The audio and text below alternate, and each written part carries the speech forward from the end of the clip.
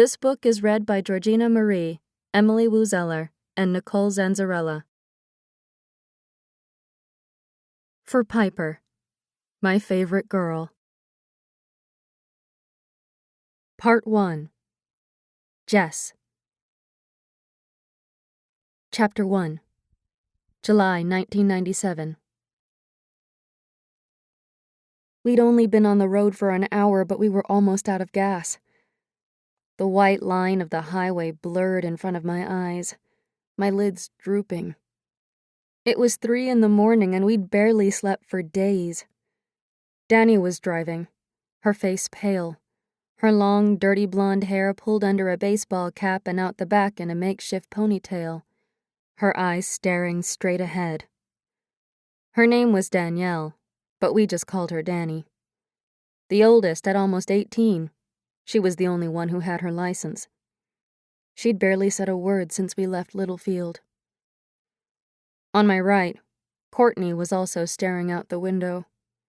When her favorite country song, Wide Open Spaces by the Dixie Chicks, came on the radio, she turned it off, then stared back out into the dark night. She brushed at her cheeks and I could tell she was crying. I gave her hand a squeeze, and she gripped it back. Her hair was down, one side pushed forward, trying to hide the burn that had left an angry red mark along her jawline. None of us had ever traveled this far from home before. We'd found a map at the hardware store. Danny had stolen it while Courtney and I kept watch, and carefully planned our route to Vancouver. We figured we could make the trip in about 8 hours if the truck held up. But we had to stop in Cache Creek first and borrow some money from one of Courtney's old boyfriends. It was the middle of July and so hot you couldn't walk outside without feeling your skin cook. We were golden brown, freckles covering our faces and upper arms. A family trait. Forest fire warnings had been out for a month, and a few towns had already been evacuated.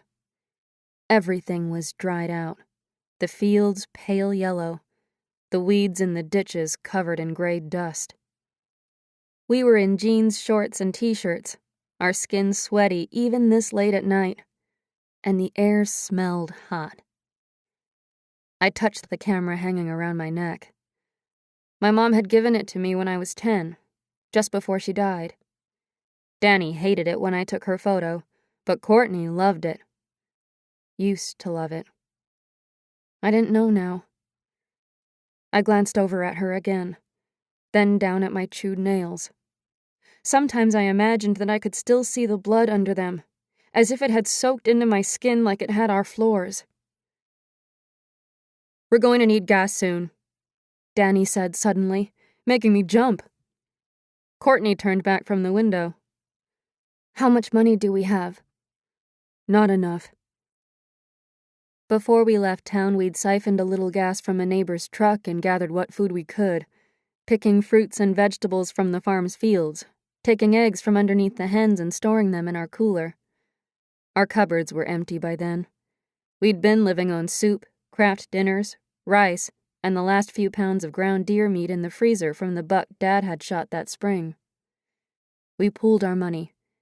I had a few dollars from babysitting and Danny had a little money left from when she helped during hay season, but she'd used a lot of it already that year trying to keep us afloat. "We could get some money for your camera," she'd said. "No way!" "Courtney sold her guitar." "You know why she really sold it," I'd said. Danny had gotten quiet then.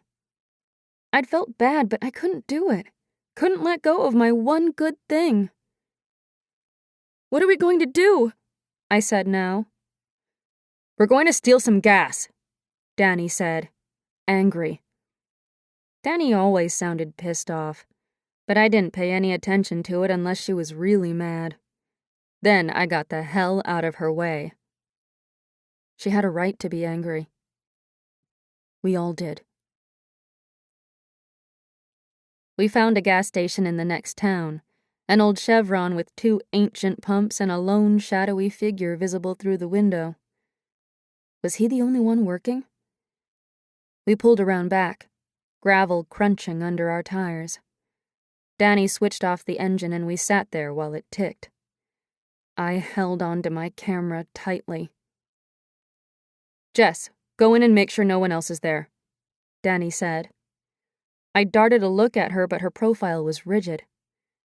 "Okay." I tried to sound confident, but we'd never done anything like this before. Only shoplifted food and makeup. Small items. Of course it would be me. Courtney was too pretty. She had the same dirty blonde hair we all had, but she used peroxide and gave it highlights, and had our father's blue eyes that looked even brighter against her tanned skin. And now, with her burn, people would remember her. But I was small at 14, with plain toffee-colored hair and green eyes. People forgot me. The door jingled when I opened it. The guy behind the counter glanced up. He was young, maybe in his early 20s, with long sideburns and acne. I looked around, didn't see anyone else working. The store was empty, and there were no security cameras or monitors.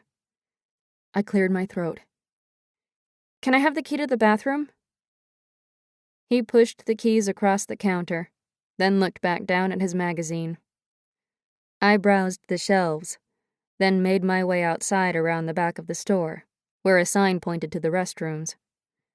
A laundry room for truckers was beside the washrooms. I pulled out the slots, checked for spare change under the machines. Sometimes you get lucky, but nothing today. In the garbage can, I found a few cans and a pizza box with a couple of crusts.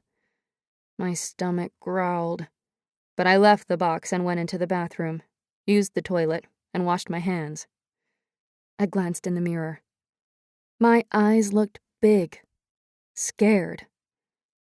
The fluorescent light above my head was humming loudly, the bathroom seeming suddenly cold and empty.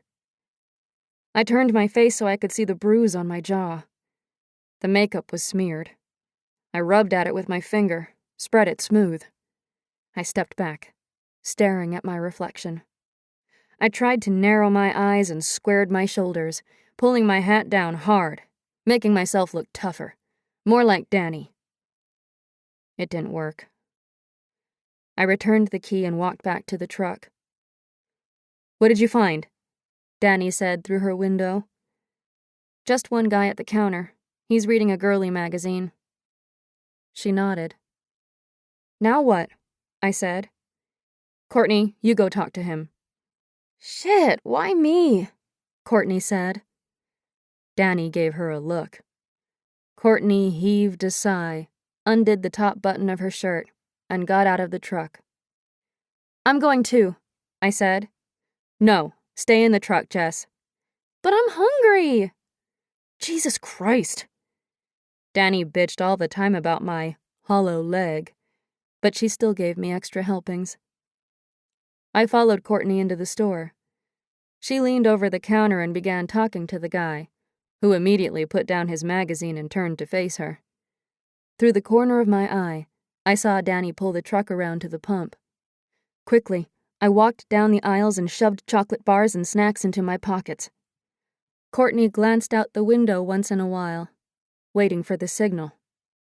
I was also keeping an eye on Danny.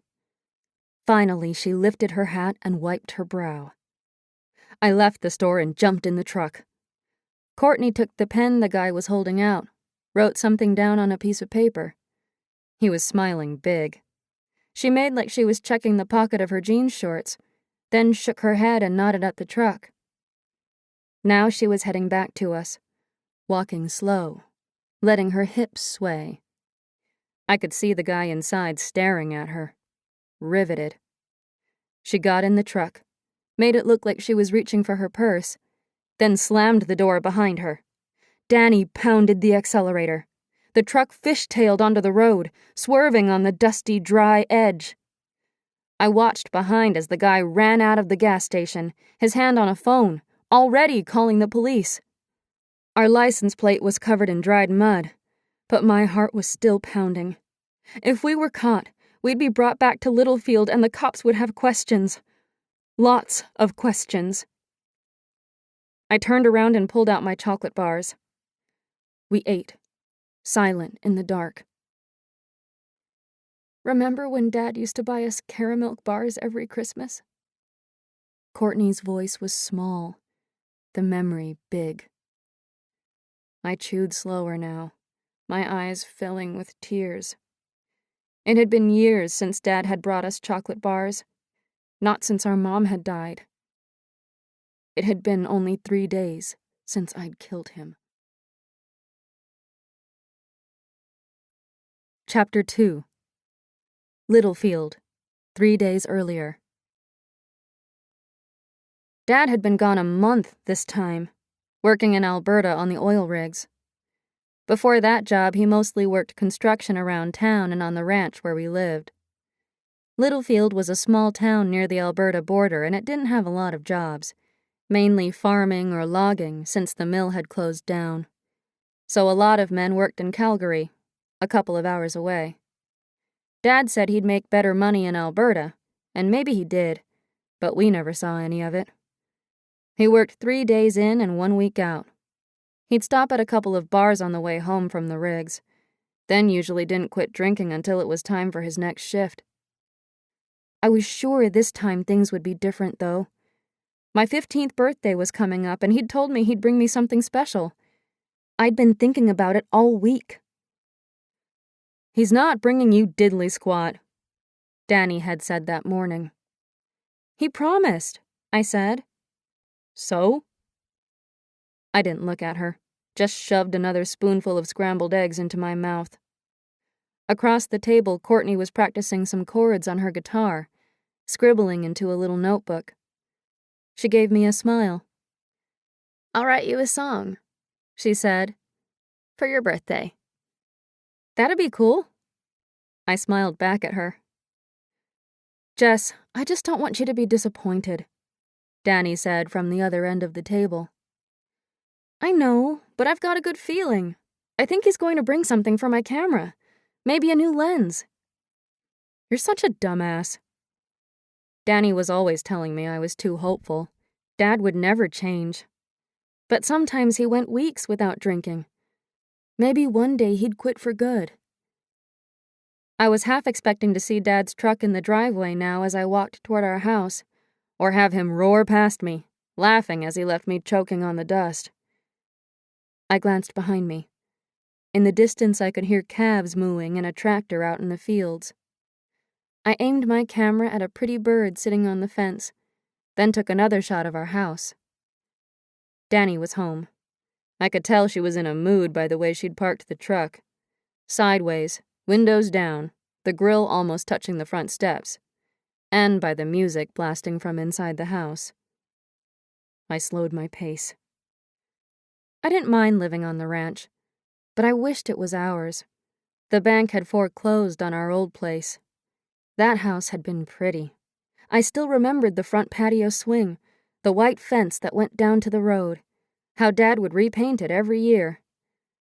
This was just an old ranch hand's house on a cattle farm, but we had lots of room, a big yard for Dad's stuff, and we needed the work.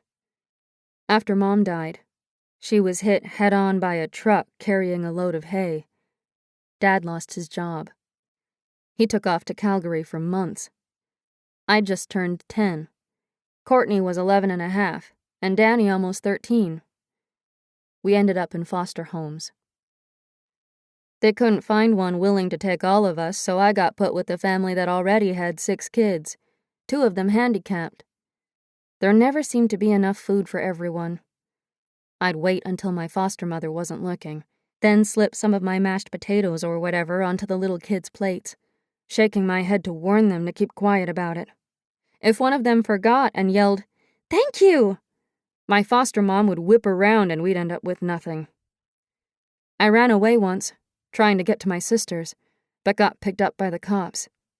I found out later they'd tried to run away a few times too. None of us made it. Finally, after 5 months, Dad came back, promising to stay sober.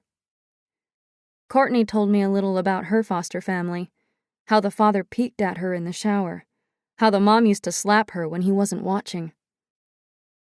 Danny didn't talk about her foster home much, just said the people had been old and couldn't take care of their farm and wanted to help her.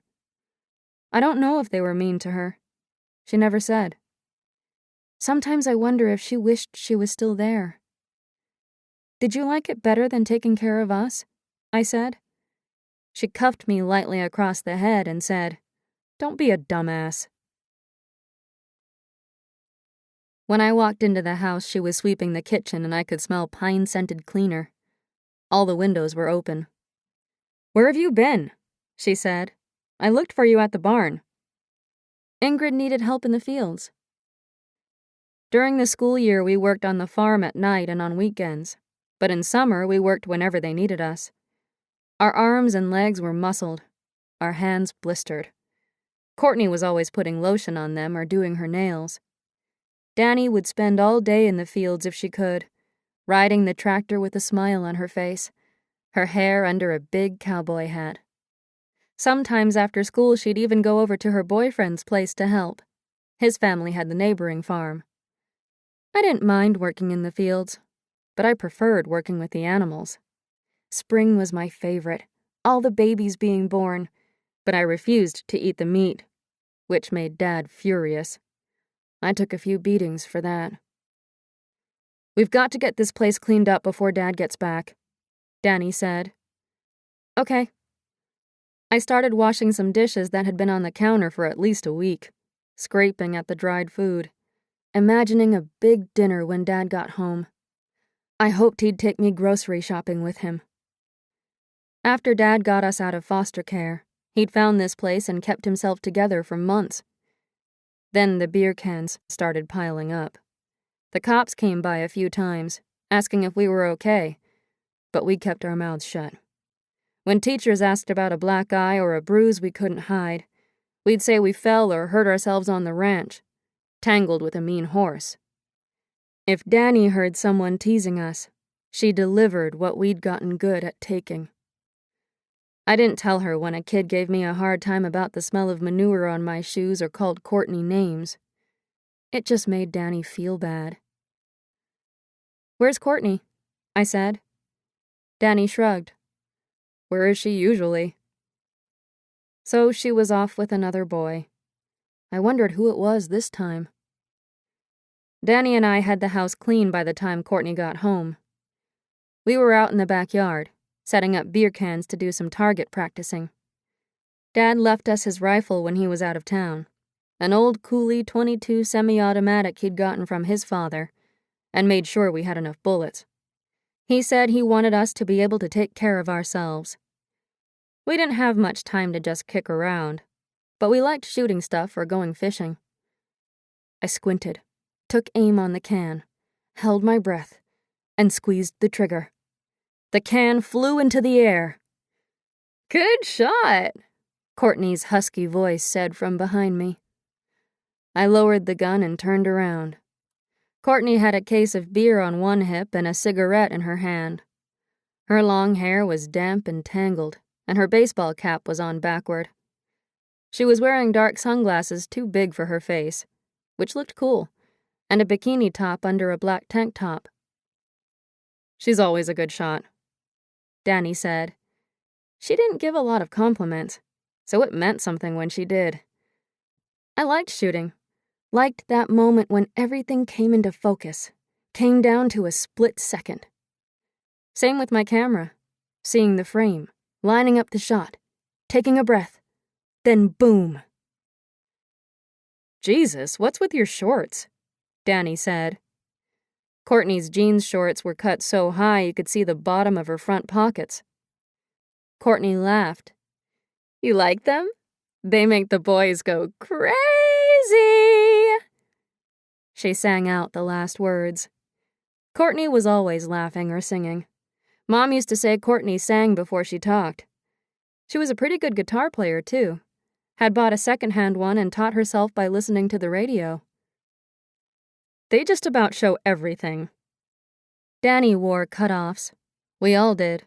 But Courtney's were always the shortest, the frayed, bleached-out edges contrasting with her golden skin. I glanced at her legs, then down at mine. wondering if I could get away with taking my shorts up an inch. "Here, take a beer and shut up already," Courtney said. Danny grinned and grabbed the beer, opening the can with a pop, and took a long swallow. "God, that's good." Courtney handed me one. I took a slug, savoring how cold it felt going down my dry throat on a hot day. I liked beer, the fuzzy feeling it gave everything, the malty taste, but the smell always reminded me of Dad. "Where did you get the beer?" Danny asked. "A friend." Danny just shook her head. There wasn't much you could say to Courtney. She did what she wanted. Danny would get mad at her, but Courtney would grab her in a big hug or sing her a silly song or get her laughing somehow. She worked hard, but she played hard, too. If Danny got after her about how she needed to sleep, she'd say, "I'll sleep when I'm dead." Danny pointed to the cigarettes and Courtney threw her the pack. Cigarettes were another luxury. Sometimes we'd steal a couple from Dad's pack when he was home or from one of the farmhands. Then we'd sit out on our porch, sharing drags. We sat now on the rock edge of what used to be a nice garden running around the house. It was just weeds these days. Danny kept trying to grow vegetables in the backyard, but Dad kept driving over her patch. Courtney passed me a cigarette, lighting it with the end of hers. I set the gun against the warm rocks and took a drag, watching to see how Danny did it, her mouth parting slightly to let the smoke out in a long, lazy exhale. I leaned back so she couldn't see, tried blowing it out the same way. Only the middle of July and the grass was already dead. Same with the flowers we'd planted. Most of our front yard was dirt. Dad was always dragging home stuff from the junkyard, and scrap metal and wood littered the property. The house was in bad shape. In the winter, we had to board up the windows. But I liked the sprawling deck on the front. I was going to ask Dad if we could paint it. I didn't bring any friends home, and we kept to ourselves at school. Danny was usually with her boyfriend, Corey, who was kind of cute in a redneck farm boy way with his tanned skin, white teeth, and dimples. Courtney was always skipping or hanging out with a boy. Most of the other girls didn't like her. I tagged along with my sisters or worked on my homework during breaks. Danny put my report card up on the fridge, like Mom used to. I helped with their homework sometimes. Courtney would just get me to do hers if she could, but Danny wouldn't allow that. Danny moved over to sit on the tailgate of her truck. It was an old Ford, and silver where it wasn't rusted out. She'd bought it from her boyfriend's dad for cheap, then worked it off. It was usually broken down. She kept it cleaned out, hung a coconut air freshener on the rearview mirror, but it didn't hide the stink of manure from our boots. I always kicked my boots on the fender, trying to get the dirt off before I climbed in or she'd yell at me. Courtney took a long drag. "I'm going out again later." "You nuts?" Danny said. "If he's back, he won't be home for hours." "You don't know that for sure," I said. Sometimes he stopped at Bob's, his friend in town, and they hit the bars, but other times he came straight home. She tugged the back of my hair. "Don't worry." Courtney acted like she didn't care what Dad did to her, but I knew she was scared of him. Mom was the only person who'd ever been able to keep him under control, but he'd still go on benders with his friends, then come home yelling and throwing stuff around, breaking dishes. She kicked him out a couple of months before she died, but he sweet-talked his way back in, sober and swearing he'd stay that way. Mom was really happy for a while. We all were. Dad stayed sober until the night we found out she'd died. Sometimes I think about how sad she'd be over what happened to us, how pissed off she'd be at Dad. I looked down the road again, imagined his truck getting closer. "Promise you'll come home early?" I said. The last time Dad caught Courtney sneaking in, she hadn't been able to sit for days. "Promise," Courtney said. He told you what would happen if you mess up again. Danny dropped her cigarette onto the dirt, ground her heel into it. He warned you. God, you guys are paranoid, Courtney said. He's not even in town. But I'd seen the way she glanced at the road before she picked up the rifle. Come on, let's shoot some more cans. Chapter 3. We shot cans until we'd finished the case of beer, moving each one farther away to make it more challenging, trying to distract whoever was taking aim. We were all good shots. Dad had taught us. When we were younger, he liked to make us set the cans up for him. He'd shot one when I was reaching for it. I fell back, crying, and he laughed. I didn't flinch the next time. The rest of the afternoon we did laundry, hanging it outside to dry because the dryer was broken again, then made dinner, adding some rice to the last of the tomato soup to make it more filling. After dinner, Courtney headed upstairs to get ready for her date. Want to keep me company? She said. Courtney didn't like being alone much and often asked me to hang out with her. I didn't mind. I liked sitting on the side of the bathtub listening to her talk about her new boyfriend and watching her do her hair and makeup. We'd shoplifted most of the makeup. We figured stealing samples wasn't as bad, but we shared what we had. It led to a few fights, mostly because Courtney left a lid off something, but usually we were okay. Danny didn't use makeup unless she was going out with Corey, but I liked playing around with it. Courtney was leaning toward the mirror, carefully shaping her eyebrows with an old pair of tweezers. I perched on the side of the tub, the porcelain cool against the backs of my legs. The window was open, blowing the curtains with a faint breeze, but it was still damn hot. The scent of the cedar shingles baking in the sun on the roof drifted in, mixing with Courtney's hairspray and perfume. You going to see Shane? I said. She paused, looked confused. That guy with the blue car, I said. She made a face. Ugh, no. I got rid of him last week. Courtney didn't keep boyfriends around long. The only guy she'd ever gotten sort of serious with, Troy Dugan, had moved away in May. She said she didn't care because she was going to move to Vancouver as soon as she graduated. She figured she could make enough money to move down to the States in a few years, somewhere like Nashville, and become a country singer. When I graduated, I was going to come live with her in Vancouver. I couldn't wait to see the ocean. We talked about it a lot, how I'd go on tour with her and take all her photos. I took one of her now, her tawny skin bathed in warm evening light from the open window that turned the side of her face gold. I didn't actually have any film in the camera. Hadn't had any for weeks. Sometimes Dad would bring me home a roll. Same with Courtney. She stole it or got boyfriends to buy it. She liked the thrill of grabbing it right under the clerk's nose. Danny kept telling her, "You're going to end up in jail before you're 20. Courtney stepped back, straightening her sundress. We didn't have many clothes, and what we did have we bought at the second-hand store.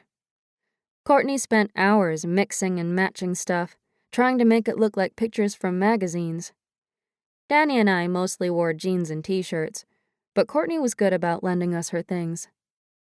Courtney fluffed her hair over her shoulder. I smiled and took another photo, thinking of our mother, how I'd watch her brush her long hair in the mirror. But Mom never wore makeup, letting her freckles show. We'd still had some of her clothes until we went into foster care. Dad had gotten rid of just about all her things, even her wedding ring. I'd managed to save a couple of photos in the camera. Danny kept her recipe cards, and Courtney clung to an old bottle of perfume that was dried up now. Where are you going? I said. Out. Courtney usually shared more, so she was probably seeing someone she shouldn't, like one of her friend's boyfriends. Mom used to call Courtney her wild child, but she'd say it in a proud way. Danny was her worker bee, and I was her dreamer. I never felt like she had a favorite, more like she loved each of us for different things. She'd said we were all the best part of her, and that if anything ever happened to one of us, her heart would break. Courtney smiled in the mirror. "Where's your boyfriend?" I rolled my eyes. Courtney knew perfectly well that Billy wasn't my boyfriend. He was just the guy who lived down the road. We hung out sometimes, but it wasn't like that, though he was always trying. I'd let him kiss me once, just to see what it was like. He tasted gross, like barbecue chips, and his skin smelled like sweat. I didn't tell Courtney or Danny about it, but I liked listening to their talk. Danny had only slept with Corey. They'd been together since the 8th grade. But Courtney slept around and had told me enough about sex and what boys liked that I wasn't sure if I ever wanted to go through with it myself. It was after midnight when Courtney finally stumbled home, smelling like cologne and cigarettes, giggling as she pulled on her nightgown in our room. We'd shared a bedroom since we were babies. Often we'd end up sleeping in the same bed, curled together like puppies, her long hair wrapping around us. On really cold nights, Danny would pile in too. We'd talk about our mom, our dreams, Danny and her farm that would stretch for acres, Courtney and her music, the crowd screaming her name. I just wanted to take photos of anything and everything. My sisters were my favorite subjects, but I liked it best when they didn't know I was there. Danny fussing over the tomatoes, wandering among the cornfields. Courtney with no makeup and her hair messy, strumming her guitar. Courtney pulled her blankets over her head and passed out. I drifted back to sleep. Hours later, I woke to a crash downstairs. I jerked up and fumbled for the lamp on my night table. "The fuck was that?" Courtney said. "Is it him?" "I don't know. Did you hear his truck?" "I was asleep. I heard something downstairs." I found the light just as Danny slipped into our room, her face anxious. The three of us stared toward the door, not moving a muscle, listening. Was that the fridge opening? We heard something drop. Someone cursed. Now heavy footsteps were coming up the stairs. I got out of bed, stood beside Danny. Courtney was sitting up, blankets pulled off, one foot on the floor, ready to run. Dad pushed open the door. His white tank top was sweat-stained, blood or ketchup dotting the front, his shoulders covered in dark freckles and sunburn. He gave us a big smile. "There's my girls." I watched him, waiting to see if his smile would disappear and he'd start shouting insults. Dad started off happy when he was drinking, but it never lasted long. "Well, come on. Where's my fucking hug?" He was still smiling, but anger simmered in his eyes. Danny and I walked up to him, Courtney lagging behind. Dad crushed us to him in a hug, enveloping us in the smell of beer and sour sweat and cigarettes. "Come on, let's play cards," he said when he let us go. "It's late, Dad," Danny said.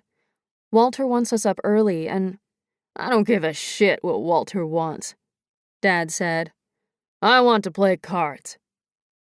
Sometimes invoking Walter's name would make Dad shut things down a little faster. He didn't want to lose another place. But tonight he was too far gone, his blue eyes glassy, his sandy-colored hair damp on his forehead. His eyes focused on Courtney. "Come on, Court. You're always up for some fun. Right, girl?" There was an edge to his voice, testing, like he knew something. Courtney looked terrified. "Sure, Dad. Let's play some cards." He was pissed at her. I could see that now. What had she done? She started walking past him, but slowly, her body tense, like she was bracing for him to hit her. He pretended to lunge at her. She screamed, and he laughed, his deep voice filling the room. "You girls are a bunch of chicken shits," We followed him down the stairs, his broad back filling the space.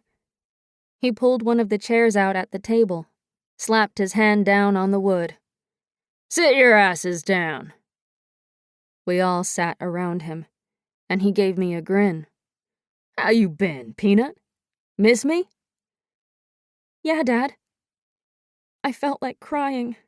Hated the sound of drink in his voice, his phlegmy cough, his red-rimmed eyes. He pulled a deck of cards out of his back pocket, started to deal them. When we all had a hand, he pulled a pack of smokes out of his other pocket, lit a cigarette, letting it dangle out of his mouth, one eye squinting from the smoke. "We'll play for cigarettes," he said, throwing a few in front of each of us. We all looked at each other. "You think I don't know you bitches steal my smokes?" Danny said, "Dad, we don't—" "Save your bullshit." He looked at me. "Get me a beer out of the fridge." I got up quickly, yanked a can free from the plastic ring. There were only 2 left. I handed it to him and sat down. He opened the can with a loud pop, took a gulp, beer dribbling out the corner of his mouth. He didn't wipe it off. Courtney and Danny were studying their cards. Danny's forehead was shiny with sweat. Courtney's eyes were still scared, flicking to Dad and back to her cards. He caught her looking. "You trying to see my cards?" "No." He slammed his fist down again, leaned over the table. "You trying to see my fucking cards?" "No, Dad!" she cried out. He leaned back, gave her an assessing look. "You think you're pretty smart, don't you?" She shook her head. "I'm not smart at all." He looked around at us. "Worthless, the whole lot of you. I work my ass off for you 3, and all you do is embarrass the shit out of me." "I'm sorry, Dad." I didn't know what I was apologizing for, but it didn't matter. His gaze settled back on Courtney. "Are you sorry?" "Yeah, Dad, I'm really sorry." "Then get your sorry ass over to the stove and make me a fried egg sandwich." He laughed, then started coughing, choking on cigarette smoke. Courtney got up and turned the stove on, set a frying pan on the burner, got eggs out of the fridge. "We don't have any bread," Danny said, her voice calm, but her hand shaking slightly on the cards. Dad snatched the cigarette away from his mouth. "You don't have any bread?" "We didn't have any money." "Where's the money I left you?" $100. The 3 of us had stood in the store, studying the prices on the cans and boxes. Apples were on sale. We'd bought a big bag. "We used it all," Danny said. "We needed groceries." He was shaking his head now, a slow, dangerous movement. "You fucking useless bitches. A man comes home from working for weeks and he can't even get a decent fried egg sandwich?" Courtney was frozen next to the fridge, waiting. "I can make you scrambled eggs, Dad," she said. "I make good eggs." He turned and looked at her. "You make good eggs?" He laughed. "At least you can do something right." He was watching her now, staring as she cracked the eggs into the bowl with a shaking hand. She kept giving him nervous looks. He took another hard drink of his beer, sucked on the cigarette, almost biting it with his teeth. "You better make sure that pan is good and hot." "It's hot, Dad," she said. "Really hot?" "Yeah." She gave him another scared look. My heart was up in my throat, and I was getting that sick feeling of dread. Something was going to happen. I could see it in my dad's face, the way his hand was gripping the beer, his boot tapping under the table. "What have you been up to, Courtney? You working hard?" "Yeah, every day." "What about every night? What have you been doing then, Courtney?" I saw the fear on her face. "Just hanging out," she said. Some of the eggs slopped out of the pan and hit the burner, filling the air with the smell of scorched eggs. She frantically tried to brush the crumbled egg away from the burner. I looked at Dad, who was still watching Courtney. I waited for the explosion, but he was silent, just took another drag of his smoke. She turned the burner off, scraped the eggs onto a plate, then got a fork out of the drawer. She walked over, carefully set the plate in front of him, and sat in her chair again. We all watched as he took a bite, pieces of egg falling off his fork and landing on the table. His cigarette was still burning in his other hand, the smoke drifting into Danny's eyes. She didn't move, didn't cough. Dad grunted, gave a nod, then took another bite. I felt Courtney's body relax a little beside me, heard her take a breath. He stopped chewing, got a disgusted look on his face, then opened his mouth and let the whole mouthful slop back out onto his plate. "These are fucking rotten." "We just collected the eggs yesterday," Courtney said. "It's true," Danny said. "Maybe you're the rotten egg," Dad said, staring at Courtney, his eyes raging. "Everything you touch tastes like shit." He picked up his plate and threw it at her. She jerked her body to the right, making the chair topple over, spilling her onto the floor. The plate shattered behind us. Danny and I leapt out of our chairs. Dad took a lunging step toward Courtney, his huge body towering over her. Danny pushed me behind her as she reached for Courtney, but Dad was already grabbing her arm and hauling her off the floor. Courtney screamed and tried to pull away. He dragged her toward the stove. I tried to go after them, but Danny held me back. "Do you know what it's like hearing that shit about my kid?" he roared. Courtney was begging. "What did I do?" "Bob calls me in camp. Tells me my good-for-nothing daughter's screwing a married man." Dad had Courtney close to the stove. She was screaming. I was sobbing and yelling, "Dad, let her go!" Danny released my arm and ran for the rifle, pulled it out from under the couch, grabbed the box of shells. Dad picked up the frying pan, held it close to Courtney's face. She squirmed, frantically trying to get away. I threw myself at his back, pounded against him, clawed his neck, any flesh I could find. He hit backward with his elbow, catching me in the jaw and sending me to the floor. He gripped Courtney's face tight in one fist, her eyes bulging. "Danny!" I screamed. She had the gun up to her shoulder, aimed at Dad, but she was just staring, her face shocked and white. Dad pressed the pan against Courtney's jaw. She shrieked, the sound stabbing into me. Danny stood there, the gun quivering in the air. I scrambled to my feet, yanked on Dad's arm, pulling the frying pan away. He lashed out, smacking me hard across the face. I stumbled backward, crashed into the table. The pan slipped out of his grasp and thudded to the floor. "Fucking bitches!" He wrapped his hand in Courtney's hair and dragged her down the hall to the bathroom. Her back was sliding on the hard wood, legs kicking out uselessly. I chased after them, grabbed onto his belt with both hands, pulled back. He swatted at me with his free hand, but I didn't let go. He was at the bathroom. "I called the cops!" Danny yelled. They're coming! Our phone had been disconnected 2 weeks ago. She was running after us, still carrying the gun. Stop! Dad, stop!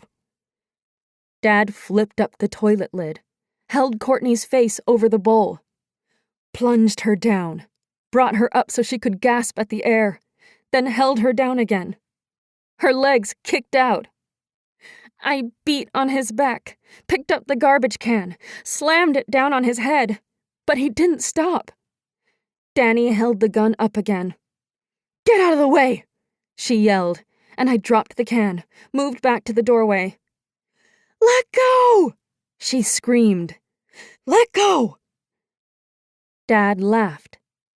Water streamed from Courtney's face. She was gagging and gasping, clawing at his hands. He plunged her head down. The moment stretched out. I couldn't tear my gaze away. Danny was screaming, but she wasn't pulling the trigger. Courtney's hand was loosening. Her legs stopped kicking out.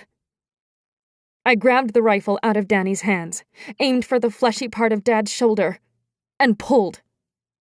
The shot echoed in the small space. Danny shrieked. A bloody gash opened on the side of Dad's neck. He let go of Courtney, who crumpled to the floor. He clasped his neck, looked at the blood. He turned and came at me, hands out, his face ugly with rage. I'm going to fucking kill you! Desperate sobs coming out of my mouth. I pulled the trigger again.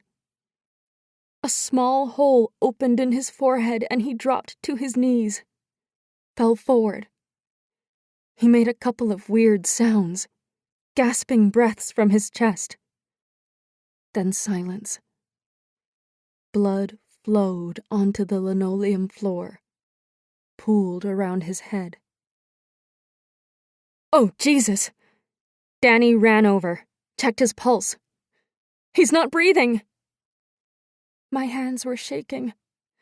I fell to my knees and stared at my dad's body. Danny had flipped Dad over and was holding his face between her hands, blowing into his mouth, then pounding on his chest, but I knew it was too late. Courtney crawled past Dad, her face and hair wet. She got to me, and I dropped the gun. We gripped each other tight. Finally, Danny stopped and sat on her heels.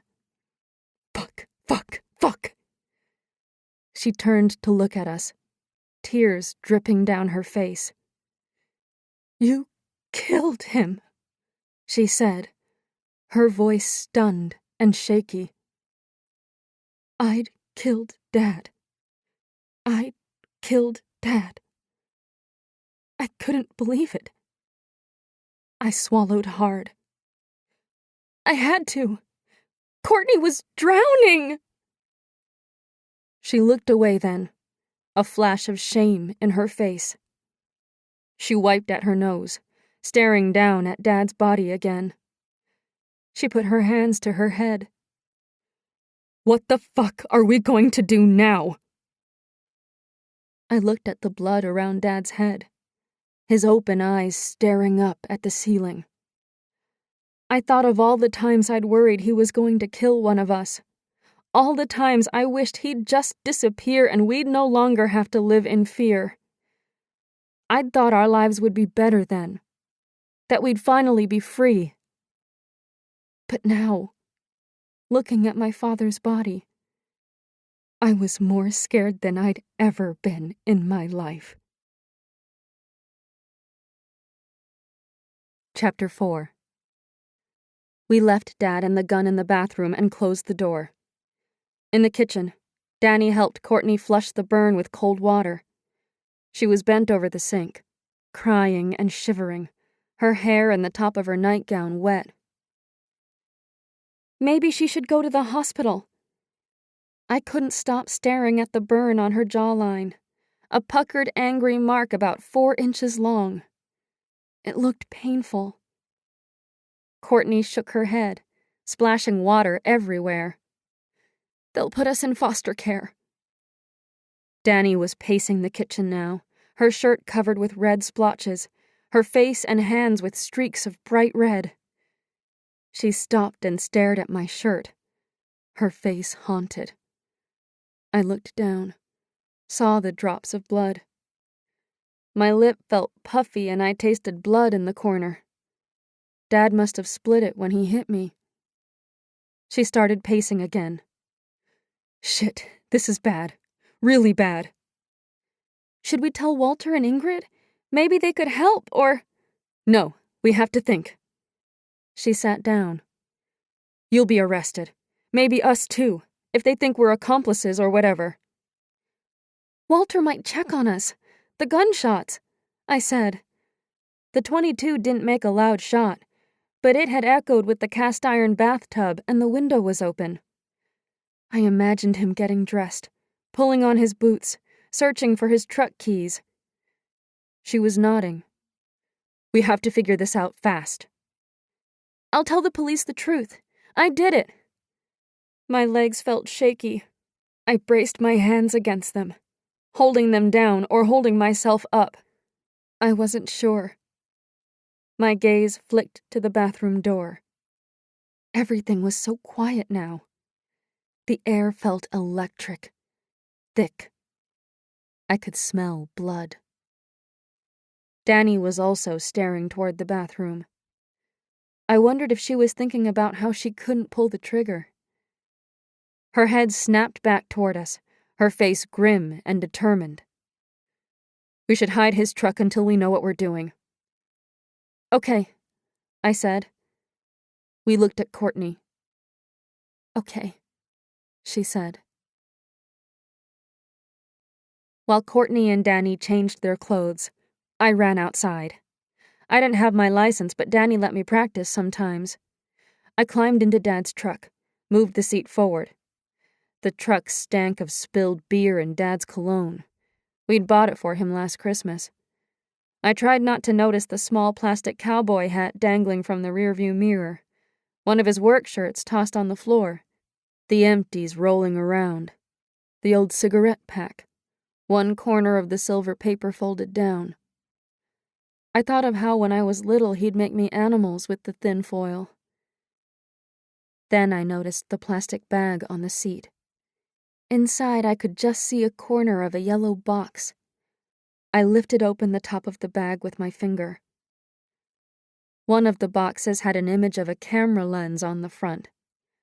The other one was film. I squeezed my eyes shut. Don't look at it. Don't think about it. I pulled the truck into a thicket of trees far behind the house, using the moonlight and memory to guide me, scared to use the headlights in case Walter and Ingrid were already coming down the hill. I hesitated, then grabbed the plastic bag and ran back to the house. Courtney was standing by the front door, wearing a fresh t-shirt, a long one. Danny's trying to clean up, she said. You should change too, but put on something you'd wear to bed. Make it fast. She was talking through gritted teeth, her face strained like every movement hurt.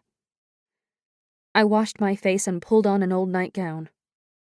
Downstairs, Danny had grabbed a bunch of old towels and placed them around Dad's head to soak up the blood. Courtney was cleaning the kitchen, putting away the frying pan, picking up the chairs that had been knocked over. I gathered the playing cards and cigarettes strewn across the table while she stuffed Dad's empty beer can to the very bottom of the garbage can.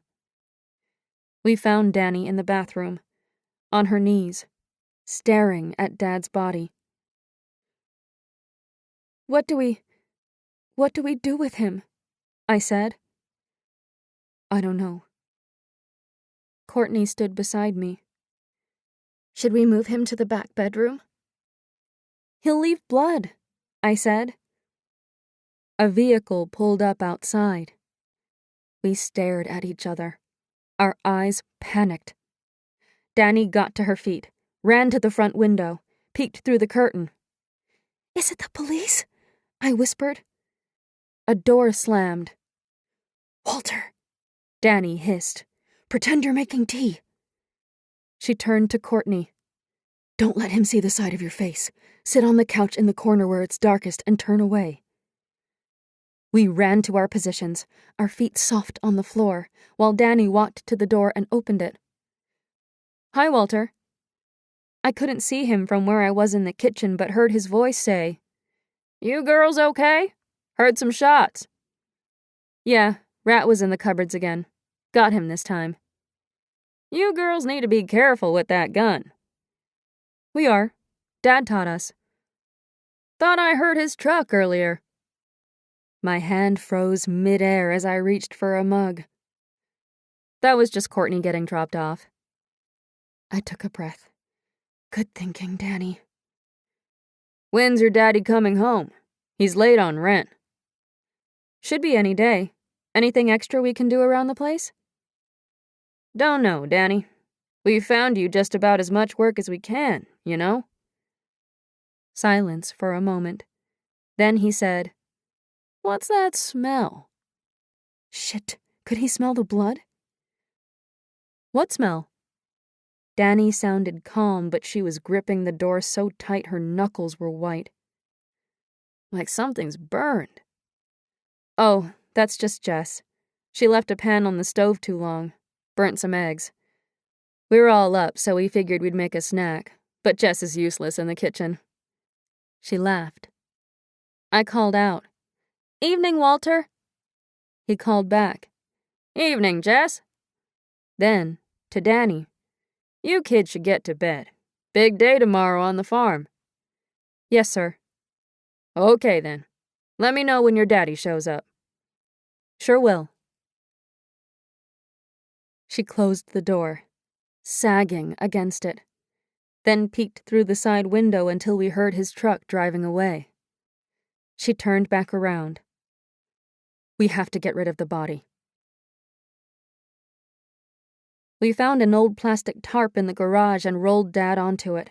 It took all three of us to move him. Then we pulled the tarp around him, wrapping duct tape around his ankles and upper body to hold it in place. We shoved the bloody towels and rags into a garbage bag. We worked quickly, not speaking, but Courtney kept sniffling and Danny's face was pale, her eyes angry. I kept seeing Dad smile when he called me Peanut, how he took us four-wheeling or shooting, remembered to get me film, bought Danny seeds. He taught us that being girls didn't mean we needed to rely on men, showed us how to change the oil and tires on the truck and fix things at the house. When he was around, we weren't scared of anyone or anything. But we were always scared of him. I thought about the cigarette burns on my legs, the time he threw Courtney out of the truck, how his eyes would turn to slits when he'd been drinking. I felt like he was glaring at me through the tarp, could hear his voice in my head. "You fucking useless bitches." "Should we put him in the quarry?" Danny said. The old gravel quarry, now full of water, was half a mile away. So deep people said there were logging trucks at the bottom. Courtney shook her head. "We have to bury him or he could float up." "Somewhere no one will look," Danny said. "It can't be near our house." We were silent, thinking. "What about the pig field?" I said. "Under the trough. The ground is always wet because of the mud, and they haven't moved that trough in years." Danny was nodding. "It will help with the smell, too." I flinched, but Danny's mouth was a tight line. We lifted him, groaning under his weight, and carried him to the back door. We set him down while Danny ran to the shed and came back with the wheelbarrow. We walked him down the back stairs, then laid him across the wheelbarrow, resting the sack of rags and a couple of shovels on top. We took turns, two pushing while one forged ahead. We had to take a back trail that connected our house with the farm. Normally a 10-minute walk, it took us 20 minutes of pushing and we were covered in sweat and breathing hard. We moved the trough, slipping and sliding in the mud, then started to dig. The ground was dry once we got through the mud, and we were filthy and exhausted by the time we had a deep enough hole. We pushed the wheelbarrow closer and rolled our father out. He landed partway in the hole, and we had to shove him the rest of the way. He barely fit. Danny threw the garbage bag into the grave. It made a thud, and we looked around. The night was silent except for one of the farm dogs barking up on the hill. I hoped Walter didn't come out to investigate. "Should we say something?" Courtney whispered. We looked down at the body, the black shroud shiny in the moonlight. "Worthless, the whole lot of you." I dug into the dirt and threw a shovelful down the hole. Then another, faster and faster, crying with each toss. My sisters joined in. When we were done, Danny grabbed me and Courtney for a hug. We held on tight, our skin and breath merging. "It'll be okay," Danny said. It was almost morning, the sky already getting light, and we had to work on the farm in a couple of hours. But we scrubbed the floor in the bathroom with bleach, using old blankets for rags. Finally, we had to stop, too tired to do another thing. We couldn't get out all the blood. The grooves in the linoleum showed rust-colored stains. We hadn't patched the wall where my first shot hit, so we hung a small painting from the living room over the hole. We threw the rags into garbage bags, burying them in the hall closet until we figured out how to get rid of them, then shut the downstairs bathroom and locked the house, making sure every window was closed. We collapsed onto our beds, trying to get a few minutes of rest before we started our day, but I could only toss and turn. I heard Courtney moving around too. She'd been taking ibuprofen, but I could tell by her breathing and occasional moans that she was still in pain. My jaw hurt where Dad had elbowed me. My teeth even ached. But we didn't have many pills left, so I'd given them all to Courtney. When Danny came to get us for work, her eyes were red-rimmed. We left the windows closed for the day. It would be hot as hell by the time we got home, but we had no choice. Couldn't risk someone snooping around until we finished cleaning the bathroom and got rid of the bleach smell. My lip wasn't puffy anymore, but it stung when I spoke and my jaw was bruised. We figured we could cover it up with makeup. We weren't sure what would arouse more suspicion, Courtney missing work or showing up with the burn, which looked even worse in the daylight, the skin red and blistered. Danny figured it was a second-degree burn. None of us wanted to risk going into a hospital. They'd want to talk to our father for sure. "I'll just say it was an accident," Courtney said. "We need the money." "We need to not get caught," Danny said. "We have a lot of accidents," I said. "If we say she's sick, Ingrid might come check on her. Even if she doesn't, they'll figure it out if they see her in a few days and she still has the burn on her face. They'll know we were hiding her." Danny was nodding. "Yeah, you're right. Better we just act normal." We were working on different parts of the farm that day, but agreed that if anyone asked, Courtney would say she was bending down to get something out of a lower cabinet that morning and I'd walked by with a hot pan. I mucked out the stalls, trying to focus on the work. Clean that corner. Pick up the shovel. Load the wheelbarrow. But I couldn't stop thinking about the shovel in my hands. Dad's body slumped in the wheelbarrow. How it had rolled out. "You're a murderer.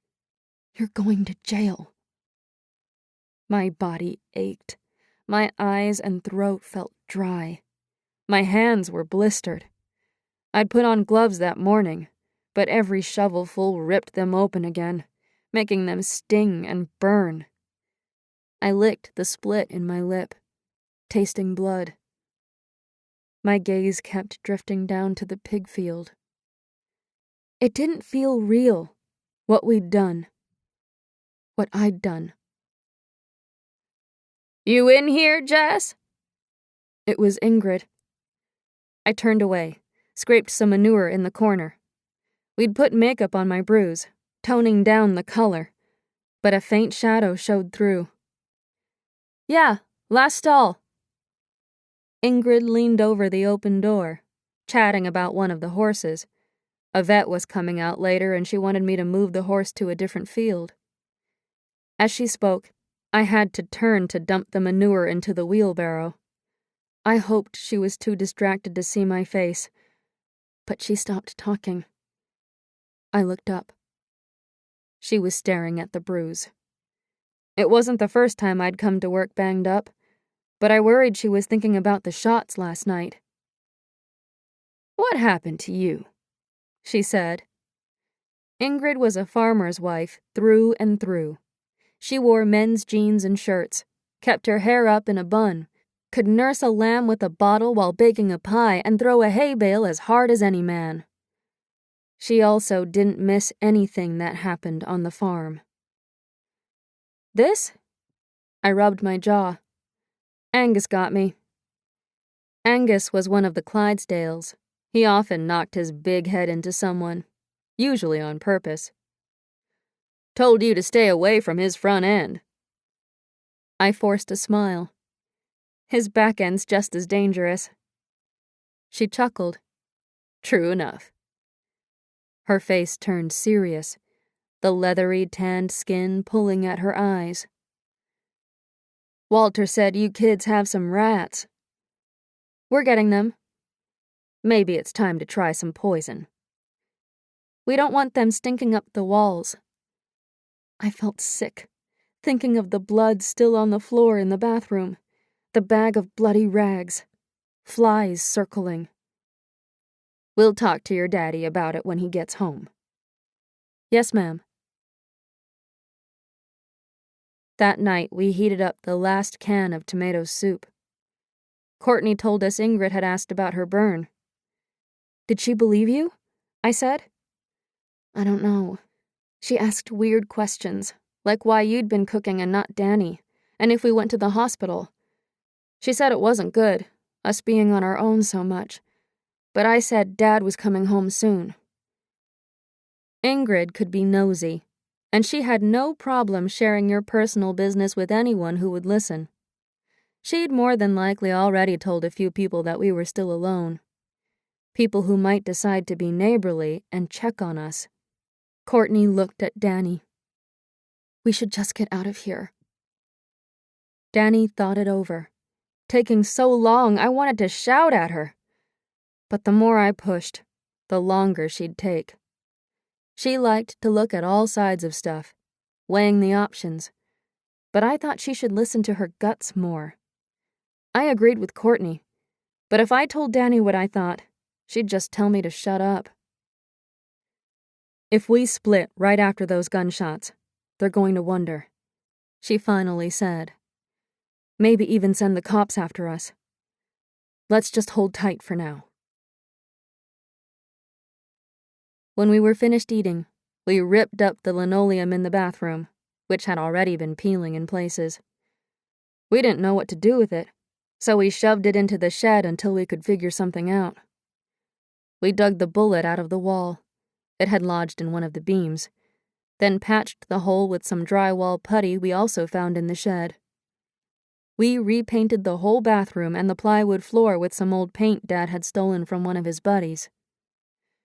Around midnight, we took Dad's truck to the quarry, sticking to the back road. Danny drove, wearing one of Dad's cowboy hats and a big coat, making her look bulkier in case anyone passed us. Courtney and I stayed low on the passenger side. At the quarry, we drove around, checking that no one else was out there for a late swim. It was quiet. We went to one of the highest spots, put the truck in neutral, and pushed it over the edge. It didn't sink right away. "Shit! It's not going down!" I said. "We should have opened the windows." "Wait," Danny said. Finally, it started to move, sinking below the surface. Bubbles rose. What if someone sees it, like swimming down or something? I said. They won't, Danny said. But she didn't meet my eyes. We decided to ditch the bleached rags and ripped up linoleum at a neighbor's. The man had more junk in his yard than our father, and stacks of building debris behind one of his shops. Courtney had fooled around with his son and remembered him saying the stuff had been there for decades. Best case, if he ever did clean up, it would get hauled to the garbage dump for us. We drove Danny's truck, our cargo under some other garbage, and parked near the bottom of his fields, where he brought the tractor through, turning our headlights off and coasting in. We couldn't get too close. He might hear us up at the house. So we followed the tractor road on foot, each of us carrying an armload, the moon lighting our way. Courtney tripped and dropped her load with a thump. We all froze, waiting to hear if anyone had noticed. The night was still.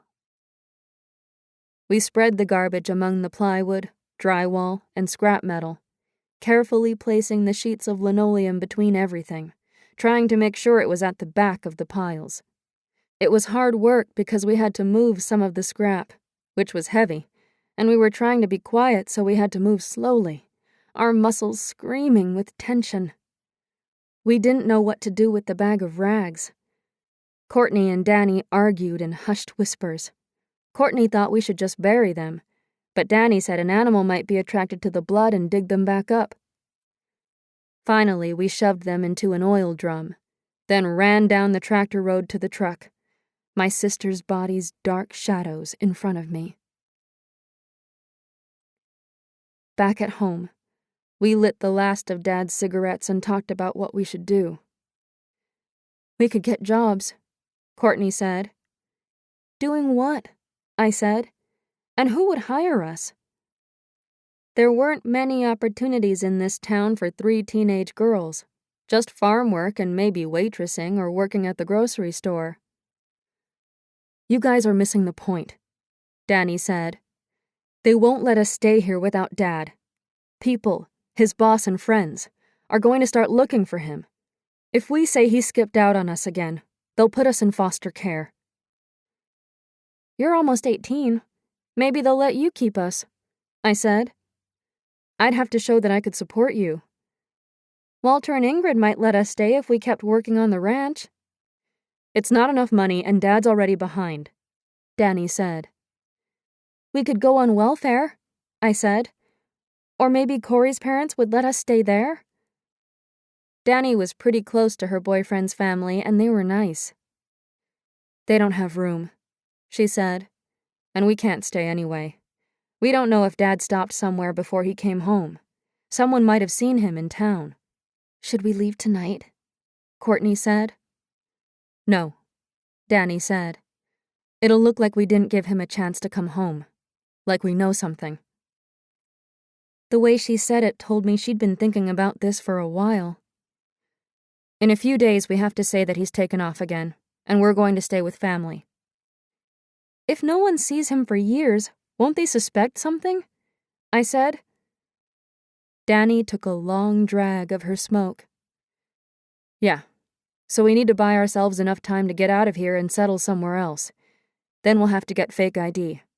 If anyone finds the truck or catches on, we'll be long gone. She looked at Courtney. What about that married man Dad said you were messing around with? Is he going to be a problem? Who was it, anyway? I said. Ben Miller, Courtney said. I broke it off last night. Just told him I didn't want my dad catching on. Ben Miller? I said. He's like 30. He owned one of the construction companies in town and had a wife and a couple of kids. I didn't know how Courtney had hooked up with him, but no wonder Dad had freaked out. Doesn't matter now, she said, her face flushed. It's over. What about Corey? I said. He'd come by once since Dad had come home, pulled his truck up with some friends and asked Danny if she wanted to come for a swim, but she said she was too tired. He was going to get suspicious soon. Danny blinked a few times, her lower lip trembling, until she caught it with her top one, pressed hard. I was almost relieved. I'd thought for a minute she might cry. I hadn't seen her cry for years. Not since our mom's funeral. I don't know what I would have done if she had broken down. I'm going to have to break up with him. No, I breathed out in a hushed whisper. You sure? Courtney sounded shocked too. Danny looked stunned herself, like she couldn't believe what she was saying. We all thought they'd get married. They'd been friends even before they dated, and I couldn't remember a time when they weren't together. Corey had been like a big brother to Courtney and me, teaching us how to drive his truck, taking us to the lake or movies with them, never acting like it was a pain in the ass to have his girlfriend's sisters around. Won't he think it's weird? Courtney said. Probably not. Have you been fighting? Danny nodded, taking an angry drag off her smoke, blowing it out hard. Why didn't you say anything? Courtney looked as surprised as I felt, and also a little hurt. It wasn't any of your business. Danny's chin jutted up now. But he's always talking about you guys getting your own place. Courtney looked confused now. Then understanding came over her face. He's been bugging you to move out, and you wouldn't because of us. Danny shrugged. Whatever. My eyes filled with tears. Sorry, Danny. It's not your fault. Her voice was tight, like she was trying to squeeze out the words. We're getting together Saturday night. I'll do it then. Where are we going to go? Courtney said. It should be a big city, so we don't stand out, Danny said. Vancouver, I said. Courtney and I looked at Danny. Okay. She knew how much we wanted to go there, but it had been our dream, not hers. I felt bad about how much she was leaving behind. She was staring at the bathroom again, the cigarette burning down in her hand. None of us had been able to go in there since we'd cleaned up. I'm sorry, Danny, I said again. This time she didn't answer. Chapter 5. We agreed that we'd give it a few more days. We were walking home from the farm the next afternoon, hot and tired, with Danny leading the way, her long hair swinging with each step, her body stiff, angry. Was she thinking about how she had to break up with Corey? I fiddled with my camera, clicking the shutter over and over again but feeling out of it, spacey from lack of sleep. Courtney's fingers grazed her burn. Danny kept telling her to leave it alone.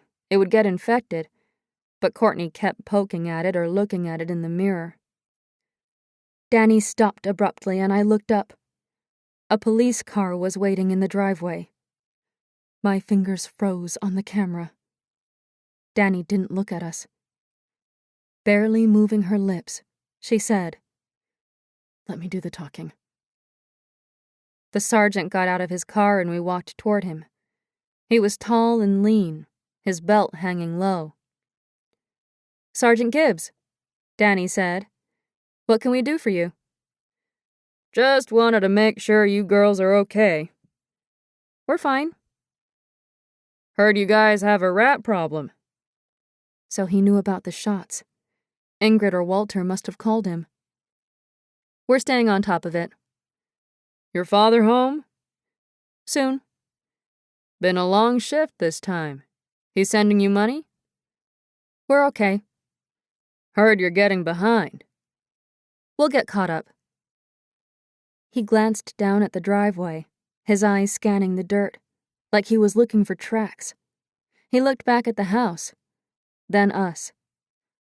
Mind if I look around? What for? Danny said.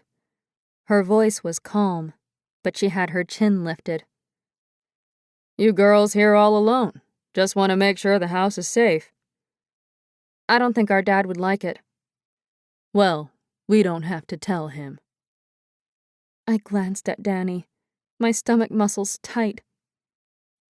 Look all you want, Danny said, shrugging. She walked up the steps, pushed open the door. We came in behind, standing awkward in the kitchen. Courtney ran the tap, poured herself some water. Her gaze flicked to me, then back to the sergeant. She leaned against the counter, acting casual, but her hand on the glass was shaking slightly. I sat down at the table, thinking about the gun under the sink. Danny was behind me. I could feel her heat, the nervous energy in her body. The sergeant walked around, checking windows, his boots heavy on the floor. He fingered a broken lock on one of the back windows. You got someone to fix that? Dad will do it when he gets home. He grunted, walked over to the bathroom, pushed open the door. I held my breath. His head tilted as he studied the fresh paint on the floor. Been painting? We thought if we fixed things up a little, Walter might knock some money off. He left the bathroom, walked toward us, eyeing Courtney, the burn on her face. What happened there? Jess burned me with a pan when I was bending over. She laughed, but it sounded nervous. Looks pretty bad. You go to the doctor? She shook her head. He stared at her face. Usually takes a while for a burn to go that deep. It was a really hot pan, I said. His gaze flicked to me, lingered for a minute on the bruise on my jaw. I could feel my face flush and knew I looked guilty. I hoped Ingrid had told him about the horse. If he asked me anything, I was sure I'd be a terrible liar. He turned away and opened our fridge, his eyebrows lifting when he saw how empty it was. He leaned over, moved a few things around. I thought about the beer Dad had brought home, the leftover can. We'd never taken it out of the fridge. I gripped my hands tight in my lap. Why are you looking in there? Danny said. If you kids aren't eating properly, might have to get social services to help out. We're eating fine. He stood back up, closed the fridge.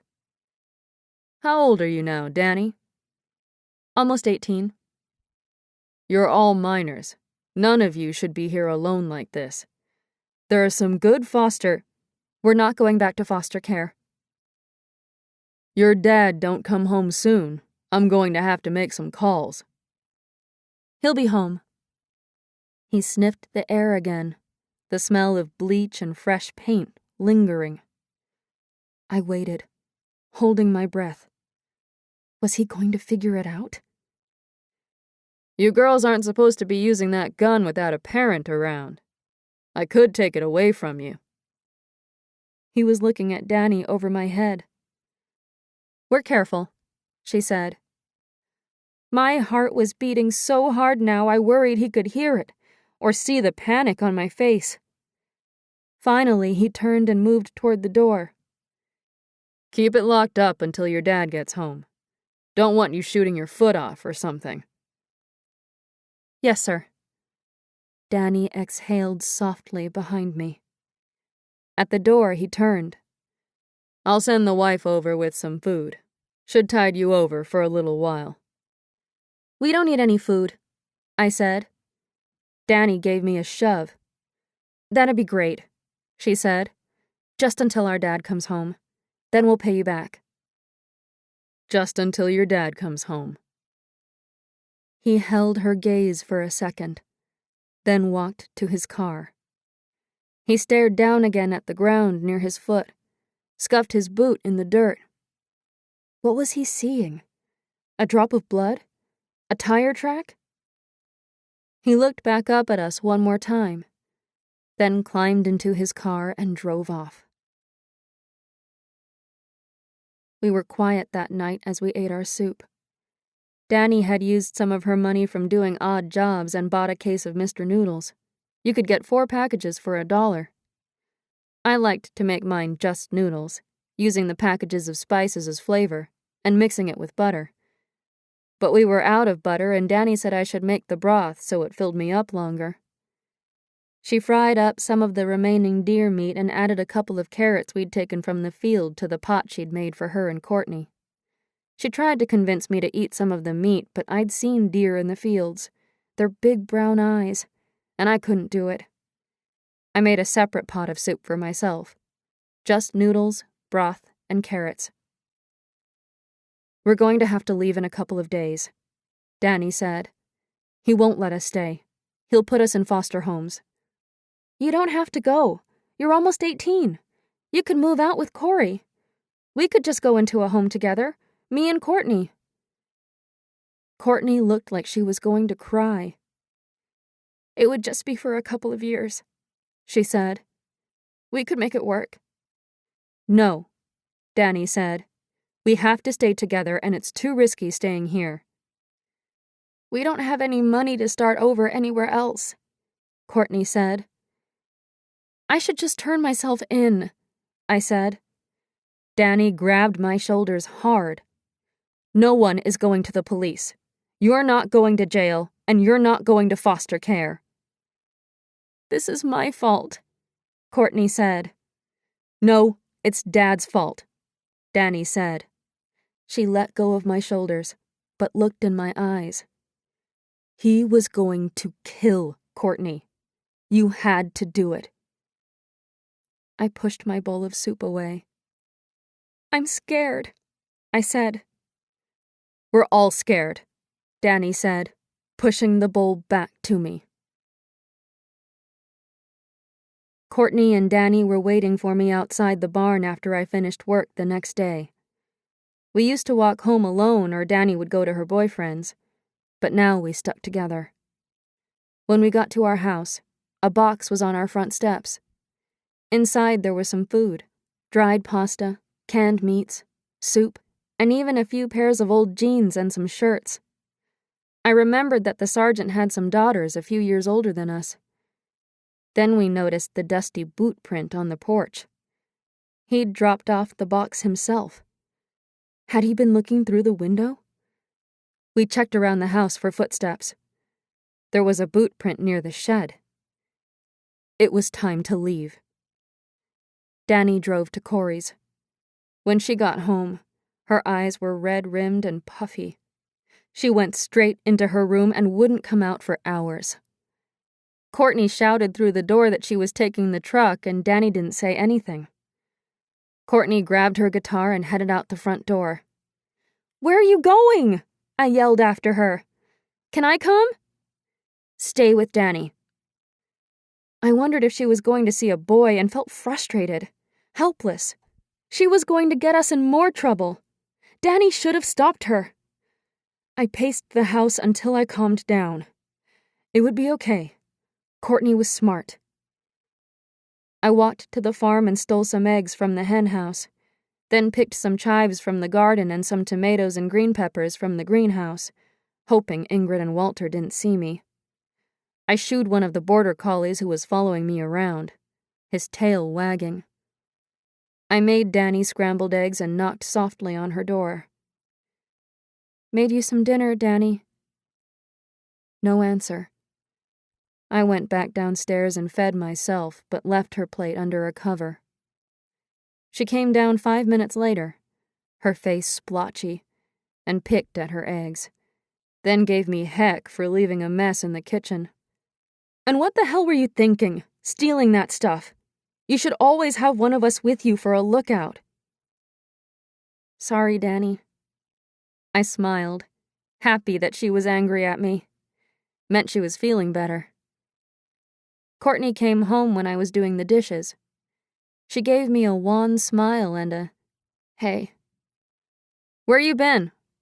Danny called out from the living room, where she was packing some of our framed photographs into a box. "Selling my guitar." Danny came in. "What the hell? Why?" "We need the money, and I don't plan on singing anymore." She touched her burn. "I'll never make it big with this on my face." "That's stupid, Courtney," I said. "You're still beautiful." "No, I'm not. And even if I were, I'm done with singing." Danny and I looked at each other. "We should go to Cache Creek first," Courtney said. "Troy, he'd lend us some money. We're going to need a lot for fake ID." Cache Creek was a small town about 2.5 hours southwest of Littlefield. We'd heard it was nothing but farmers and fields. Everyone had felt sorry for Troy when he had to move. "We can't let anyone know where we're going," Danny said. "He wouldn't say anything, especially if he gives us money." Troy dealt drugs, mostly just weed, but he always had cash on him. "He told me they were moving to a trailer park. I'm sure we can find his car easy." Danny thought it over for a minute. "Okay." That night, we packed up.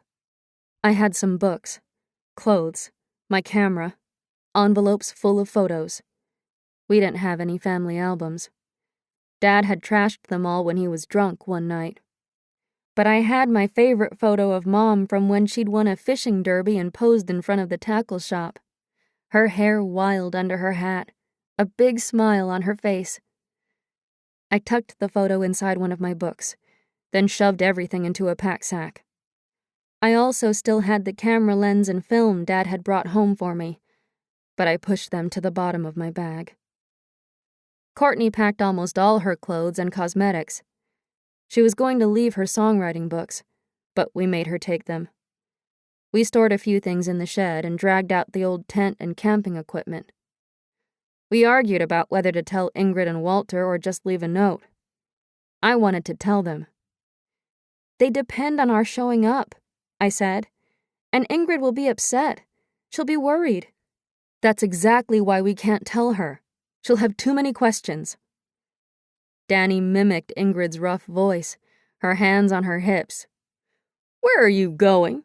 What aunt? How come you never mentioned her before?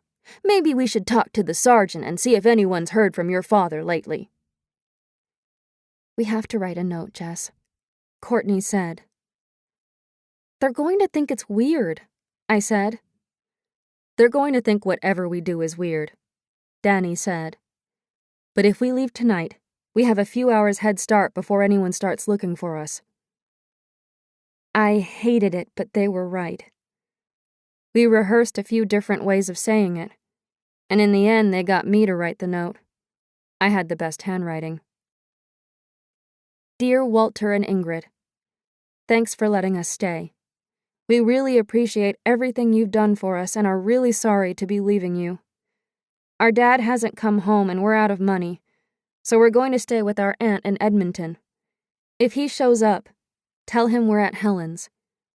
Love, Jess, Danny, Courtney." We waited until 2 a.m, when we figured the streets would be the quietest, taped the note to the front door, and drove off. As soon as we got out of town and the wooden sign for Littlefield disappeared in our rearview mirror, I was filled with apprehension. What was going to happen to us? Would Walter send the cops after us? Would they find some blood in the house? Had we missed something? We'd taken the gun. It was under the bench seat. If we got pulled over, we'd be in trouble for having it. But that was the least of our problems. "You should try to get some rest," Danny told us. But we couldn't sleep. We talked a little about what Vancouver would be like, where we'd stay. Danny figured we'd find a youth hostel. Then we'd find jobs, maybe cleaning or waitressing. Danny wanted to see if there were any farms on the outskirts that were looking for workers. We'd have to get new ID right away. None of us had a social insurance number, but we didn't know where to start. Danny said we'd just have to find out where the rough section of town was, like where drug dealers hung out. Then we could ask. After we stole the gas, we drove for another hour, through small towns and farmland, lakes and valleys lining the roads. The towns were dark at this time of night, our only company on the road the occasional truck. Danny fell asleep at the wheel once, swerving onto the dry shoulder, only waking when we yelled at her, so we pulled off onto a side road and spread out our sleeping bags in the back of the truck. We'd planned on getting up early, but we were all exhausted and woke with the sun beaming down on us, our bodies stiff and sore. We drank some water, ate some of our food, brushed our teeth, spitting into the ditch, and got back on the road. If we found Troy without too much trouble, we figured we could still make it to Vancouver by the afternoon. "We'll go to the beach on your birthday," Danny said. "That'd be cool." I tried not to think about my father's presents, how days earlier they'd been all I wanted.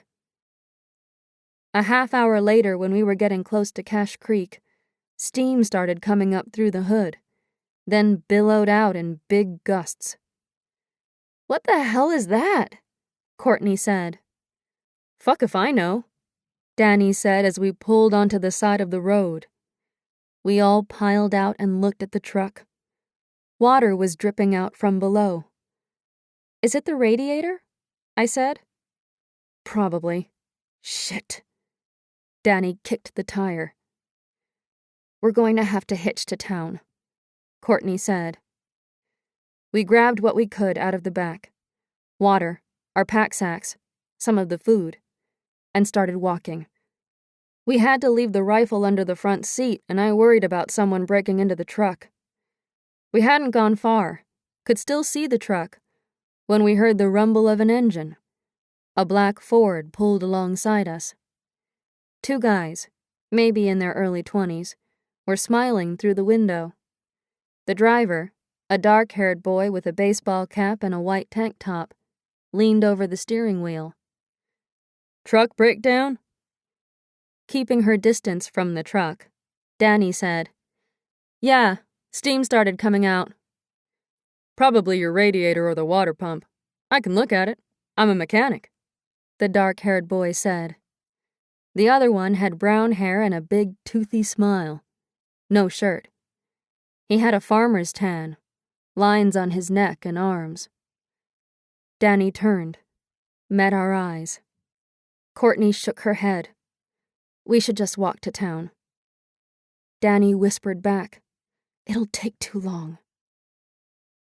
The boys glanced at each other. The dark-haired one shrugged. "It's cool if you don't want help. We can send the tow truck back. Cost you about $100. The other boy chimed in. "Or if you want to walk, probably take you an hour." The heat was already waving off the road, sucking at our skin. Danny said, "If you could take a look, that'd be great." Chapter 6. "Yep, it's definitely the water pump," the dark-haired boy said, his head under the hood. His name was Brian, and he was tall and thin with dark round eyes, dark eyebrows and lashes, a small nose and mouth, and a necklace with a bullet on it. His faded jeans had rips in the knees and old stains, and his boots were scuffed and coated with dried mud. He smelled of grease and cigarettes. His brother, Gavin, didn't really look like him, with lighter hair and a wide mouth full of white teeth. He was also bulkier, broad-shouldered, and moved slower. But he was tall, too. He had a different way of looking at you. Brian's eyes were lively, and he spoke quickly, breaking into laughter a lot. His gaze darted around, his hands fast and confident as he checked things under the hood. Gavin was more watchful, quieter. Gavin was sitting on the tailgate now, taking long pulls from a beer. They'd handed us each one, ice cold from a beer cooler, condensation dripping down the sides, and we guzzled them eagerly while I kept a wary eye on the boys.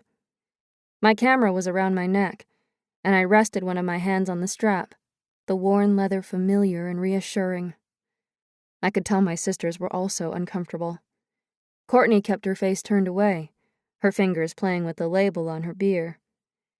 Danny's answers were stiff when they asked where we were from. She said Golden, a town a couple of hours north of Littlefield. She'd told them her name was Leanne, and we'd also given fake names.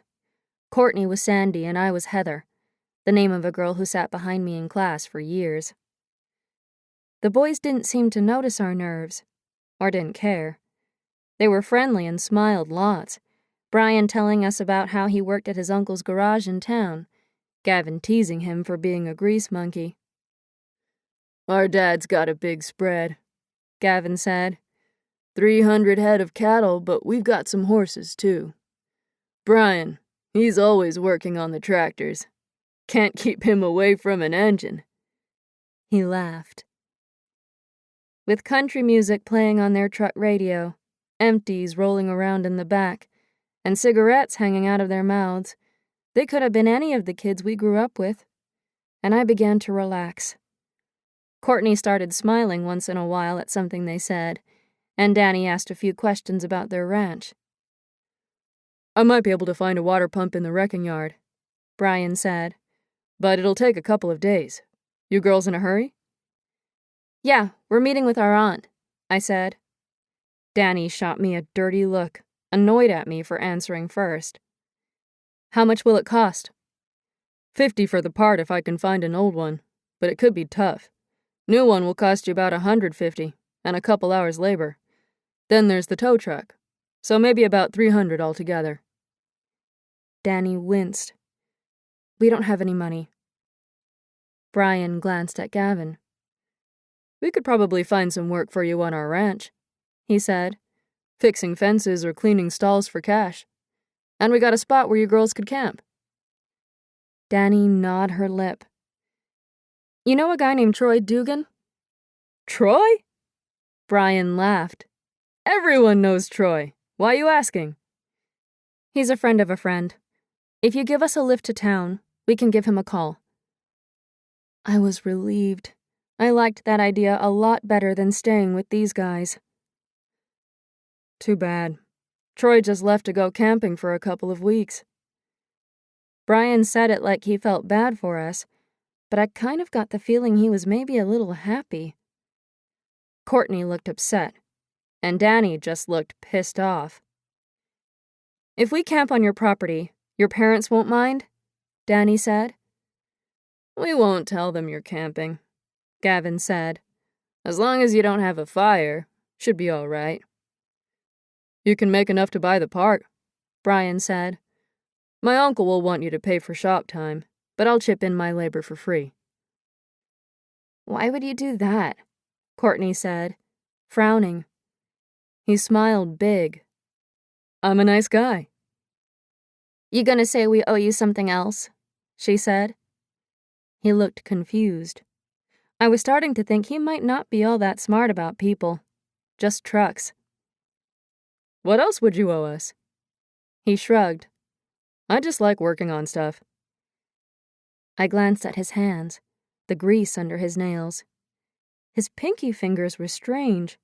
They curved in toward the fingers next to them. "We need a minute to talk," Danny said. "Sure, gotta take a leak anyway."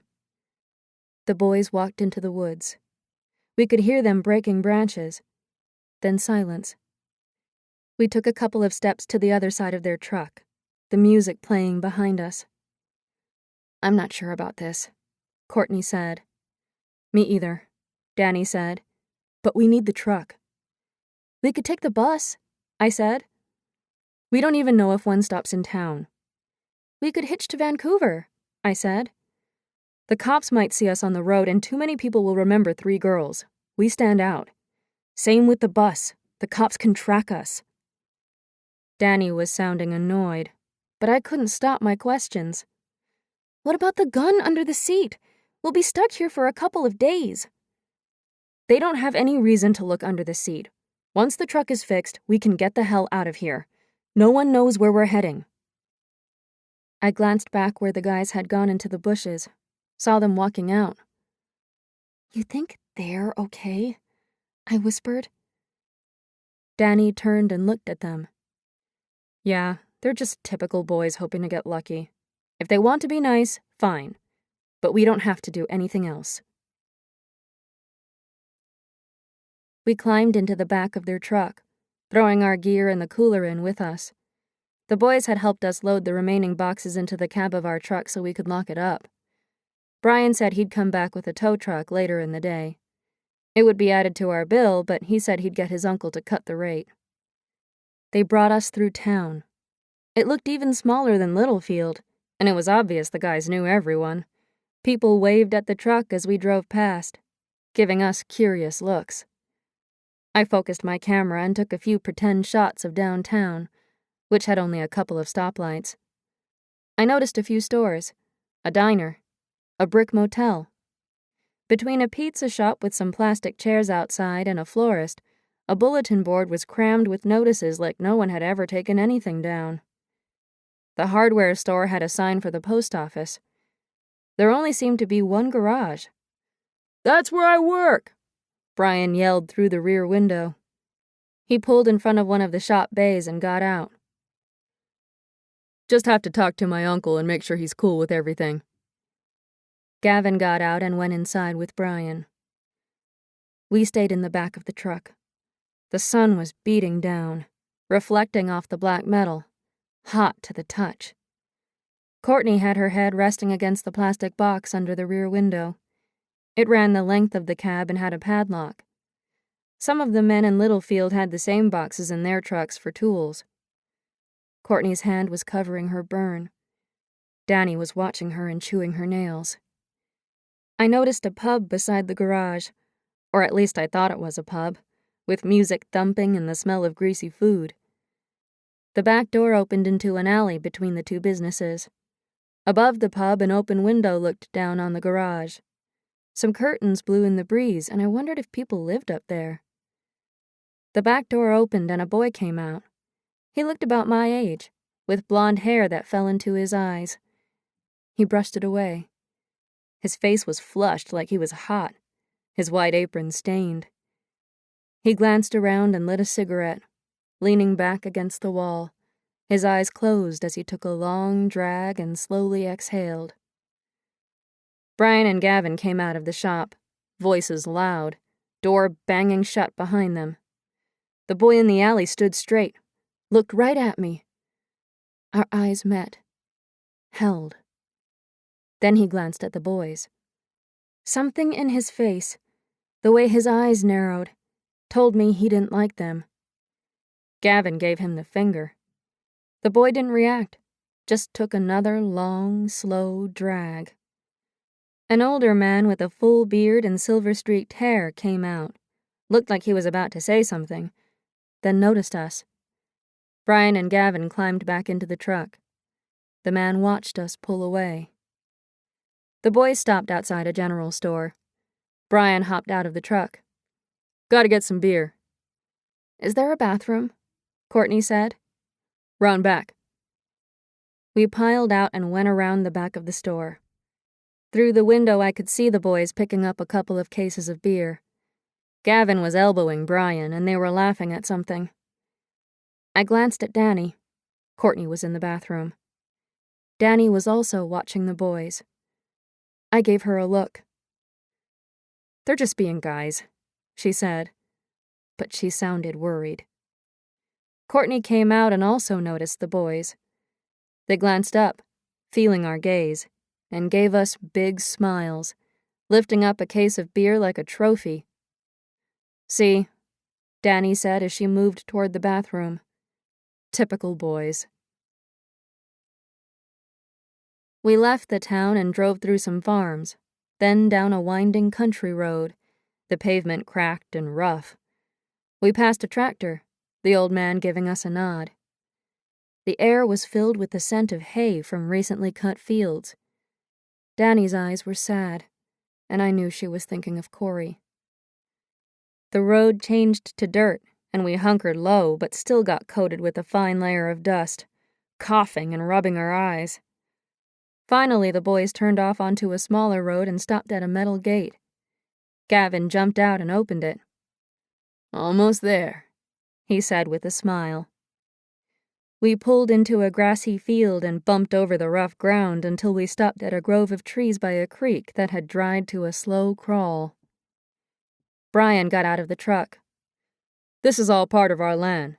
You girls can set up here. We'll get your truck. In the morning, we'll bring you up to the ranch." He grabbed one of the cases of beer, handing us each a bottle and opening one for himself. He also handed us a bag of jerky. "Liquor store didn't have much else, but you guys look hungry. We can bring you some more food tomorrow." "What are you going to tell your parents?" Danny asked.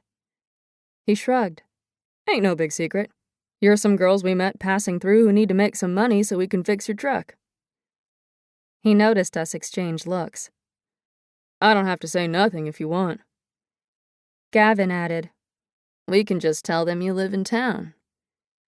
"We'd appreciate that," Danny said. "You girls running away or something?" Gavin laughed. "We just don't like people knowing our business," Danny said, her tone angry. Brian held up his hands. "Easy, sister. Whatever floats your boat." After the boys left, I said, "I don't like them. They're being too friendly, and they know we're hiding something now. They could steal the truck." "If they wanted to steal it, they didn't have to pick us up. Better that they know we want it quiet than them yakking to everyone about us." "They still might," Courtney said. "I don't think so," Danny said. "I get the feeling maybe they shouldn't be helping us out so much. Serves them to stay quiet, too." I watched the boys' truck driving over the field, then turning onto the road, a dust cloud following them. I looked around the campsite. "It's sure quiet here. You can't see any houses or anything." "That's good," Danny said, unrolling the tent. "We don't want anyone knowing we're here." I looked back at where the truck had gone. Nothing but dust now. I guess. We spent the afternoon setting up our tent and exploring the creek. We found a couple of pools where it was a little deeper and took baths, rinsing our hair, trying to get the dust out of our skin and from under our nails. But as soon as we dried off, it felt like we were coated again. That night we were restless, rolling into each other for warmth, the ground uncomfortable. Courtney and I whispered to each other, worried about the truck and the boys. Danny finally told us to shut up. The boys came to get us early the next morning. We piled into the back of their truck, and they took us up to the ranch. It was pretty, with a brightly painted sign that read, "Luxton Cattle Ranch," at the entrance, white fences and flowers lining the driveway, a white Victorian farmhouse that looked like something out of a movie, with a wraparound veranda, a porch swing, and a couple of maple trees. I almost expected a woman to walk out in a pretty country dress and offer iced tea. I aimed my camera, took a few pretend shots. I caught Brian watching me in his side mirror and put the camera down. The cattle were out on summer pasture, but the ranch had a lot of horses and a couple of barns, a big chicken run. We didn't meet their parents, just a ranch hand named Theo who had a perpetual squint like he was always looking into the sun. He showed us around and explained that we had to walk the fence line to check for any breaks, and for posts that were leaning from the winter snow or from cows pressing their bodies into the fence, trying to escape. We drove 2 ATVs, pulling a trailer with rolled-up barbed wire and fence poles behind us.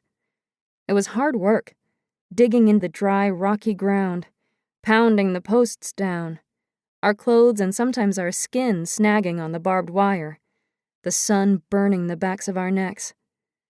We wore gloves, but our hands ached from handling the shovel and the thick wire, the cutting tools. The strap of my camera dug in, the camera heavier with every mile, but I wasn't going to leave it in my pack sack. We turned our baseball caps around, slathered ourselves with suntan lotion, and used up all our water, but it felt good to be making some money. The guys came by once, driving another ATV. "I couldn't find a pump at the wrecking yard," Brian said. "Had to order one in. Might take a couple of days. It'll take me a while to get it on your truck. Need half a day, and my uncle has a bunch of other shit lined up first." "So when do you think it will be ready?" Danny said. "Maybe Friday. I'll try my best," he said. He seemed sincere and looked like he felt really bad. But as soon as he left, I turned to Danny. "That's 4 days. There's something about these guys. I don't trust them. We should keep going. I don't like it here." "Me either. But we need the truck," she said. "We should just get on the bus." "How are we going to get back into town? It's miles. We don't even have enough money for 3 tickets. We've got to work for at least a couple of days." "You just don't want to leave the truck. You're being stubborn." I felt trapped, panicked. "Screw you, Jess. You're just a kid. You don't know." "But Danny, this doesn't feel right." "Like you have ESP." "No," I said, frustrated. "It just doesn't." "I feel the same way," Courtney said. Danny looked furious. She hated it when we banded against her. She dug up a few more shovelfuls of dirt for a post hole, her biceps bunching and flexing as she pushed the shovel into the hard ground, using her foot to force it deeper. We also went back to work, but we were waiting for her to say something. "We'll stay until we have a little more money," she finally said. "We also need it for ID. It might be even harder to get jobs in Vancouver. We have to earn what we can now. If the truck isn't fixed by Friday, we'll try to sell it to the guys." I didn't like it, but there was nothing else I could say. Danny had made up her mind. After we were done in the fields, we walked the country road back to our campsite, tried to clean our tired, aching bodies in the creek. Most of the food in the cooler had already spoiled, so we ate the last of the jerky, some apples, and a sandwich Courtney had found in a lunchbox in the barn. We'd filled up our water bottles at the farm, but only had enough for the night. An hour later, the boys came back to our campsite with some peanut butter sandwiches, granola bars, and fruit. "Raided our parents' cupboards," Gavin said with a laugh. "We'll pay you back," I said. I didn't want to owe them anything, but we were starving. "Nah, they'll never notice anything's gone." He patted his stomach. "We eat like horses." While we ate, the boys talked. Gavin was 19, his brother 2 years older. They were both still living at home, to help their parents out. "Not for too much longer, though," Brian said. "How old are you girls anyway?" Danny said, "I'm 18, adding a few months." She pointed to us. "They're 17 and 15. Courtney wouldn't be 17 until February. My birthday was the next day. I remembered with a jolt. "Brave hitting the road all by yourself," Gavin said. "People know where we're at," I said. "We've got family." His eyes flicked to me and he seemed amused, like he knew I was lying. But he just said, "Want to go for a swim?" They took us to a river a couple of miles down the road where they said all the local kids swam. There was a small sandy beach where teens sunbathed on towels, clustered in little bunches. A few were taking turns on a rope swing, leaping into the water with a splash and a yell. Down the way, on the other side of the river, you could see another beach where some families had towels and umbrellas spread out, toddlers splashing in the shallows, dogs chasing sticks. We sat a little apart from the other kids, up on a hill. A few of the boys shouted out greetings to the guys as we walked past, but the girls ignored them, whispering to each other, and a couple of them giggled. I glanced at Brian's face. He looked angry, then smug when some of the girls gave us curious looks. Brian had brought extra towels and some beer and pot, I took a beer but refused the pot, not liking how it made my head spin. Courtney took a long toke, her eyes closing as she held the smoke in her lungs, her shoulders finally dropping. Relaxed. Danny took the next drag, sucking at it in a quick, angry inhale before passing it to Gavin. He grinned at her. We spent the afternoon swimming, sloughing the sweat from our skin, rinsing our hair in the water. Across the river, some men sat on the hoods of their trucks, staring at Courtney stretched out in her black bikini. I didn't like the nod Brian gave them. Confident, like we were theirs. The boys kept handing us beers. It felt good, not being so hungry. The water cool and cleansing, the beer making everything fuzzy. Even Danny was relaxing, her voice excited as she talked to Gavin about ranching. She smiled and pushed her long hair off her shoulders, then giggled at something he said. I wanted her to put a t-shirt over her bikini like I had, but then I thought about Corey, how she'd never been with anyone else. Maybe it was good she was showing interest in a new boy. Even if I didn't like him or his toothy smile. It was getting dark and most people had left. A few voices carried across the river, someone taking a swim on the other side. Then a truck started up and drove away. Everyone had gone home now. We sat around a small campfire, the smell of river still fresh on our skin, our feet sandy, beer bottles piled behind us. Gavin was trying to get Danny to walk farther down the river. "Come on, I'll show you the bridge," he said. But he was smiling at her in a way that said he wanted something else, and Danny knew it. "I can't leave my sisters." "That'll be okay. Right, girls?" I glared at him. He laughed and stumbled off to pee in the woods, but not far enough that we couldn't see him. His white tank top had sweat stains under his armpits. His jeans shorts sagged. "I want to go back to our camp," I said. Danny nodded and started to gather our things. Courtney and I got to our feet, shook out our towels. "Hold up," Brian said. "Let's have another beer." Gavin spun back around, doing his shorts up. "What's going on?" "We're going back to the campsite," Danny said. "What's your problem?" He started walking toward her. "I thought we were having a good time." "We have to work tomorrow."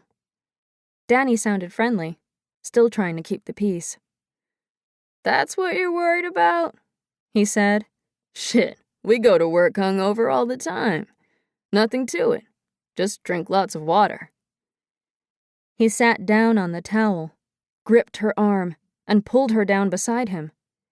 This time she got mad, shoved him.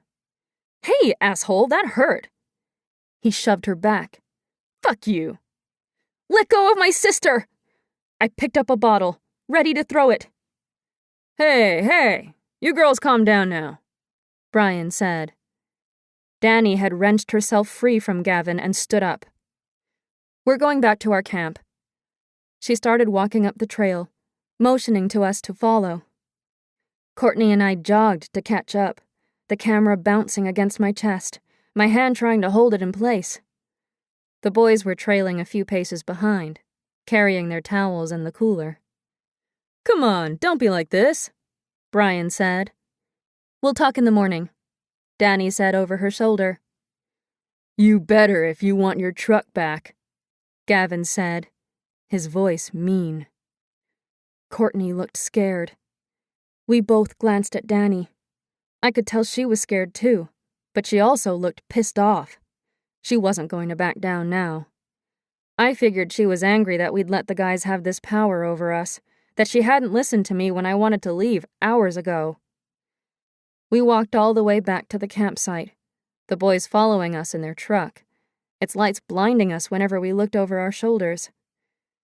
"What are we going to do back at our camp?" I said. "Should we hide?" Danny said, "Shut up, let me think." I could hear the truck behind us, a dark beast nipping at our heels. Maybe we should just let them think we aren't mad, you know? Like everything's okay. Danny sounded desperate, like she didn't know what to do either, which scared me more than anything. "They're idiots," Courtney said. "They might believe it." When we got near our site, Danny spun around and walked to the truck. "Hey, sorry things got out of control back there," she said through the window. I couldn't see into the cab, couldn't see the boys' faces. "We're just tired," she said. "Tomorrow after work we'll go swimming again, okay?" "Sure thing, babe." Brian's voice. "It's all good, right?" He sounded calm. "We just wanted to make sure you got home okay." "Thanks," Danny said. The boys backed into the field, turned the truck around, then drove off. We zipped up our tent, changed into our sweatpants and sweatshirts. I had a flashlight, but I didn't like the idea of our bodies being silhouetted. I wrapped a shirt around my camera, shoved it into the bottom of my pack sack. "They're still mad," I said. "I know," Danny said. Courtney was fumbling around. I could hear the zipper on her pack sack opening. "What are you doing?" I said. "Getting my knife." "You think they're coming back?" I hated how scared I sounded. "No, they'll calm down. Just get some sleep." I climbed into my sleeping bag, heard my sisters settle into theirs. I tried to stay awake, listened to every noise outside, but my eyes kept closing. Chapter 7. I woke, my pulse racing as my eyes searched the dark. Footsteps outside, the rustle of clothes, something brushing against the side of the tent. Danny whispered, "Shh," almost too low to hear. Beside me, Courtney was feeling for her knife. My hands also groped around under my sleeping bag for my flashlight. I touched the cool metal, wrapped my fingers around it. I strained my ears. It sounded like 2 sets of footsteps circling the tent. Brian and Gavin. Were they trying to scare us? I remembered the look on Gavin's face earlier. The rage. Now there was silence. Where had they gone? I rolled over slowly, trying not to make any noise, reaching out for Courtney, touching her arm. She grabbed my fingers, gave them a squeeze. Danny slowly moved to a kneeling position. I could see the faint outline of her body. Someone moved outside again. Come out, wherever you are." Gavin's voice, low and slurred. Like this was a game? I gripped my flashlight. If they touched the zipper on the tent, if they moved an inch closer, I was going to smash their hands with it. "We're trying to sleep," Danny said loudly. "We'll party tomorrow, okay?" "We want to party now," Brian's voice. Courtney whispered, "Maybe we should have 1 beer with them, then they'll leave us alone." "I don't think that will do it," Danny said. "Just go away!" I yelled.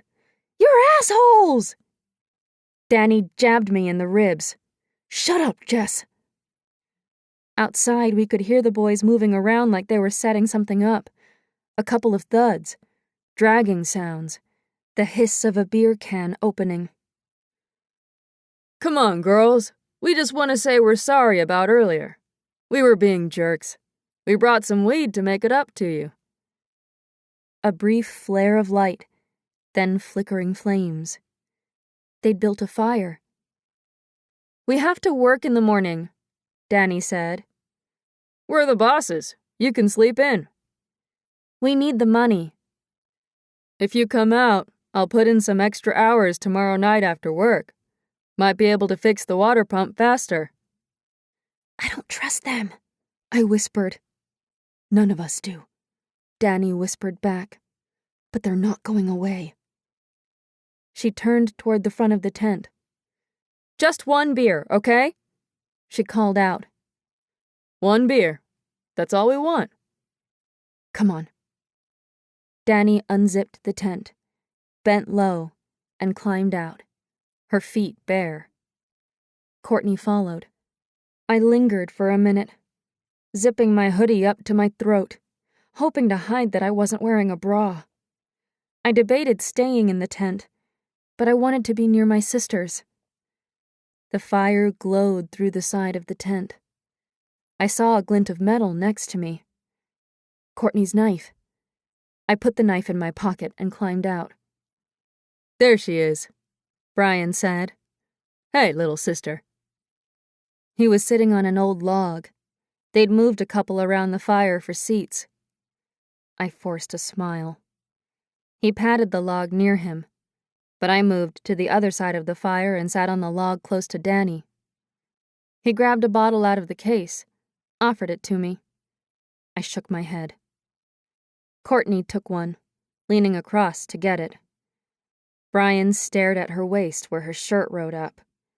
I wanted to reach out and tug it back down. He smiled brightly. See? This is fun, right? Courtney and Danny nodded, but they were quiet, staring at the fire the boys had built, a rock circle surrounding it, some tree limbs dragged close. What's wrong with you all? Gavin said. He was sitting on an old stump, poking the fire with a stick. We're just tired, Courtney said.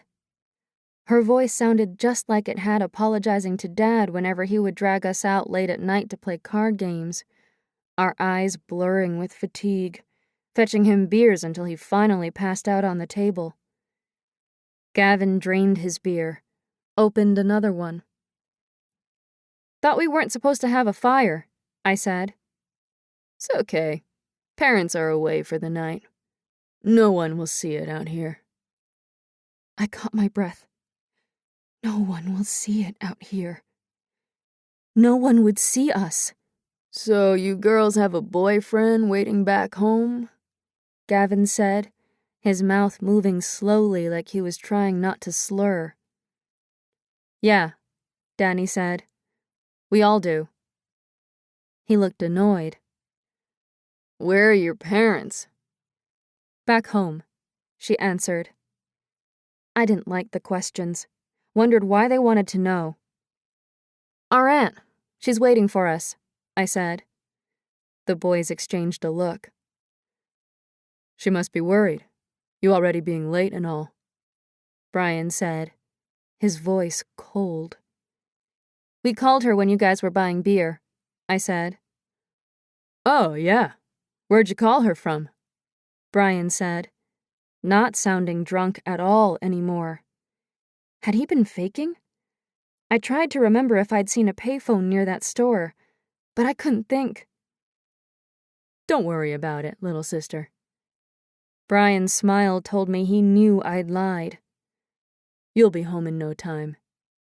No time, Gavin echoed. That's it for us, boys, Danny said, draining the last of her beer.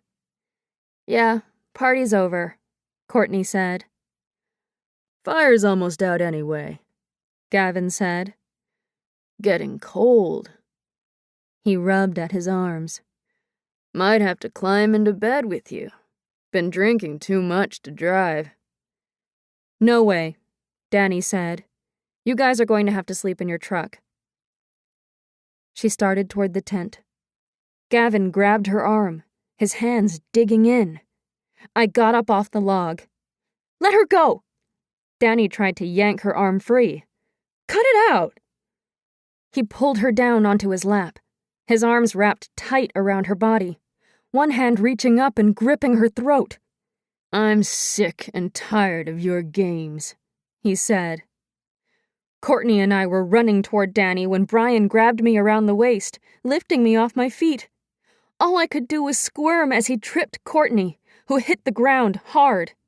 He kicked her in the side of the head. She lay in the dirt near the fire, eyes closed, a low moan coming from her throat. I grabbed the knife out of my pocket, jabbed it into the arm around me.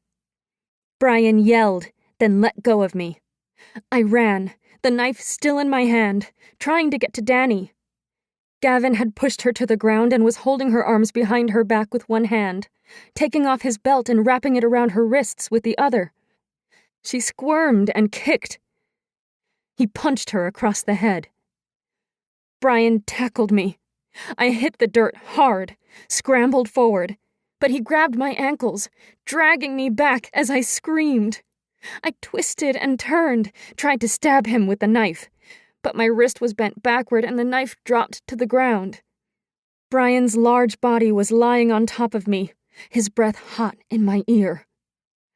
He sat up, pressure leaving my upper body, knees crushing the muscles in the backs of my thighs, a fist digging in between my shoulder blades. Sounded like a belt buckle was being undone. Then my arms were tied behind my back, my wrists grinding together. Something else now. Material tearing.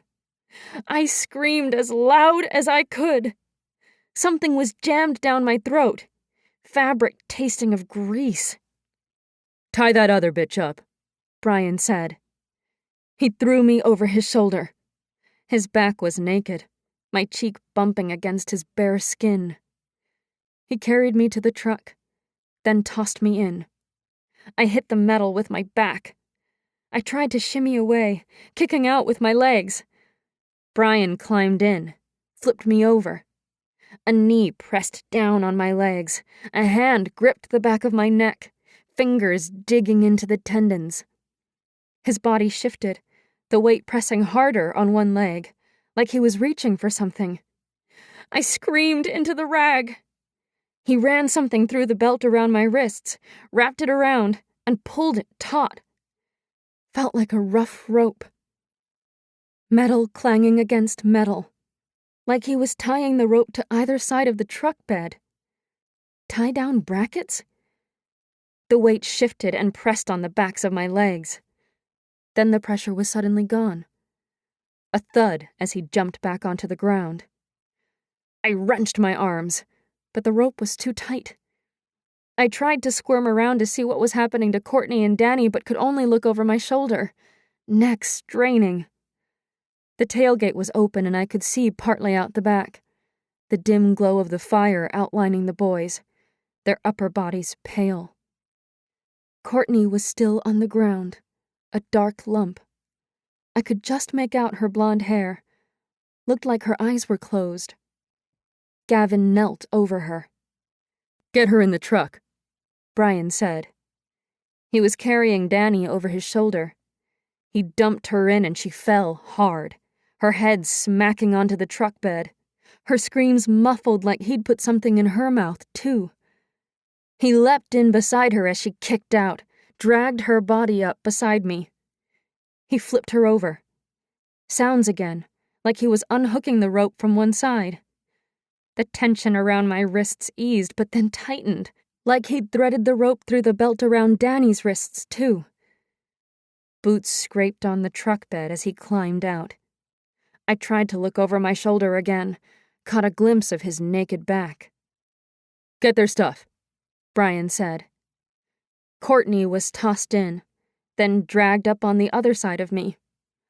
Her mouth was also gagged, looked like with half of a ripped shirt.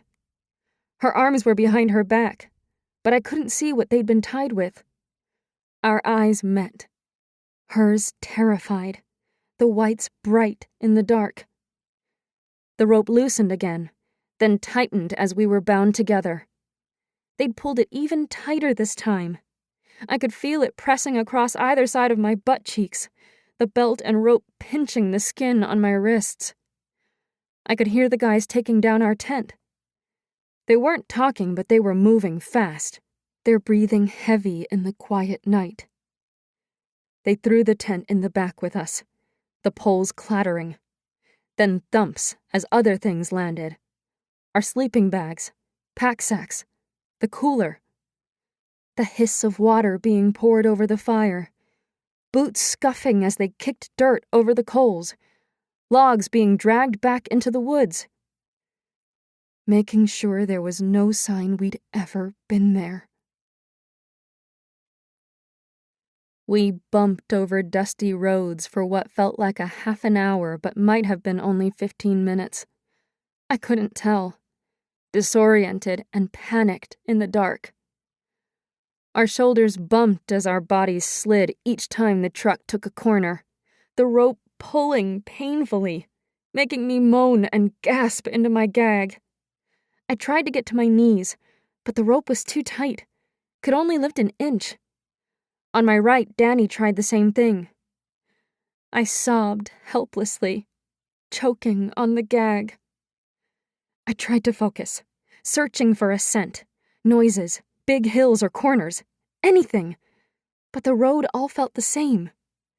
My wrists ached, pins and needles tingling up my arms. My jaw and cheekbone throbbed from where I'd hit the ground. My head pounded. I could hear country music coming from the cab, Gavin's laugh, and moans and guttural noises beside me. I turned my head in either direction, tried to see my sisters' faces. In the moonlight, I could make out their lips stretched wide over their gags, their eyes shining. Tears rolled down my face. I struggled to hold on to the sobs that were making me choke and retch and gag, but my body heaved with terror. We hit a pothole and bounced up, which made the rope bite into the flesh at my wrists again. We drove on. Finally, the truck slowed and came to a halt. I turned my head, tried to look up. All I could make out were trees. The front of the truck opened, driver's side. Footsteps coming around. "We're here, girls," Brian said. We heard one of them undo the tailgate, which dropped with a clatter. The truck rocked as one brother climbed into the back, then rocked again as the other jumped in. I felt a hand touch my calf. I kicked up and out with my bare foot, something hard under my heel, the smack of flesh. "Fucking bitch!" Gavin's voice. He grabbed my ankles and yanked them down, pulling my legs straight and sitting across them. Beside me, I could feel Danny's body heaving and jerking as she also kicked out. Courtney was doing the same. We were fighting for our lives. "Stop moving or we'll fucking kill you." Brian. We stopped moving. A noise on the right. The rope being untied. Tension easing around my wrist. Danny was suddenly jerked down, dragged by her ankles. The back of the truck bounced, then grunting noises, footsteps stumbling, like Brian was trying to carry her. A loud thump, something hitting the ground. "Goddamn bitch." Brian's voice. Smacking sounds. Gavin grabbed the belt around my wrists. His body shifted as he reached across and untied the rope on the other side of Courtney. His weight left my body. I tried to get to my knees, but my body was yanked backward by my wrists. Beside me, Courtney was also being dragged out. He was using the rope around our wrists like a leash. We slid all the way out of the back of the truck, falling with a bone-jarring thud, my teeth biting my lower lip. Now we were being dragged, still on our fronts, our shirts riding up, rocks and gravel scraping our stomachs. I looked over my shoulder and saw Gavin grinning in the moonlight as he pulled the rope. I tried to get to my feet, saw Courtney struggling to stand. Gavin gave the rope a hard tug. I landed on my shoulder, pain shooting down my arm. I got back up onto my knees. We tried to shuffle forward. A blow to the back of my head. I fell forward, my vision blurring, everything dark at the corners. I tried to get up onto my arms, but the ground rushed toward me. Someone was whispering my name over and over. Jess, wake up. I opened my eyes. Couldn't see anything. I was on a hard surface. Rough and cold. Felt like cement. My hands still tied behind my back. The gag had been removed, but my lips felt tender, bruised, my throat sore and dry. I slowly rolled over, looking for Courtney and Danny. The room was pretty dark, only a bit of moonlight shining down from above me. I'm over here. Danny's voice on my right. I turned in her direction, could make out the shape of her body. Courtney's on your other side, I think. I heard a groan. How long have we been here? I whispered. Couple of minutes, Danny said. Not long. I looked around, my eyes adjusting to the dark now. But I couldn't tell how big the room was. It smelled of old fruit, like a storage room. I shuffled forward on my knees and turned around, looking above where I could see the moonlight. It looked like there might be a gap about a foot high at the top of the wall near the rafters, running the length of the room. I already stood up. It's at least 10 feet high, Danny whispered. Where are they? I think they're outside the door. I heard voices to my left, raised with a slight echo, like they might be speaking in a hallway or a big room outside. Sounded like an argument. Courtney was moaning again. I crawled on my knees closer to her, whispered in her ear, Courtney, it's okay. Her body jerked away and she let out a scream. Shh, Danny said. It was too late. The voices had stopped. A scraping noise, like something was being dragged away. The door opened. The boys walked in, carrying our propane lantern, jeans hanging low on their hips. Gavin had a small belly, the skin floppy, and a dark patch of chest hair. Brian's left arm had streaks of blood, from where I'd stabbed him. Their eyes looked excited and their nervous energy filled the room. I could smell sweat and beer and pot smoke. Beside me, Danny was sitting up, watching. Blood leaked from her nose and her cheek was scraped. On my left, Courtney was slumped against the wall. The room was only about 10 by 10 feet. The bottom part of the wall was concrete, about a foot high, then wood paneling all the way up to the rafters. There wasn't any insulation in the ceiling and I could see that the roof was aluminum. The room was dirty, cobwebs hanging everywhere, like it hadn't been used for years. Well, look who's awake. Brian walked over and crouched down in front of Courtney.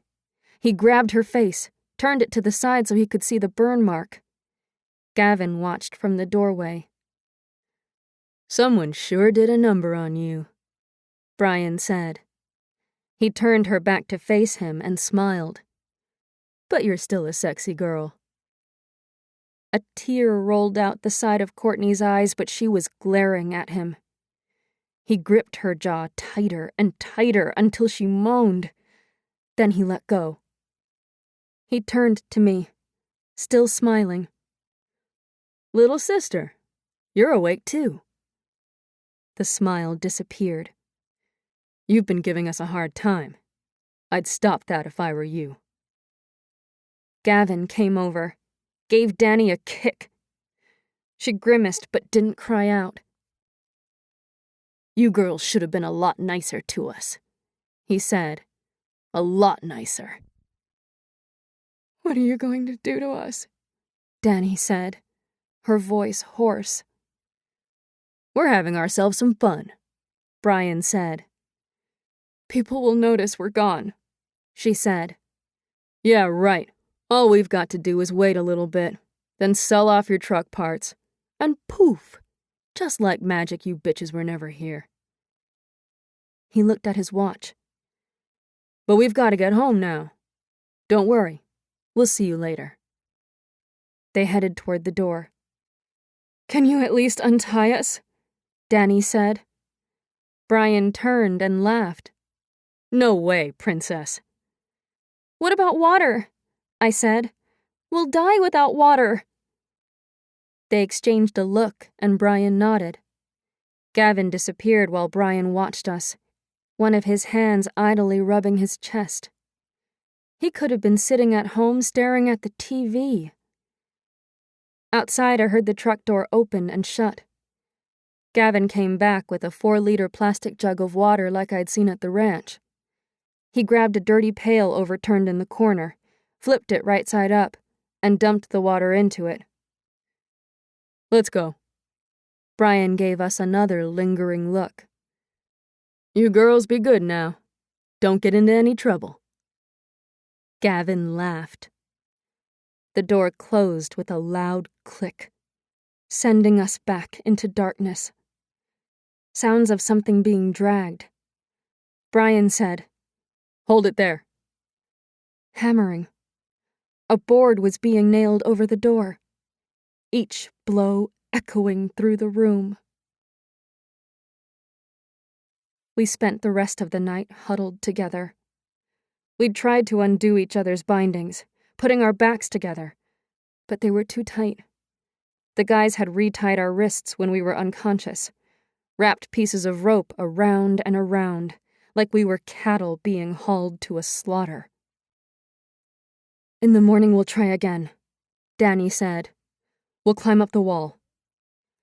You know they'll come back, I said. My head throbbed where Gavin had hit me. My thoughts were foggy, my vision blurry if I moved fast. We'll get out before then. I think we're at an old fruit packing place or something, I said. Probably, Danny said. I really have to pee, I said. Me too, Courtney said. We put our backs together again and shuffled our way to the corner of the room, hooked our hands into the waistband of each other's pants and pulled them down, and took a pee. Then tried to sleep, but we stayed awake all night, sometimes resting our heads on each other's shoulders. What do you think they're going to do to us? I said. I don't know, Danny said, but I could tell she was lying. Yes, you do. We'll be gone before then, she said again. I closed my eyes, pressed my forehead into her shoulder, breathing her familiar scent, feeling the strength in her muscles, in her words. When it got lighter in the room, sun shining through the gap near the rafters, which we now saw was covered with a clear sheet of plastic, we tried again to untie our hands. While one sister worked on the other's bindings, the third called out instructions. Try to get your finger under the knot. Pull it to the left. But the knots were too tight and complicated. The bindings wrapped around and around in a figure 8. We also tried to get our legs through our arms, but none of us was flexible enough. Danny walked over to the door, backed up, and tried the knob with her hand. But we already knew it was pointless. We decided Danny would crouch against the wall. Then I'd climb up her back and try to see out the gap. I managed to get up, wobbling and trying not to lose my balance while Courtney and Danny called out encouragement. But I wasn't tall enough. The gap was still over a foot away. Next, we tried my sitting on Danny's shoulders as she slowly stood up. But we didn't gain any height. I could see a bit of the plastic ripped in the corner, a faint breeze moving it back and forth, and treetops outside. She lowered me down. We have to try again. Maybe with Courtney, I said, my voice cracking. She's only a couple of inches taller, Danny said. I screamed up at the gap. Help! Someone help! Courtney stood behind me, joining in. Help! We took turns screaming for help over and over until we were hoarse. Then sat, tried to catch our breath. "What day is it?" Courtney said, her voice raw. "Tuesday, I think," Danny said. "Jess's birthday." Tears came to my eyes. Then I was sobbing in big, desperate heaves. My sisters shuffled over, pressed their shoulders against my sides. I leaned into Danny, crying harder. After a while, I sat back up, rubbed my eyes dry on my knees, took a few breaths. The heat was rising in the building and we were covered in sweat, our hair damp. We couldn't take our sweatshirts off with our hands tied, and the hot air pressed in around us. We had almost drunk the pail dry already. "We should save the rest. We don't know when they'll be back," Danny said. "We have to get out before they come back," Courtney said, her voice frantic. "They're going to rape us! They're going to kill us!" We looked at each other, the words hanging in the air. I felt a sob build up in my throat, choked it back, and turned to Danny. "What are we going to do?" "Get out of here." She pushed at the door with her body, banged her shoulder into it, then kicked it over and over until I worried she was going to break her foot. "Stop!" I yelled. "Stop, Danny!" But she kept kicking, screaming in rage. Finally, she stopped, sinking to her knees in front of the door, her head hanging. "They might let us go. After," I said quietly, but I knew none of us believed it. "We're just going to have to find a way to get away from them," she said, lifting her head back up, trying to sound confident, but I heard the fear. "If we tell them we're on the run, they'll know we won't talk about it," Courtney said. "They need to think people are looking for us," Danny said, getting back to her feet and coming to sit beside us. "Then they'll have even more reason to shut us up for good," Courtney said. Danny looked away, squeezing her eyes shut like she was trying not to cry. "I'll do it," Courtney said. "I'll go first." "What are you talking about?" I said. "Maybe they'll leave you alone." "Stop it!" I said, desperate to stop the horrible thoughts and images flooding my mind. "We'll fight them." "We already tried that," Courtney said. "We can't just give in." "Sometimes giving in is fighting, Jess. We can control it." "Danny, stop her," I said. "Courtney's right. We'll do what they want, but they have to leave you alone." "You can't do that." I was crying. "This is my fault." "It's my fault for messing around," Courtney said. "You're young. It'll hurt you more." "They'll still hurt you." I can shut my mind down. It's like I'm not even there. I can fake it. But she sounded like she was faking it right now, trying to sound brave so I didn't get scared. "Then what?" I said. "Even if you do that, they're not going to let us go." We were silent. Chapter 8. The room was almost dark by the time we heard the truck pulling up outside, country music blaring. It went silent. Then doors slammed shut. I looked at Danny, fear shooting through my body, squeezing the breath out of my lungs. "Do you think they'll kill us?" "They'd have done it already," she said, but her eyes were wide, her face frozen as she stared at the door. Scraping sounds. They were prying the board off, We shuffled closer together, standing in the corner, prepared for an attack. The boys came into the room, Gavin carrying our lantern and a brown paper bag. Brian walked over and dumped some water in the pail. We were all thirsty, but none of us made a move. The boys seemed agitated, their movements jerky and fast, rubbing at their faces, their hair, the smell of beer rolling off them. My legs began to shake. Danny spoke first. "We know you didn't mean to hurt us last night. You were just drunk and angry. If you let us go, we won't tell anyone." "Sorry, girls, we can't do that," Brian said.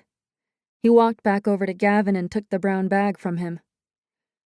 "People are looking for us." "Bullshit," he said. "No one gives a crap about you girls." Brian knelt in front of me, opened the bag, and took out a sandwich. I smelled peanut butter. He pushed it at my mouth, offering a bite. I looked at Danny. She nodded. I took a bite. I didn't want to give him any satisfaction, but I was so hungry I couldn't help chewing it fast, swallowing it down in a big gulp, the peanut butter sticking. He waited, a smile on his face, almost tender, offered another bite. While I chewed, he glanced up at Gavin. "Feed the other bitches." Gavin took another sandwich from the bag and fed Courtney. Her face was angry, and I knew she wanted to refuse the food, but we were so hungry. Gavin toyed with her, though, offering a bite, then taking it away at the last second, then giving it again. "Stop fucking around," Brian said. Gavin looked pissed, but he didn't tease Courtney again. He grabbed another sandwich out of the bag with his free hand and fed Danny at the same time. When they were done, Gavin left and came back with our pack sacks. He rummaged through Danny's, found her purse. He turned it upside down, the contents falling on the floor. He towed through everything, bent over and picked up her wallet, flipped through, stopped, and stared at her driver's license. I caught my breath. "Danielle Campbell, huh?" She didn't answer.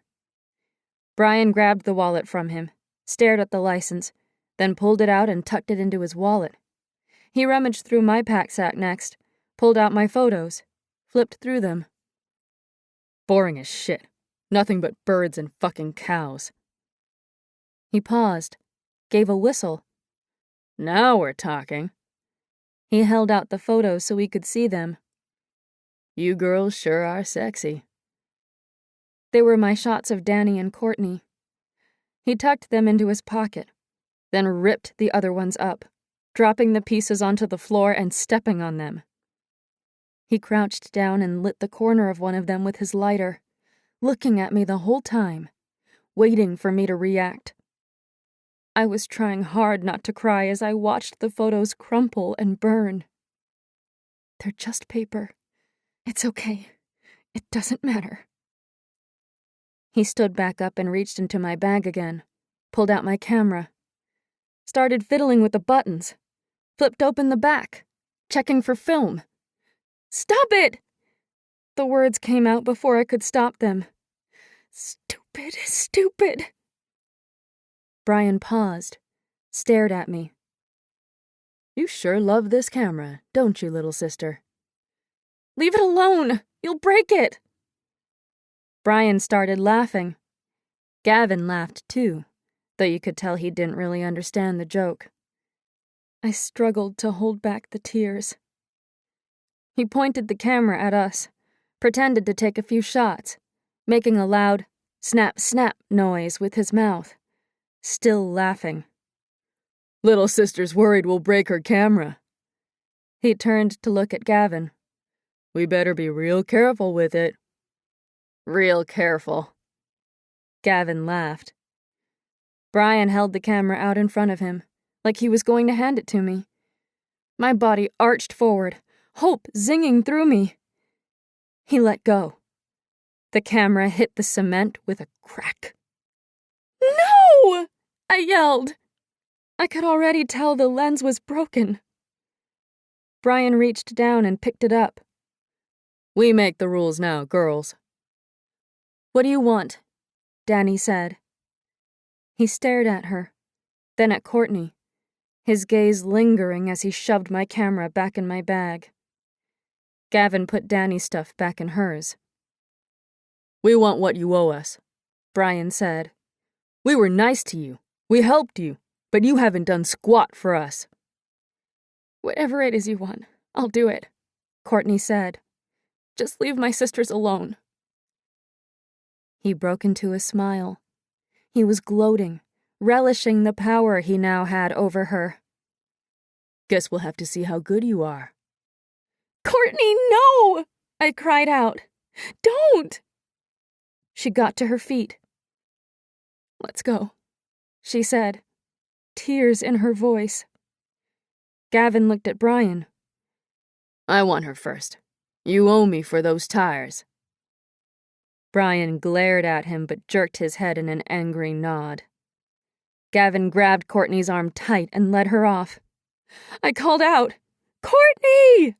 just before she left the room, but she didn't look back. Danny sucked in her breath. I turned to Brian. I hate you! You're assholes! He leaned close. I could smell his breath, beer and cigarettes. Yes, we are. He turned and looked at Danny. She straightened up and squared her jaw, trying to look tough, but her body was shaking. Brian walked over and gripped her shirt, pulling her up. He dragged her out the door, closed it behind them. I shuffled forward, screamed, "Let her go! Please let her go!" They stopped outside. Danny was talking, her voice fast and frantic. You don't have to do this. We won't tell anybody. You're not going anywhere, Brian said. The rattle of keys and metal clicking shut. They'd brought a padlock. Sounds of a struggle. A muffled scream. Then footsteps walking away. I sank to my knees, staring hard at the door as if I could see through it, sobbing in big, painful gasps that shook my body, my head filled with frantic thoughts. Where were my sisters? Were they going to kill them? Finally, I heard footsteps. I scrambled back to my spot on the wall, straining to hear something, anything, that would tell me if my sisters were okay. Gavin opened the door and walked in with Courtney, his hand on her upper arm partly holding her up. Her wrists were still tied behind her back. In the other, he held the lantern. A trickle of blood dripped from her nose, and she walked in a painful lurch. One cheek was slapped red, the outline of a handprint still visible. He pushed her to the floor, and she crumpled to one side, shivers going through her body. Her lips were bruised and swollen. I tried to meet her gaze, but her eyes filled with tears and she looked away. Gavin was sweaty, out of breath. He knelt in front of her. You keep me satisfied like that, and maybe I'll stay away from little sister. He reached out and tucked a hair behind her ear. Brian came through the door, dragging Danny behind. She was walking stiffly, angry red marks around her neck like he'd been gripping hard. Her face was pale, but her eyes were furious. Get them some more water, Brian said. I looked up at him. His face was cold, his body language aggressive as he towered over us. But he'd told Gavin to get water. Did he feel bad? I searched his face, but I couldn't see anything other than hatred.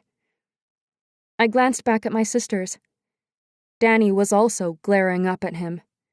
But Courtney had her head resting against her knees, her body a tight ball. Why don't you get it? Gavin said. Brian spun around. I told you to fucking get them some water. Gavin's face flushed. Fuck you, Brian. But he left, coming back with a water jug. He topped up the pail. "Get them a bucket to shit in," Brian said. "Why can't they just go on the floor?" Gavin said, angry again. Brian grabbed the front of his shirt. "Just fucking do it!" Gavin brushed off his hand, his face enraged. But he left and came back this time with a big white plastic pail, dropped it in the corner of the room. "See you tomorrow, girls," Brian said. They gathered up our pack sacks and left. We sat in the dark. They'd taken the lantern. "Danny? Courtney?" I whispered. "I'm okay," Danny said, but her voice sounded tight and strained. I could only hear sobs from where Courtney was sitting. I crawled closer to the sound, blind in the dark, leaned my body against hers. "I'm sorry. I'm so sorry," I said, my voice cracking, tears building in the back of my throat. "We're going to get out of here." Courtney only cried harder. Chapter 9. We spent hours over the next couple of days trying to undo our ties. We kicked the wall and door, scrabbled at them with our fingers. We paced the room or slumped on the floor, our bodies slick with sweat, staring up at the gap, trying to breathe in fresh air that the heat would just steal right back out of our lungs. At night, they'd return, force-feed us peanut butter sandwiches, and sometimes strawberries or pieces of apple. They never untied us. Gavin looked impatient, but Brian seemed to like feeding us, his expression fascinated as if we were a science project. When we were done, they'd take Courtney and Danny away. They traded girls the second night, then back again the next. They each had a lantern now, but they never left one in the room, leaving me in the dark. They both also carried rifles, which they used to prod my sisters to their feet, then out of the room, making them walk to their fate. We were starving, but we never spoke of food. We barely spoke at all. Courtney, her hair matted and tangled, one cheek mottled shades of blue and purple, was silent most of the day. Then, as the night came on, she'd start crying so hard she couldn't get her breath. I tried to sing to her once, tried to remember the words to her favorite song, but she shouted at me. "Shut up, Jess! Just shut up!" I cried too, but silently, my face turned away, until she crawled close to me and rested her head on my shoulder. Danny just stared at the wall, her face a hard, angry mask. Before Brian and Gavin led them out of the room, they liked to taunt them, taunt me. "Remember, girls, you keep working hard and we'll leave little sister alone." I hated what they were doing, hated that they were torturing them because of me. The third night, I'd snapped. "Just take me!" Brian laughed. "You'll get your turn." The next night they came a little earlier with a plastic kids' pool and dumped a bunch of water jugs into it. I panicked, thinking they were going to drown us. Courtney and Danny looked terrified too. But then the boys undid our ties. We stretched our arms. My shoulders ached, the muscles tight. I looked at my wrist, the scraped skin and bruises. Wondered if I'd get an infection. "Clean yourselves up. You're starting to stink," Brian said. They watched, rifles perched on their knees, as Courtney and Danny took their clothes off. We'd undressed many times in front of each other, but I looked away.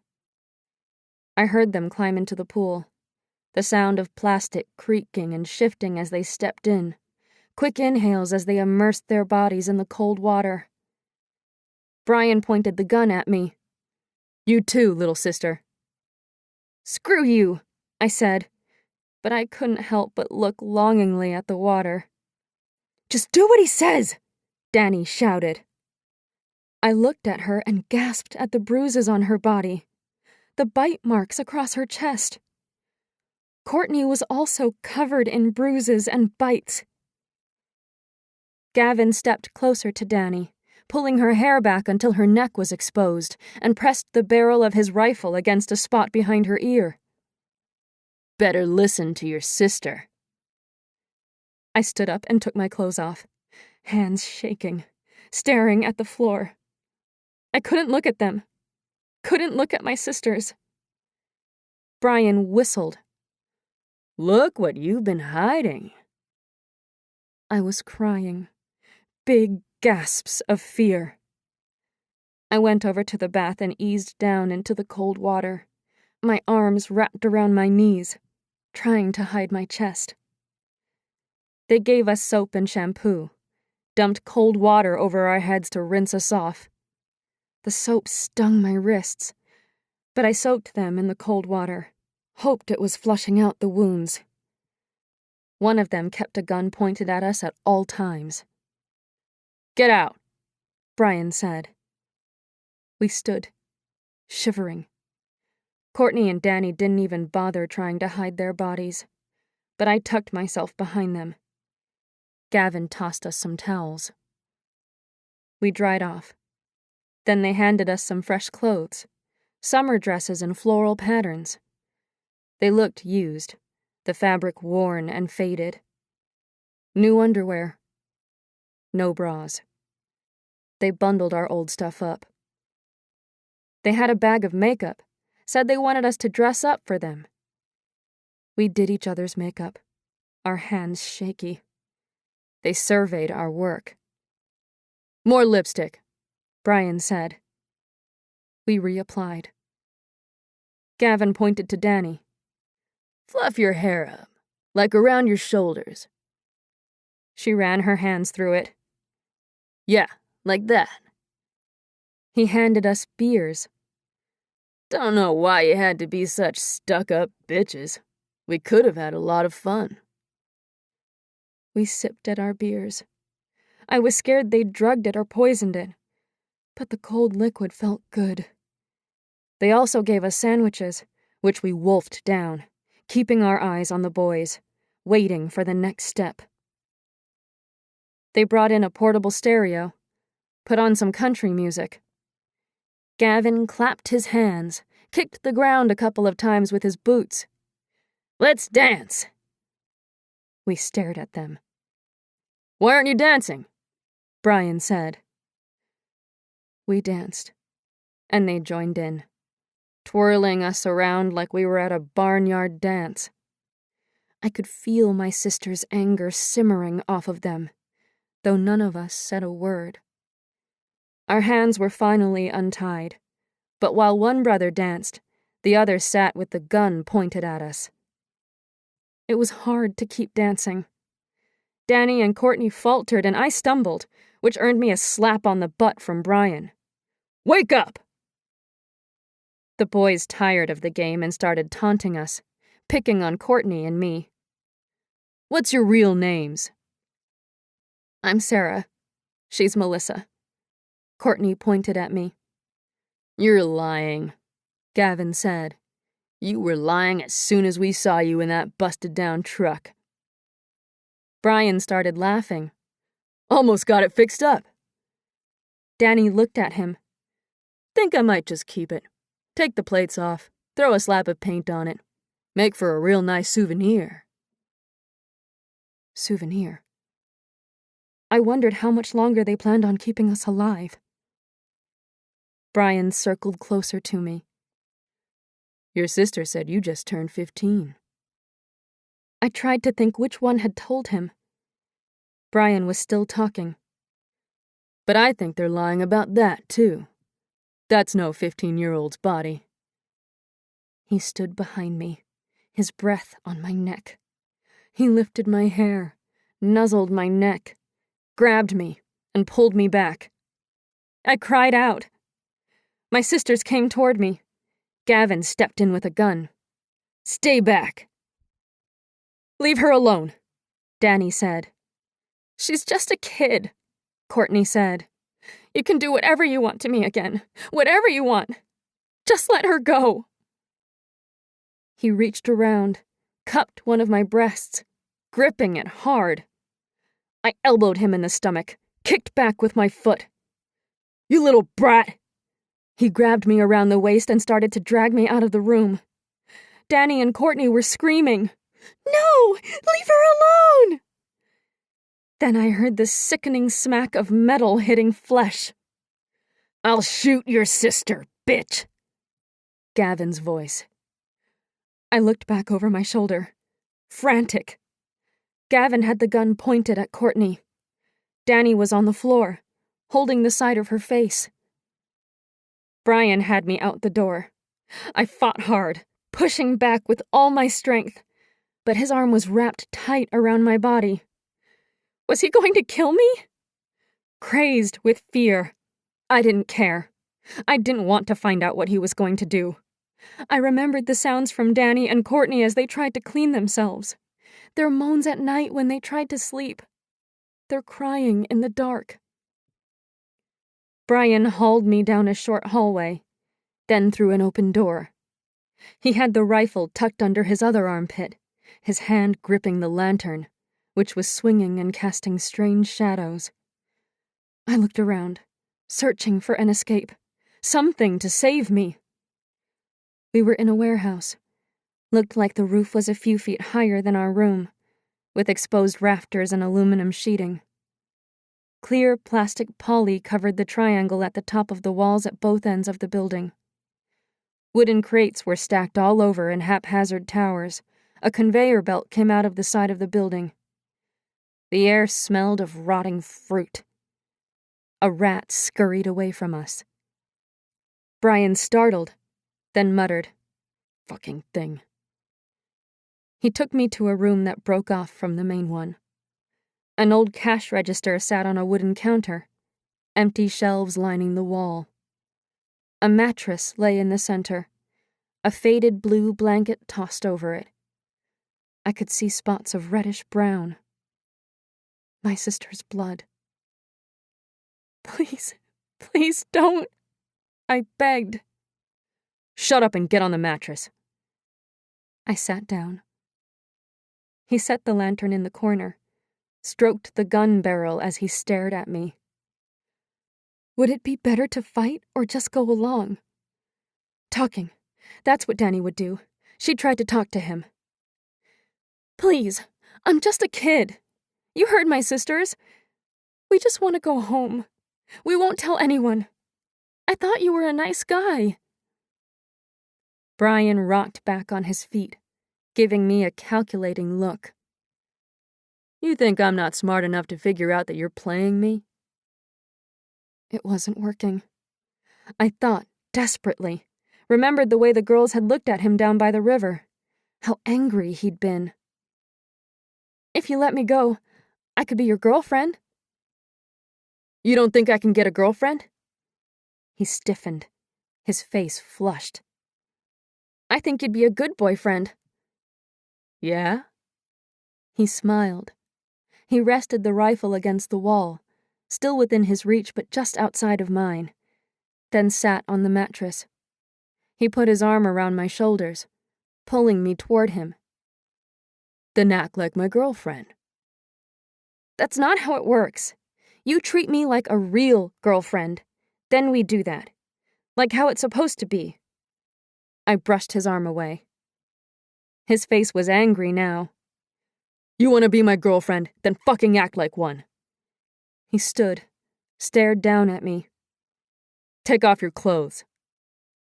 "Please. I'm a virgin." He smiled.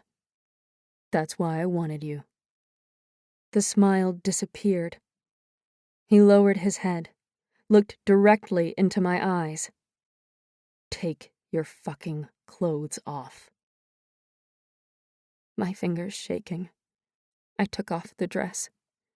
Sat there in my underwear. "Take it all off," he said. I pulled the rest off, trying to make myself small on the mattress. I wondered how much it was going to hurt.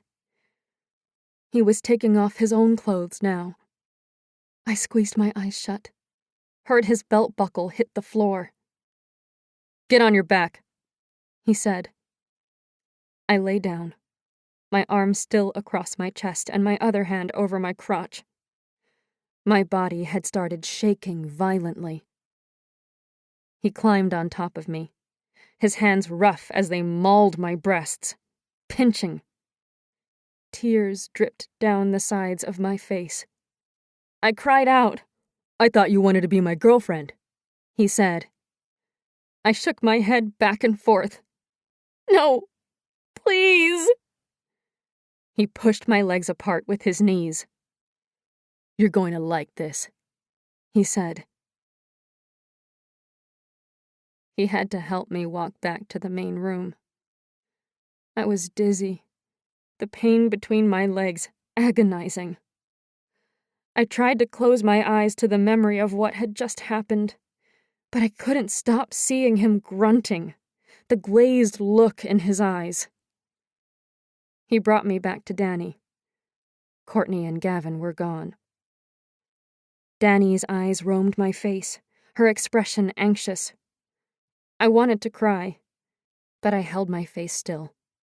Didn't want her to see how scared I was, how much it hurt. Brian pushed me down beside her. "Little sister was telling me how she wants to be my girlfriend." Danny's face didn't change, but her gaze flicked to me again, just for a second. He knelt close to me, grabbed my face, and shoved his tongue in my mouth, grinding my lip against my teeth. "Don't worry, baby. I'll let you be my girlfriend." He rolled a joint, finished off a beer. Down the hall we heard Courtney shriek. The sound echoed through the building. Danny stood up and I let out a sob. "Sit the fuck back down," Brian said.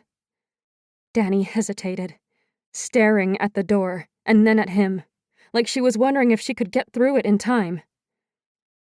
He casually picked up the gun beside him, pointed it at her with one arm, then swung his arm around until it pointed to me. Danny sat back down. He took a long inhale of the joint, let it out with a coughing laugh. The room filled with the skunky smell of marijuana. "Gavin's a freak. He likes it rough." He gave Danny a look. "Guess you're getting off easy tonight, sweetheart. We'll make it up to you tomorrow." "When are you going to let us go?" she said. He shrugged. "This weekend? Tomorrow? Never? Maybe we'll just keep you around for a while." "We'll starve to death," I said. "We can't live on one sandwich a day." He nodded, thinking. "You did good tonight. Maybe we'll bring you some more food tomorrow." Another scream down the hall, the sound digging into my bones. "Please stop him. Please," I said. "He's hurting her." She'd never screamed that loud before. The thought of what he might be doing terrified me. "Sorry, can't do that.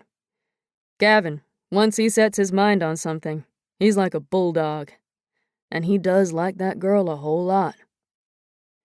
"If he kills her, you'll go to prison," Danny said. "You'll be murderers." "Maybe we'll kill all of you," he said with a cold smile. "That'll make things real simple. Hitchhikers are always coming through. We didn't see the possibilities before, but now?" He laughed. "Our eyes are wide open." "It would be easier to keep us than start over with anyone else," Danny said. "You don't think we can do this again?" The look he gave her made it clear she was treading on thin ground. "Why go through the effort when you already have us?" Danny said. "That's all I'm saying. But you need to keep us healthy." Brian's face was thoughtful. He took another drag, walked over and offered the joint to Danny. She took a long inhale. When he offered me a hit, I glanced at her. She nodded, telling me to play along. I took a drag. He sat back down. So you think we should keep you? It seemed like Gavin had been gone with Courtney for a really long time. There'd been no more screams, which was almost worse. I tried not to think about what was happening to her, just about buying us time. Why not? I said. You've got nothing to lose.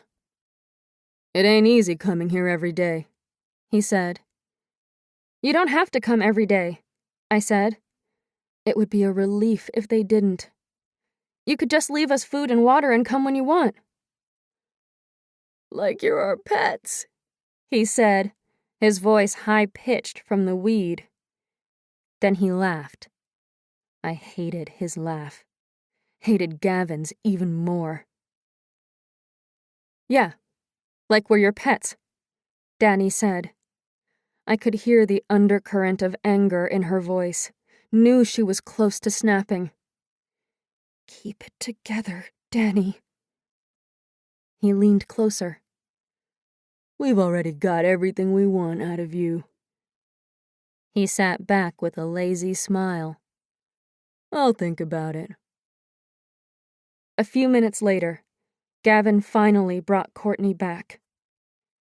She could barely walk, and I saw bite marks on her collarbone. There was no expression on her face, just tears and snot leaking down, mixed with dust and blood. Gavin pushed her to the floor. She moaned, brought her knees up to her body. He grabbed a beer, opened it, and took a long slug. He wiped his sweaty face on his arms as he looked over at us. He lingered on me for a while. I'll try you out tomorrow. He gave Courtney a look. Bitch is starting to bore me. He spit on her. She didn't even flinch as it ran down her face. Brian laughed. You messed her up good.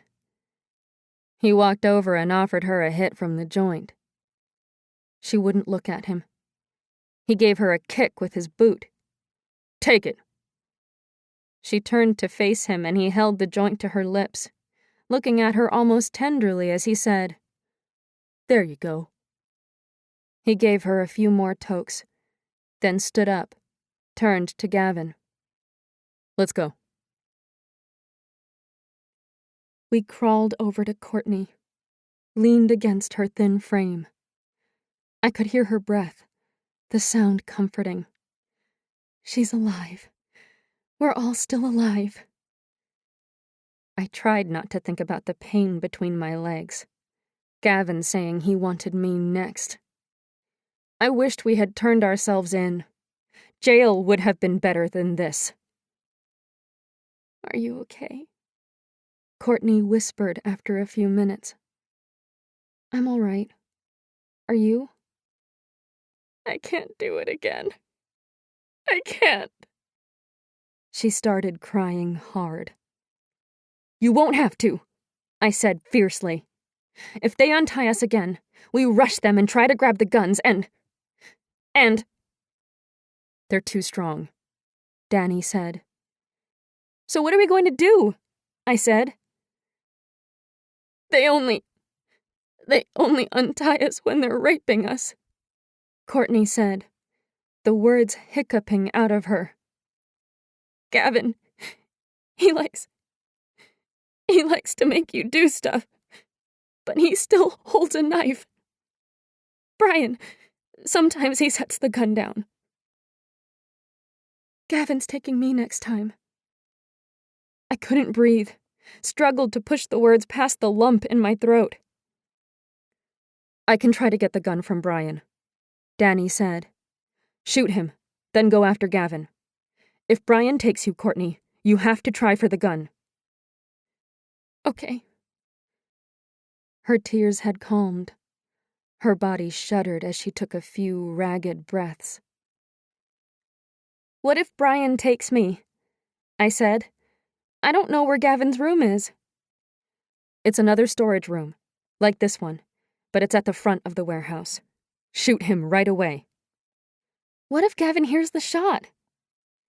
"Even if we only kill one of them, I'll be happy," Danny said.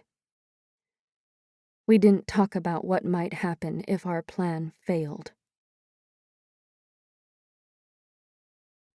Chapter 10. They'd brought Kentucky Fried Chicken and fries and coleslaw, untied our wrists so we could eat. We tore into the chicken, gnawing off greasy bite after bite, almost gagging. Our mouths were so full, but none of us were able to slow down or stop our moans of relief. I hadn't eaten meat in years, but I didn't even think about that now. Didn't care. We sucked back the coleslaw, eating it straight from the container, shoved French fries in our mouths. Brian was leaning against the wall, tapping his gun barrel against his cowboy boots, smiling at me. "Think I'll take my girlfriend again tonight." I was shocked. I thought for sure I was going with Gavin. "Screw you. It's my turn," Gavin said. Brian's face was cold. "You can have her when I say you can have her." He pointed the gun at Danny and Courtney. "Take one of them." "Fine." Gavin jerked Courtney up from the floor and dragged her away. Brian took a step toward me. "Please," Danny said. "She's really sore. I'll do whatever you want." He smiled. "So will she." He grabbed me and pulled me up. I didn't look at Danny, scared I'd reveal something and Brian would sense we had a plan, but I could feel her panic. In the other room, he started to turn me around. If I was face down, I wouldn't be able to reach the gun, and my hands were still tied. I thought quickly. What if I give you a blowjob instead?" I was terrified, my throat tight. I tried not to think about it, tried to just focus on the plan. He was quiet for a second. I braced for his rage. "Yeah, all right." He spun me around and pushed me down on my knees in front of him, started to unbuckle his pants with one hand. "Can you sit on the bed?" I said. "I can reach easier, and I need my hands." I was sick at the thought of touching him, touching it. "Whatever makes it better for you, sweetheart." He untied my hands, stood to unzip his pants, then sat on the edge of the bed, propping himself up on his elbows and closing his eyes. I knelt in front of him, took a breath, and put my mouth around him, just the top part. I almost gagged, squeezed my eyes shut, trying not to think about anything. His fleshy taste, his man smell. He gripped the back of my head, pushed my head closer to him, forcing me to swallow more. I gagged again, dry heaved. His eyes shot open and he held the rifle to my temple, the cold metal pressing hard. Then he slid the safety off. "You bite me and I'll blow your brains out." I nodded. He kept his eyes open, watching me. Finally, he closed them, his hand hard on the back of my head. I tried to focus on breathing through my nose. He was moaning, his hand tight in my hair. His other hand was getting relaxed on the gun. I reached out slowly, touched the barrel, and pulled it from him, moving my mouth away and stumbling to my feet in one quick rush. His hand whipped out, knocking the rifle away before I could pull the trigger. I scrambled after it. He kicked my legs out from under me and I hit the floor hard. His hands were on my legs, yanking me back. I grabbed at a broken bit of crate on the floor, turned, and thrust it at his eye. At the last second, he batted my hand away, and instead of the stake going through his eyeball, it gouged his cheek. He let out a yell. I pulled my legs free, crawled forward a foot, and grabbed the stock of the gun. He was gripping my ankles, trying to drag me backward. I couldn't get enough space to shoot him, couldn't spin the rifle around. I flipped on my side and with both hands on the gun, hit him hard in the temple with the butt. He faltered. I hit him again. A thud. He collapsed on the back of my legs and was still. I didn't know how far away the other room was, but hoped Gavin hadn't heard Brian yell. I squirmed out from underneath Brian and stood over him, pointing the gun at the back of his head. It was a .22 semi-automatic. I hoped there were a few bullets in the clip. My finger hovered on the trigger, my breath tight. I pulled hard. Nothing happened. I turned the gun over and spotted the crushed brass bullet casing jammed in the chamber. Shit! I tried to work it free with my fingers, fumbling and slippery with sweat. How much time did I have before Gavin busted through the door? My heart was beating fast, the moment stretching out. It wasn't coming free. I squeezed my eyes shut in despair, then opened them and glared down at Brian. "You fucker," I whispered at his back. "I hate you." I used Brian's belt and tied his wrists together, my fingers struggling with the leather as I tried to pull it tight and buckle it, terrified he might wake. The rifle gripped in one hand, I inched my way out of the room, through the warehouse, skirting around stacks of crates. The lantern hung down by my knees, creating a small circle of light a few feet in front of me. Danny had told me to shoot Gavin, but I still couldn't get the bullet out of the chamber. I went back to the other room, trying not to knock into anything as I moved around in the dark, and slid Brian's keys out of his back pocket, holding my breath when they jingled, but he was still out cold. I'd felt something else hard in his pocket and slowly slid my hand back in, pulled out a pocket knife. I wondered if I should get Danny first, but when I left the room I noticed another door off the hallway. It was bigger, more like an outside entrance. I pushed it open. I seemed to be on the side of the building. I pushed my way through bushes around to the front.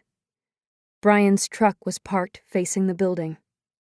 I started up the truck, turned the radio on. Loud blast of music. Then I got out and ran to the front of the building where there was a door. I tucked myself around the corner, switched the lantern off. In the last of the evening's light, I could see that the warehouse was in a clearing surrounded by trees. It looked like the driveway went around the side of the building. I couldn't see any houses or lights through the trees. The only noise was Garth Brooks wailing out from Brian's truck. Gavin came out, holding his rifle. He snuck up on the truck. "Brian? That you? The fuck you doing?" He was standing still, looking around, about 12 feet away. I tried again to pry the bullet out of the chamber, but my fingers were too slippery. He opened the truck door and reached in.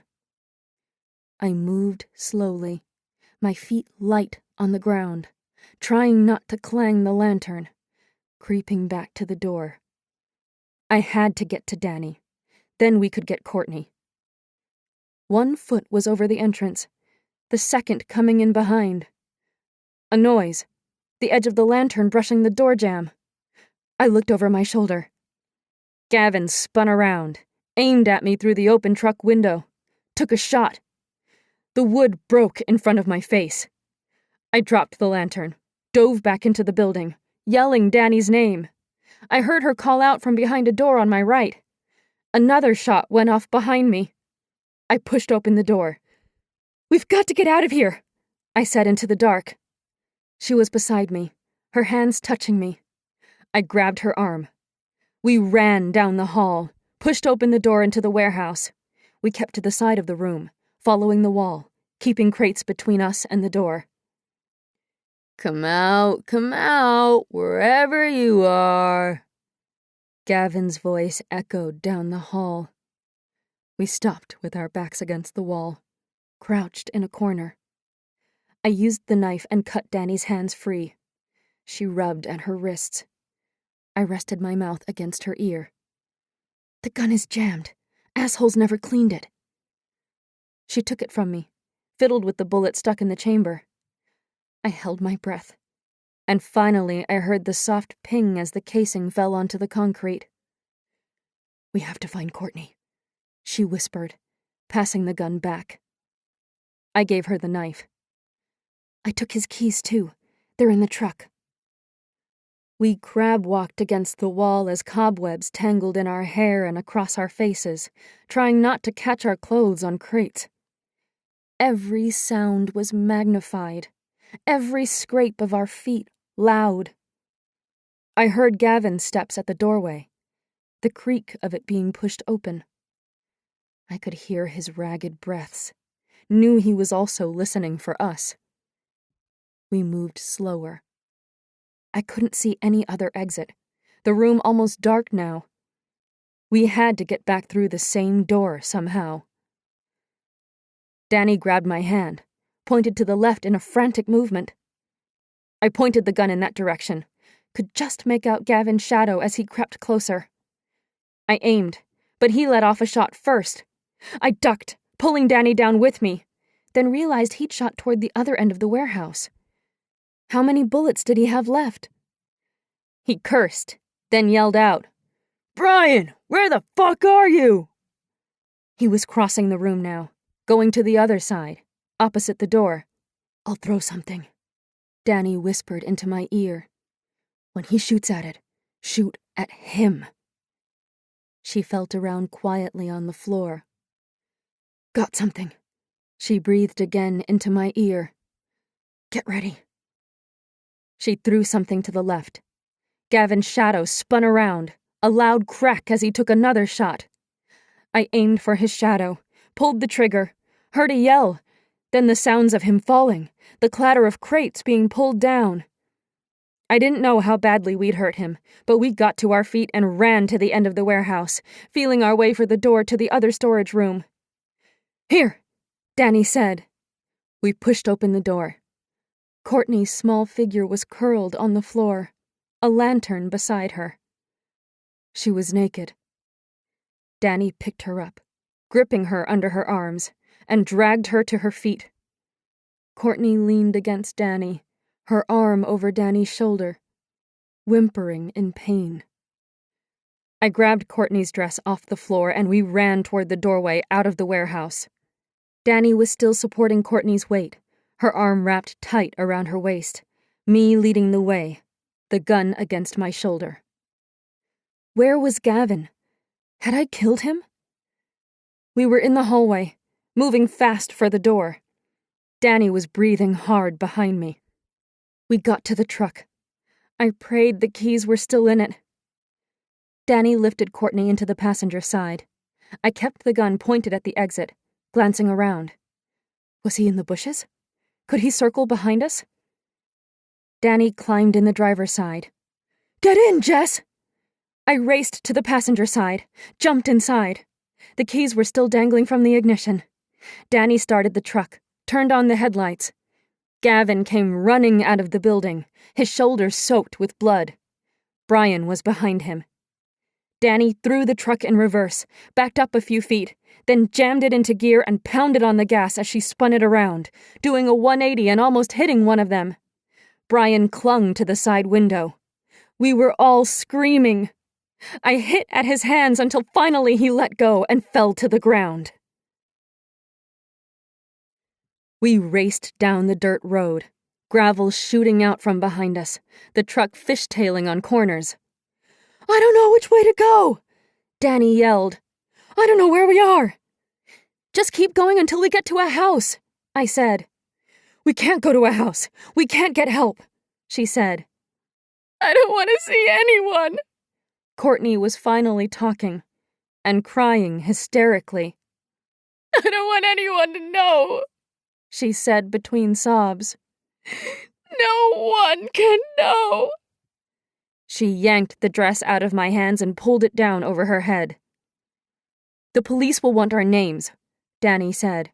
"They'll figure out who we are." We all knew what might happen after that. I thought of Dad's body under the pigs, his truck in the quarry. "But they're going to get away with it," I said. "I don't want anyone to know," Courtney insisted again. "What are we going to do?" I was frantic with fear, desperate to get far away from Brian and Gavin. "We can't take their truck into town. People will recognize it. Can we just drive it to Vancouver?" Danny glanced down at the gauges. "The assholes are almost out of gas."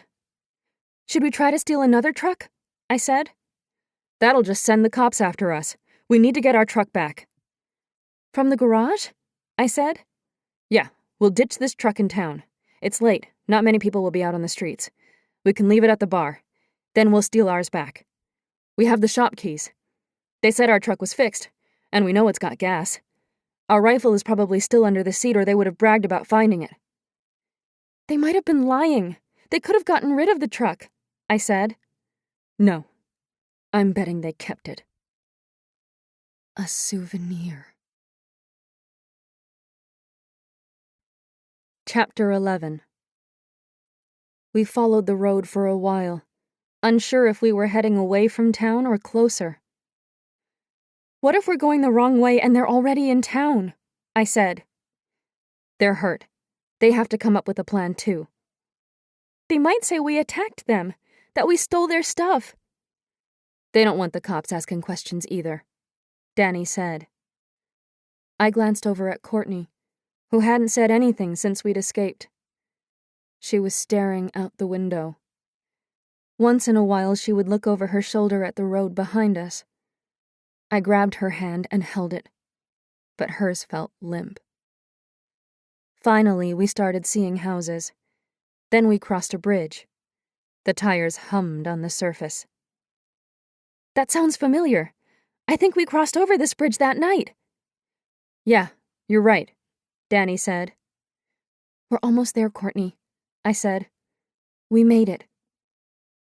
She met my eyes, but hers looked hollow, defeated. In town, we slowed almost to a crawl.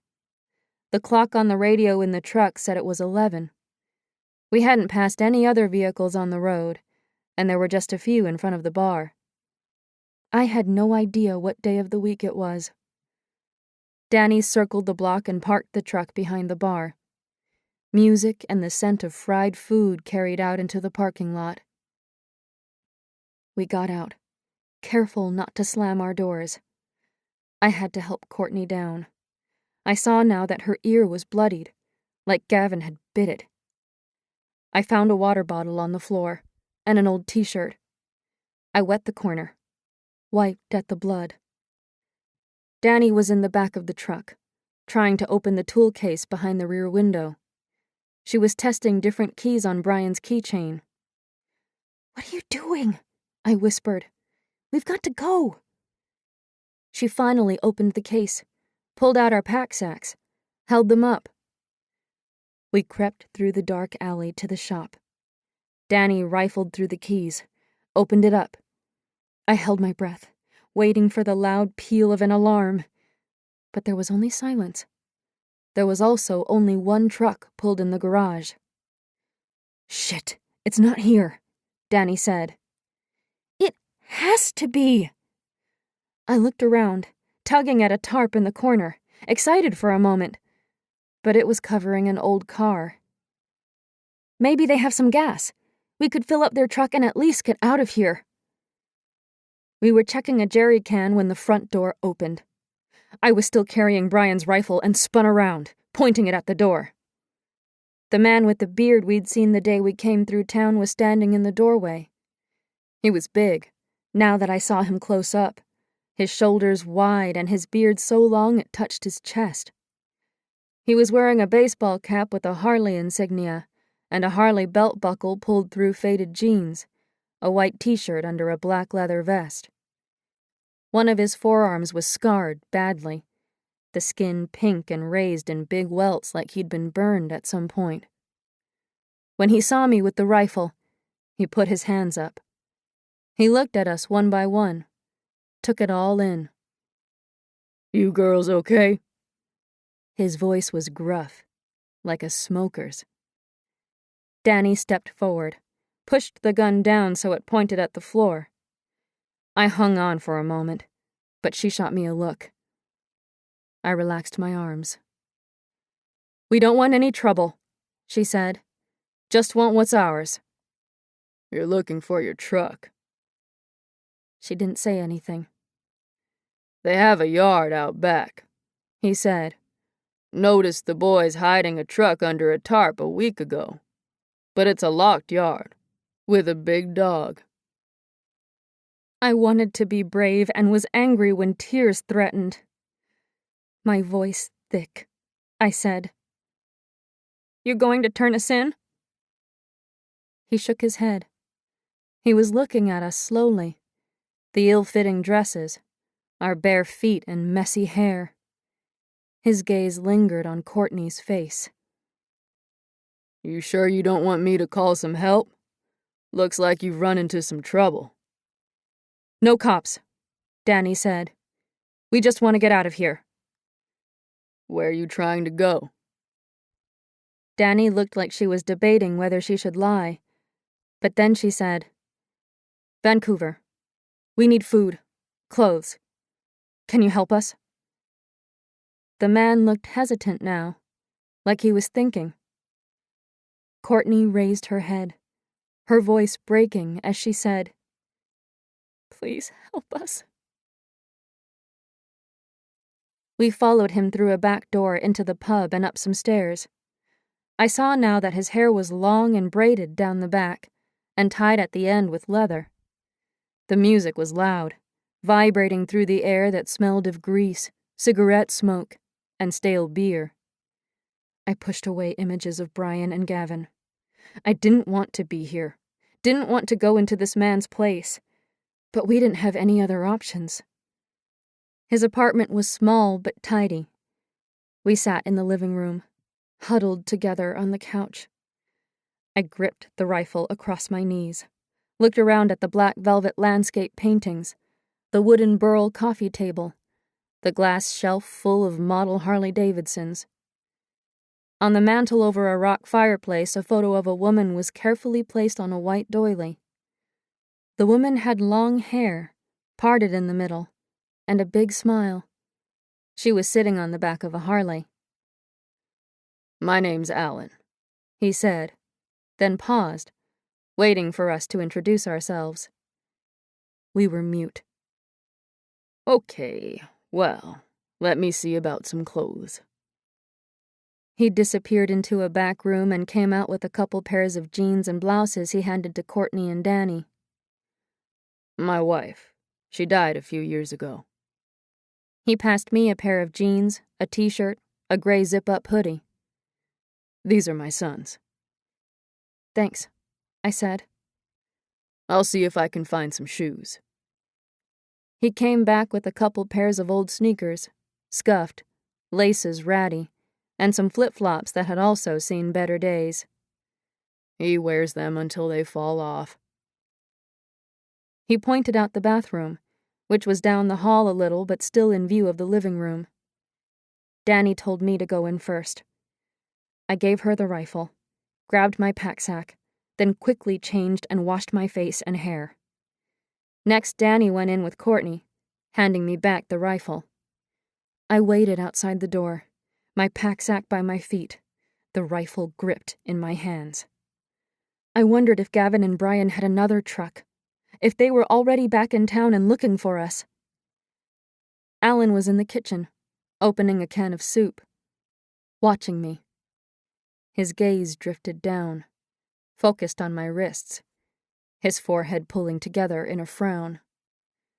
For a brief moment his eyes flicked to the phone at the end of the counter. "You better not call anyone," I said. I took a step toward him, glanced over my shoulder, but Courtney and Danny were still in the bathroom. I didn't know what to do. My head felt light, my body shaky from fear and lack of food. He held out a hand. Easy. I was just thinking the cops would want to know if the boys hurt you. You call them, and I'm going to have to hurt you. I brandished the gun.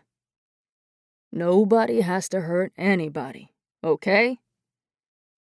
Danny and Courtney came out of the bathroom. Their hair was damp.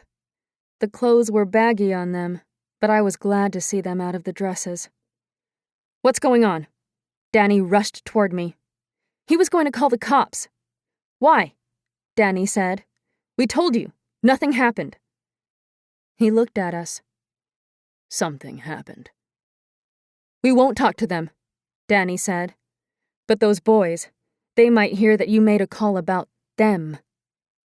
She gave him a look. The man stared at her, his hand still on the can of soup, weighing her words, then nodded. He motioned to the kitchen table. Let's talk about how we can get you girls out of town. Courtney and Danny sat on one side, dumping their pack sacks down by their feet. I stayed leaning against the wall where I could see their faces, the rifle still in my hands but pointed at the floor. The man got a pot out of a cupboard, dumped a couple cans of chicken noodle soup into it. My mouth watered. I wanted to eat it cold, wanted to run over and slurp it from the pot. I glanced at Danny's face, noticed her staring at the stove. She looked away, slowly, her neck stiff. It's better if you girls leave your truck behind, the man said. We need it. We just have to drug the dog or something, Danny said. The garage, it's got cameras out back. You didn't tell us that before, I said.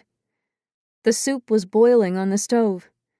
The man stirred it, the aroma filling the air. My stomach grumbled. Didn't want to scare you.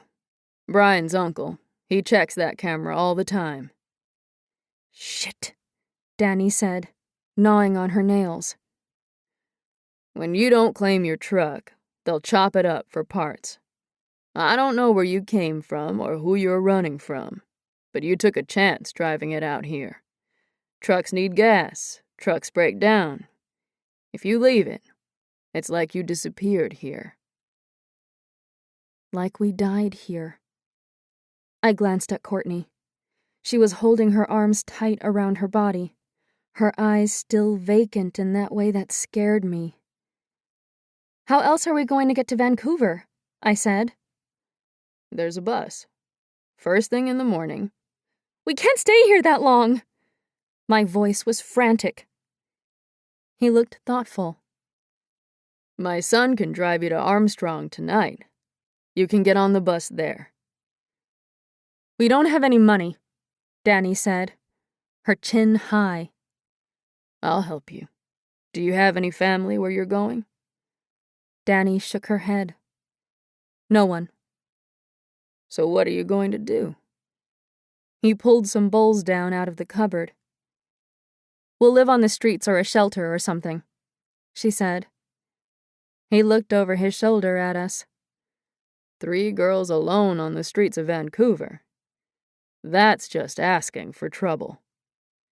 We're already in trouble, she said. He nodded, looked like he was thinking something over. I have an old friend. He has a gym, works with teenagers from the streets. He might be able to find you a place to stay. Danny looked at Courtney, who was staring down at the table, then over to me. I shook my head, frowning. She looked back at Courtney, then turned to the man. Can you call him? We'd appreciate it. We don't need anyone, I said. We can figure it out on our own. Danny glared at me. Shut up and let me handle this. We should get a say in this too. Why don't you girls talk it over? The man said. Danny and I glanced at Courtney. I'll watch her, he said. You can use my son's room. He pointed toward the back of the apartment. I grabbed the cordless, giving the guy a look, making it clear I didn't trust him. Danny and I went into a back bedroom with hockey flags on the wall, posters from bands, a couple of carvings on his desk. His bed was tidy, his clothes folded neatly, books stacked everywhere. "We can get our truck back," I whispered to Danny. "By the time Brian's uncle checks the cameras, we could be in Vancouver." "We still have to get past the dog. And he's right. For all we know, the cops are already looking for our truck. We should have left town a week ago." "What about our rifle?" "We just have to hope if the guys find it, they get rid of it." "We don't know anything about this guy's friend." "We don't know anything about him either. We don't have any other options. Hitchhiking is too dangerous. They might find us." I tried to think of some other way we could get out of town on our own, but before I could say anything, Danny had grabbed the phone out of my hand and opened the door. "He's our only hope, Jess." Courtney was slumped in her chair, staring at the floor. The man reached across the table to set down a bag of crackers, and she flinched. He moved to the other side of the room. "Like we said," Danny said, giving me a look. "We'd appreciate if you called your friend." She handed him the phone and sat down. "I'll have to dig up his number," he said. "Been a long time, but I can give it a try." He carried 2 bowls of soup over to the table, handed the girls some spoons. Then he looked at me. "You want to sit down?" Danny shot me another look. I sat down at the other side of the table, worried he'd sit beside me. But he just pushed a bowl in front of me, then stood at the counter. I dug in, slurping at the soup, digging my spoon in so fast some of it splashed out. "Go easy," he said. "Might upset your stomach." He'd said it kindly, and I tried to slow down. Courtney was spooning hers in pretty fast, but methodically, spoonful after spoonful, like a robot. Danny was eating calmly, her hand steady as she dipped the spoon in and brought another mouthful to her lips. But I saw the look in her eyes, the relief. Alan opened a drawer and rummaged around. He brought out an address book and flipped through it, muttering, then stopped and turned around. "Got the number. I'll give him a call now." Danny nodded. "Thanks." He picked up the cordless phone at the end of the counter, turning toward us as though he sensed we needed to see his face. I kept my hand near the rifle I'd rested by my legs. If I got the feeling he was calling the cops, I didn't know what I'd do, but I wanted to be ready. The phone seemed to ring a while. Then finally the man said, "Patrick, sorry for waking you. It's Alan." He paused, listening. "Just fine. How you been?" Another pause. "Listen, I've got some girls here. They've run into some trouble." He glanced at us. "Big trouble. We're going to put them on the bus in the morning. Can you meet them? They need a place to stay." "Thanks, buddy. We'll talk soon. Go for a ride, hey?" He said goodnight and hung up. "He's going to help?" Danny said, her face hopeful. "Yeah, he'll pick you up, get you somewhere safe." Danny's body relaxed in the chair. I felt mad at her, pissed that she was putting us at risk again. She gave me a look across the table. "It's better for Courtney," she said. I looked down, still mad. We could take care of Courtney ourselves. Alan seemed okay, but we didn't know anything about this Patrick guy. What if he was like Brian and Gavin? It didn't matter, though. Danny had made up her mind. "I'm going to call my son," Alan said. Danny nodded. He dialed some numbers. "Owen, can you come upstairs?" He set the phone back down. "Owen works in the kitchen. Why don't you girls go rest in the living room?" He cleared away our bowls. We grabbed our pack-sacks and sat on the couch. It was warm in the apartment, but Courtney couldn't stop shivering, her arms wrapped tight around her chest. When Alan came back in, Danny was tucking a blanket around her. "Your sister's in a bad way," he said. "We never said we're sisters," Danny said. "Your sister's all right." Steps coming up the stairs. Then a boy walked into the living room. Tall, with shaggy blonde hair and ice-blue eyes. It was the boy I'd seen in the alley. "You're those girls," he said, surprised. He stared at our clothes, his shoes on our feet. His eyes settled on the rifle in my lap, widened in alarm. I remembered how he'd stared at us in the back of the truck. Did he think we liked Brian and Gavin? Did he think we wanted to be with them? My face was warm, my throat tight. I blinked back tears. I held my breath when he passed by me to stand by his dad. I leaned back into the couch, tucked my legs up so he couldn't touch them. "These girls are going to need a ride tonight to Armstrong," Alan said. "Tonight?" He looked surprised again, but didn't ask any other questions. "You're going to see them to the bus station." Alan walked over to a china cabinet at the other end of the room, reached under, and grabbed something. He pulled out a rifle and a box of ammo. "What's that for?" Danny said, her voice loud and scared. "In case someone doesn't want you to leave town." He walked back over and handed the gun to Owen. "Load it and put it under the seat." Owen nodded.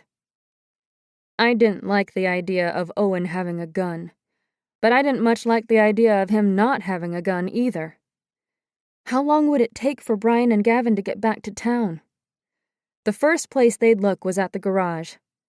I wondered if they'd gotten rid of all our other stuff or if it was still in the truck.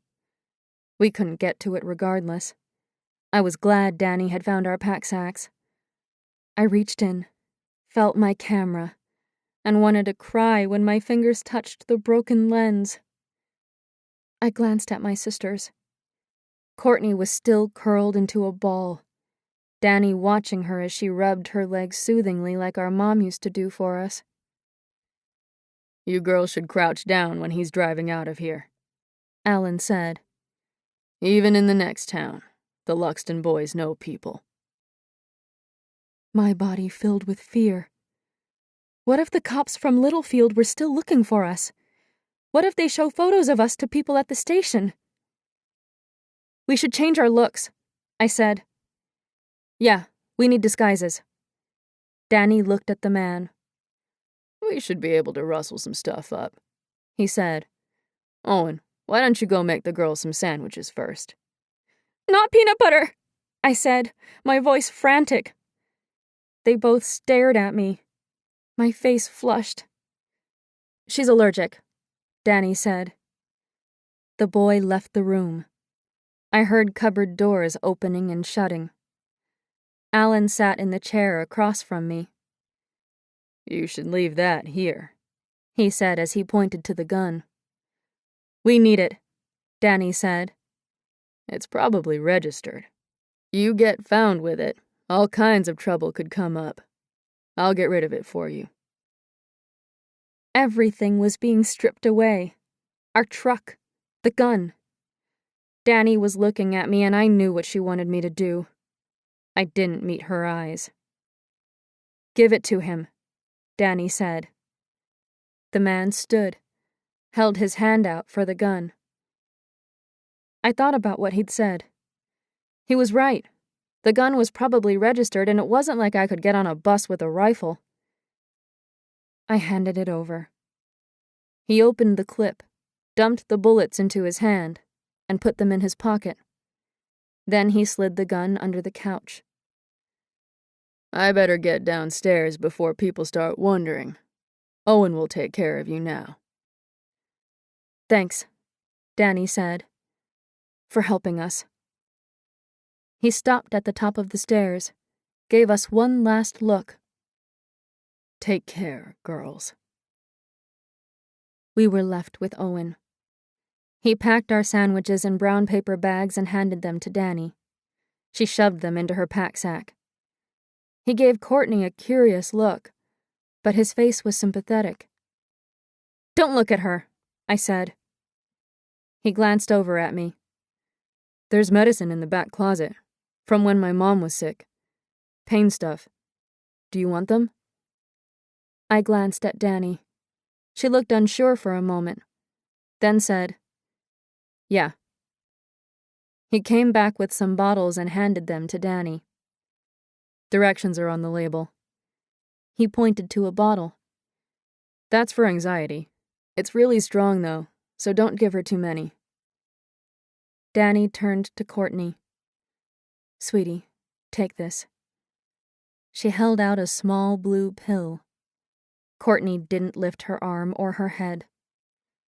"Just open your mouth," Danny said.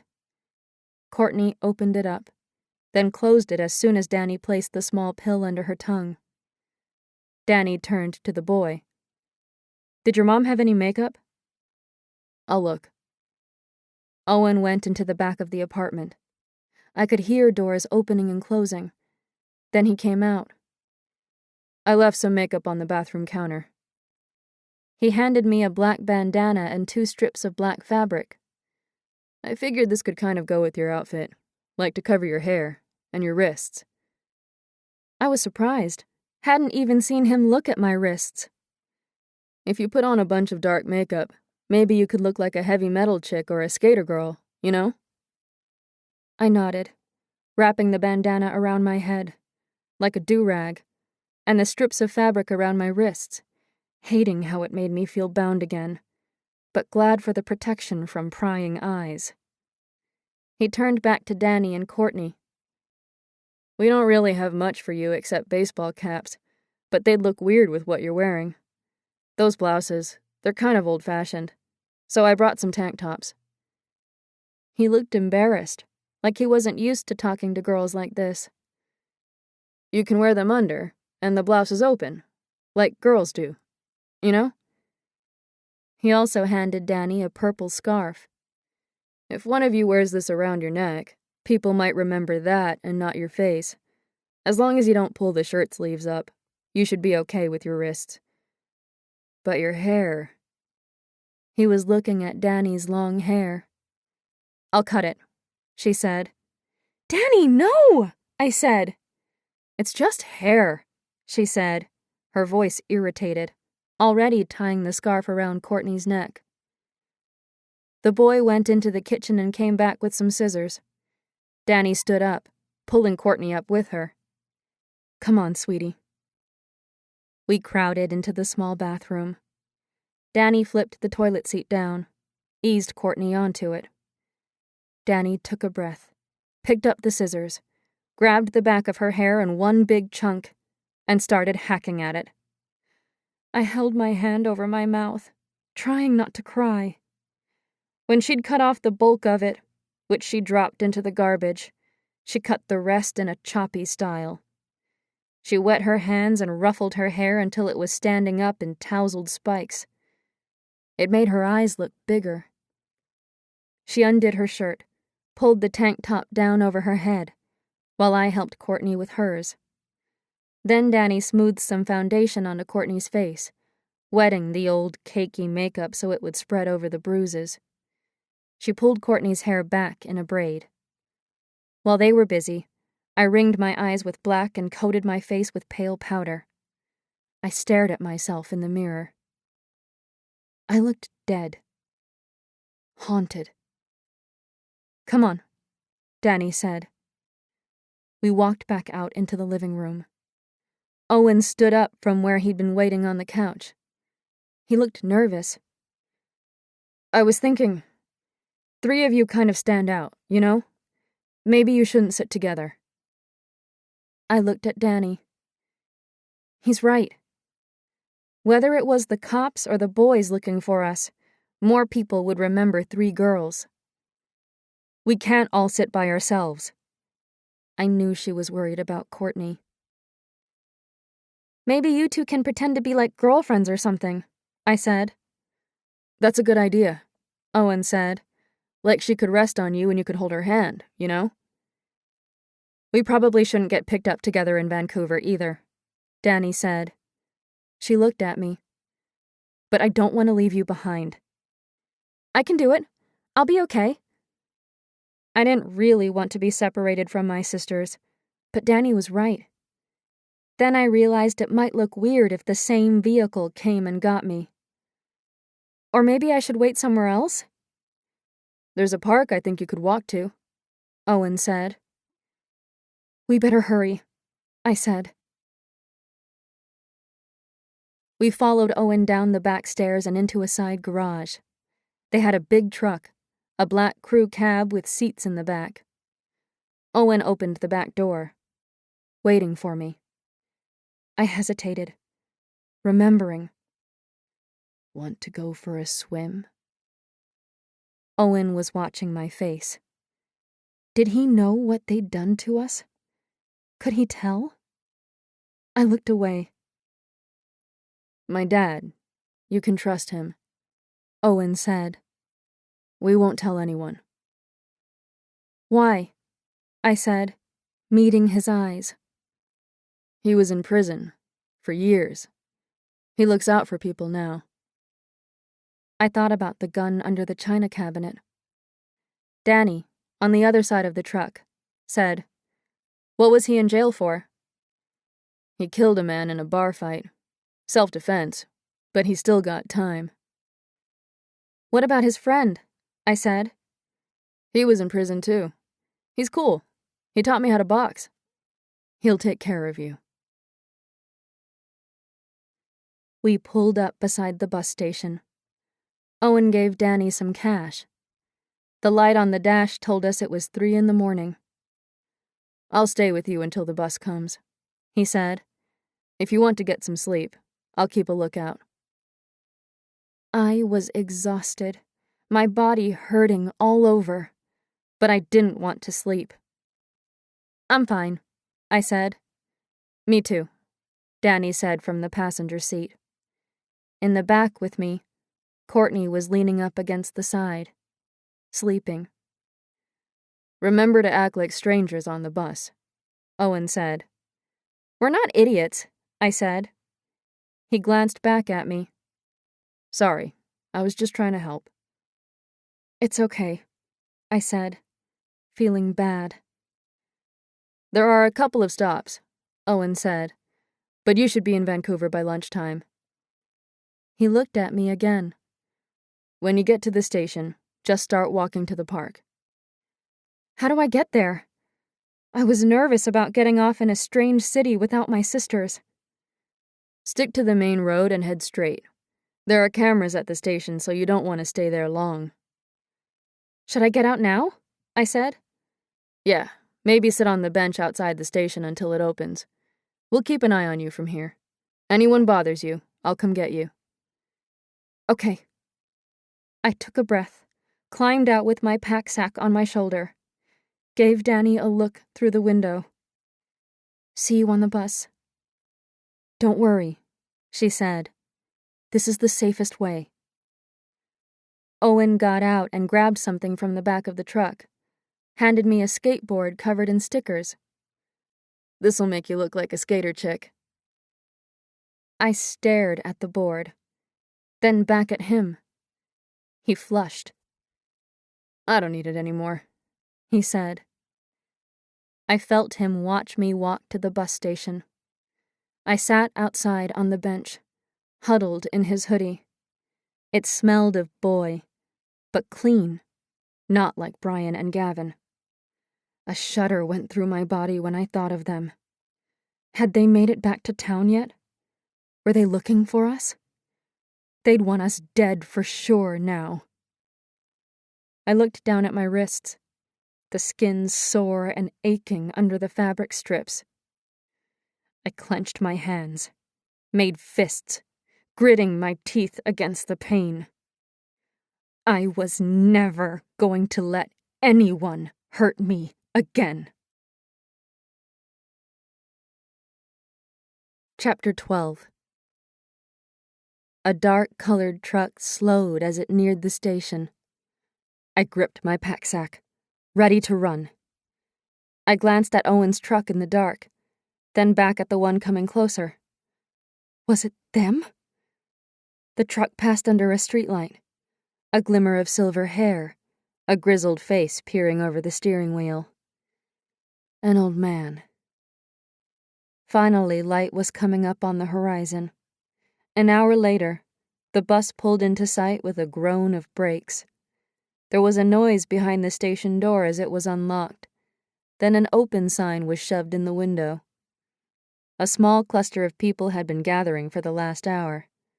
They filed in. The woman behind the counter slurped her coffee and took my money without even looking at me. Her hair was messy, like she'd just woken up. I climbed aboard the bus, which smelled faintly of lemon cleaner and vomit, then settled into a window seat. I watched my sisters walk across the road. Courtney seemed off balance, wobbly, like a passing vehicle could blow her over. Danny was gripping her arm. They went inside, then came back out and got on the bus. My eyes met Danny's when they passed, but we didn't smile or speak. A heavy woman sat beside me, shoving her bag under the seat in front of her, pushing at it with feet that looked like they were going to burst through her shoes, the laces straining to hold all the flesh in. She gave me a look and a disgusted sniff, then pulled out a book. I was happy she didn't want to talk. It would take 6 hours for the bus to get to Vancouver. 6 hours before we were away from Brian and Gavin. I watched out the window, studying trucks going past, people climbing aboard the bus, catching my breath every time I saw a baseball cap or someone tall. Finally, we were loaded and the bus was pulling away. It stopped in the next town, and a couple of others, but we never got off to stretch our legs. I walked to the back once to use the washroom, not even glancing at my sisters, but from the corner of my eye I saw that Danny was leaning against the window, Courtney asleep against her shoulder. I had to squeeze past the woman in my seat, almost landing in her lap, then settled myself against the window, counting telephone poles zipping by until the sway of the bus finally lulled me to sleep. I woke with a lurch as the woman beside me grabbed my arm. She gave me a strange look. "You were having a nightmare." "Sorry." My face flushed. My skin felt hot. I stayed awake after that. When the bus got closer to Vancouver, I stared out the window, my forehead pressed into the cool glass. I was amazed by all the people, cars, buses, the huge buildings. The bus depot was a large building on the harbor. I'd expected something industrial, concrete and metal, but it was stone. The bus driver intoned over the speaker that it was a heritage building. Behind the depot, I could see the wide blue expanse of ocean sparkling in the sun. As I stepped off the bus, gusts of wind blew salt water toward me. When I stopped to inhale the scent, the large woman bumped into me, nearly knocking me over. I hoisted my pack-sack over my shoulder, gripped the skateboard Owen had given me, and moved on. Outside the station, I watched people mill about and waited for my sisters to get off the bus. Courtney still seemed dazed and was walking stiffly, but at least she was looking around. Danny had dark circles under her eyes, her shorn hair sticking up on one side. They were holding hands. Danny glanced at me, her face revealing nothing. Across the parking lot, a maroon van started up and slowly came around. Phoenix Boxing and Training was written on the side doors. I couldn't see the man behind the wheel, just a shock of white hair and a beefy forearm covered in tattoos hanging out the window. I remembered Owen saying his dad's friend had been in prison. The van pulled in front of my sisters. I couldn't hear what they were saying, but the side door opened automatically and they climbed in. Danny's eyes met mine for just a second. Then the door was sliding shut. They were driving off. I wanted to run after them, screaming, "Stop! Don't leave me!" The van turned onto the road and was swallowed up by the traffic. I looked around. Most of the passengers were gone. The fat woman was climbing into a Jeep, 2 big dogs in the back seat licking her neck. Another bus was pulling up, people walking all around me. Car horns honked, tires screeched, announcements came over the loudspeaker. I spun around. Which way was I supposed to walk? Where was the park? A man across the way was standing near the payphones, checking me out. I walked away, fast. Then I remembered Owen had told me to go straight down the main street. I held my pack-sack tight on my shoulder. Every time a vehicle pulled up behind me, I jerked around. People pushed past me, their shoulders rubbing against mine, giving me curious looks or not seeing me at all. I felt adrift, like a stick being tossed around in water. I saw a park off to the left, the bright bit of green in a sea of gray. I found a bench near the parking lot, pulled my pack-sack into my lap, and rested my chin on it. I watched every vehicle come and go, wondering how long I'd have to wait. It was hot, the sun high in the sky and beating down. I was thirsty, my lips chapped, and I'd eaten my sandwich on the bus hours ago. I also needed to pee but was scared to go anywhere in case I missed my ride. Finally, the van pulled up. The white-haired man rolled down the window. "You okay, kid?" Despite the hair, he wasn't that old. Older than our dad, but maybe just in his 50s. I wasn't sure. His skin was tanned, his eyes pale green. Yeah. I got up and came closer. I could see Danny and Courtney in the back. Courtney still had her head resting on Danny's shoulder. He stuck his hand through the open window. "Patrick, pleased to meet you." I shook his hand but didn't say my name. He just gave me a friendly smile and said, "Climb in." The door slid open. I went around the passenger side and took a seat, glancing in the back at my sisters. Danny looked tired, her head resting on the seat behind her, eyes half closed. I turned back around. Patrick's van smelled like vanilla. I eyed an empty Tim Hortons coffee cup, the rim rolled down. There was a pile of scratch-and-wins stuffed in the ashtray, already scratched. My eyes stung when I remembered the time Danny, Courtney, and I stole some change from Dad's pocket and bought scratch-and-wins. Sure we'd win and he'd be happy. We were stunned when all of them were not a winner. I made Danny scratch them all again, but we were still losers. Patrick pointed to my feet. "Sandwich in the bag for you. Your sisters already ate theirs." He put the van into gear and turned back onto the road. "Where are we going?" I said, pulling the sandwich out of the bag. Turkey and bacon. I ripped into it. Patrick reached behind him, tossed me a bottle of water. "My house. My wife will help you clean up and we can talk about your situation." "Why are you doing this?" I spoke with my mouth full, too hungry to care. "Why shouldn't I?" "People don't do stuff for nothing." I glanced back, noticed that both my sisters looked like they were asleep. "This isn't for nothing. I'm paying it forward." I looked at him curiously. What does that mean? "It's when someone did something good for you one day, so then you do good things for other people." He glanced at me again.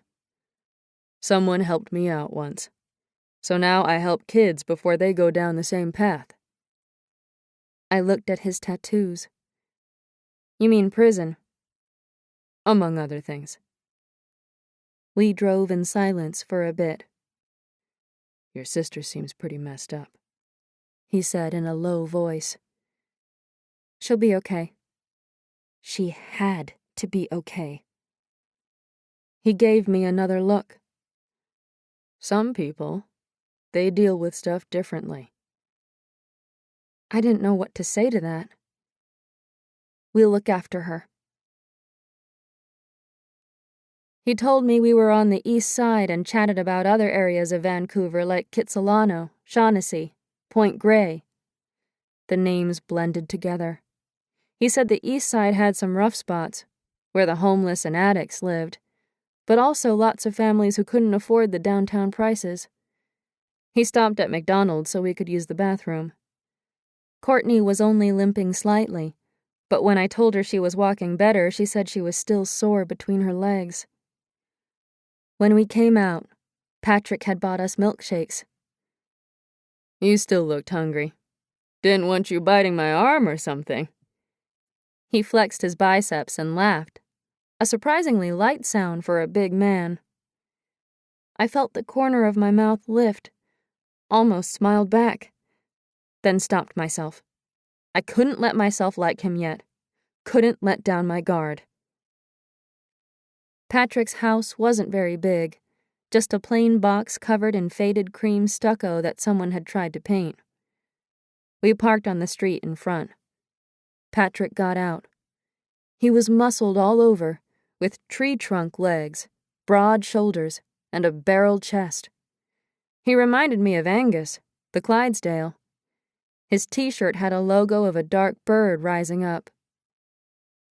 He pushed open a wrought iron gate, guarded on the other side by a garden gnome with a perky red hat. Someone had tied a doll's scarf around its neck and added a pair of sunglasses. Danny and Courtney walked through. I stopped to look at the gnome. Patrick smiled. I collect them. More gnomes lined the pathway around the side of the house, all with different colored hats. The backyard was an explosion of color. Flowers all over the place, statues of mythological creatures cavorting in random locations, some with broken noses or missing arms. Nothing matched, and there didn't seem to be any rhyme or reason to anything. Vegetable beds blended into flower beds, trees wrapped around fences. Metal wind chimes dangled from some branches, wooden ones from others. Flower wheels spun in lazy circles. Despite the disorder, it was a strange kind of beautiful. When I was in prison, I told myself I'd have a garden one day, Patrick said beside me. I glanced at him. He was smiling with pride. He bent down, righted a gnome that had been kicked over. Cats, he said. Inside, the house was warm and cheery. Crocheted blankets in bright colors were tossed over mismatched couches. Plants were crowded into every window, their leaves reaching toward the sun. The walls were covered in photos with different colored frames. Cats were sleeping on the back of the couch and on the chairs, or on a large scratching post in the corner of the room, the carpet frayed. I counted 10 cats, then lost track. A bird chirped loudly from a cage in the kitchen.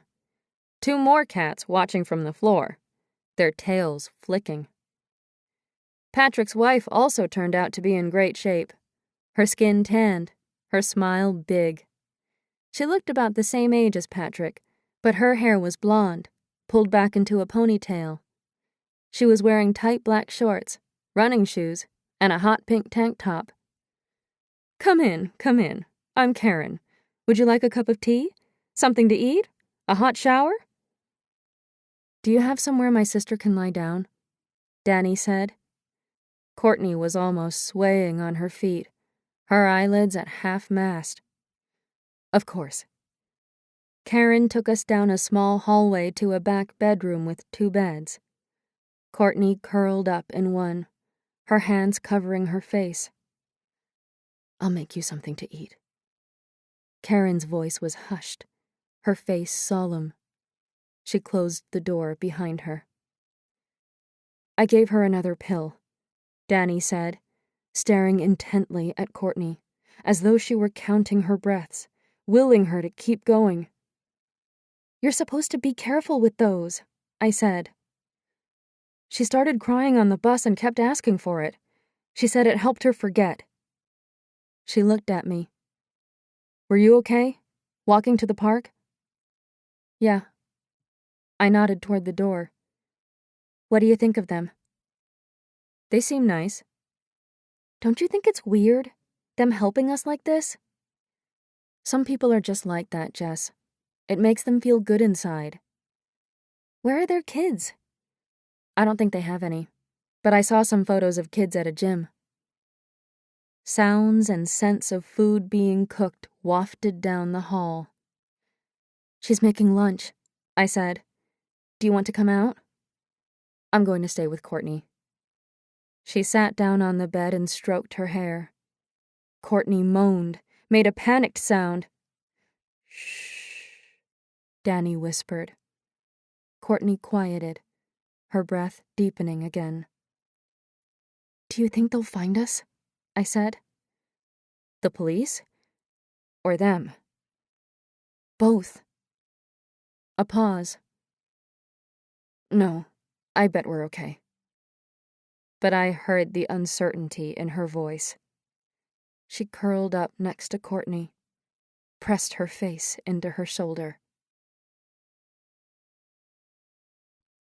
Chapter 13.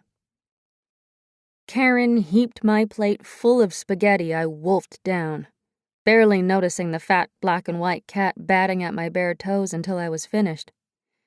Then I rubbed his warm belly with my foot as I watched Karen move around the kitchen. I liked how she talked to herself while she worked. Now, where did I put those tongs this time? Going to have to get Patrick to fix that sink again. It reminded me of my mom talking to the food when she was cooking, wrestling the chicken into the crock pot and ordering it to stay, damn it! Mom wasn't a fancy cook, sticking to mostly fried food or meats and potatoes, but the kitchen always smelled good, and the fridge was full. She told me once that she didn't have much money when she was a kid and always dreamed of having a full fridge. She would have liked Karen. I offered to help clean up. "That's okay, sweetie," Karen said. "You have a shower or bath or whatever you like and get some rest. You can stay here tonight and we'll talk tomorrow." I soaked in the bath. There were still bruises on my inner thighs. I stared at the bite mark on my left breast, covered it with a soap bubble. I shut my eyes, squeezed them tight, but I could see Brian's face, flashes of his body moving above me, could hear the sounds he'd made. I picked up the washcloth and the soap, scrubbed at my body as if it were filthy, trying to hold back the sobs. When I got back to our bedroom, Courtney and Danny were sleeping, a lamp casting a glow over their faces. Danny looked angry even in her sleep. Courtney's face was hidden by her hair, one hand tucked near her face like a little girl. I crawled into the other bed, looking around the strange room. I startled at the loud sound of a bus going by, people arguing out on the street. I grabbed the pillow and blanket and curled up on the floor close to my sisters. In the morning, Patrick knocked on the door. "When you girls are ready, we'll talk." We came into the kitchen, sat at the table. Food was already out on plates, steaming cups of coffee by each seat. A cat leapt up, grabbed a piece of bacon. Karen scooped him up and dropped him onto the floor. "Get out of here, Rocky." Courtney was looking a little more alert, but all her responses were a half step behind and there was a vague look in her eyes I didn't like. She'd asked Danny for another pill, but Danny said it was better if she waited. Danny looked like she could fall asleep sitting, like she just wanted to close her eyes or curl up on the floor. I'd woken up at 2 in the morning, my pulse racing when I heard steps creep past our door. I was ready to wake Danny when I heard a toilet flush. Afterward, the house was quiet, but I couldn't get back to sleep. Danny's hand was hanging over the side of the bed, all her nails chewed to the quick. I studied my own, broken and rough. Then I remembered Brian's, the grease under his nails. I curled into a ball, squeezed my eyes shut, pressed my hands to my ears. Now I was groggy, shoveling bacon in my mouth, methodically chewing. But my eyes felt like they had sand in them, the lids heavy. Danny picked at her breakfast, tried to get Courtney to eat hers. Courtney just sipped her coffee. "So what are your names?" Patrick said. Danny stared at Patrick, her eyes big. Courtney looked scared. "We can't tell you," Danny said. "You need fake ID." It wasn't a question. "Can you help?" Danny said. He nodded like he'd been expecting that, grabbed a piece of bacon, bit into it with a crunch. "I can get you some, but you need to come up with new names. Use your current initials for your first and last names." Fear shot through me. If we gave him our initials, could he figure out our real names somehow? If he discovered where we grew up... "Why do you want our initials?" I said. Danny gave me an impatient look. "Easier for you to remember. Less slip-ups," Patrick said. "I'll get birth certificates for you. Should have them in a couple of days. How old are you all?" I frowned at Danny, scared she was revealing too much. She hesitated, glanced at me, then back at Patrick. "Look." He put a few more pieces of bacon on my plate. "I don't give a shit what you did or where you're from. All I care about is helping you start new lives." He smiled at Karen, who was pouring him another cup of coffee. "Thanks, sweetie." He dumped cream into his cup, turned back to us. "So, you going to meet me halfway?" Danny sucked in a breath, released it. "I'm turning 18 in a few months." She pointed to Courtney. "She's 16 and a half. She pointed to me. She just turned 15. "You're young enough people will believe you don't have social insurance numbers yet. But you should get them soon. Not all at once." He motioned to Danny. "You first." He looked at Courtney. "Did you have a driver's license?" "She only had her learners," Danny said. "She should apply for another. You're both a year older now." Courtney glanced at him, her face blank, took another sip of her coffee. Patrick watched her for a second. Karen followed his gaze. I didn't like the look on their faces, their concern. What if they'd called the police or took her to a hospital?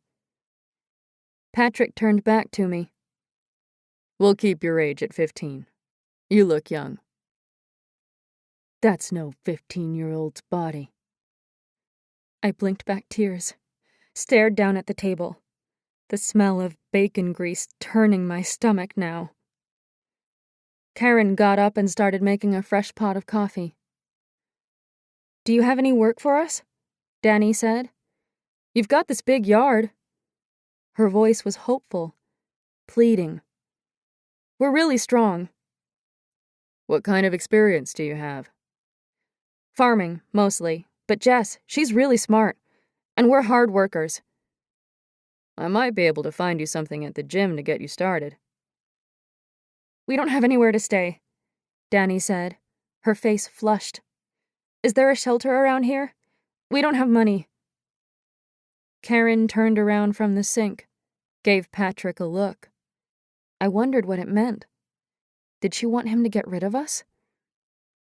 "Let's talk about that later," Patrick said. "I'll show you the gym." The gym was a couple of blocks from the house. Patrick explained how to count city blocks. It was in an old warehouse, but it looked recently painted and it was clean, the air smelling of pine and lemon. Framed posters from old boxing movies were hung high up on the walls, circling the room. Patrick walked around showing us stuff. The boxing rings, his office, crammed full of files and an old computer, boxes of protein bars and weights and sweatshirts tossed in the corner. Kids stopped and talked to him as we passed, their faces eager when they showed him a few jabs or hooks. Heavy bags were strung from the ceiling and there were large balls in corners, mats stacked against the wall, boxes spilling over with boxing gloves. Patrick grabbed a couple of pairs and got us to put them on. He showed us a small bag in the corner, about head height. He said it was called a speed bag and demonstrated how to stand and hit it so it kept coming back. It was amazing how fast he was, his hands a blur. Then it was my turn. I was awkward at first, had a hard time finding the rhythm. The more I hit, the more I fell out of sync. I looked at Patrick in frustration. "Hang in there," Patrick said. "You've almost got it." I tried again, tuned everything out, focusing on the ball, taking my time as I hit it with my right hand, then my left, then the right again. After a while, my blows fell into a rhythm, an odd exhilaration flowing through my body each time I connected. Danny picked it up right away, and Patrick went on about how she was a natural. "You've got talent, kid." Danny smiled for the first time in a long time, her face determined when she hit the bag, the sound strong and solid and powerful. Thwack, thwack, thwack. I felt good for her, my fingers itching for my camera, but I hadn't taken it out of my pack sack since Brian had dropped it. Even Courtney started to wake up when Patrick tied some gloves on her hands and showed her a couple of moves. She went over to a heavy bag in the corner and hit it in rapid succession, then kept hitting it over and over, frantic movements with no form, just hard punches that made a loud smack, her breath almost sobbing out of her with each blow. A couple of kids gave her curious looks, but Patrick motioned them away. Tears were rolling down my face. Danny looked stricken too, watching Courtney take her grief out on the bag. Finally, she stopped. Still gasping for air, she turned to Patrick. "Can you teach us how to take care of ourselves?" "Sure thing. No one will mess with you girls again." Again. I wondered how much he guessed or knew. Would he try to find out where we came from? I hoped not. Helping scared kids was one thing. He might not be so cool if he knew I was a murderer. "Come on," he said, like he sensed he'd freaked us out. "Let me show you the apartment upstairs." "What apartment?" Danny said, her voice suspicious. "It's part of the gym. Tenants just moved out. It's not much, but you girls can stay until you get back on your feet. We'll work something out for the rent." He was right. It was just a 2-bedroom apartment above the gym. You could hear the thumping below, but I liked that. The comfort of the noise. People nearby. The kitchen had a few cupboards, a scratched-up counter in pale yellow, a single sink, a small fridge and stove, and a bathroom with tiles peeling back and a bathtub stained with rust. But there were 3 beds with sleeping bags, a couch with one of the crocheted blankets, and a couple of dressers. "There's some cutlery, pots, plates, things like that," Patrick said. "It's perfect," Danny said. "We really appreciate this." I pulled curtains away from the window in the back. It looked out over some houses. A woman was planting flowers in a box on her balcony. Our new apartment also had a small balcony, and I thought about getting Danny some seeds. I looked far below. No one would be able to climb up there. "Yeah, it's perfect," I said. 2 days later, we were having breakfast with Karen and Patrick. I stared at the laminated card, studying the name. "That one's yours, Jamie." Patrick passed Courtney a card. "This one's yours, Crystal." He gave Danny the last one. "And Dallas." We'd sat up and talked in the dark a couple of nights ago, discussing our new names. Courtney had picked Crystal, after Crystal Gale. Danny wanted to be Dallas, after Mom's favorite show. I'd wrestled with mine, testing the possibilities out on my tongue. Janine, Jennifer, Jewel, Jillian, Jocelyn, Jackie. Finally, Courtney said, "Jamie. You should be Jamie." Since the day at the gym, she'd been talking more. Like Jesse James. The outlaw? She gave a wry smile. Why not? Jamie. I rolled the name around in my mouth, already leaving Jessica behind. I could be Jamie.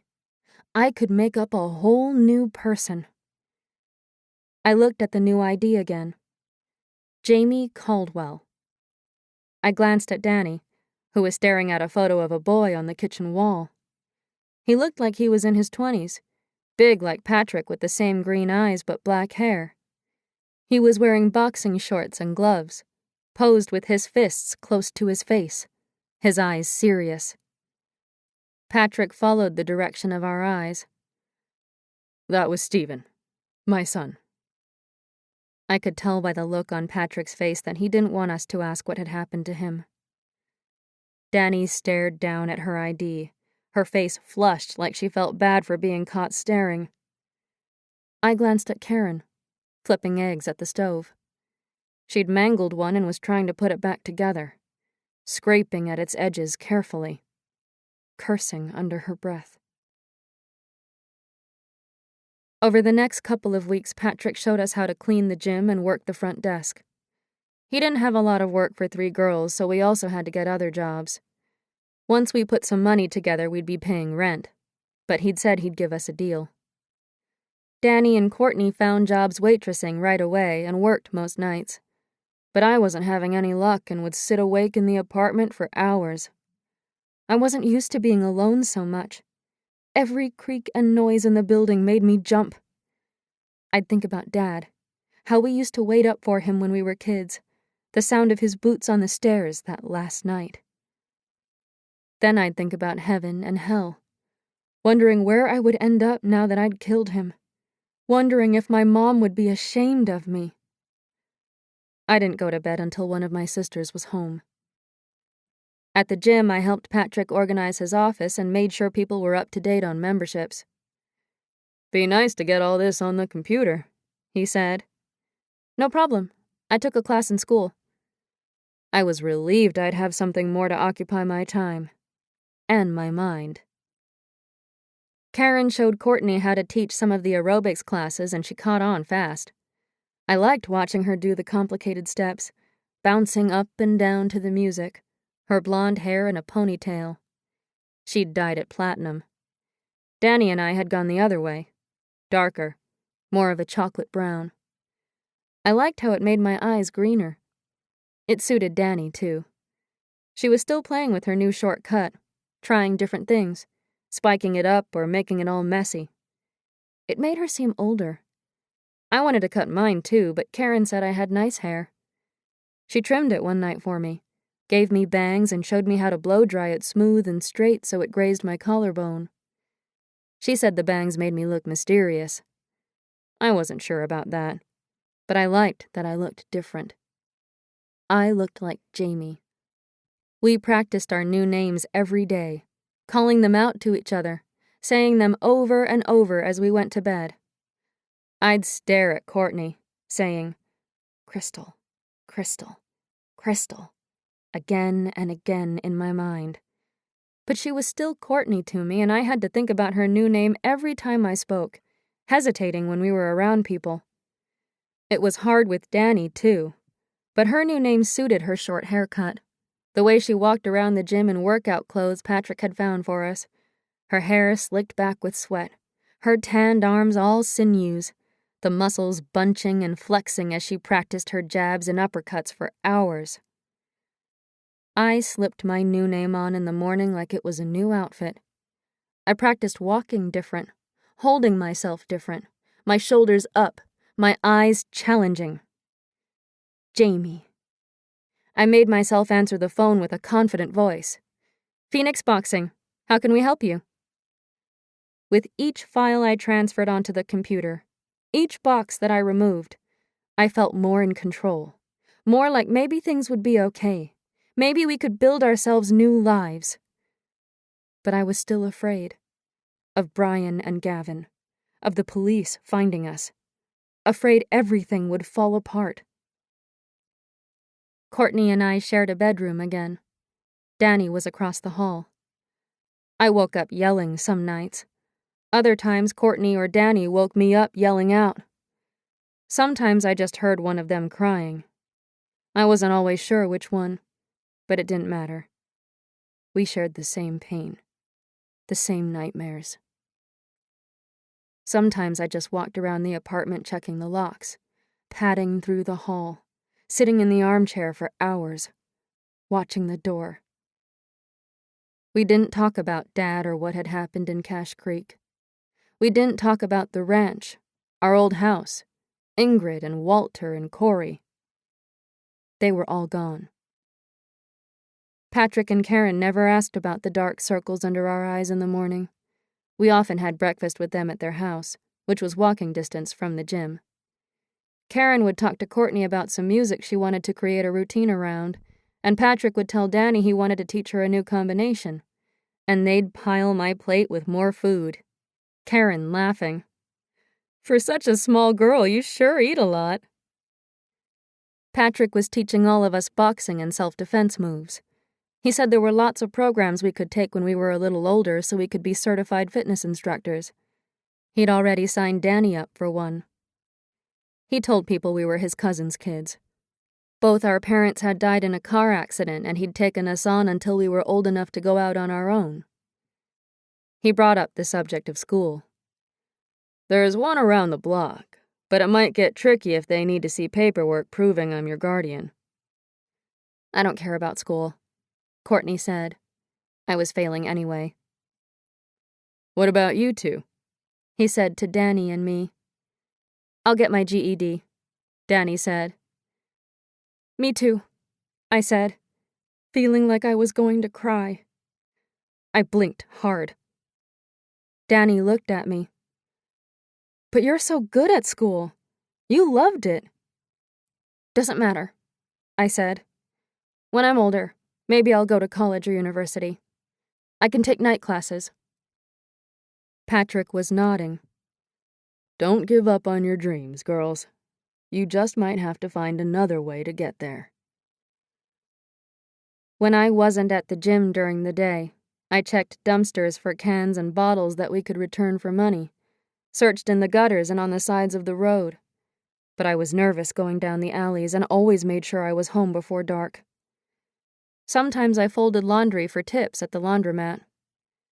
Danny was working hard, coming home sweaty from the gym and the restaurant where she was waitressing, taking on extra shifts when she could, bringing home leftovers she'd snuck into her bag.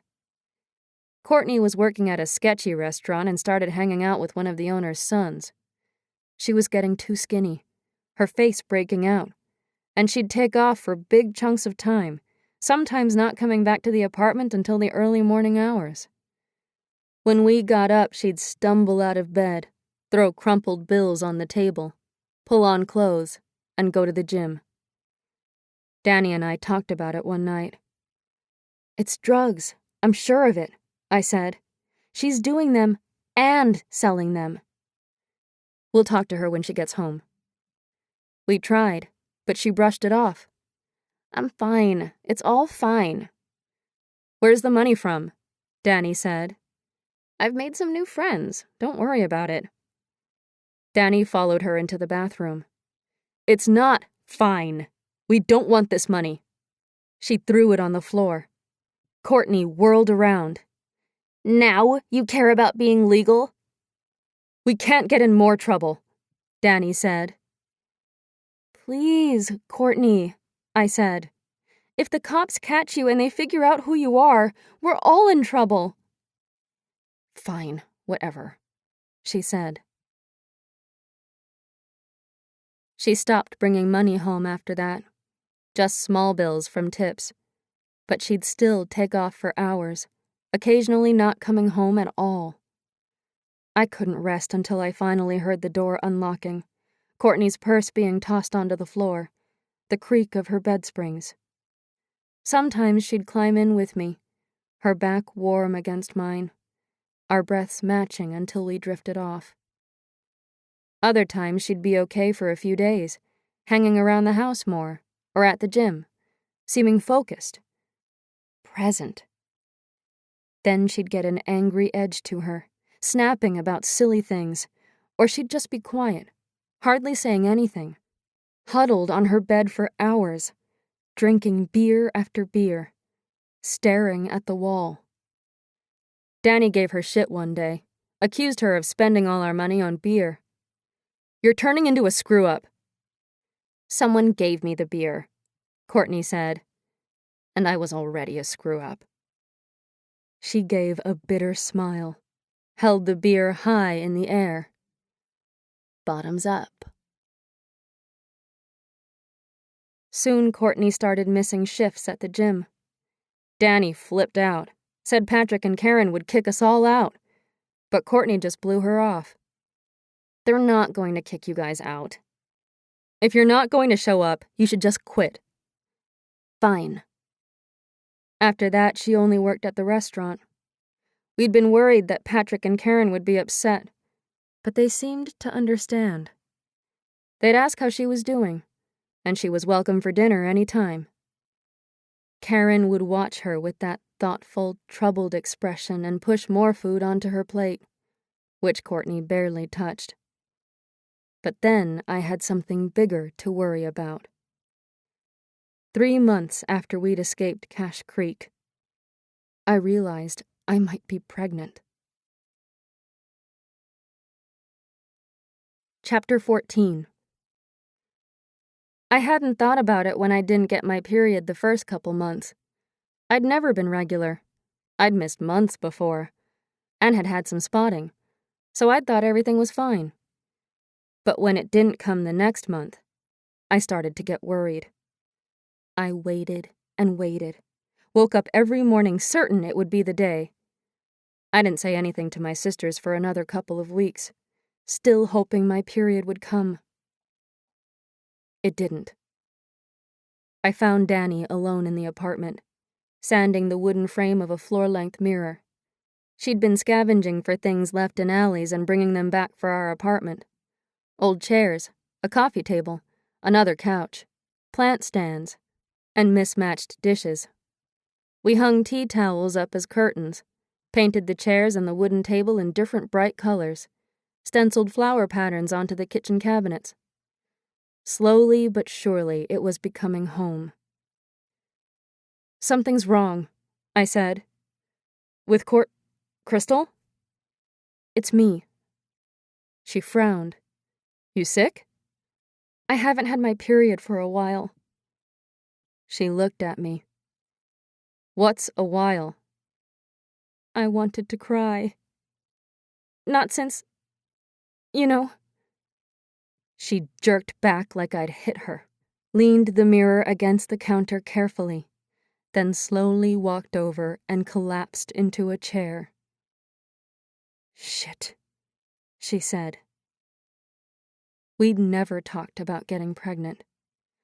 I remembered the look of relief on Danny's and Courtney's faces when they came out of the bathroom the first month after we left Cache Creek, but neither of them had ever asked me about my period.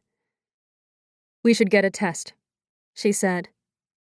I put one on the table, the plastic spinning for a moment like a compass. "Where did you get that?" "Stole it." "You have to stop doing that. You're going to get caught." "It was $20. You could have gone to a doctor and they'd test you for free." I couldn't believe she was giving me shit. Then I realized she was just freaked out. "I didn't know that," I said. "Have you taken it yet?" "No, I'm scared." Maybe with the stress you're just late. I didn't like the desperate, hopeful look on her face. The same expression I saw reflected back at me when I glanced in the mirror. Maybe. But the little line turned blue. When Courtney came home that night, we told her. She sat down hard on the couch and looked up at us with a stunned expression. "This is so fucked up. What are we going to do?" Danny was sitting on the other couch, her feet under her knees. I was curled into its corner, my hand on my stomach, pressing down as though I could just squeeze the baby out of my body, feeling embarrassed, ashamed, like I had let us all down. "Is it too late for an abortion?" Danny said. "I don't know," Courtney said. "Don't some places do it later?" I didn't like how they were talking about me as though I weren't there, not even asking what I wanted to do. I studied my bare feet. Small, like my mother's, the baby toe with hardly any nail. I felt a sharp ache. Wished I could speak to her. "Maybe we should talk to someone," I said. We went to the free clinic the next day. A doctor examined me, took a blood test, and confirmed the pregnancy. I was 16 weeks along, due the 3rd week of April. I hated his hands on my body, the way he coldly asked about my period and the last time I had sex. Most of all, I hated telling him it was a boy I'd met in the summer. I was glad Danny was in the exam room with me. She asked him about abortion, and I knew the deal by the warning tone of his first sentence. "Past the first trimester." He handed Danny a bunch of brochures. We left. At home, I locked myself in my room and read the brochures cover to cover. Courtney and Danny were in the kitchen. I could hear them talking in low voices and knew that they were waiting for me to come out so we could make a plan. We'd barely spoken on the bus ride home. I couldn't even look at them, hating the anxious look in their eyes, feeling their thoughts. I walked into the kitchen, a blanket wrapped around me, and huddled at the table. "Do you want something to eat?" Danny said. "Maybe some soup or tea?" "No, thanks," I said. She sat down across from me. "That doctor was just a jerk. You're still allowed to have an abortion. Courtney can ask her friend." "It's the size of an avocado," I said. "It can hear me." "What do you want to do then?" Danny wasn't freaking out, but I could feel her panic. "I don't know," I said. "We can't keep it," Courtney said. "We can barely afford ourselves. Patrick and Karen might throw us out." Her voice rose, fear making it breathy. "What if it looks like him?" "I need time to think," I said. "You don't have much time," Danny said. "You're already 16 weeks. "I know! I just need to think." Doors were closing on me, slamming one after another. "Jess, you can't. Leave me alone." I got up from the table and went back to my room. We didn't talk about it for the next few days, but I could feel them waiting for my answer even when we weren't in the same room. I avoided them as much as possible, sat alone for hours, looking at the calendar, feeling time slipping away. I read all the brochures again and again, stared at the photos of the fetus, the tiny hands. I went back to the clinic by myself, talked to another doctor who explained the complications of late-term abortions, the risks. I had to decide soon, but I was paralyzed with fear. I'd wake up in the middle of the night, pressure bearing down on my chest, so heavy I couldn't breathe. I'd think about my dad. I'd already killed someone. If I had an abortion, was I killing another person? But what would it be like to give birth? Could I stand the pain? What would happen to the baby? What would happen to me? Finally, after a week, I came out one morning while Danny and Courtney were having breakfast. They looked up at me expectantly as I took a seat at the table. It's too late now. Danny looked furious. If you dealt with it a week ago, you... It was already too late, I said. I'll give it away. It'll go to someone else. Someone who wants a baby. They'd never know, and the baby wouldn't know. Are you sure you want to do that? Danny said. You want to go through all of that and then give it away? It's 9 months. Then you have to give birth. Her voice hammered into me, dominating, talking to me like I was a child. I know what it means, Danny. I'm pregnant, not stupid. And it's 40 weeks, not 9 months. She looked surprised by my anger, by my newfound knowledge.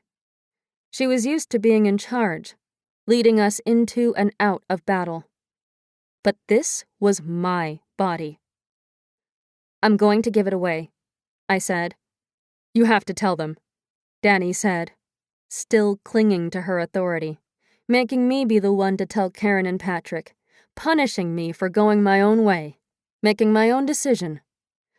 I felt another surge of anger, blame whispering at the back of my brain. If she'd listened to me before, we wouldn't have been in that town. I pushed away the thoughts. It wasn't her fault. The next day we told Patrick and Karen. Karen looked flustered. Do you know what you want to do? I'm going to give it away. The father... I shook my head. Courtney started to cry. Patrick looked at her, then back at me. Whatever you want to do, kid. We'll help you out. We can stay? I said. Of course, they said at the same time. They looked stunned that we had worried about anything else. I felt a weight lift off my shoulders, but then an ache deep inside. It had been decided. I was going to have a baby. I was terrified of giving birth and couldn't read certain sections of the book Karen had bought me without my chest getting tight and panicky, overwhelmed by the feeling that I was hurtling toward something I couldn't stop, and it was going to hurt a whole lot. I already felt like my body wasn't my own anymore, like an alien or a parasite had moved in and taken over. We hadn't told anyone at the gym yet, but I felt like everyone could see just by looking at me, and I couldn't meet their eyes. At the clinic, I studied the other pregnant women in the waiting room, the rings on their fingers, the happy glow on their faces, the way they would curve an arm protectively around their stomachs. I wasn't showing yet and wondered what they'd think if they knew, if they'd think I was a slut, a bad girl. I wondered if I was doing the right thing. By the 5th month, I was starting to show a round little belly and had to wear baggy shorts and tie my jeans with an elastic band or wear sweatpants. Karen made sure I was eating right and taking vitamins. I found a new doctor. She knew I planned on giving the baby up but was nice about it, her hands gentle when she examined me, waiting for my body to relax. I would watch, detached, during the ultrasound as she talked about what stage the baby was at, pointing out the feet and hands. I tried not to think of the baby as mine. Or his. But like I was carrying it for someone else and it was just my job to take care of it. I'd met with an adoption agency but hadn't picked anyone yet. No one seemed good enough. I didn't want the baby, but I didn't like thinking of someone being mean to it, of its getting a dad like ours. It deserved a chance. Courtney had started sleeping on the couch. She said it was because she didn't want to disturb me when she came home late, but I was pretty sure she was angry. She never looked at my belly. Danny was okay. Sometimes she was even a little nicer, making me herbal tea or bringing me an extra blanket. But I'd see her giving me worried looks, the fear on her face if she glanced at my stomach. My belly was getting huge, and I'd stand in front of the mirror after a bath, staring at my bigger breasts, my disappearing belly button. The baby had started moving by then, and I'd watch it roll around. In bed, I could feel it kicking and stretching, sometimes clawing at my insides like it was trying to break out. I was scared to think about what the baby might look like. Who it might look like. The doctor had asked if I wanted to know if it was a boy or a girl, but I'd said no. Sometimes when I closed my eyes, I'd see Brian's face and wonder if the baby looked like him. I felt sad for the baby. It hadn't asked for this. An evil dad. A mom who didn't want it. My sisters never even talked about it, though one time Danny did mention something we might do after we give the baby away. I was hungry all the time, but Danny never complained about our food bill. Patrick found me a job, doing laundry in one of the hotels. He'd helped the man's kid out. As my belly got bigger, my hips and legs ached and I walked in a swagger, but I refused to let it slow me down. Sometimes when the baby moved, I'd put my hand there, feeling a foot or a hand. I felt guilty the first time and pulled my hand away, but then put it back a few minutes later, sitting quiet in the dark. We had an old TV by then, and I started telling the baby what I was watching, sometimes resting a plate of food on top of my belly. I never did it when my sisters were around. Never told them when I felt the baby kick or roll, my whole belly moving as though it were doing acrobatics. When I got really scared at night, imagining what childbirth was going to feel like, I tried to imagine how happy some couple was going to be, how they'd been waiting for years and years. I'd imagine their house, how they'd decorated a special room, the nice things they'd do for the baby, how much they'd love it. Karen tried to talk to me about our past once, sort of feeling around about our parents. "Were things hard for you at home?" she said. "Yeah," I said. "We don't like talking about it." I hoped that would stop the questions. "If you ever do want to talk to someone about what happened." She held my eyes for a second. "I'm a good listener, and there are some great programs in the community, support groups. We're fine." She nodded. "Of course you are. But if you change your mind and think maybe there's something you want to talk about, just let me know." "Okay, thanks." I knew we'd never change our minds. She was right, though. She was a good listener. She often sat and talked to the teenagers who came into the gym about their problems at home and school. I'd listen in sometimes and wondered why she and Patrick didn't have children of their own. "Did you want kids?" I asked. She smiled. "I did, but I couldn't have them. Patrick's son was from his first marriage." They didn't talk about their past much, but a few times when we were alone together, she told me a couple of things. I figured it was because she felt bad for me or something.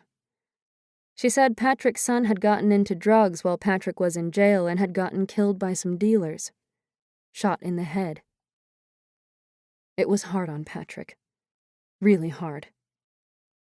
"That's why he helps other kids?" I said. "And that's why you're all my babies." Her eyes drifted to my belly, then looked away. I better get back to work. Danny and Courtney stayed out of the apartment a lot. Danny was usually at the gym, and Courtney was working or partying. Sometimes I wondered if maybe they didn't want to be home with me, like they were still upset that I didn't get rid of the baby. One night, Courtney came home drunk and stared at my belly. "Why didn't you say anything for so long?" she said. "I didn't know." She laughed bitterly. "Come on, you knew." "Leave her alone," Danny said. I hid in my room, crying, thinking about what Courtney had said. Had I known? Had I just not wanted to face it? I thought back to those first months of my pregnancy, but I wasn't sure. Couldn't remember feeling anything but fear. Danny loved boxing and training with the other teens. She even taught a class for some little kids. I just helped Patrick in his office or worked at the hotel. When I wasn't working, I studied for my GED. Courtney didn't get sad quite as often, but she still partied too much. She and Danny would get in big fights. She also hung out with some of the boys from the gym who were former dealers and gang members. When Danny told her they were trouble, she just laughed at her. What else bad can happen? The months passed, and I got my GED. I met with the adoption agency a couple of times, flipped through their photos of families, but I'd stare at the men's faces, wondering if they drank, if they were mean. Danny got on my case about it a lot, said I had to pick a family soon. I told her I would, but the weeks drifted past. Late in my last trimester, I still worked every day at the hotel, and sometimes an evening shift if someone needed me to cover. One night, in the middle of April, I felt a little rush of fluid like I'd peed myself but knew I hadn't. I checked in the bathroom. My underwear was wet. I rolled it up into a ball and stuffed it in the trash. I was walking downstairs to find the manager when I felt more water trickle out between my legs. I used the payphone to call Danny, who took me to the hospital in Patrick's van. Courtney was out. I was terrified. The first contractions worse than anything I'd imagined. The physical exam horrible. The doctor's hands reaching up high into my body. They gave me drugs for the pain, but it still hurt. I couldn't find any position to escape it. Could only moan and cry. I walked the hall, soaked in the bath. Nothing helped. My body labored all night and into the morning. Nurses stared at the monitor, making notes, adjusting the strap around my belly, murmuring that I should try to rest between contractions. But by early afternoon they were too close together for that, and coming harder and harder. My throat burned with each gasp, my lips dry and chapped. Danny spooned ice chips into my mouth, her face pale. She stroked my hair back from my forehead, put cool cloths on me. "You're doing great," she said. "Not much longer now." She'd said that hours ago. "Is Courtney here yet?" "She's going to come later." Even in my haze of pain and drugs, I knew what that meant. She didn't want to see the baby. The contractions came in waves, urging my body forward. The nurses gripped my legs apart and told me to push. I bore down hard, felt something tearing. They ordered me into different positions, rested my feet against a metal bar.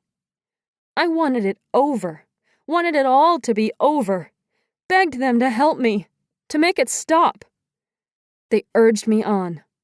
Danny gripped my hand, rubbed my forehead, whispering into my ear, "It's okay. Hang on. Just push." The agony went on. I writhed on the bed, pleading for relief. "Please, I can't do it. Just get it out." Then I felt something breaking free, a release of pressure from my body. And they were putting the baby on my chest. "It's a girl," the doctor said.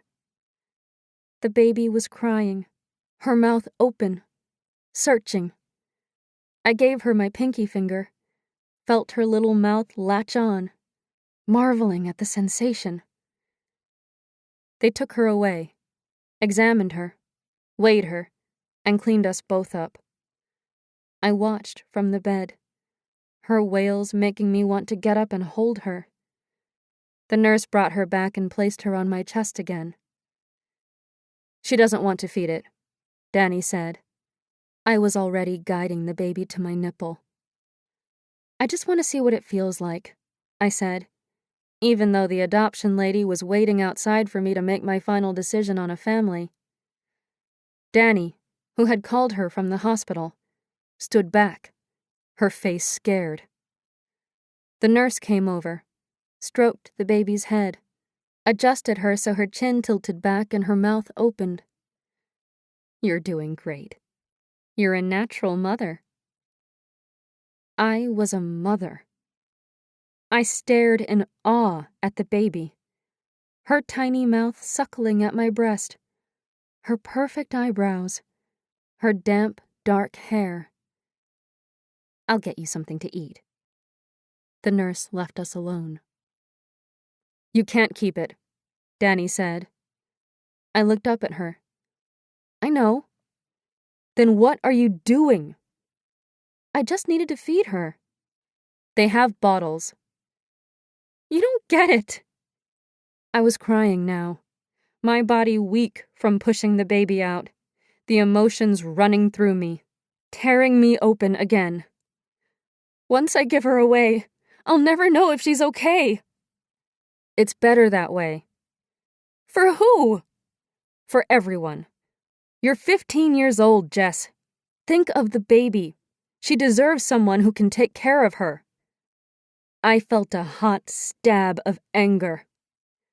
I'd take good care of her. You don't have any money. I looked down at the baby again, blinking back tears. I'll do it in the morning. If you wait, it will just be harder. You don't know, I said, my voice rising almost to a shout. You don't know what's best all the time. This is my baby, not yours. The words hung between us. The baby mewled. Danny looked at it, tears in her eyes. I can stay at the hospital with you.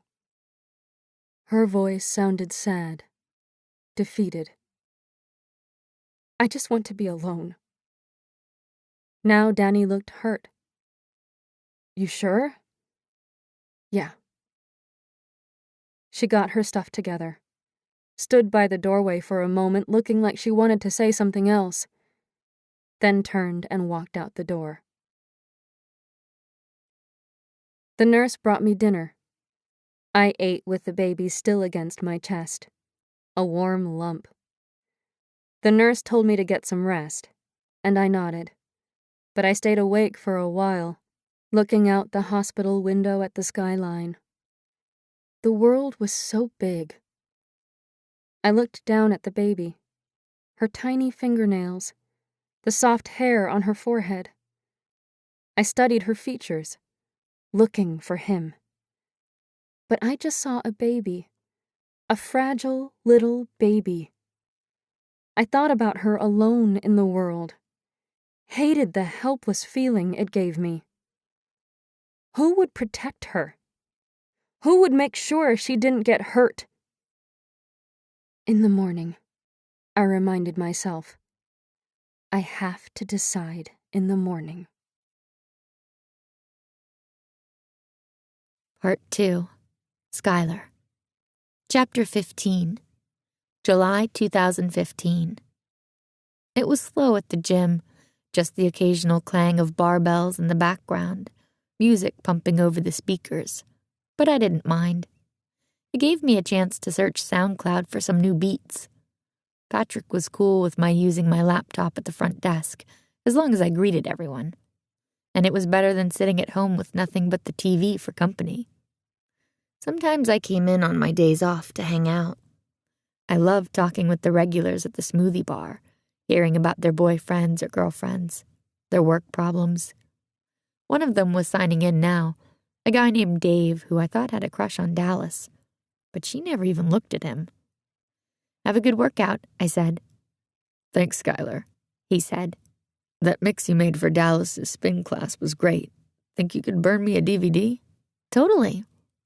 I couldn't play at bars or clubs yet, but I'd been sharing my mixes on SoundCloud and YouTube and was getting a following. I even had a DJ name, Lark, because my mom used to call me Skylark when I was little. It was fun, remixing popular songs or making mashups. I liked taking something already good and finding a new way for people to hear it. I'd been working on a set list for the last hour, planning my next YouTube video, but now I was just doodling little stick figures all over a notepad. I needed to keep my hands busy all the time or I felt like I was going crazy. When I was a kid, Mom had taught me how to make origami birds because I drove her crazy with all my fidgeting. She'd grab my hands, try to hold them still. I glanced up at a couple of boys sparring in one of the rings. One of them, Aaron, was always trying to talk to me. He caught me watching. "Hey, Skylar, why don't you come be my water girl?"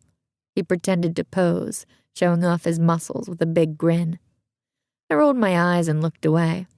He was cute, in a street kind of way, with a shaved head and tattoos and this awesome scar that stretched across the side of his face. But no way was I going to let him know I thought so. Plus, he wasn't my type. Too macho, and definitely too full of himself. I was dying to ask him where he got his scar from, but that would be rude. Plus, he might think I was interested in him or something stupid like that. I stared down at my stick figures again, drew biceps on the arms and gave them bulging quads, added a couple of double Ds to some of them. I heard the door open and glanced up. It was my Aunt Crystal. She looked tired, dark circles under her eyes, probably from partying the night before. She was a bartender at a bar near Kitsilano Beach and often went out after work with the other waitresses. "Hey, Sky, is Dallas around?" "She's in the gym." "Thanks." She leaned over, looked down at my stick figures. "Nice. Work out every day and you two can look this good." She laughed. "I'm too lazy." "You're prettier than most of the girls who come here anyway." She smiled. "And that's why you're my favorite niece." She grabbed a protein bar off the counter, ripped open the wrapper, nibbled on the corner. "I'm your only niece." I smiled back. I was happy to see she was in a good mood today. You never knew with Crystal. Sometimes she'd get into these funks where she was really down, or she'd come into the gym acting all crazy and laughing too loud and pissing off Dallas and my mom. "Wicked shirt," she said. "Thanks." I glanced down at it. It was a retro Bruce Springsteen concert t-shirt Mom had found at the thrift store, which I was wearing with leggings. I didn't like jeans because my legs were so long, and it was hard to find a good fit. "Is your mom working?" Crystal said, looking around. "She's at the hotel today." Dallas was walking by the front desk, carrying a box of sweatshirts. She looked at the protein bar in Crystal's hand. "You pay for that?" She said it like she was joking, but I could tell by the look on her face she was pissed. Crystal was always helping herself to stuff. "I need to talk to you about something," Crystal said, tossing her hair back. Now I could see the scar on her jaw where Mom burned her as a kid. When I asked Mom about it years ago, she said it had been an accident with a pan, but I always figured they must have been fighting or something because she'd looked really guilty, her face flushing, and she asked me not to mention it to Crystal. Dallas handed me the box of sweatshirts. "Can you put these up, please? The large ones go in the back, the small ones in the front, I know." Dallas gave me a look. "Sorry," I said, hating that my aunt could make me feel like I was 5 years old in 2 seconds. She didn't smile often, and she was one of the toughest woman boxers at the gym, but she was always there for me.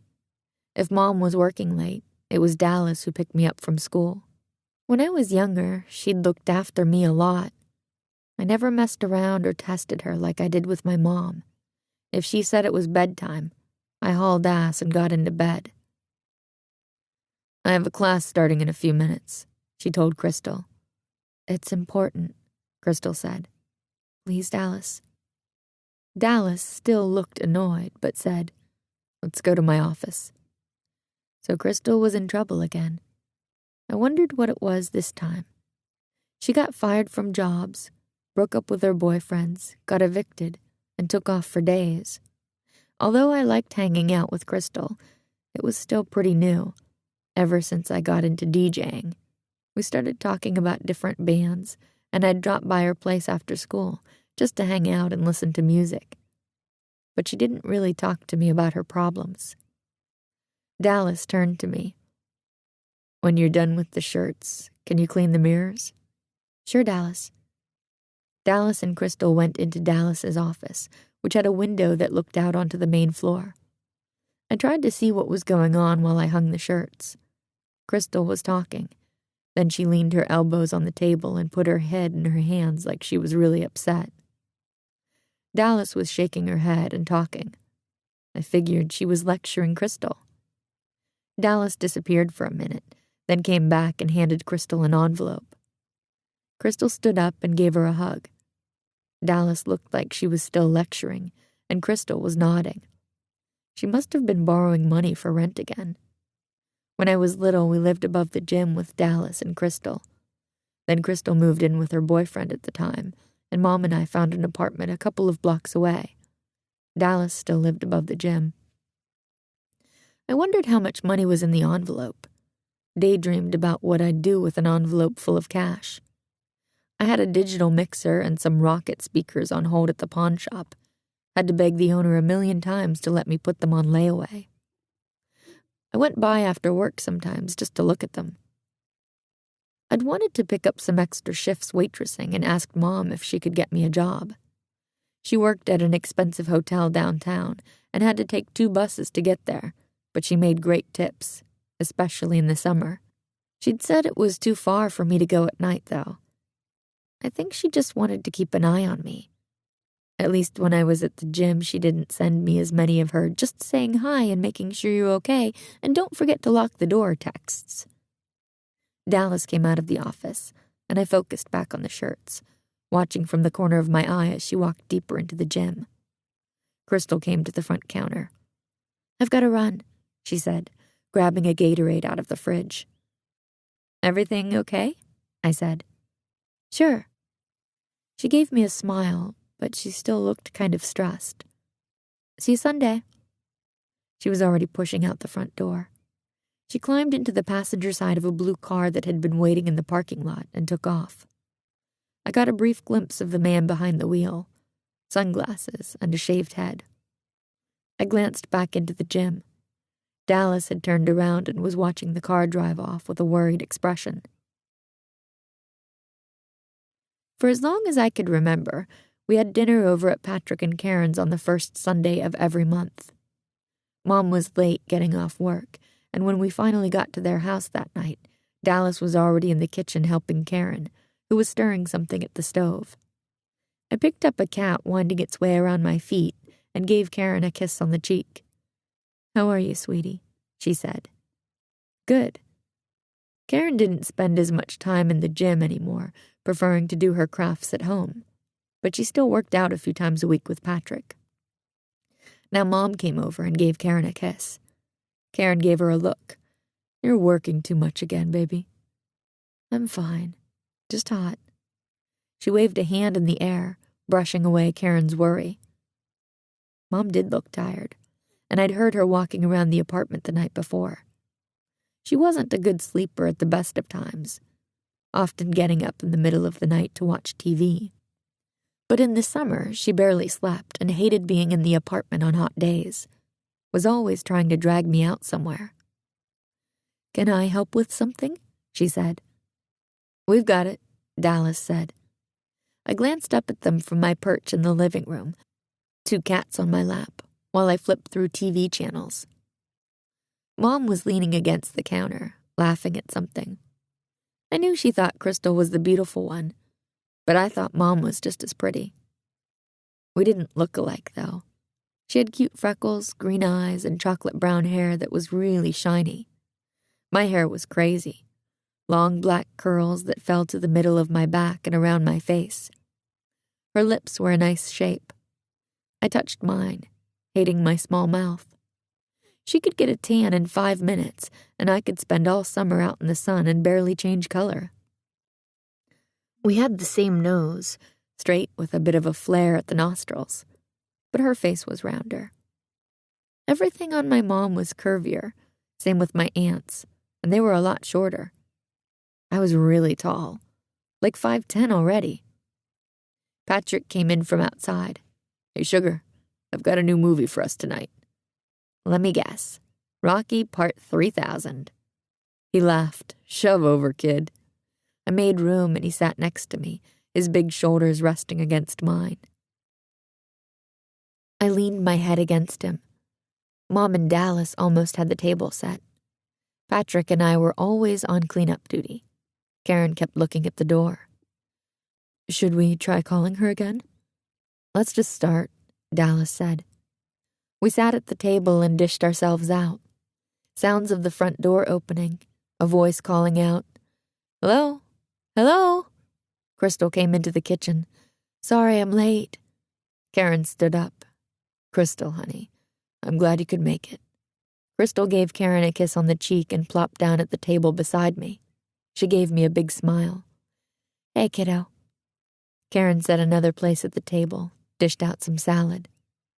Talk started up again, but it was mostly Patrick and Dallas, discussing the gym and a boxing tournament that was coming up. Mom mentioned some of the boys at the gym, like Aaron, who she thought could win. Crystal leaned closer, whispered, "How was the party?" "We had to cancel it." My two closest girlfriends, Emily and Taylor, lived at the other end of the city and both had jobs, so we didn't see each other a lot in the summer.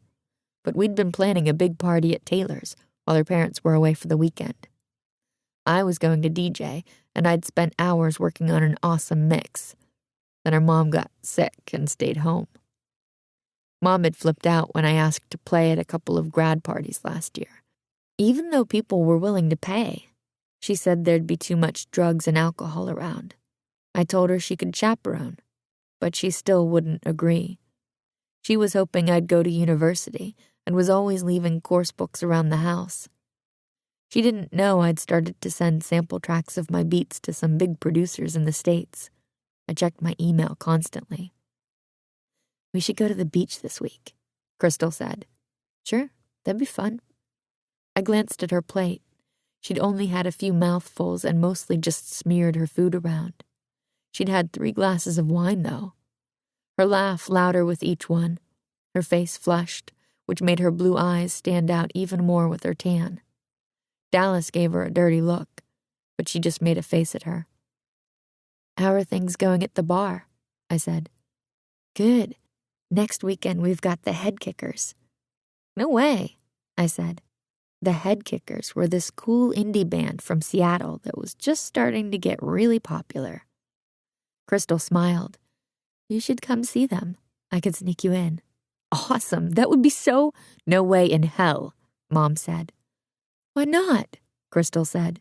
"She's 17. She doesn't have to drink," Crystal said. "Lighten up. We did way worse stuff when we were her age," she laughed. Mom looked furious now. "Crystal, shut up." "You lose your job again," Dallas said. "The boss is away," Crystal said, "and if he finds out, whatever." She shrugged. "I'll find another job." "Can I go, Mom?" I said. "You can come too." I knew she'd be pissed I was asking in front of everyone, but that was kind of the point. "I have to work," she said. "I won't drink," I said. "I promise." "We'll talk about it later," she said, her mouth a tense line. I already knew what that meant. Crystal gave me a sympathetic look. I ate the rest of my meal in silence while Crystal told us about some new guy she'd met at the bar last week. He worked for a construction firm, was going through a divorce, and had a couple of kids, traveled around a lot. I wondered if that was the guy in the blue car with the shaved head. Karen was being nice, asking questions, but Mom and Dallas weren't saying much. "He's a little rough around the edges, but he has potential," Crystal said. "Yeah, he sounds like a real winner," Mom said. "Hey, at least I'd try," Crystal said. Mom flushed. She never had a boyfriend, said she was too busy working and raising a kid, and Dallas was casual with her boyfriend. Terry was a nice guy, worked at a restaurant nearby, and they'd dated for like a year. Mom said Dallas was scared to commit. I think she just wasn't that into him. I'd seen him try to rub her back or hold her hand and she'd pull away. "You should try dating somebody nice for a change," Dallas said. "Nice is boring." Crystal said it with a smile, but she sounded kind of sad. I didn't understand why she was always attracted to jerks. I hadn't had a boyfriend myself yet. Well, not a real one. I'd fooled around with a few guys at school, but hadn't gone all the way. If Mom had her wish, I'd probably die a virgin. Crystal poured the rest of the wine in her glass. Dallas gave her a look, and Crystal just smiled. I wished I could be like that, not giving a crap what anyone else thought. She just did whatever she wanted, whenever she wanted. Dallas gave us a ride home. She and Mom talked in the front seat while I listened to music on my phone and checked my Facebook. I walked into our apartment and threw my purse onto the hook, missing by a mile. It hit the floor with a thud. "Seriously, Skylar?" Mom said. I hung it up, then collapsed onto the couch, picked up the remote, and started flipping through the channels. "Why can't I see the head kickers? You're underage." "I won't drink, I swear." Mom snorted. I'd been in trouble a few times for drinking, and even got suspended last year for smoking pot in the bathroom with a friend, which Crystal thought was hysterical. Mom, not so much. I wasn't like a stoner or anything, so what was the problem with getting a little buzz now and then? Crystal will watch out for me. Crystal will be working. Do you know how many drunk assholes will be at the bar? You have no idea how to deal with that. I'm 17, not stupid. When you were my age, you already had a kid. My mom's face flushed, and I felt bad. I hadn't meant it that way. Was just trying to remind her I was growing up. "This conversation is over," she said as she walked toward the bathroom. Chapter 16. The next Saturday night, I drove to Crystal's. I had an older red Honda Civic that Mom, Dallas, and Patrick and Karen had helped me buy for my 16th birthday. Crystal had been broke at the time. Her boyfriend had taken off with all her money. But she'd bought me a heart-shaped air freshener that made it smell like strawberries and made me a mixed CD with some cool tunes. Mom thought I was over at Emily's for the night. When I was younger and Mom had to work all weekend, I stayed at Emily's, and her parents had invited me on a few trips to their summer cabin. They were teachers and super nice, but they were also strict, so that made it okay with Mom. She used to call Emily's mom to get parenting advice. I hated it at the time, but now Mom didn't even follow up with Emily's mom whenever I said I was heading over there. Crystal lived in a basement suite about 20 minutes from the gym. When I got there, all her windows were open and I could hear music, something with a hard beat. I knocked a couple of times before she turned the music down and finally opened the door. She was wearing faded jean shorts, the top button undone and the waist rolled over, and a black bikini top. "Come on in." She walked into her kitchen, bare feet padding on the tile, reached into the fridge and pulled out a wine cooler. "Want one?" "Sure." She grabbed another for herself. "Let's smoke a joint before I get ready." "Cool."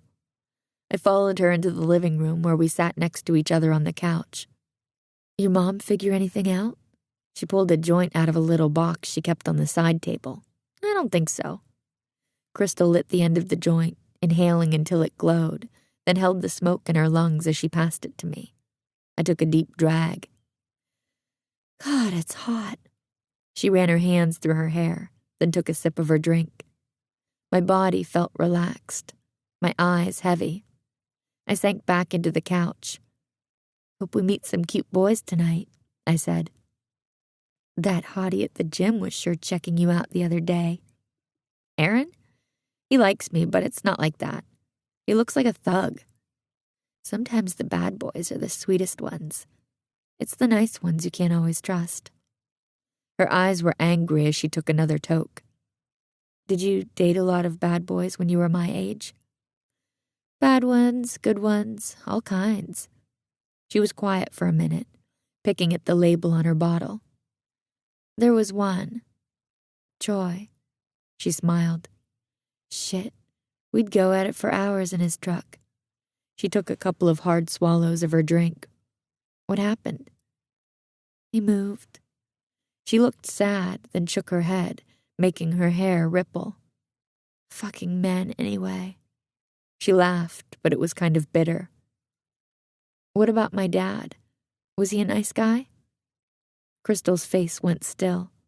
She took another swallow of her drink before answering. Billy? Yeah, he was a nice guy. Mom never talks about him.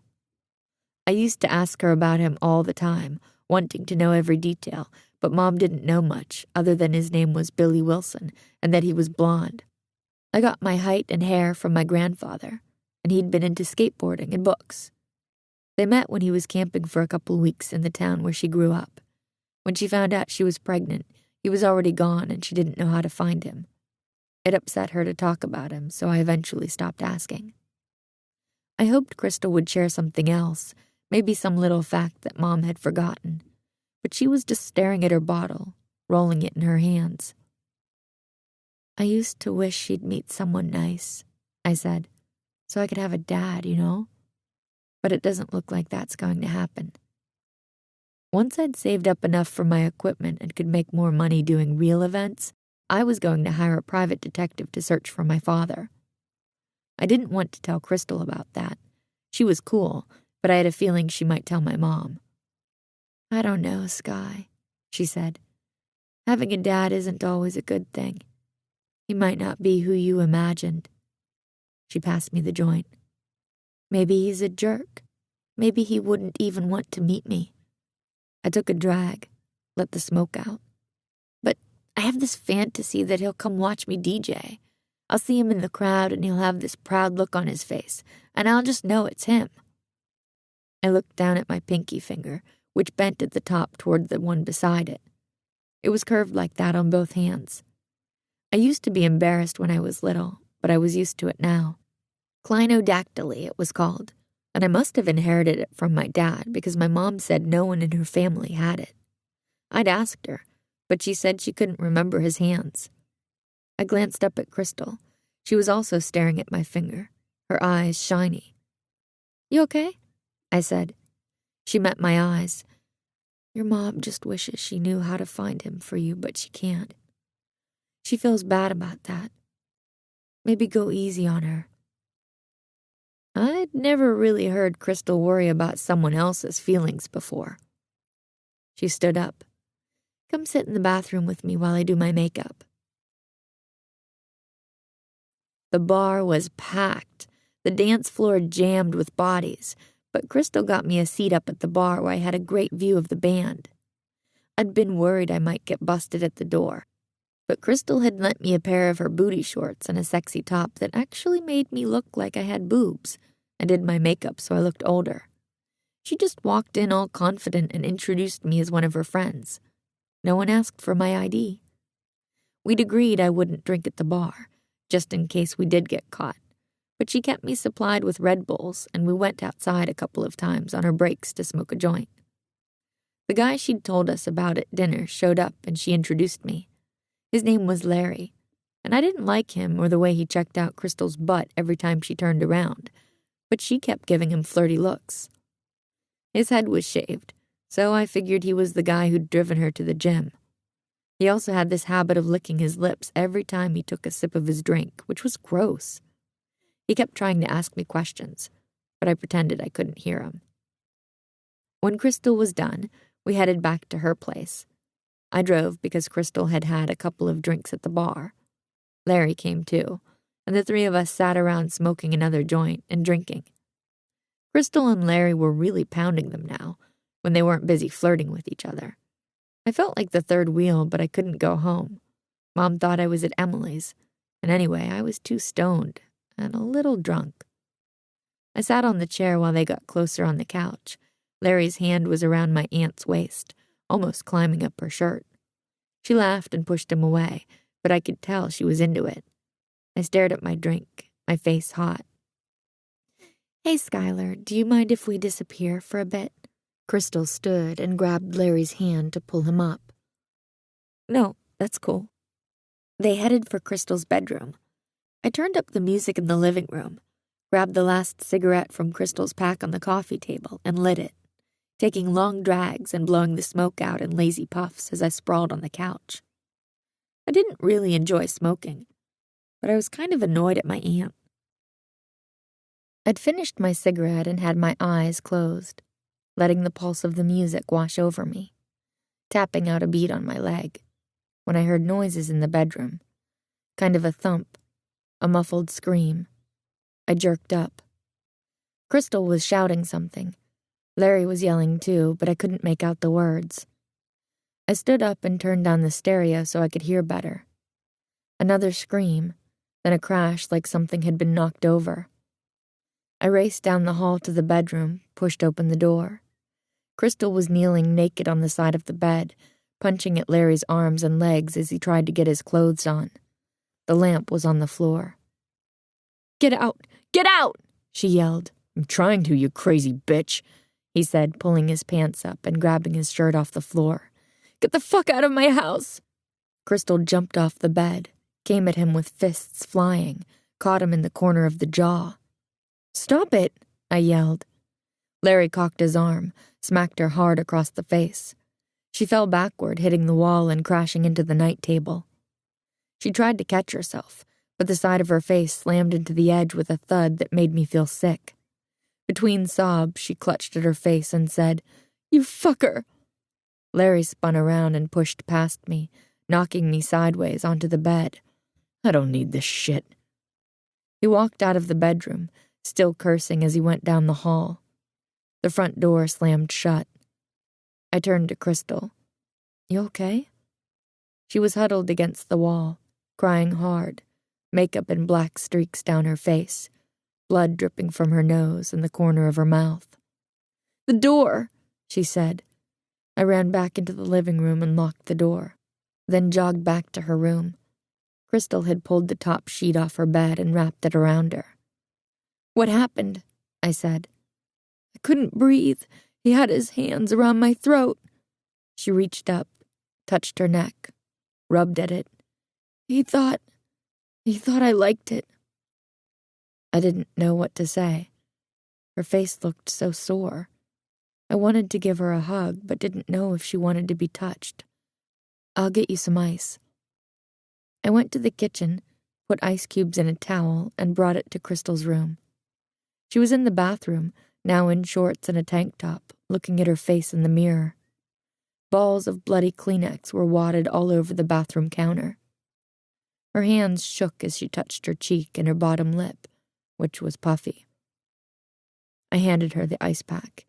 She stared at it. "It's for your face," I said. She pressed it to her cheekbone where I could see a red mark. She was still staring at herself in the mirror, her blue eyes huge, almost black. "I smoked your last cigarette," I said, trying not to cry. "I'm sorry." She looked at me and started to laugh, but then her laughter turned to tears. She sat on the edge of the bathtub. "I'm such a mess. He was right. I'm crazy." "No, he was an asshole." She wiped at her face, stood up. "I need a drink." Over the next hour, Crystal drank every wine cooler in her house and finished off the remains of a vodka bottle. She kept getting up to look out the window, stumbling into everything. Then she'd stare out at the street like she was checking to see if Larry was outside. "You sure you locked the door?" she asked several times, and even when I swore I had, she still checked. She went around and made sure every window in the house was closed and latched, though it was still hot. I'd never seen her like this.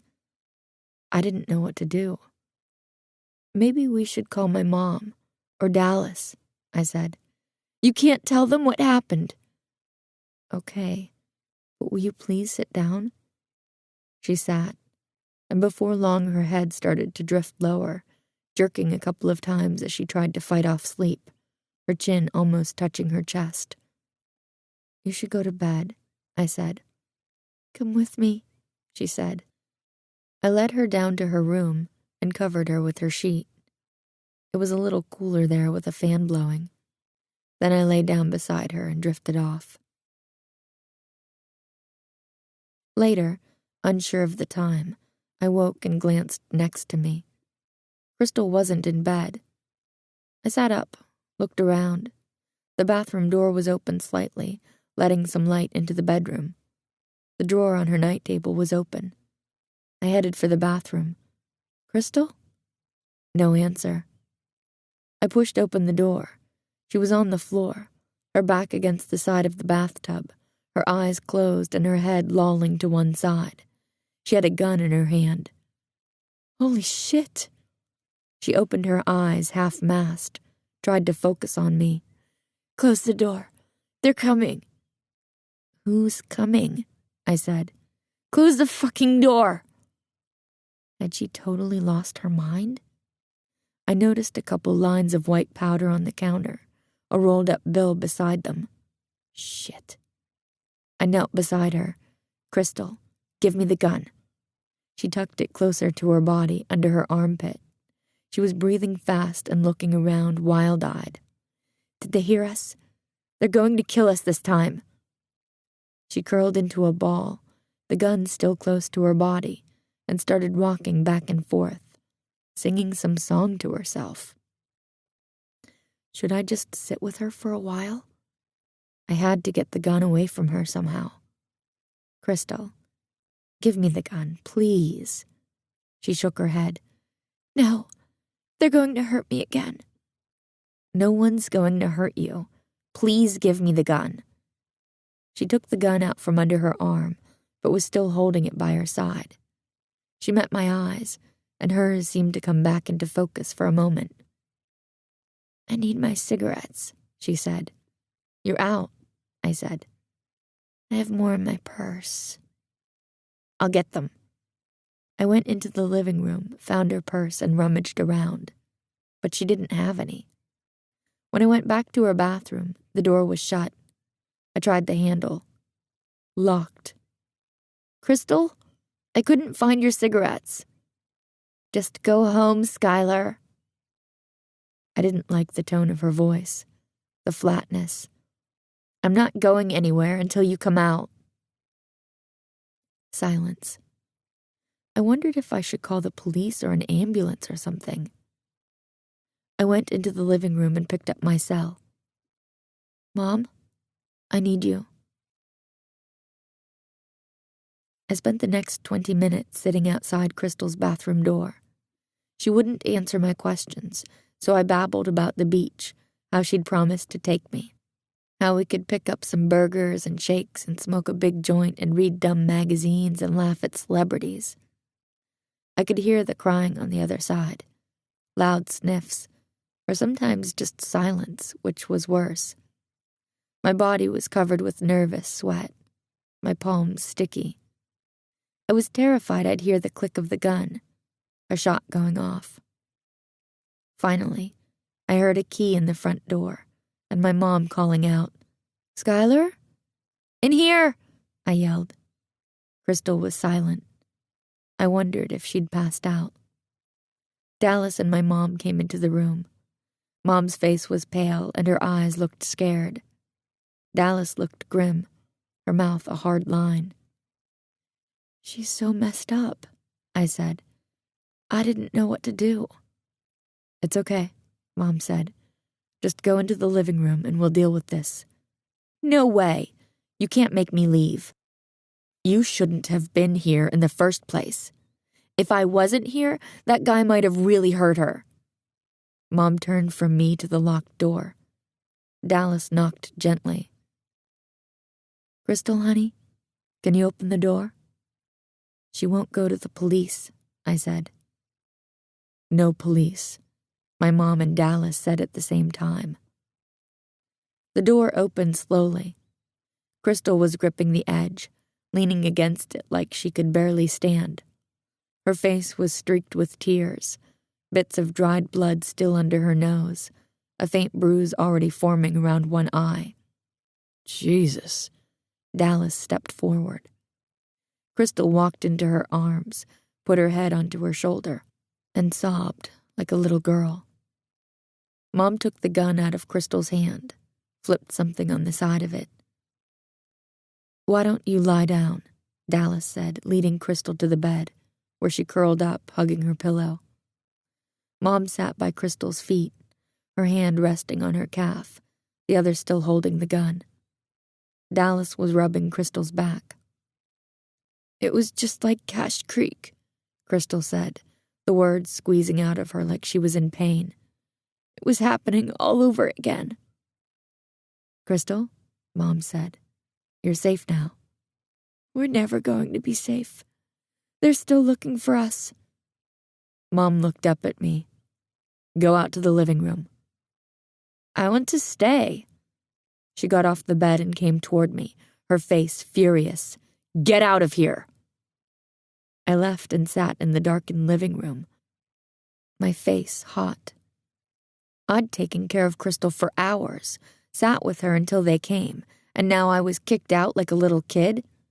I couldn't even hear anything they were talking about, just murmurs, sometimes Crystal crying. And it was a half hour before Mom came out. "Is she okay?" I said. "She's calming down.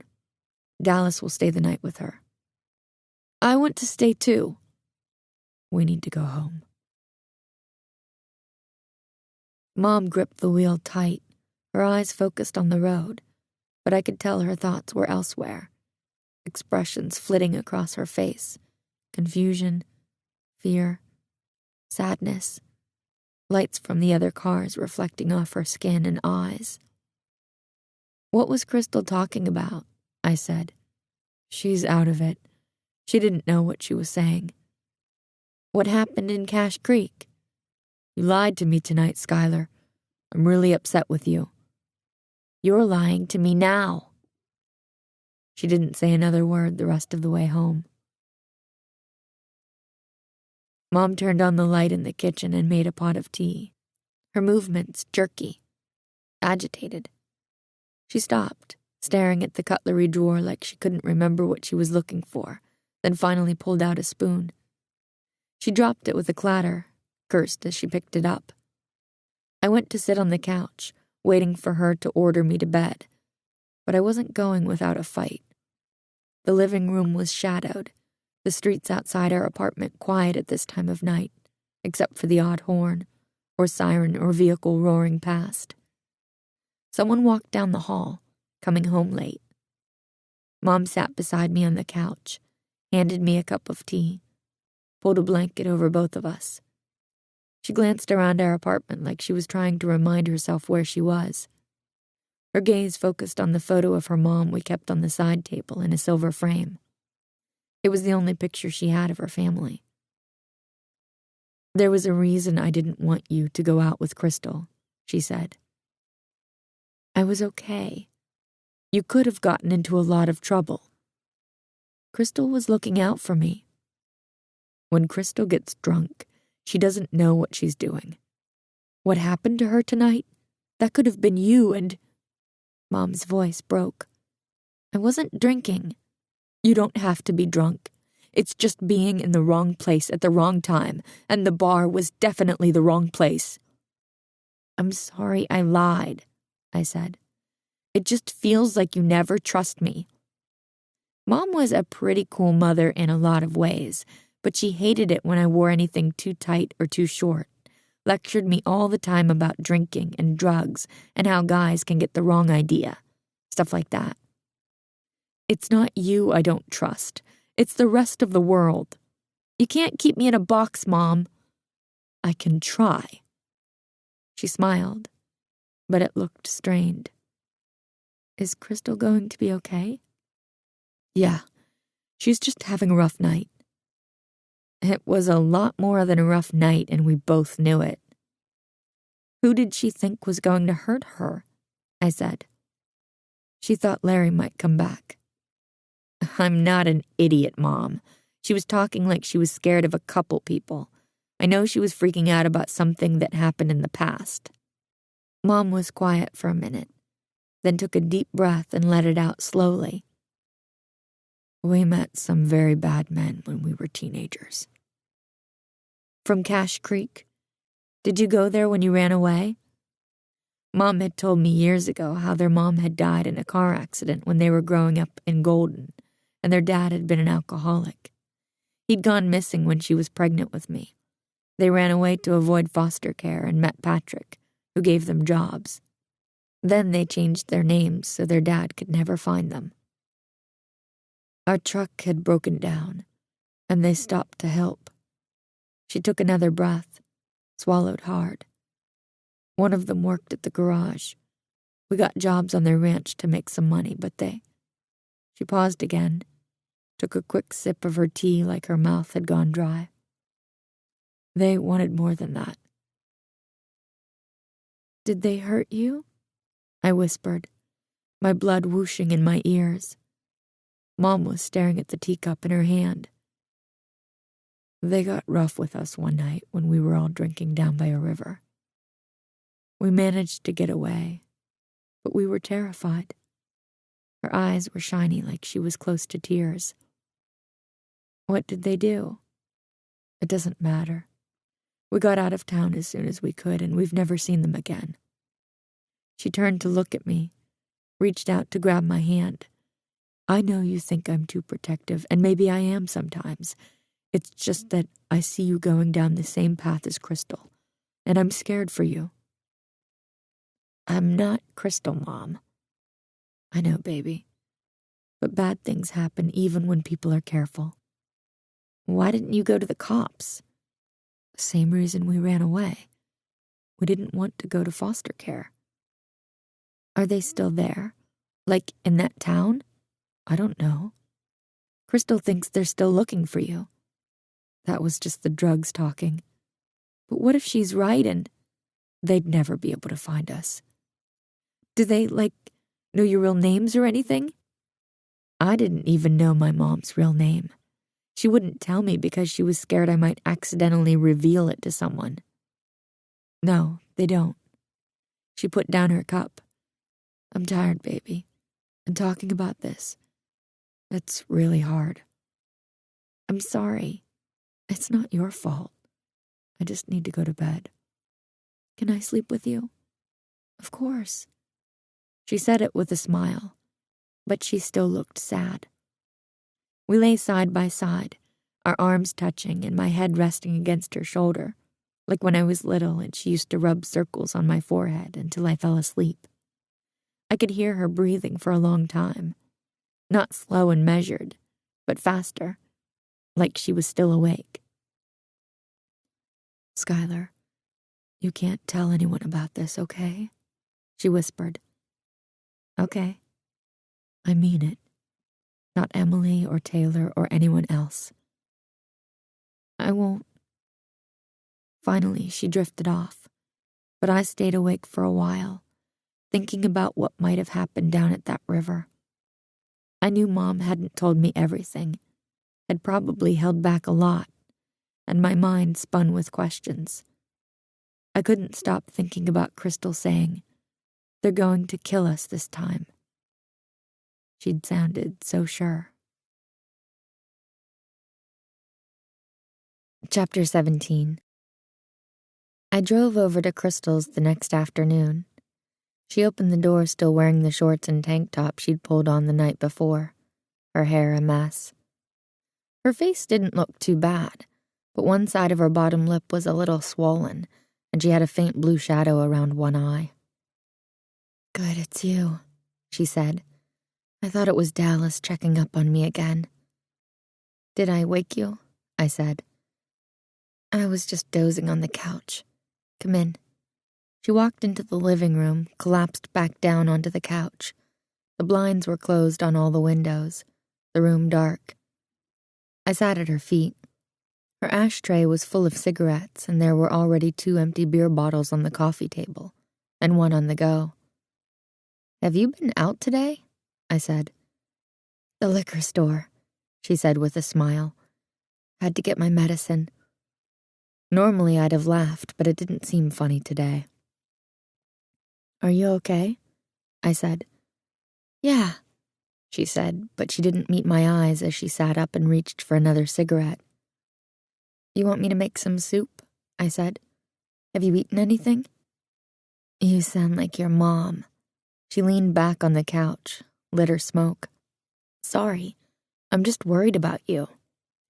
She gave me a sad smile. "Sorry for scaring you last night, kiddo." "You freaked out." I picked up the tinfoil from an empty cigarette pack on the coffee table, started making an origami crane. The smooth foil felt comforting under my fingers. "I shouldn't have been doing coke. I didn't know you did that. Haven't touched it for years, but Larry had some." She shrugged. "Seemed like a good idea at the time." She looked at me. "Boy, he turned out to be a fucker, eh?" She shook her head. "You never know." Mom told me what happened to you guys in Cache Creek. I paused from my work on the bird, waiting to see how my words would land. She took a hard drag of her cigarette, her gaze sliding away like she didn't know where to look. "What did she tell you?" She blew the smoke up toward the ceiling, showing her neck and the scar on her jaw. "How your truck broke down and those guys picked you up, and then you worked at their ranch, but they hurt you." I didn't want to tell her exactly what Mom had said. She met my eyes, and it was like all the life had gone out of hers. They were just dark pools of pain so deep I wanted to pull away, wanted to run outside and suck in the clean air and feel sunshine against my skin. "She told you what they did?" Her voice sounded hollow. "Yeah, but she didn't say much. She got upset." She reached out and grabbed the beer off the coffee table, took a few mouthfuls, one after the other. "What happened?" I said in a soft voice. My question hovered between us as we sat there for an endless minute.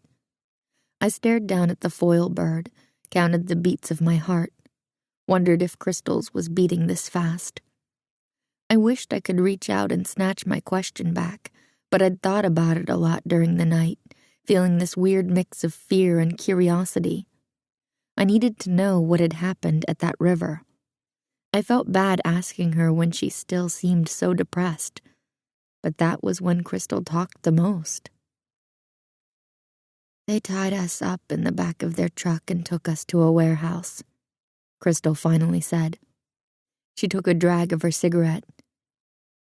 "They kept us for 5 days. 5 days? I almost crushed the bird in my hands. She exhaled slowly, the cigarette smoke pushing into my nose. "They were sick assholes. Like, really sick." I didn't know what to say, the enormity of what she had told me sinking through me like a stone. Mom had lied. Those men hadn't just gotten rough with them. They'd hurt them badly, held them captive, did terrible things. "Do you really think they're still looking for you?" I thought about how Mom would get up in the night and check the locks. I glanced at the door now. Had Crystal locked it after I came in? "No," she said. "I was just messed up." I studied her face to see if she was telling the truth. "How did you escape?" "We stole their truck and got back to town. We were trying to get our truck out of their garage, but it was locked up in the back." She was picking at the label on her beer, ripping off little pieces. "This biker dude helped us out. He owned the pub next door. His son drove us to the bus in the morning." My feelings were all tumbling around inside. Angry someone had hurt them, confused and upset I'd never known anything about it.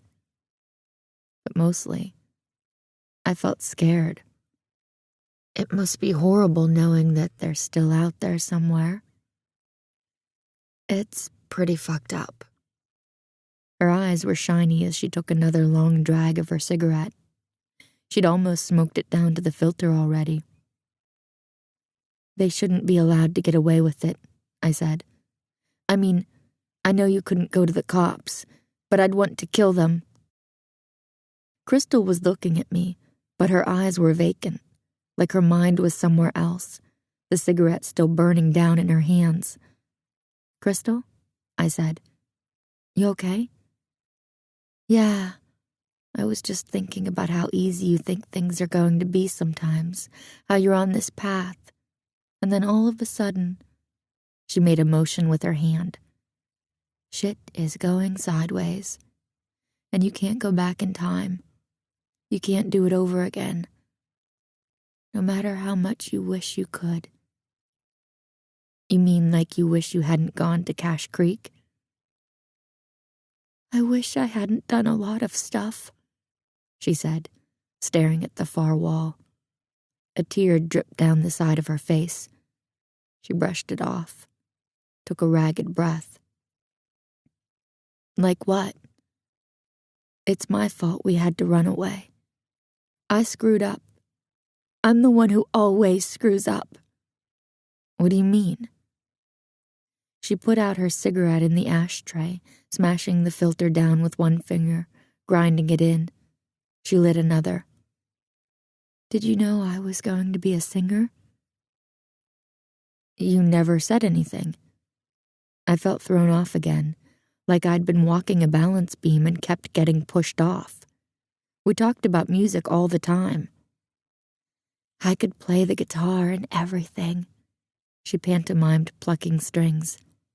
And your mom? She was going to be a photographer. She was so fucking smart. Smarter than Dallas and me in school. She could have been anything. I never thought about my mom having any hobbies or dreams, but she did like taking pictures. Our walls were covered with her photos. I'd found an old camera one day hidden on the top shelf of her closet. I'd put it back, feeling guilty, and never asked her about it. But it was weird. Was that from when she was a kid? Crystal was right about Mom being smart, but she only had her GED. She read my homework and borrowed my books all the time. Crystal looked at me again, tears making her eyelashes spike. You're a good kid, Skylar. A really good kid. Thanks. I mean that, she said. Don't try to be like me. You're not so bad. I haven't done one good thing with my life. She picked up her beer and swallowed it all, wiping her mouth when she was done. You've done lots of great stuff. Nope. She shook her head. Dallas. She's always helping people. And your mom, she's braver than you'll ever know. I haven't done fuck all. What would you do if you could? She met my eyes, hers kind of vacant again. I wish we'd killed them, she said. I wish it all the time. She was staring through me, smoke drifting up from her cigarette. Crystal? She focused in on me, noticed the bird in my hands. What is that? It's a crane. The Japanese call it the bird of happiness. They believe cranes live 1,000 years, so it's supposed to represent good fortune and longevity, or something like that. They make strings of them at funerals. That must look really pretty, she said, then smiled sadly. Hey, Sky, I'm really glad you came to see me, but do you mind if I just go back to bed? I've got a brutal headache. Yeah, sure. I'm sorry if I upset you. Now, you're the best. We'll go to the beach tomorrow, okay? Give me a call in the morning. That night when Mom came home from work, she looked exhausted, her hair coming loose from its braid, the tendrils damp, her face flushed. God, the bus was just gross tonight, like being trapped in a hot tin can. She hung up her purse. I can't wait to get out of these clothes. I made her a fruit smoothie while she was changing and brought it out to her on the balcony, where we had a little plastic table, 2 chairs, and a hibachi grill that we used in the summer. Mom had found a flowered tablecloth for our table and some citronella candles in pretty pots to keep away the mosquitoes. She'd changed into shorts and a tank top and had her legs braced up on the railing, her head resting against the back of the chair, her shoes kicked off. I could see red marks in her feet from where her shoes had rubbed. She took a sip of the smoothie. Yum, She reached for my hand and gave it a squeeze. How are you feeling? I went over and saw Crystal. How was she? I tried to call from work, but she didn't pick up. She was probably sleeping. She seems kind of depressed. Do you think we should get her some help? Like, what about therapy or something?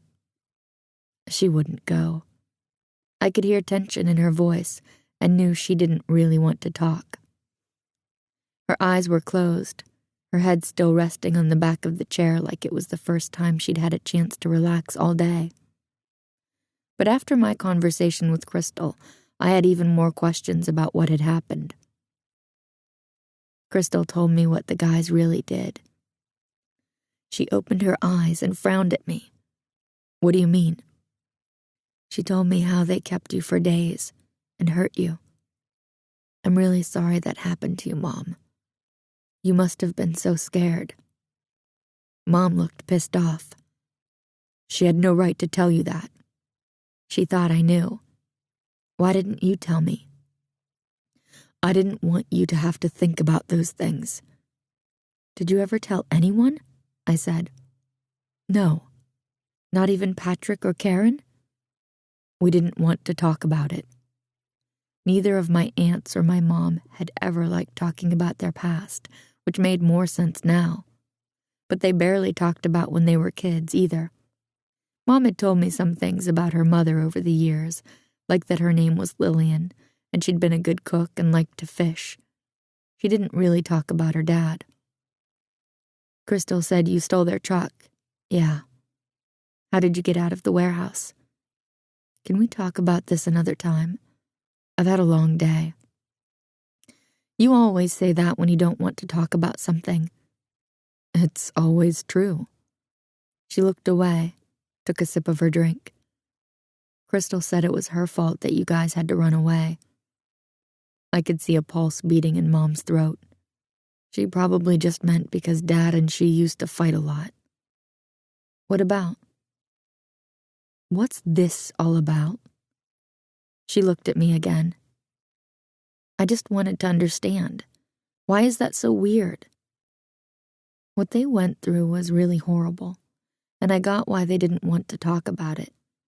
But something still felt strange about it all, like they were hiding something else. Crystal doesn't think, Mom said, her voice angry. She says all kinds of crap when she's in one of these moods. It doesn't mean anything. It sure sounded like it meant something. Who knows with Crystal? She stood up. I'm going to take a shower. I went into my bedroom, put on my headphones, and messed around with some beats. But when I played them back, they all sounded angry, chaotic, confused, like they didn't know what they wanted to be yet. Later that night, I texted Crystal, said I was looking forward to going to the beach, and asked if she wanted me to pick up anything on the way to her place. She didn't answer. Around 10 in the morning, I threw my bathing suit in my bag, grabbed a towel and some lotion, and headed over to Crystal's. She hadn't answered any of my texts that morning or my phone call, but I figured she might still be sleeping. When I got to her place, all the windows were closed and she didn't answer the door. I knocked a few times and called out. Then I went around to every window, trying to see inside, but the blinds were closed. I checked around the back of the house. Her car wasn't in the carport. I thought about asking the upstairs tenants if they'd seen her, but it didn't look like anyone was home. I went back to our apartment, disappointed Crystal had forgotten our plan. Maybe she had to go into work or something. I texted her a few times that day and night, but she wasn't answering any of my messages. I checked her Facebook, mostly photos of her with different guys and shots of her at the bar or partying with friends. She hadn't updated her status since the night we were at the bar. Can't wait to see the head kickers. The bar will be rocking. I can't find Crystal, I said the minute Mom got home. We were going to the beach. I'm sorry, baby. But are you really surprised? I knew Crystal blew off lots of people, but I was hurt she did it to me. She's not answering my texts. I've been trying her too. She probably just forgot her cell somewhere. She'll check in soon. I came home from the gym the next day to find Mom watching TV and painting her toenails. She was working late that night at the hotel for a wedding. "Mom, I need to talk." "What's wrong?" She looked up, her face concerned. "I went by Crystal's a couple of times today, but she's not around. She didn't show up for work either. No one's seen her." "I know you're worried, Sky, but this is what Crystal does. You know that. Remember last year when she took off? She used to disappear for weeks and Dallas and I'd be so scared. Then she'd show up like it was no big deal. And we'd find out she was partying somewhere with friends or some guy." "Not this time, Mom. Not after the other night." She capped her nail polish bottle and looked at me. "Especially this time. Dallas and I were expecting something like this." I chewed my lower lip. "But she didn't tell me." My mom covered my hand with her own. "She still loves you, Sky. You're her #1 niece." I smiled weakly. "Because I'm her only niece." "Exactly." She patted my knee and stood up. "I better get ready for work." She looked back at me. "Don't worry, baby. She'll be back soon." While Mom went to get dressed, I pulled her keychain out of her purse and took the key to Crystal's place. It was 9 o'clock, and the sun was just setting when I pulled up in front of Crystal's. There didn't seem to be any lights on in her suite. No lights upstairs either, which was good. I opened the front door slowly, my eyes quickly taking everything in. "Hello?" I called out. What if she had some guy over, or came running out with a towel wrapped around her, pissed I was violating her privacy? But the place was quiet. It was a little creepy being there alone. The ashtray on the coffee table was full. Empties stood in a cluster. All the cigarette butts were her brand, Players Light, king size. The kitchen sink was full of dishes and the garbage smelled. I pulled the bag out of the pail, tied it up, and left it by the front door. I made my way down the hall into her bedroom. Her bed was unmade, a tangle of sheets and pillows. A beer bottle was on her night table, and the little foil crane I'd made was sitting on a Kleenex box. I picked it up, fingered the wings as I looked around. Her perfume hung in the air. Some of her drawers were pulled out, clothes heaped in a laundry basket, but I couldn't tell if anything was gone. I checked her bathroom. No toothbrush in the stand. I opened all her drawers. Her makeup was gone too. I looked in the shower. No razor, just a couple of almost empty shampoo bottles and a sliver of soap. I stood in the hallway and frowned. Where was she? Back in the living room, I sat on her couch, put my hand on the pillow lying there. I shouldn't have made her talk about Cache Creek. I shouldn't have brought any of it up at all. She still had 2 joints inside the box on her side table. I moved to her desk, rummaged through some post-it notes, just random notes about groceries or reminders, phone numbers. I turned on her computer and checked her search history. There was some stuff about some bands, and at the top, Cache Creek. I stared at the name, my heart beating fast. I did a search, checked the links that came up. She'd clicked on one about cattle ranches in the Okanagan. It was a listing for ranches. I scanned the names, but they didn't mean anything to me. I shut down her computer, left a note on her counter. Please call me. Then I cleaned up her dishes, took out her garbage, and made her bed. I grabbed the 2 joints out of the box, figured she wouldn't mind. I walked back into her bedroom and checked her night table drawer, under her mattress, in her closet, searching everywhere for the gun. It was gone. I wish we'd killed them. I wish it all the time. The way she'd looked at me, like I wasn't even there. In the morning, Mom shuffled into the kitchen in her boxer shorts and tank top, her hair messy. She yawned as she opened the freezer and pulled out a box. She glanced at my cup of coffee. That'll stunt your growth, you know. She smiled at our running joke, which started after I shot up past her years ago. She popped some Eggos into the toaster, grabbed the syrup out of the fridge, then sat across from me, using her fingers to taste some syrup from the lid. I'd been thinking about what I'd discovered at Crystal's place. I'd even logged onto my laptop last night and searched again for Cache Creek. It was a really small town, only about 3,000 people. Wikipedia mentioned dairy farming and cattle ranching, but when I Googled cattle ranches Cache Creek, I didn't get any hits. Mom was talking about what we could do that day. I couldn't really concentrate on what she was saying. I was thinking about how to tell her what I'd learned, but every time I opened my mouth, she went on about something else. Maybe we could go to Stanley Park. Do you feel like rollerblading around the seawall? She got up and took her Eggos out of the toaster, dropped them onto her plate, and slathered them with butter. Or we could go to Granville Island and walk around the stores. Maybe check out the market. She sat back down across from me, picked up the syrup bottle. I took a breath. I went over to Crystal's last night. Her eyebrows pulled together. She's home? She set the bottle down. No, I borrowed your key. Now she looked pissed. You mean you took it? I shrugged. I needed to see inside her place. It looks like she left Sunday, maybe not long after I went over. Yeah. She took a few long sips of her coffee, watching me over the rim. I think she went to Cache Creek. She started shaking her head, but I kept talking. Mom, listen. She was on her computer, looking up Cache Creek. I bet she was looking for those guys. All the color had gone out of Mom's face, and her hand was gripping the edge of the table like she was trying to hold herself up. Mom? She got up and refilled her coffee. She was stirring in sugar, only her profile visible, but I could see her eyelashes flickering like she was blinking hard. Crystal would never go back there, she said.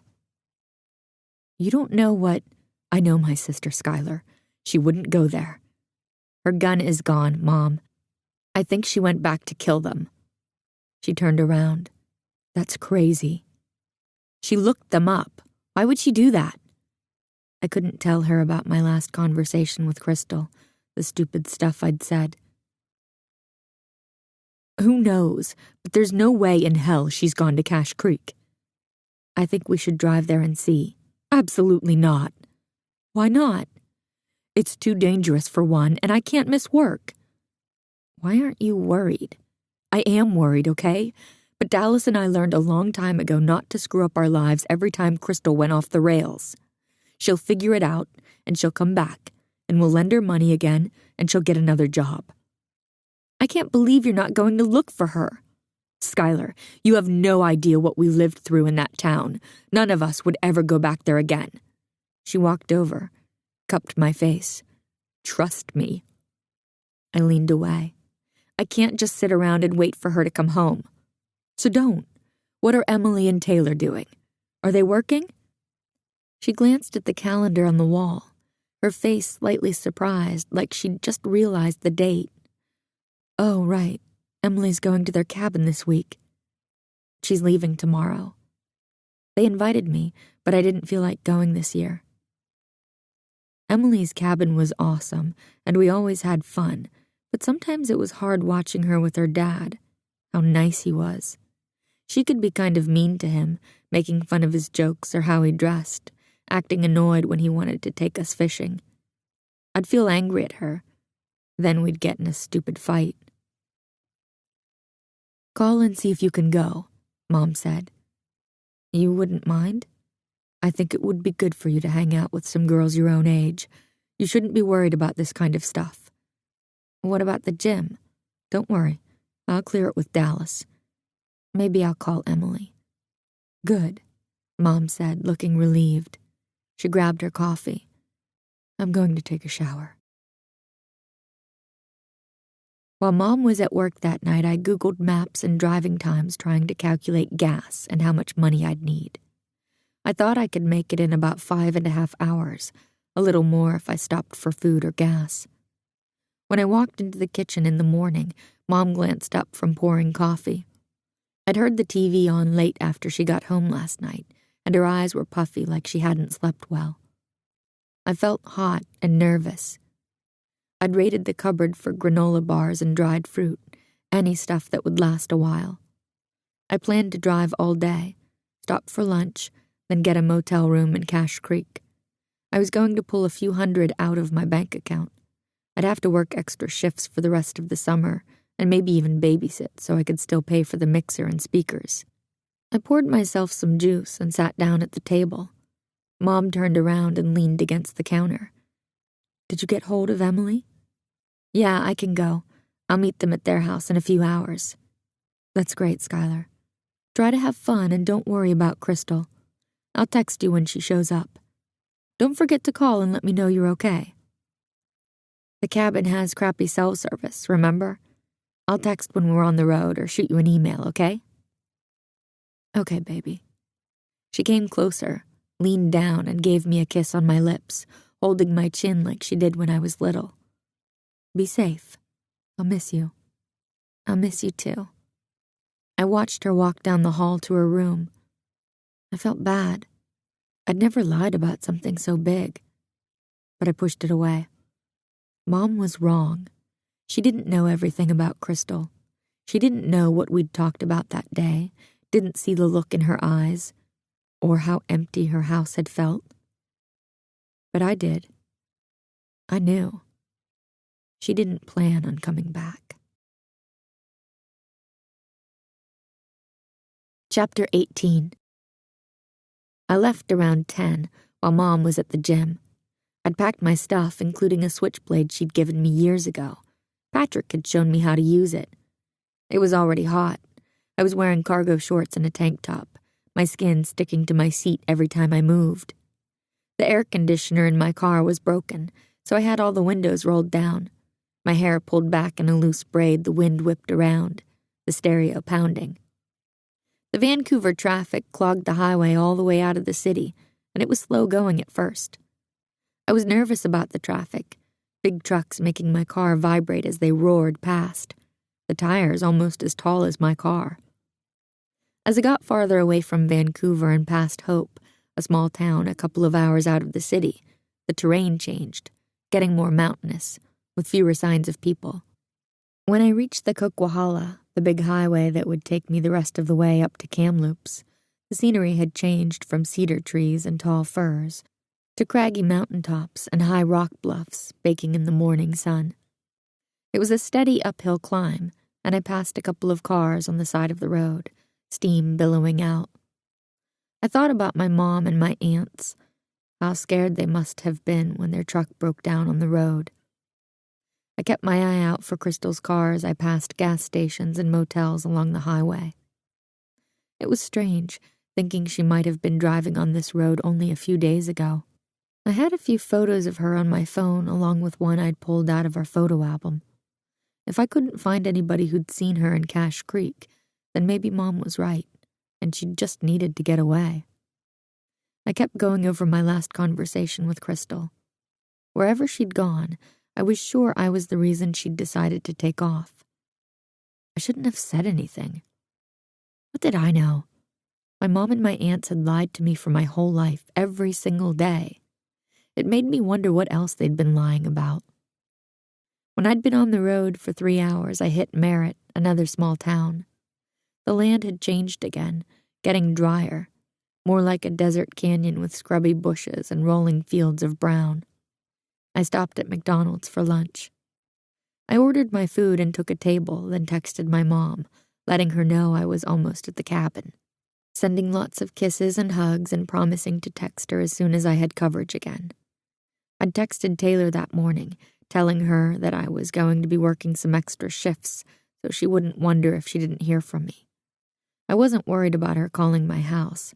My friends only used my cell. A girl came out of the bathroom with a big pack sack on her shoulder, gave me a smile, and walked out into the parking lot. I watched her go over to 3 guys standing by a white Jeep with a bunch of camping gear in the back. She was around my age and really pretty, with straight, almost white blonde hair, pulled into a loose knot at the back of her neck. One of the guys handed her a cigarette, then said something as she bent forward to light it. She stepped back to blow out the smoke and turned around, walking away from them. Now one of the guys made an obscene gesture with his mouth and hand, like he was imitating a blowjob. The other two were laughing. The girl gave them the finger, then kept walking toward the highway. The guys got into their Jeep and followed her, slowing to a near stop where she was standing on the side of the highway with her thumb out. I watched, riveted, my hand paused on my fries. What were they going to do? The guy on the passenger side had his head out the window, looked like he was shouting something. Then he lifted his arm and threw a Slurpee cup at her. She put her arm up, shielding her face, but a spray of liquid soaked her. The guys gunned the gas, their Jeep swerving on the road. The girl picked up a rock and threw it in their direction, but they were long gone. She walked back to the restaurant and disappeared into the bathroom, her face flushed. I felt bad for her and hoped she was okay. I was checking my map in the parking lot when she came out, wearing a different tank top, a pink one, and peered into my car. Hey, can I get a ride? I didn't really want company. I wanted to think, not have a conversation. Did you see those assholes? She said. Before I could answer, she looked at the map in my hands. Where are you going? Cache Creek. I'm going to Revelstoke, but if you got me as far as Cache Creek, I'd be really grateful. She gave me a hopeful smile. My name's Lacey. I'm not sure. I didn't want to be a jerk, but still. I'm harmless, I swear. I just don't want to end up in a ditch, you know? She looked at the highway. Those guys were creepy. I thought about what had happened to my mom and aunts, imagined reading in the paper about some hitchhiker getting killed. Okay, but I have some stuff I have to do when I get to Cache Creek. Don't worry. As soon as we get there, I'll split. While we drove, we talked. Turned out she was 16, but she looked older, with lots of makeup. She was from Hope, that first small town I'd driven through, and fighting with her parents because they didn't like her boyfriend. She was running away to meet him in Revelstoke. I thought she was crazy to be hitchhiking, but she said she did it all the time. She showed me a photo of her boyfriend, who was kind of cute, with brown eyes and really white teeth. She wanted to know why I was going to Cache Creek, and I just said I was meeting up with my aunt. I turned up the radio when a good song came on and started tapping out the beat on my steering wheel, singing the melody. You have a good voice, Lacey said. Thanks. Are you a singer? No, I'm a DJ.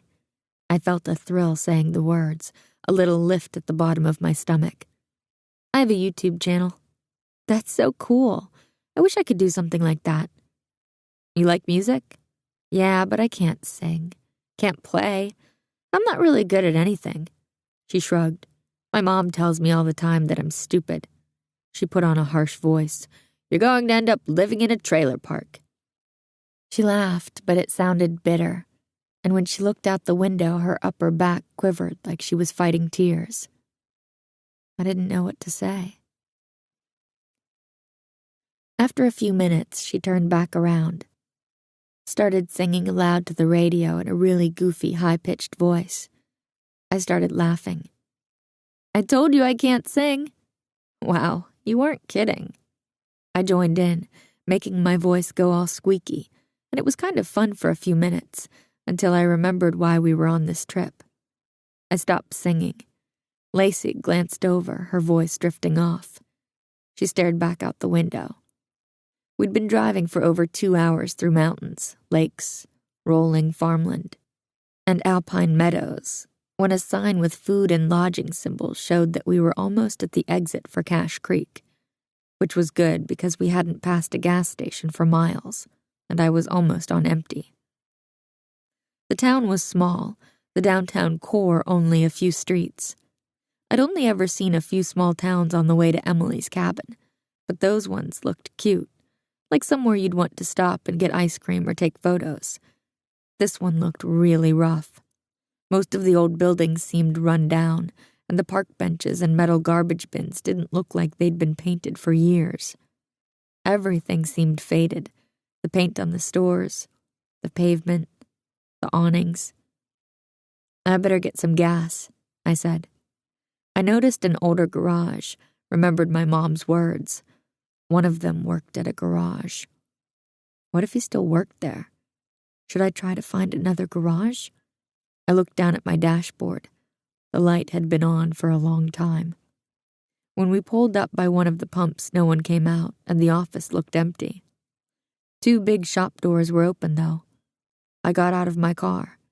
Lacey also got out and leaned against the side of the car, fanning her face. I walked over to the shop, feeling the heat radiating off the pavement through my flip-flops. My hair felt heavy and hot on the back of my neck. A tall boy with a red baseball cap was bent over, talking to another boy who was halfway under a truck. Looked like an older Chevy, and painted a gunmetal gray with a Budweiser sticker in the back window. The truck was on a jack, and huge tires with a meaty tread were off and leaning against the wall. A radio on the bench was playing country music. I was relieved there didn't seem to be anyone else working. "Can we get some help?" I said. The boy with the baseball cap spun around. The other boy pulled his head out from underneath the truck and stood up. His eyebrows rose when he noticed Lacey, who had come to stand beside me. He had blonde hair cut short on the sides and back, with long bangs brushed forward into his face. Both boys were probably around our age and looked grubby, grease under their nails, sweat stains under the arms of their dirty t-shirts, ripped, faded jeans hanging low off their hips. "We need gas," I said. "Shit, sorry. Didn't hear you pulling up," the tall boy with the red cap said, coming toward us while wiping his hands on a rag. Even taller than me, he had fair skin and dark curly hair winging out from underneath his baseball cap, lively eyes and a cheeky smile. "You girls aren't from around here," he said. "Just visiting," I said. I wondered if I should show them the picture of Crystal and ask if she'd filled up on gas, but wasn't sure yet how to explain why I was looking for her. I glanced over at Lacey. She'd said she was going to split as soon as we got to town, but she hadn't made any moves to hit the road yet. The blonde boy followed us out, coming around to lean against the pump, smiling at Lacey. She smiled back. "How much you want?" the dark-haired boy said as he unscrewed my gas cap. "Fill her up, please." I looked around, noticed a small peach-colored brick motel across the road. Someone had put hanging flower baskets at the front entrance, and the sign promised free Wi-Fi and continental breakfast. Beside the garage, there was a pub with a little awning over the front entrance. There were a couple of parking spots in front of the pub, but it looked like there might be a back parking lot on the road behind. I remembered Crystal telling me how a biker dude and his son had helped them. I looked up, noticed an open window with curtains. Did he still live there? Would Crystal have spoken to him? I looked back at the motel, shielding my eyes from the sun as I checked the cars in the parking lot. I didn't see Crystal's, but the motel might have parking in the back. "Is that the only motel in town?" I said. "Yeah," the blonde-haired boy said. "We call it the Peach. There's another one north of town. Like back on the highway, but it's a lot more expensive. Are you looking for a place to stay?" the dark-haired boy said as I handed him the gas money. "Maybe," I said. "Not sure yet." Lacey gave me a curious look. We got back in the car and the boys went into the gas station office. It looked like the dark-haired one was putting the money into the register. They both kept glancing at us through the dirty window. The blonde boy smiled, said something to the other one. Lacey was sniffing the air through her open window. "Oh my God, that smells good. I haven't eaten since yesterday." I caught the scent of barbecued meat. "I saw you at McDonald's." I was just changing. Didn't have any money for food. She shrugged like it was no big deal. She'd told me her dad was out of work. Things must be really bad. Mom always made sure we had a full fridge, even when times were tough. And she still gave money to homeless people. I asked her why one day, and she said, "You never really know someone's story." I glanced up, noticed the diner beside the hotel. It looked cheap. I'll buy you dinner, but then I have to get going, okay?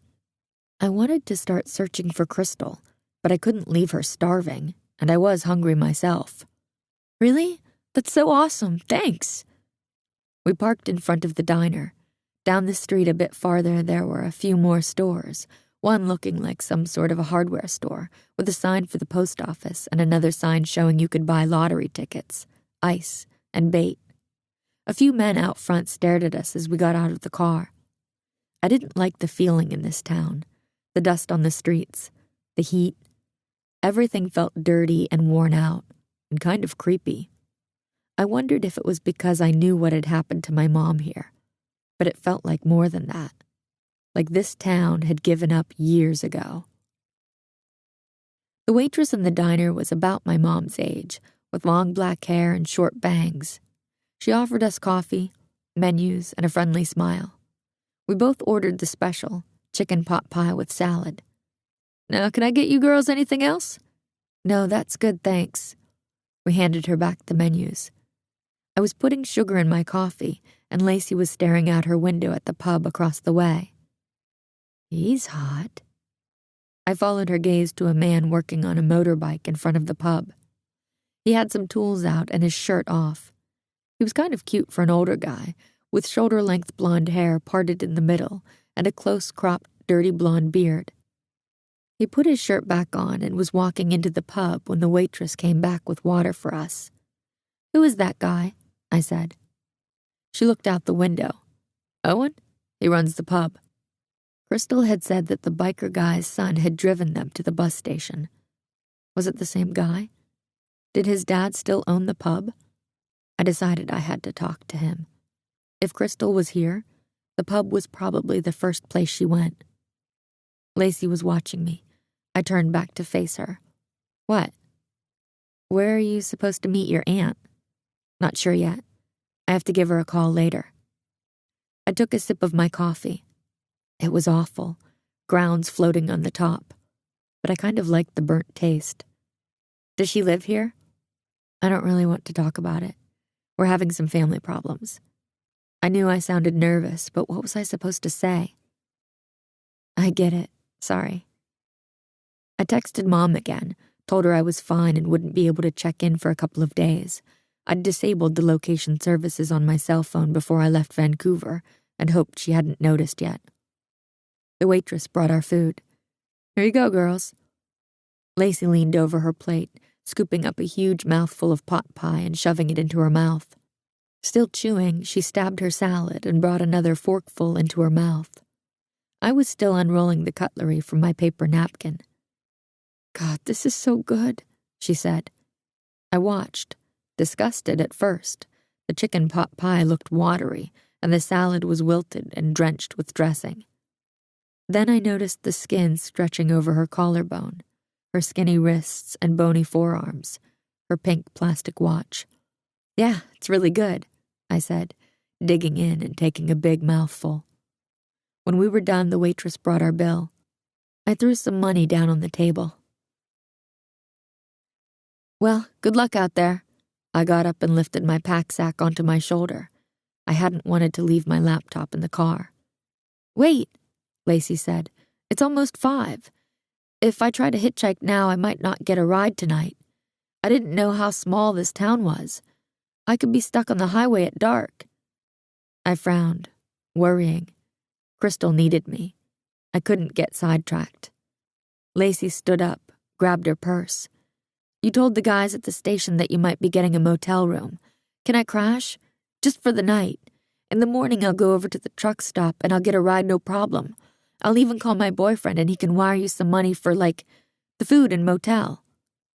She did have a point about getting stuck on the road. I'd only seen 2 cars drive down the main street the whole time we'd been there. How far would she have to walk? I glanced down and noticed her sandals, the Band-Aid between her toes. Okay, but just for the night. Chapter 19. We got back into the car, heat enveloping us in a thick blanket, making me instantly miss the air-conditioned diner. The waitress had told us that the Sunshine Valley reached the highest temperatures in all of BC, and I could believe it. The steering wheel was almost too hot to touch. We rolled down the windows and drove around the building, parked in front of the motel. "Wait here, okay? I'll be right back," I said. "Okay." The woman behind the counter put down the book she was reading and looked up at me over her glasses. "Can I help you?" "Is a woman named Crystal Caldwell staying here?" "Don't think so." She scanned her registration book. "Nope."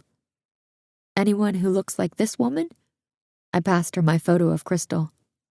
She held it away from her face, squinting. "Looks like the lady who's staying in 48. She rented it for a week, but she's got brown hair." So Crystal had come here. She must have dyed her hair. I felt the thrill of victory. I'd found her. Then a flash of fear. Where was she? The woman gave me the photo and a suspicious look. "Who is she?" "My aunt." I had my story ready. She and my mom had a big fight and she took off. It was awful. I'm trying to find her, hoping to smooth things over, you know? The woman nodded. "My sister and I are always fighting." "When did you last see her?" "Not for a couple of days." She shrugged. "But I don't keep track of everyone's coming and going. She didn't want housekeeping for the week." "When did she check in?" "Monday, I think." So she must have left Vancouver Monday morning. "Any chance I could go into her room to leave her a note?" "Sorry, honey, but I can tell her you're looking for her." "Well, could I please rent a room close to hers?" "You got a credit card?" "No." "Cash up front, then. How many nights you staying?" "Just one for now." $60 plus tax." The woman handed me a form and I wrote down my name and license plate number. I gave her the form back along with cash for the room. I wanted to ask about the ranch, but I couldn't think of a natural way. Then I got an idea. "My friend is looking for a job. I heard there was a cattle ranch around here that hires kids." She nodded. "The Luxton Ranch. Only big one in town." "Oh, okay." Had I found them? "Do you know who she should talk to?" "Brian or Gavin. They run the place." How could I find out if it was the same men? Maybe someone else owned it now. I tried to think what to ask next. Directions. I needed directions. The phone was ringing. "Enjoy your stay," the woman said and reached for it. The motel room was okay. 2 double beds with matching blue floral covers, a tiny fridge, and a TV that looked almost as old as the one we had at home. Lacey dumped her pack sack onto the bed closest to the bathroom. "Mind if I take this one?" "Sure." I sat on the other bed, checked my phone. Mom had texted back, telling me to have fun, and she missed me. Nothing about Crystal. I wondered if I should leave Lacey in the room and go over to the pub. I pulled back the curtain, noticed a few trucks parked outside. What if those men were there? I couldn't show the photo around. They might overhear me or recognize Crystal. I'd have to wait until morning when it wasn't as busy. We stayed up late watching TV. Lacey talked through most of the shows, not seeming to notice my lack of response. I got up a few times when I heard a vehicle in the parking lot, looking for Crystal's car. My car was right in front of our room. I'd checked for more parking behind the building, but it just backed onto another road, and I didn't think Crystal would park on the street. I felt restless. My fingers needed to do something. I started playing around on my laptop. Lacey asked what I was doing, and I showed her how to mix a track. I told her she had good rhythm, though she actually kind of sucked. She seemed so proud that I started feeling really bad, like I'd lied to a little kid and told her there were presents under a tree when I knew there weren't. After she finally fell asleep, I stayed up for another hour, thinking about Crystal, listening for cars in the parking lot. What had been her plan? If she was here to kill those guys, how would she get close to them? I checked my phone, looked up the local newspaper. I didn't see any news stories about anyone being shot or any kind of violence recently. So where was she? I was scared that something might have happened to her already, that I was too late, but I reminded myself that Crystal was really smart and tough. I just had to find her. The next day, I'd talk to Owen from the pub and drive around town looking for her car. Maybe I'd drive by that ranch. but I didn't know how I could find out if she'd been there. It wasn't like they'd tell me. In the morning, I heard Lacey moving around in the room. I opened my eyes. She was pulling on her clothes, her back to me. "What are you doing?" I said. She spun around, whispered, "I'm just going to the office to grab us some coffee and muffins before they're all gone." "Okay." I shut my eyes, put the pillow over my head, and drifted back to sleep. A while later, I woke up, stretched, and glanced over, expecting to see Lacey on the other bed.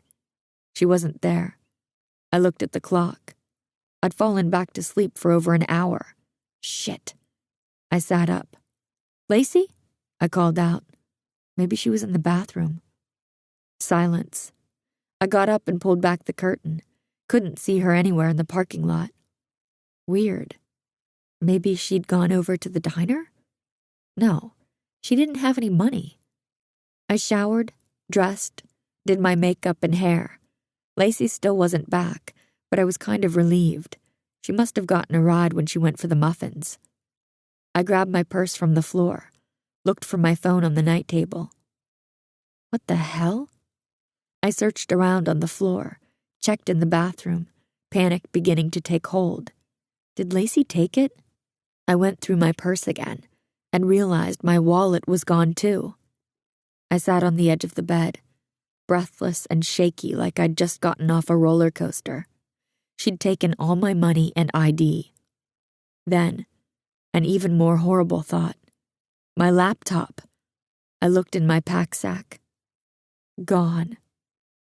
I sat on the floor with my back against the bed, my empty pack sack in my hands, staring at it and trying to make my mind believe what I was seeing.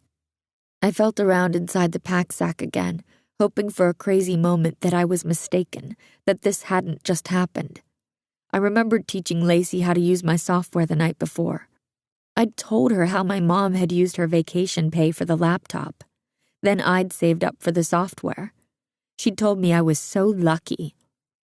I tried to think how much it would cost to buy new stuff, thought about all my set lists and the beats I'd saved, all my music, all gone now. It would take me forever to replace everything. And Mom was going to kill me. I remembered how excited she'd been when we'd picked out the laptop, how she'd insisted it be brand new, even though I said used was fine. She wanted it to have a warranty. I pressed my head between my knees, squeezed hard against my temples, and started to cry. Then I thought about how I'd bought Lacey dinner and got mad again. She said she wasn't good at anything, but she was a good thief. I grabbed my shorts from the day before, checked my pocket. I still had a couple 20s and thankfully my car keys. I went out to my car, searched in the glove compartment and the console under the seats and found a $5 bill and some change. At least I had a full tank of gas and some food. I was also glad I'd kept my switchblade under my pillow and not in my purse. I thought over my options. I could call Mom and tell her what happened, and she might be able to wire me some money, but she'd freak out and order me home. I walked over to the office. The same woman was behind the desk. "Did you see my friend in here this morning? That blonde girl? She was hitchhiking up the road last I saw. Got picked up by a car." No doubt she was long gone by now. I thought about her using my laptop, reading all my emails, going through my documents. I'd been so stupid. "Oh, that's good. I wanted to make sure she got her ride." I smiled. Thankfully, there was still a muffin in the basket and a couple of apples. I grabbed one of each, still smiling at the lady. "Have a great day." Back in the room, I emptied everything out of my pack sack, stuffed it with a spare blanket and a pillow I found in the closet, then took it out to the car. I came back in and packed the rest of my stuff. She had my license plate number, but hopefully they wouldn't notice the missing items right away, or care enough to make a police report. I also took one of the towels and put a Do Not Disturb sign on the door. I drove to the parking lot behind the pub and waited until 11 when I figured it would open. A waitress came out and threw a bag in the dumpster. I pushed open the back door and walked through, blinking in the dark. Country music was playing on the jukebox in the corner. The floor was wood. looked old, but it had been painted.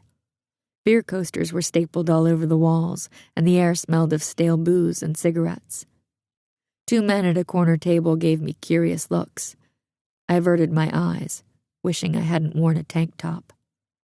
A heavy-set woman with short brown hair that had a purple streak in the front and a black t-shirt stretched across her breasts was pouring beer behind the counter.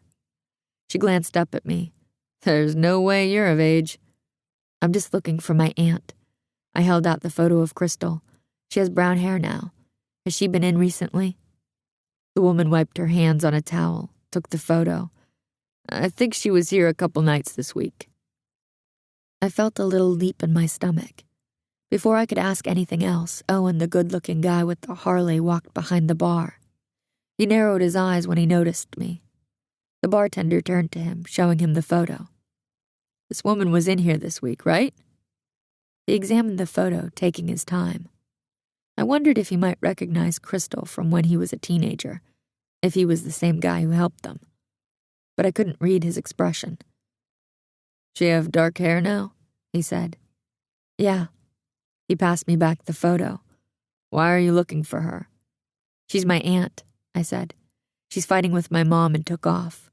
I'm trying to find her." "You go to the police?" "No, it's not like that. She just disappears sometimes. She likes to party." I shrugged like it wasn't a big deal, but inside I felt a nauseating rush of fear.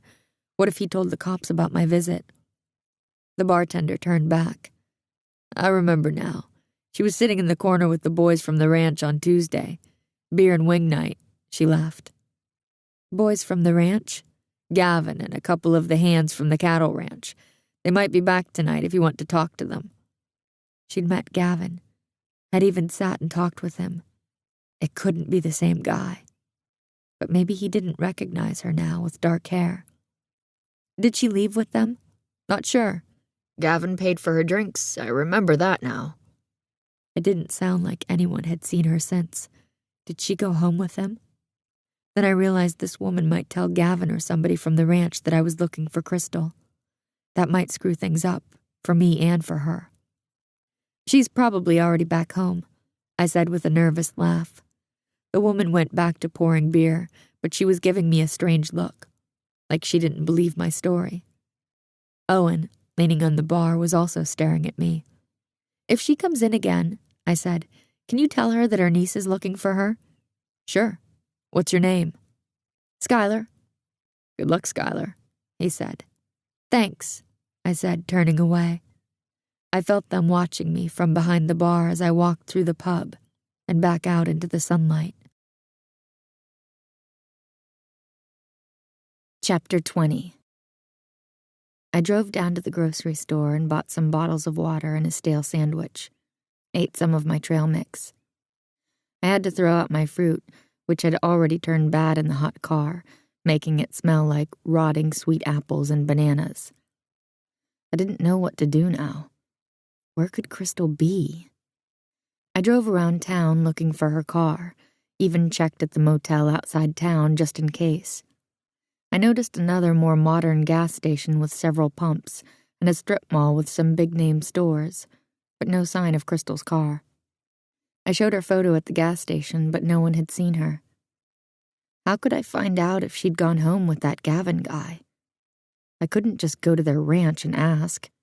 I still didn't know if he and Brian were the same men who hurt my mom.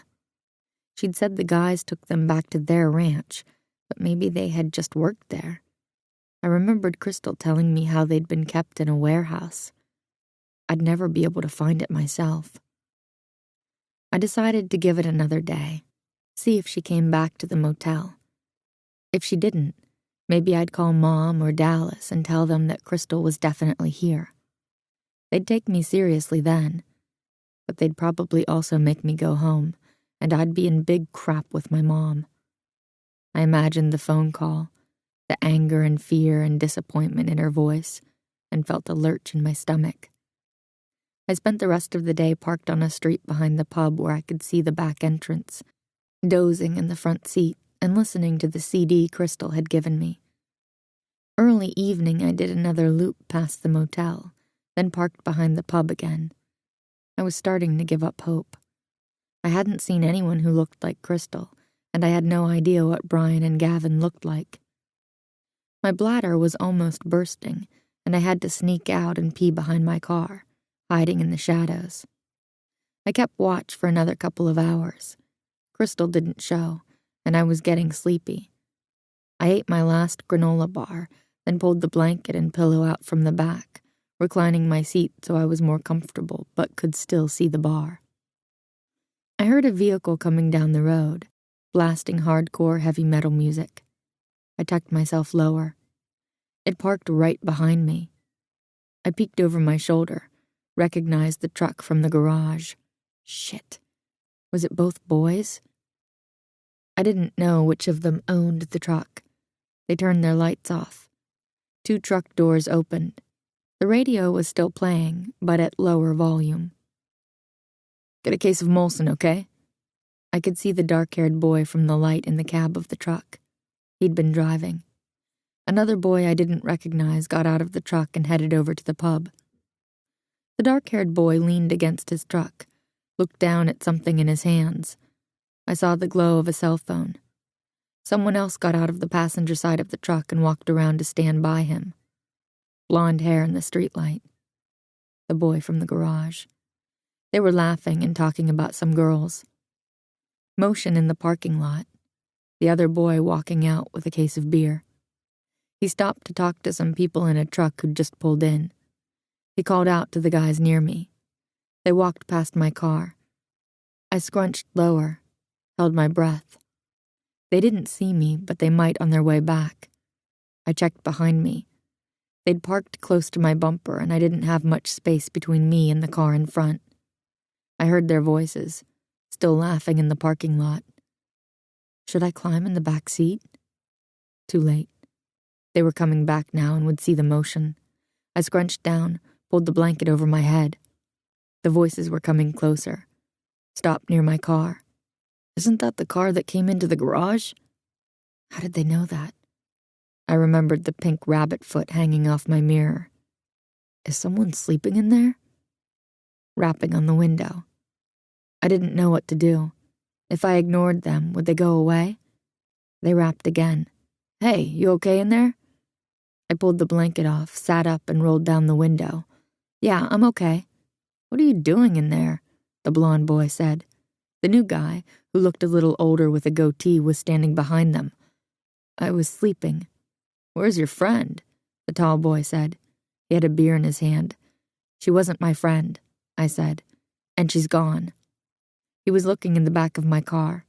I remembered that my clothes were all spread out. You mind? I said, and he gave me a curious look. What's your problem? I don't have a problem. Why don't you just leave me alone?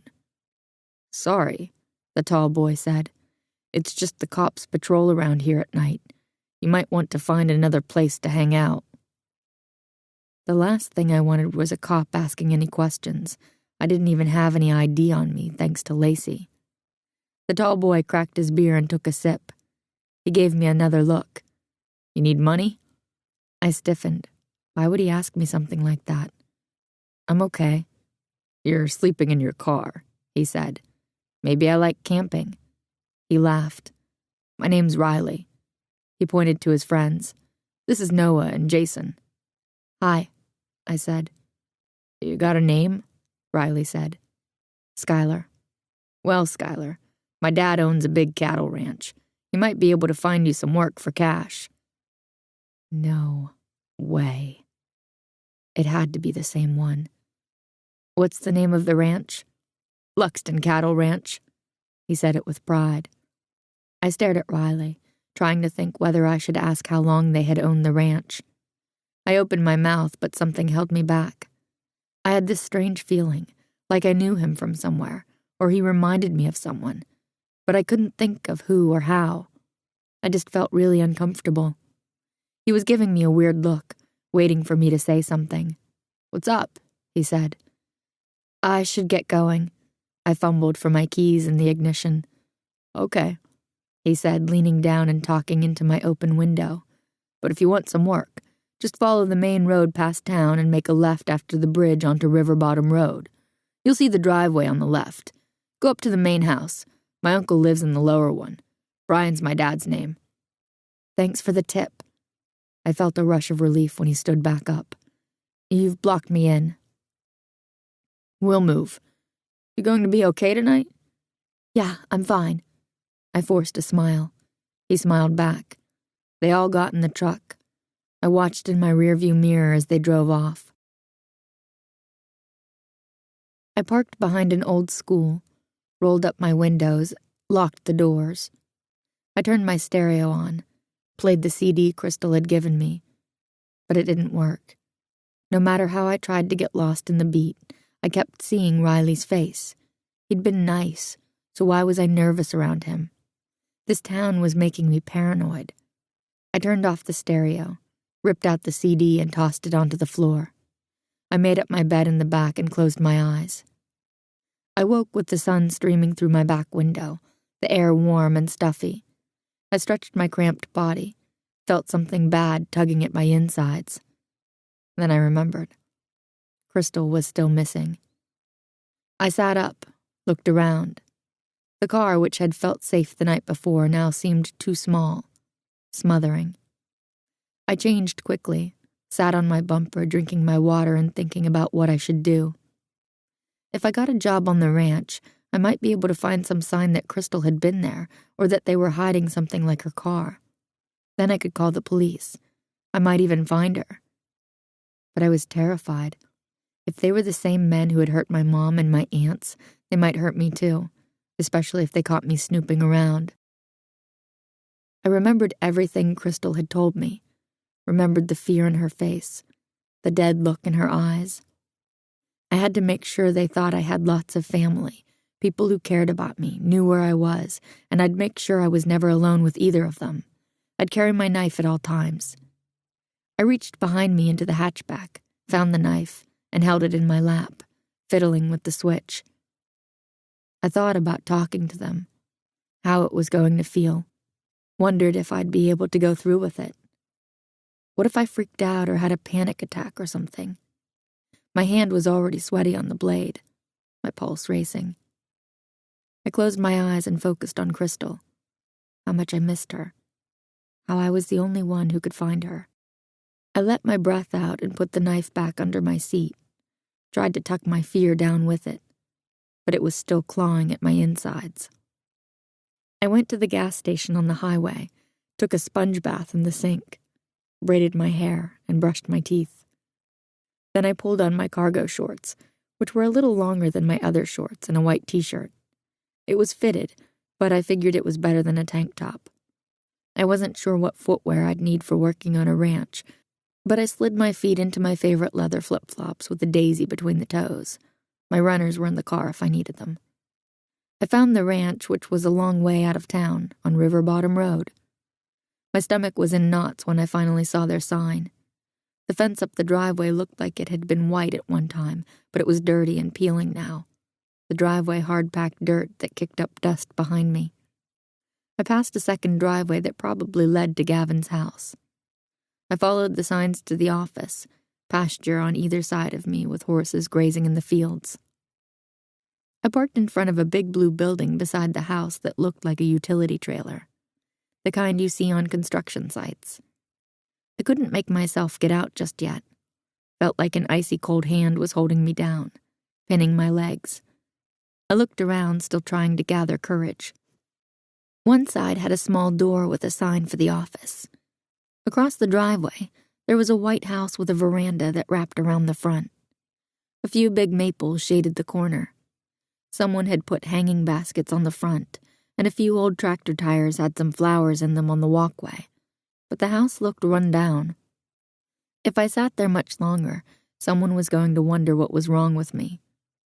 I wiped my sweaty hands on my shorts, opened my door, and forced my legs to walk forward. I peeked in the window to the side of the office door, noticed a man sitting behind a desk, his head down as he looked at some paperwork. Was it Brian? All my nerves were jangling inside me, making my mouth go dry. I took a deep breath, then knocked. "Come in," the man said. The office was small, with a desk, a couple of chairs, a concrete floor. A coffee maker perched on a small shelf, almost hanging over the edge, and a mini fridge hummed in the corner. It was cool in the room, a welcome relief from the wave of heat that had hit me when I stepped out of my car. The man sitting at the desk looked surprised to see me and kind of confused. "Can I help you?" He looked a lot like Riley, though his curly dark hair was shorter and had some silver in it. But his mouth and his eyes were the same, and I had that weird familiar feeling again, like I'd met him before. Had I? Then I got it. He had my eyes, the same dark, almost black eyes that looked back at me every time I looked in the mirror. No. I stared at him, taking in all the pieces, moving them around. They slid into place, a tight fit. He sat there, leaning back, so casual. His right hand rested on top of his desk, fingers tapping impatiently. His pinky was curved. There wasn't a Billy, not a summer fling with a blonde-haired boy who liked skateboards and reading. None of that had happened. There was this. My father. "You all right?" he said, frowning. I needed to think, needed to be alone and cry, needed to get the hell out of there, but I couldn't walk out now. It's the heat. I'm not used to it. He nodded. "It's a hot one today." I had to say something else, had to remember why I was there. "Your son Riley said you might have some work for me." How could I still be talking, sounding so normal? The phone rang on the desk. "Excuse me for a sec." He picked it up and said, "This is Brian." He arranged to trailer a horse for someone, then hung up. "You from Cache Creek?" His eyes were narrowed, like he was trying to figure out if he'd seen me before. I had the panicky thought that he might recognize me, but told myself there was no way he'd put that together just by looking at me. I curled my hands in my pocket, pushed them in deeper. I decided to be honest in case he asked something I couldn't explain. "I'm from Vancouver." "You 18? "Yeah. Riley said you can pay me in cash." "You run into trouble?" He was playing with a pen on his desk, clicking and unclicking it, the sound seeming to echo in the little room. Sort of. I got robbed. I remembered my plan of not making myself sound too vulnerable. I just need a couple days' work so I can meet up with my boyfriend. I thought of Lacey's story. He's waiting for me in Revelstoke. He stood up, and I realized how tall he was, definitely over 6 feet. He wasn't overweight, but his arms in his t-shirt were heavily muscled, like someone who'd worked hard all day for years. I tried not to think about him grabbing my mom and my aunts, throwing them down. He came around and sat on the edge of the desk, gave me another measuring look. I wanted to step back, put space between us, but I didn't want him to know how scared I was. "You ever work on a ranch before?" "No, but I used to work at a gym, so I'm really strong." "Well, if you want to give it a try, talk to my ranch hand Theo. He's in the barn. Just walk down behind the house. He might have something for you." "Great, thanks." He gave me a friendly smile. "You have a good day now." I looked at my car as I walked by. I could just get in and drive home, pretend it had never happened. Nothing had changed. Mom in Dallas would make a police report about Crystal. They'd find her. Then I saw the flash of sun reflecting off the CD I'd tossed onto the car floor. Crystal needed me. Theo, an older man in his 50s or so with gray hair, laughed at my sandals, then found some gumboots in the barn for me. I tried to smile back, worried that he'd be able to see my heart thumping right through my chest, that he'd sense something was wrong. I was having a hard time following his instructions, my thoughts pulling all over the place. I watched his mouth move. I'd never cleaned out a barn before, never pushed a wheelbarrow, and I learned fast not to load it up too much. I got used to the manure smell. It was hard work. My hand broke out in blisters. My back and arm muscles ached. My bare feet and my boots were sweaty, and the heels rubbed with every step. I kept getting flashes of Brian's face, his voice, his curved finger and dirty hands. I felt like part of me was cleaning the stalls, and the other part was standing outside watching, surprised that my muscles were still working. I couldn't believe I was in that town, on that ranch, cleaning a barn while the man who raped my mother was a few 100 feet away. Sometimes I felt dizzy from the thoughts and had to stop and lean against the railing. I wanted to call my mom, wanted to tell her what I knew and ask her all the questions piling up in my mind. Why did you lie? Who am I? But I couldn't.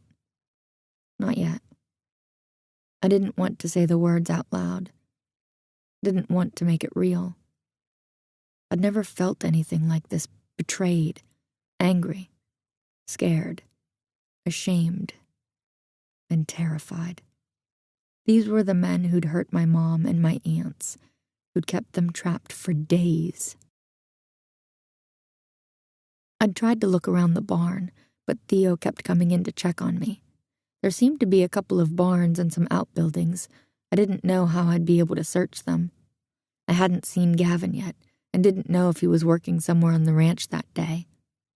Riley came by, leaned his arms on top of the stall door and looked over at me.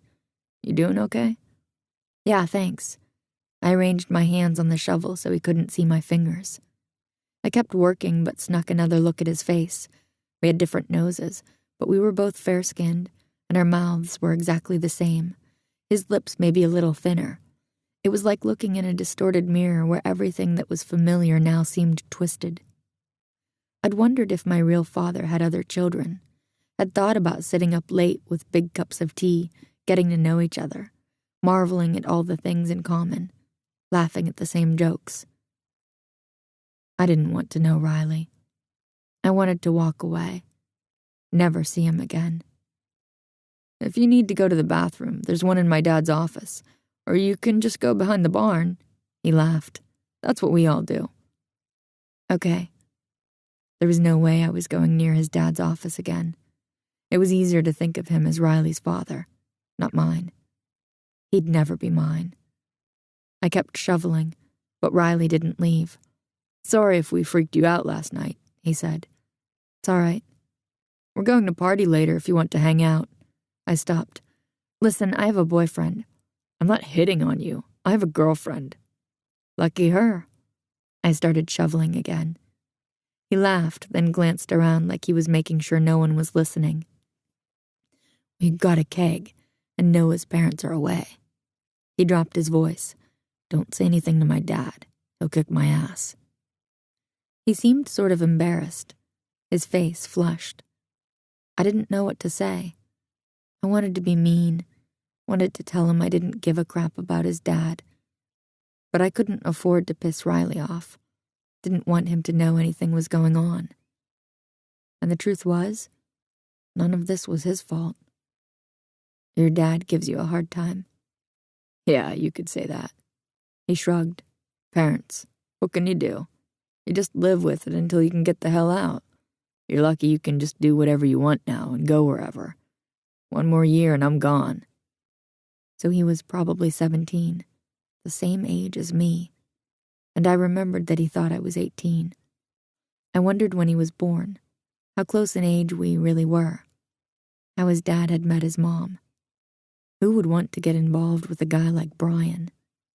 Didn't anyone know how dangerous he and Gavin were?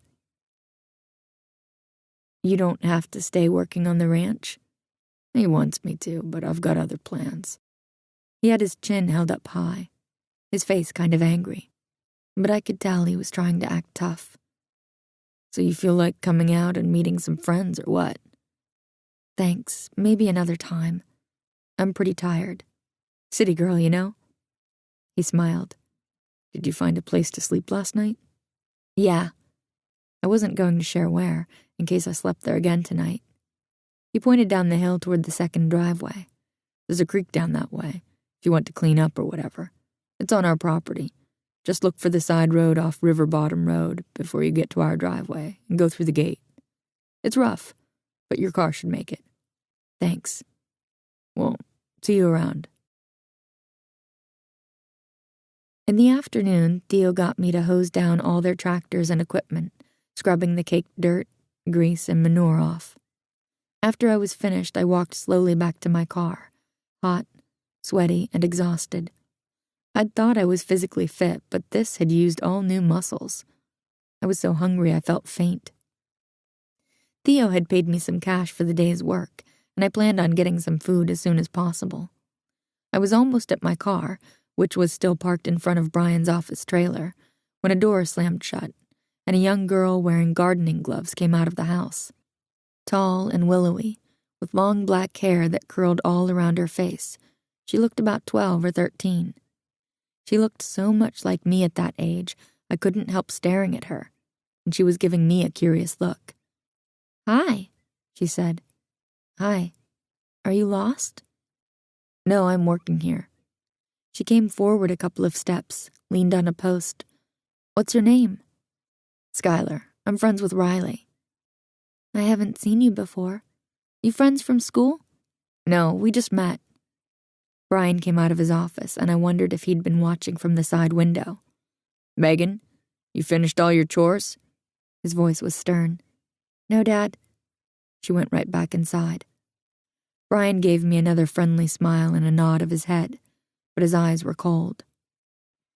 I got into my car and drove out of there. Chapter 21. I grabbed some food at the grocery store, barbecued chicken and a salad, fruit for the morning, and protein bars to hold me over during the day. Without a cooler, I didn't have any way of keeping food fresh. I also bought a few bottles of water. At the ranch, I'd had to drink from the hose, hoping I wasn't drinking contaminated well water or something. I drove by the motel again, but Crystal's car still wasn't there.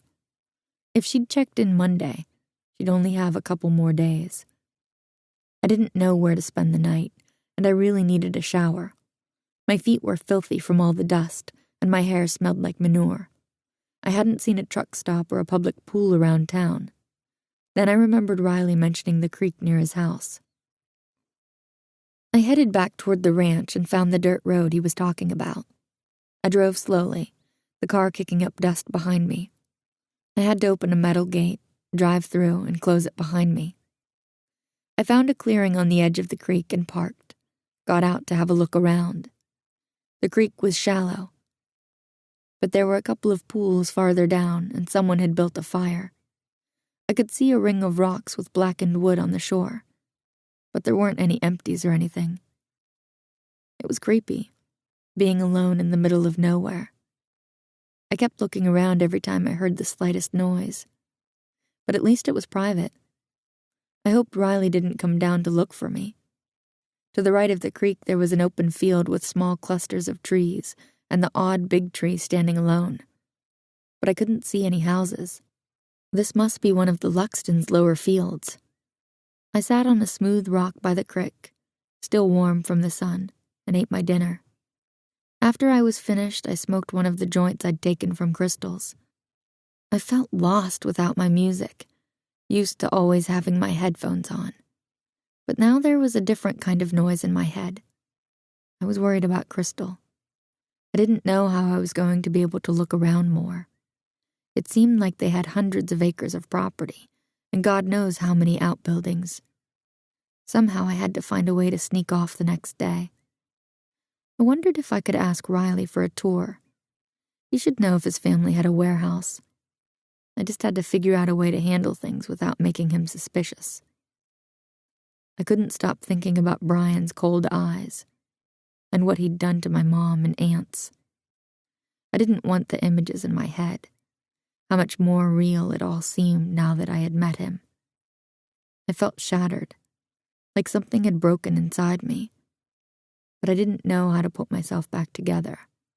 I thought about that girl I'd seen who looked like me, wondered whether we had stuff in common, whether I'd like her. I imagined what it might have been like to have a younger sister, and anger grabbed hard in my stomach again. I'd never have a father now. I started to cry hard, and I let myself, let it all come out until my face was sore and my eyeballs ached.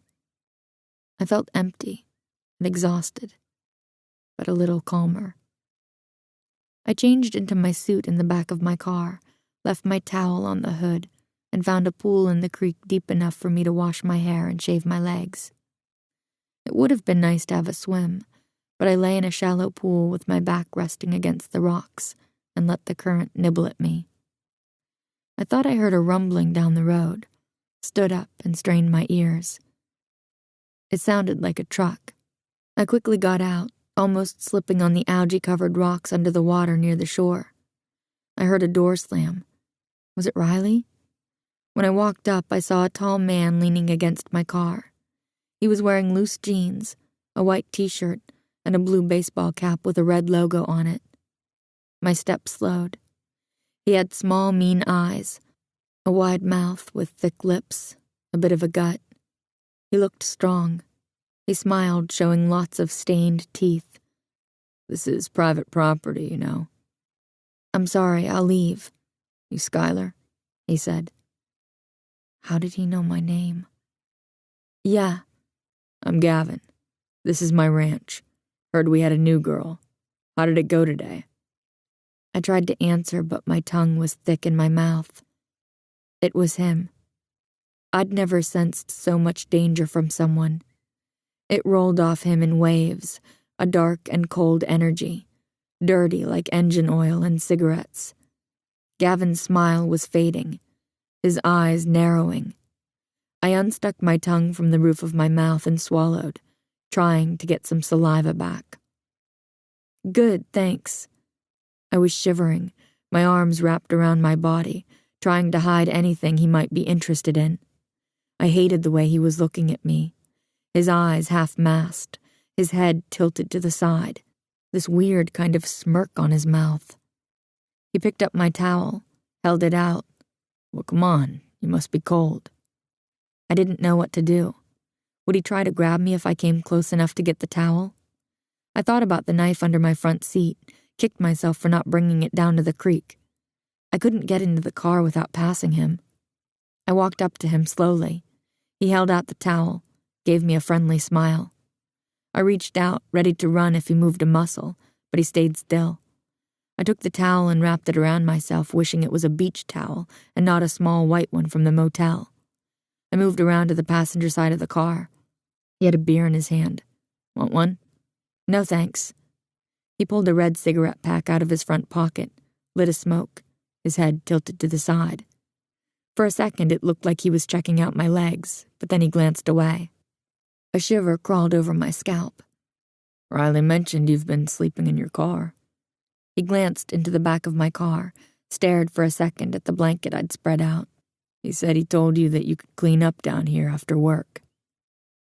So that's how Gavin knew I was there. Why had Riley told his uncle? Was it a trap? I felt a flash of anger at my stupidity. "I'll leave." He picked up the roach I'd left on the hood of my car, gave me a creepy smile. "Tell you what, I'll let you stay if you smoke a joint with me." I didn't want to smoke anything with him, but he had this angry energy about him, like if I said no, he'd freak out. I imagined his big hands hitting me in the face, all over my body, his own face twisted in rage. "Okay." He walked back to his truck. I quickly opened my car door and pulled my t-shirt over my head, grabbed my shorts and pulled them on behind the car. I could see him sitting in the passenger side of his truck, his glove box open. He was rolling a joint, but he kept glancing in my direction. When he looked away, I reached back into the car, felt under my driver's seat and pocketed my knife. My bikini was still wet under my clothes, soaking through my shirt. I wrapped the towel around me. I looked around. No one could see me, and no one knew I was there. I'd thought that meant I was safe. I was an idiot. Gavin closed his glove box back up, leaned over to turn the radio on. He flipped through a few stations. Country music filled the air. He left the passenger side door open and walked back toward me, his tongue flicking out to lick the joint seam. He glanced up, met my eyes. I looked away. He came around to the front of the car, sat on the hood. "Come on, don't be shy." I took a couple of steps closer, but left a few feet between us. If he tried to grab me, should I run for the woods or my car? I should have left the door open. I fingered the knife in my pocket, the cold metal comforting. He lit the joint and took a long drag, then passed it to me. He stared at me as my mouth circled the end. I looked down while I finished inhaling. Passed it back to him. "Brian said you were 18, he said. "Yeah." "You've got a boyfriend waiting for you in Revelstoke?" He took another drag, coughing on the smoke. I nodded. "He doesn't sound like a very good boyfriend, letting you stay out here by yourself." He shook his head. "Kids these days. Riley, that fuckhead Noah he's always hanging out with, they don't know how to treat a girl." He passed me the joint. I noticed his hands, how big they were, the dirt under his yellowed nails. I didn't say anything, just took a drag, but I didn't inhale much, didn't want to get that stoned. I needed to be sharp in case I had to run for it. "You get cold or scared down here, you come up to the house and knock, okay? I've got a couch." "I'd rather set myself on fire than sleep in your house." "Thanks. I like sleeping in my car." "You got problems with your folks?" "We're in touch. My mom worries if I don't check in every day." He gave me a measuring look. "I bet she does." I wanted him to leave, but I didn't know what to say. Riley said he might come by later and hang out. Noah, too. It was a gamble. He might already know Riley was doing something else tonight.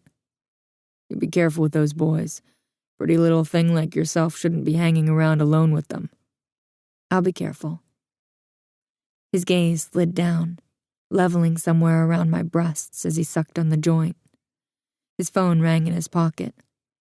He pulled it out and checked the call display, his jaw tightening. He answered. "The fuck do you want?" He listened, his face angry. "So deal with it."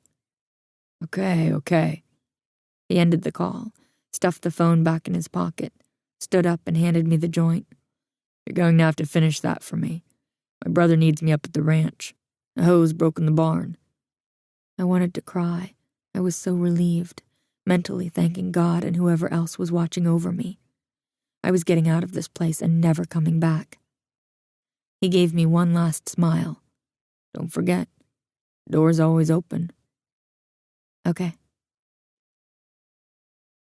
He walked toward his truck. The glove box had popped open. He made like he was going to close it, but something slid out and hit the floorboard. He picked it up, and in the dim light I caught the flash of a bright blue cigarette pack. Looked like Player's Light, king-sized. That was Crystal's brand. He got back into his truck and drove off, giving me a wave out the window. The minute I couldn't hear the truck anymore, I climbed into my car and drove fast back to town. I parked behind the school again, changed out of my damp clothes and into my jogging pants and sweatshirt, and curled up into a ball. But I was still shivering. I couldn't stop thinking about that pack of cigarettes. I didn't know any guys who smoked king-sized, and his pack had been red. I couldn't leave yet. I had to find a way to search around his property. I decided to give myself one more day. If nothing turned up, I'd call Mom and get out of town. The next morning I cleaned the barn again, then Theo had me picking up rocks in the horse corrals. It was back-breaking work, bending and lifting, tossing the rocks into the wheelbarrow, then dumping them out in a pile behind the barn. My hands were so dried out I thought the skin would crack, and my nails were chipped and broken. I'd never appreciated my job at the gym so much before. I wanted to quit 1,000,000 times, but I was waiting for my chance. I hadn't seen Riley all day and was starting to get worried that I might not be able to get a tour and ask him about warehouses. I had to find a way to get down to Gavin somehow.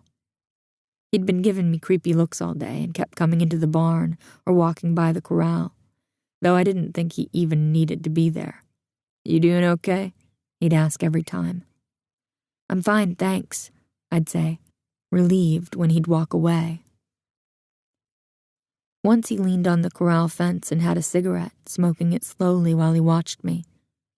"Sure is hot out today." "Yeah." I tried to angle myself so he couldn't see my butt when I bent over, but I could still feel him staring. "Well, I better get back to work," he said, finally leaving me alone. Around 3 o'clock, a woman came out of the main house with a young girl who resembled me. They got into a truck and pulled away. The girl gave me a curious look as they passed, then waved. I waved back. My face flushed. Did she notice we looked alike? I slipped behind the barn to go to the bathroom, and startled when I heard Gavin's voice close to me, until I realized he was in the feed room talking to Theo. "How'd your date go?"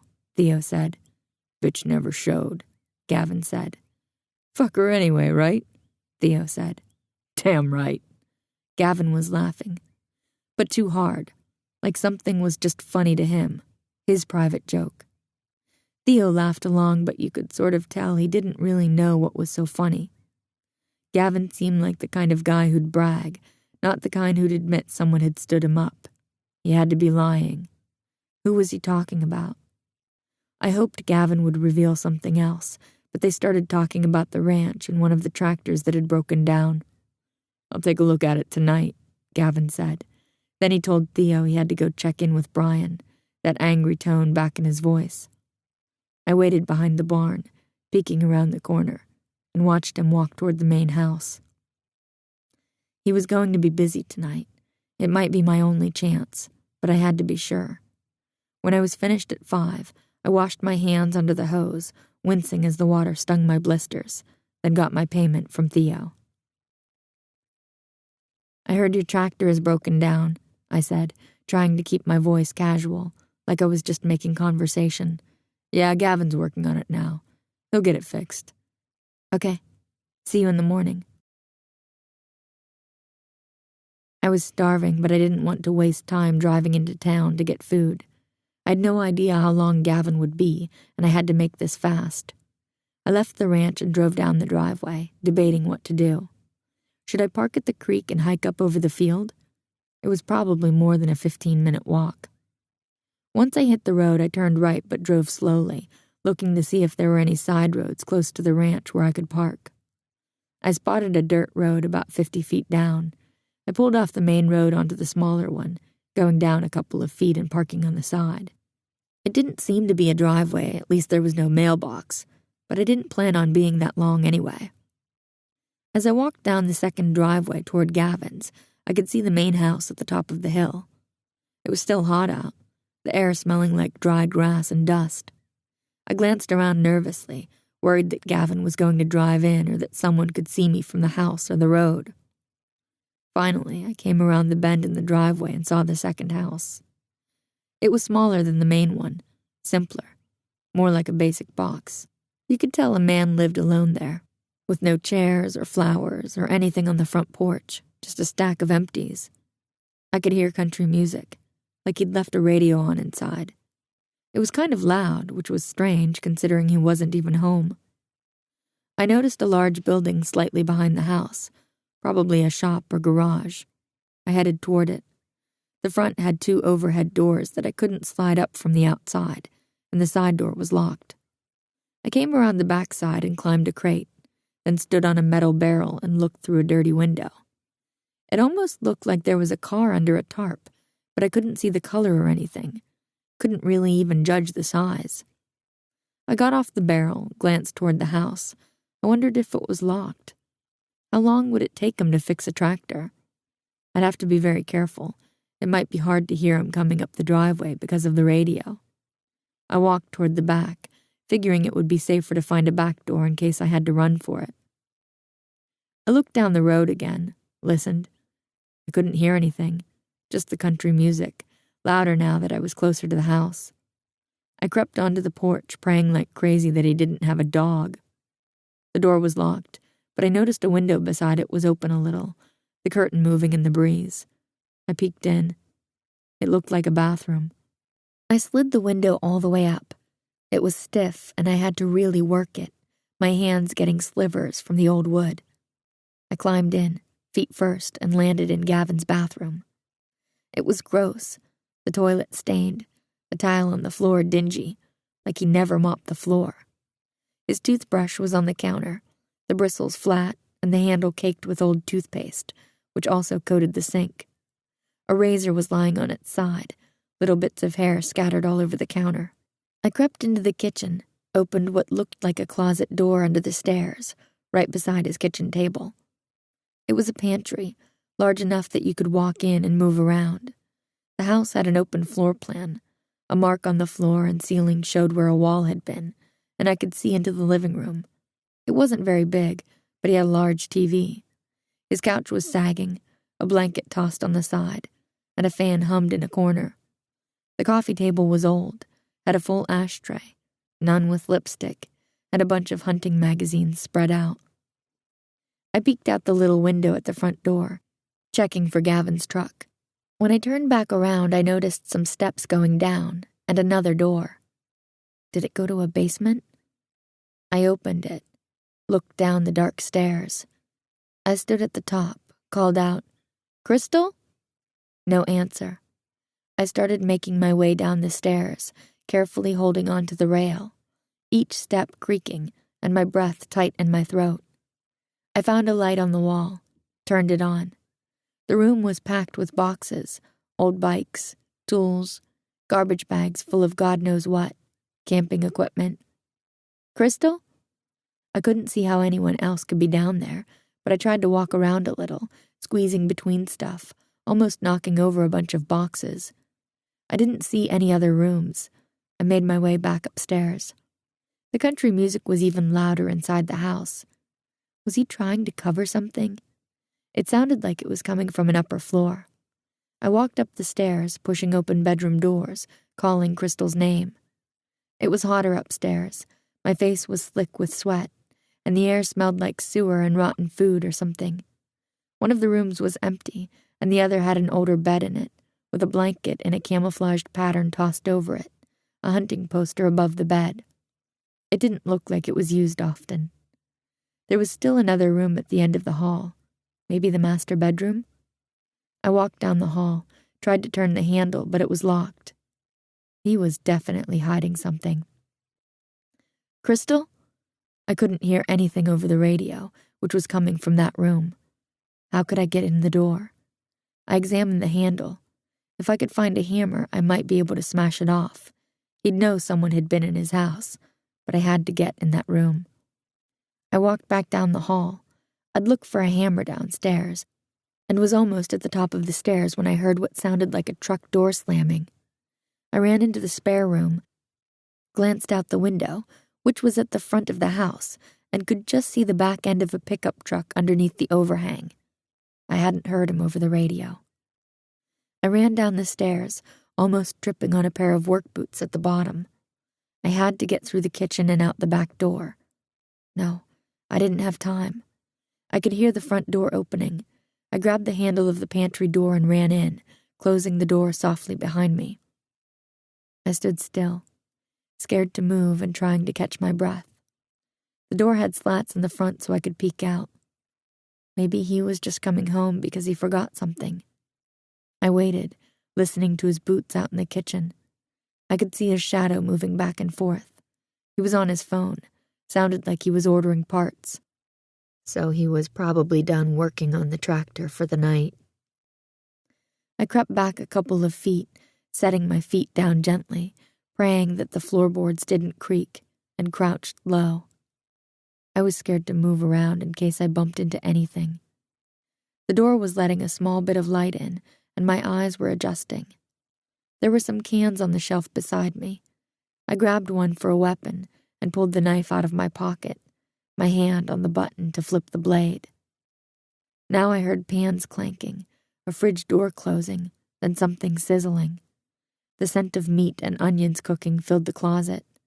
Cupboards opening, things being moved around. Then the scrape of a chair being pulled out, sounding close, his body settling down. I realized he was sitting right in front of the closet door. Could see part of his shoulder. I held my breath, terrified he'd sense my presence.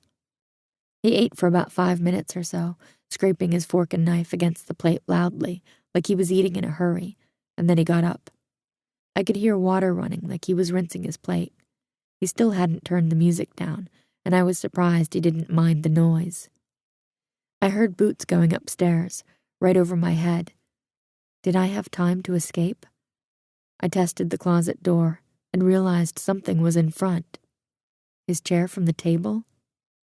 It had gotten wedged under the door handle.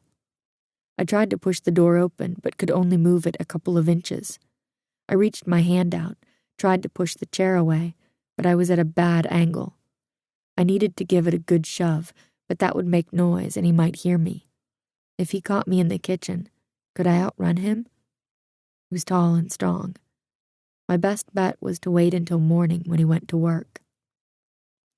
The music turned off upstairs, startling me. I strained my ears but couldn't hear anything. He was gone for a while, then I heard his footsteps coming back down and passing through the kitchen. He turned on the TV and I could smell cigarette smoke. I needed to pee desperately and couldn't hold it any longer. I backed farther into the corner, slowly unzipped my jean shorts and peed on his floor, hoping it soaked into the wood and didn't roll out. It was hot in the closet, sweat dripping down my face and back, and I was thirsty as hell. Hours later, the TV was still on, but I could hear him snoring on the couch. I stayed awake in the closet, counting every moment, every beat of my heart. My legs were cramped, my back aching. I wanted to stretch, but couldn't risk making a sound. I kept thinking about the room upstairs, the smell. Was Crystal trapped in there? Was she okay? Finally, I drifted off, my head pressed against my knee. But I just dozed in and out, scared to let myself fully fall asleep in case I fell over. In the morning, I heard him get up, fart, and walk to the bathroom. I heard the sound of him peeing, then the shower running. He didn't go upstairs to get dressed. Maybe he put on the same clothes, which was disgusting, but everything about this man was revolting. He was in the kitchen now, the scent of coffee and eggs and toast drifting into my closet. My stomach growled, and I hoped he didn't hear it. He sat down at the table to eat his breakfast, and I said a mental prayer of gratitude when he stood up and pushed the chair back in this time. I could see him scraping something onto a plate. Then he turned around and I heard him walk upstairs. I felt a jolt of shock, followed by fear. I was right. He must have Crystal locked in that room. A few minutes later, the country music started up again. He came back downstairs, sounded like he dumped the plate in the sink and left the room. It was hard to hear again, but I thought I heard his truck start up. I waited about another 10 minutes, then pushed open the door slowly, listened. I couldn't hear anything but the music. I crept out, looked around cautiously, then walked to the living room window, peeked around the curtain. I didn't see his truck out front. I ran to his bathroom, barely making it to his toilet, and wanted to cry in relief as I emptied my bladder. When I was finished, I tiptoed out, looking around in case he'd come back in, then crept up the stairs. I was at the top, walking down the hall, my pulse beating hard in my throat, my mouth dry. Almost there. I tested the handle. Locked again. I hit the door hard with the side of my fist, called out, "Crystal?" I thought I could hear something, a muffled noise, but the music was too loud for me to really tell. It also sounded like there was a fan going in the room. I had to break down the door, but I still needed a tool to knock the handle off. I was part way down the stairs when I heard it. The front door slammed shut. I froze on the stairs. Had he been outside this whole time? What should I do? Was he coming upstairs or just into the kitchen? I turned around, tried to head back up the stairs, moving as fast as possible while not making any noise. Maybe I could make it into the spare room. "The fuck you doing in my house?" Part 3. Jamie and Skylar. Chapter 22. Jamie. I've been scared many times in my life, in many ways, but I've never been as terrified as when I realized my daughter was missing. When Emily first called that morning looking for her, I thought it was a joke. They were just screwing around. But then I called Skylar's cell, and when it kept going to her voicemail, tried Taylor. She hadn't heard from Skylar since Thursday. It was now Monday. I sat on my couch, heart thundering in my chest, staring at the phone in my hand. Skylar had had a pink phone when she was a baby.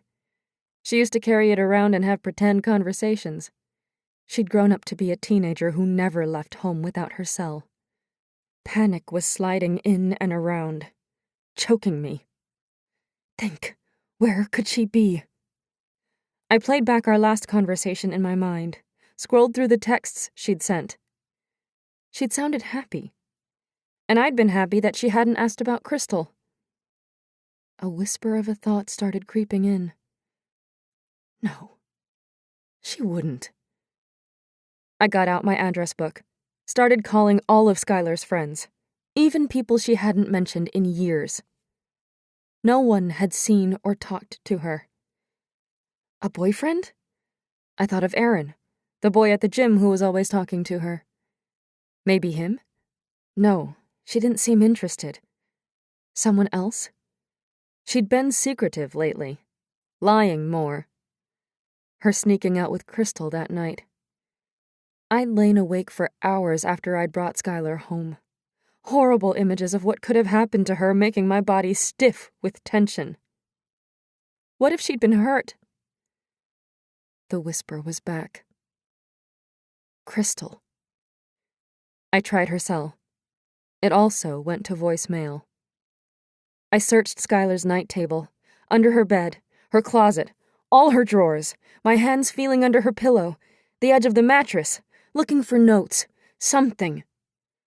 Her knife was gone. Her pack sack, laptop, her favorite flip-flops. Gone.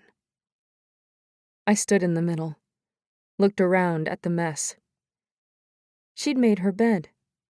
Skylar never made her bed. I remembered seeing her that morning at the kitchen table, kissing her cheek.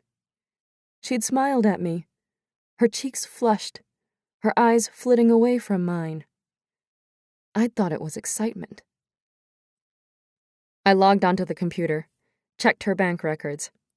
She'd pulled out $200 at a bank machine in Vancouver the morning she left, but there hadn't been any activity since. I also checked my Find My Phone app, but it wasn't working. She'd disabled the location services on her cell phone. One of her ponytail holders was on the desk, some of her hair still twined with the elastic.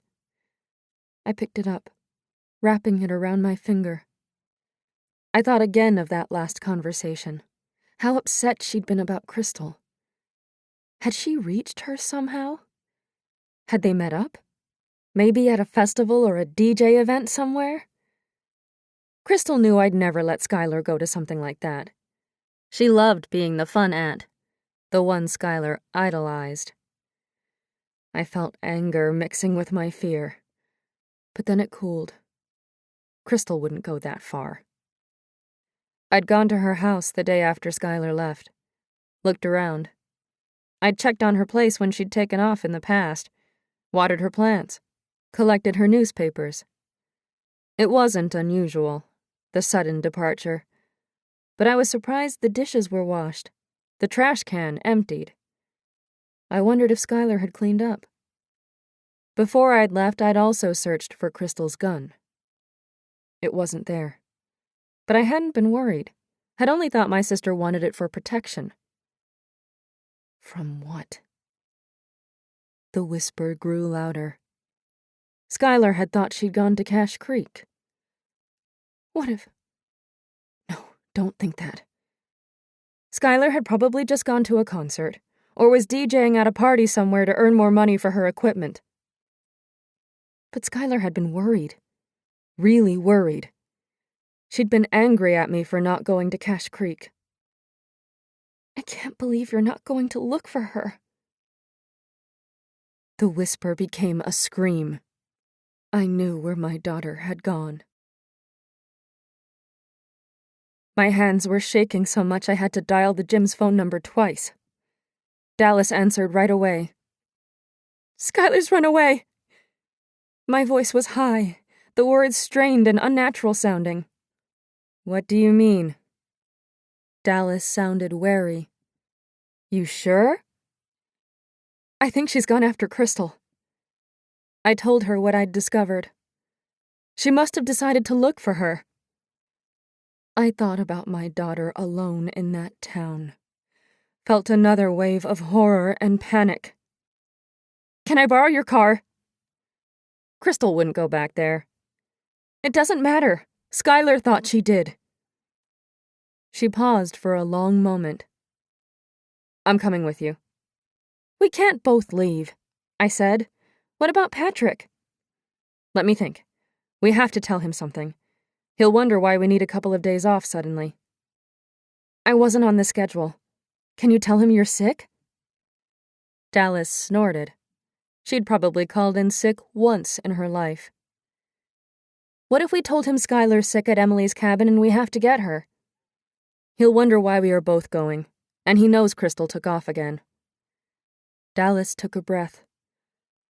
"I'll have to tell him part of the truth. Maybe just that Crystal's taken off to Cache Creek and Skylar's gone after her."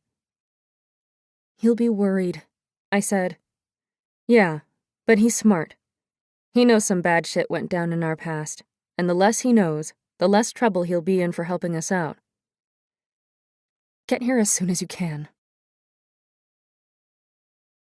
We hadn't driven east in 18 years, but neither of us was admiring the scenery.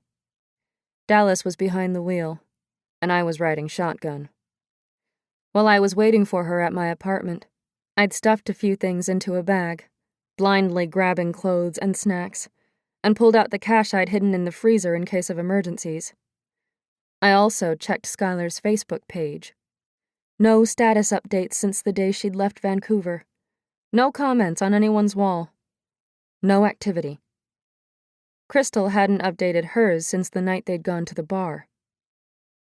Dallas said she'd call Terry, her boyfriend, and told him we were going to pick up Skylar from the cabin because she wasn't feeling well. He didn't ask many questions, she said. "How was Patrick?" "He's worried, but I promised we'd be careful and we'd keep in touch." I took some deep breaths, told myself that everything was going to be okay. We'd find them. "Do you really think Crystal's in Cache Creek?" Dallas said.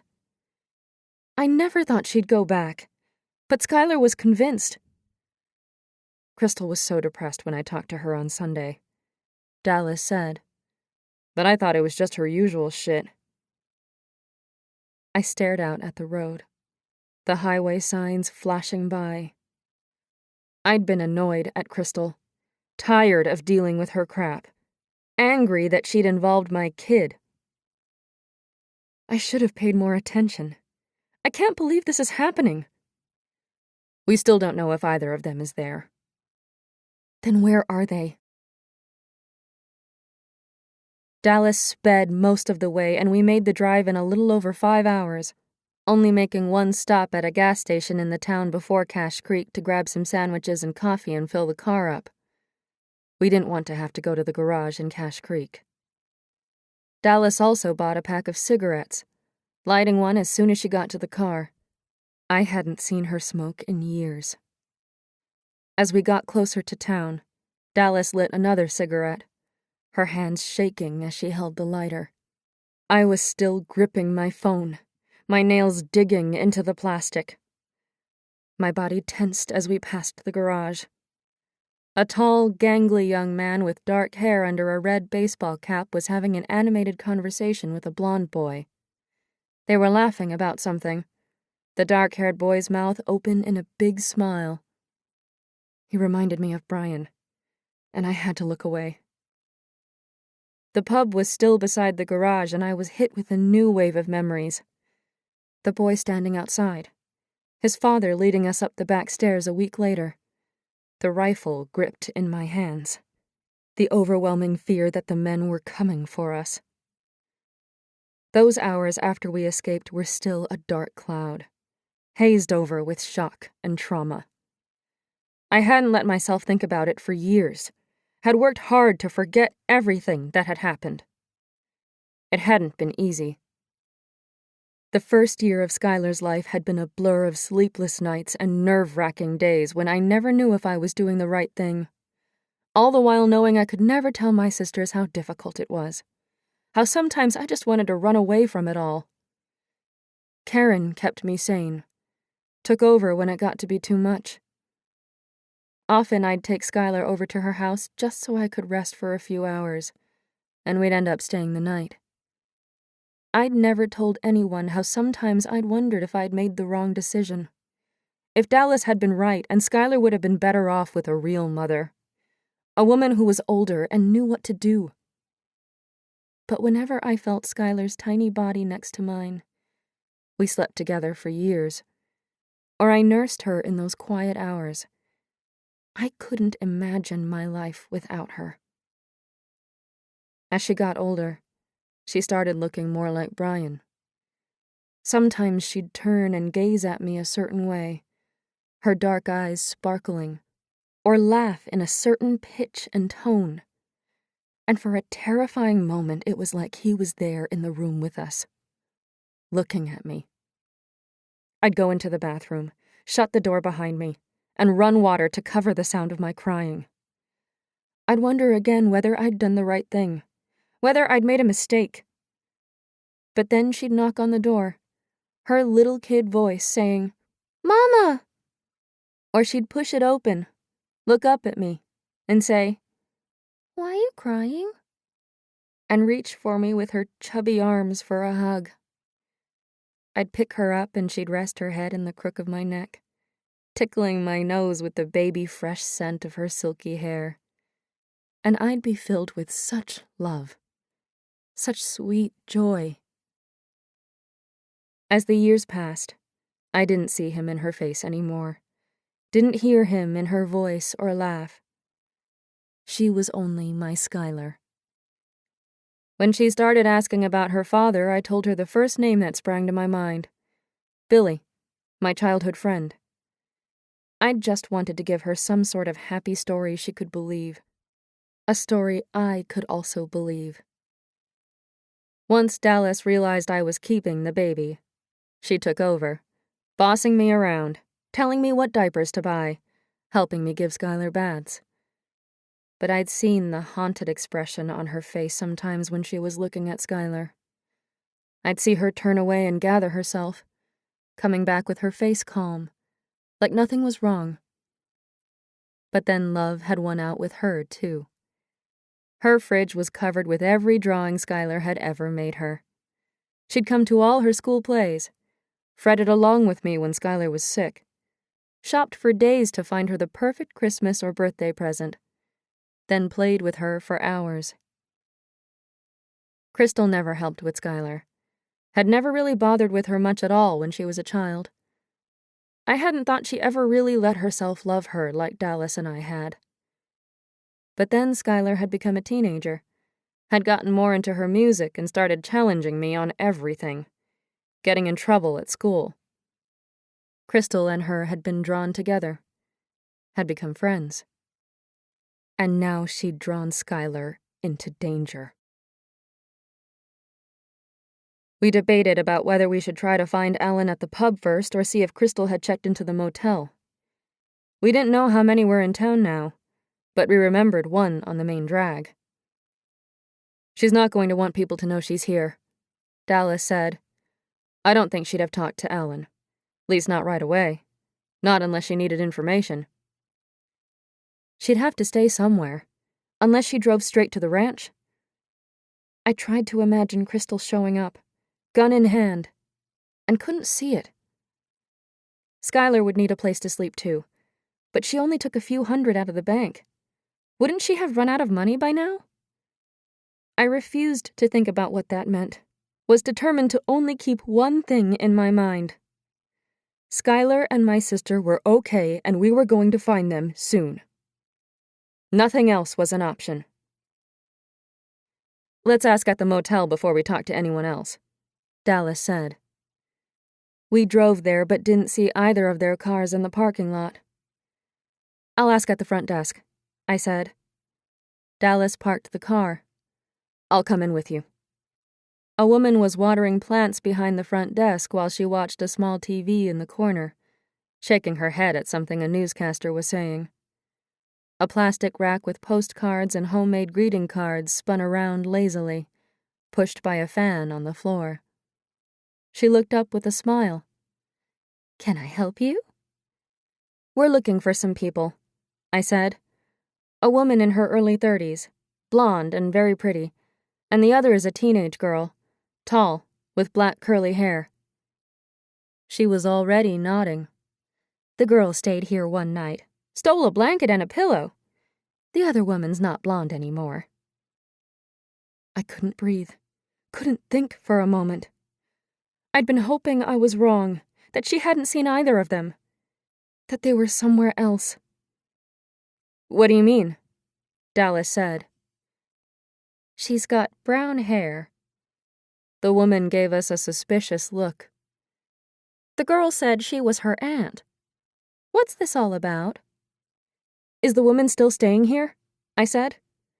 She rented the room for a week, didn't want housekeeping, and I haven't seen her since. She should have checked out a few hours ago. We're going to have to clear her stuff out if she doesn't come back by the end of the day. When was the last time you saw the girl? Friday morning, I guess. She was in here asking about her friend. Her friend? She had a blonde girl in the car with her, but she split the next morning. I exchanged a look with Dallas. Who the hell had Skylar been traveling with?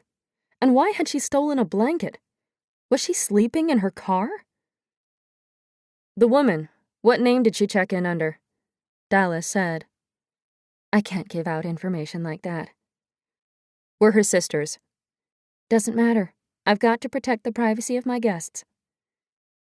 The dark-haired girl is my daughter. My 17-year-old daughter, I said.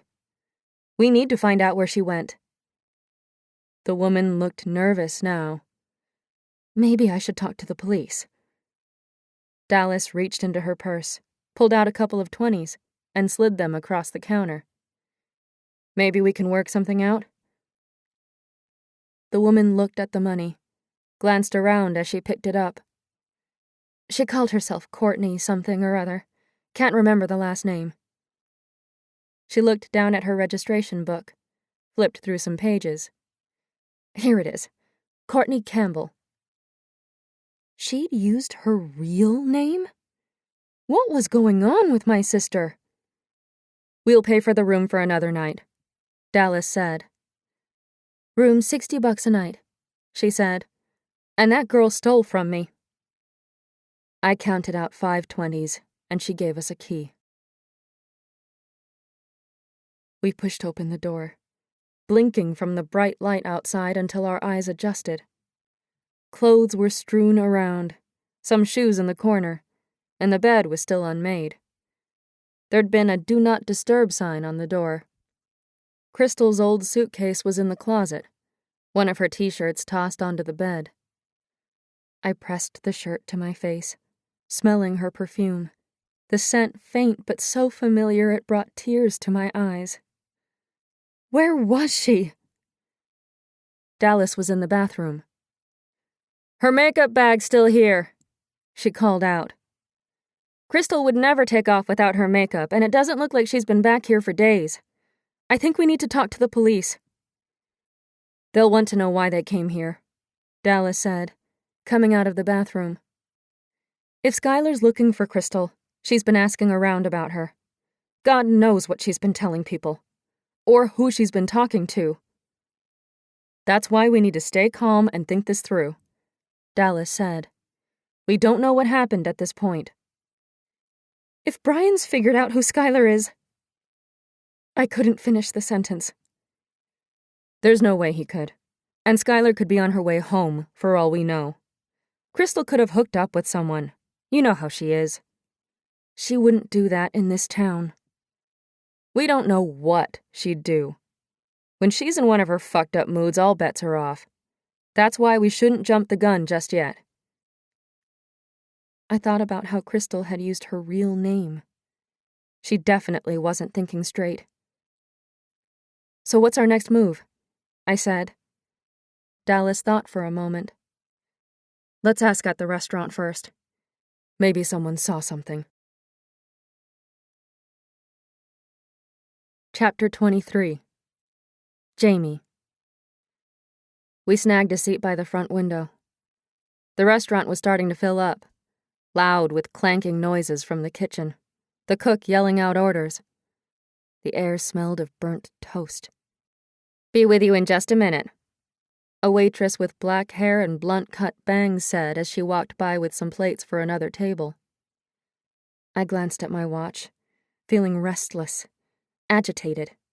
It was only 4:15, but I wanted to find the girls before it got dark. Didn't want to be in this town at night. I looked around the room at the other diners and caught my breath when I saw the back of a tall man with dark curly hair and a baseball cap. My heart started to race. I tried to find my voice to warn Dallas, but I couldn't speak. Dallas was giving me a strange look.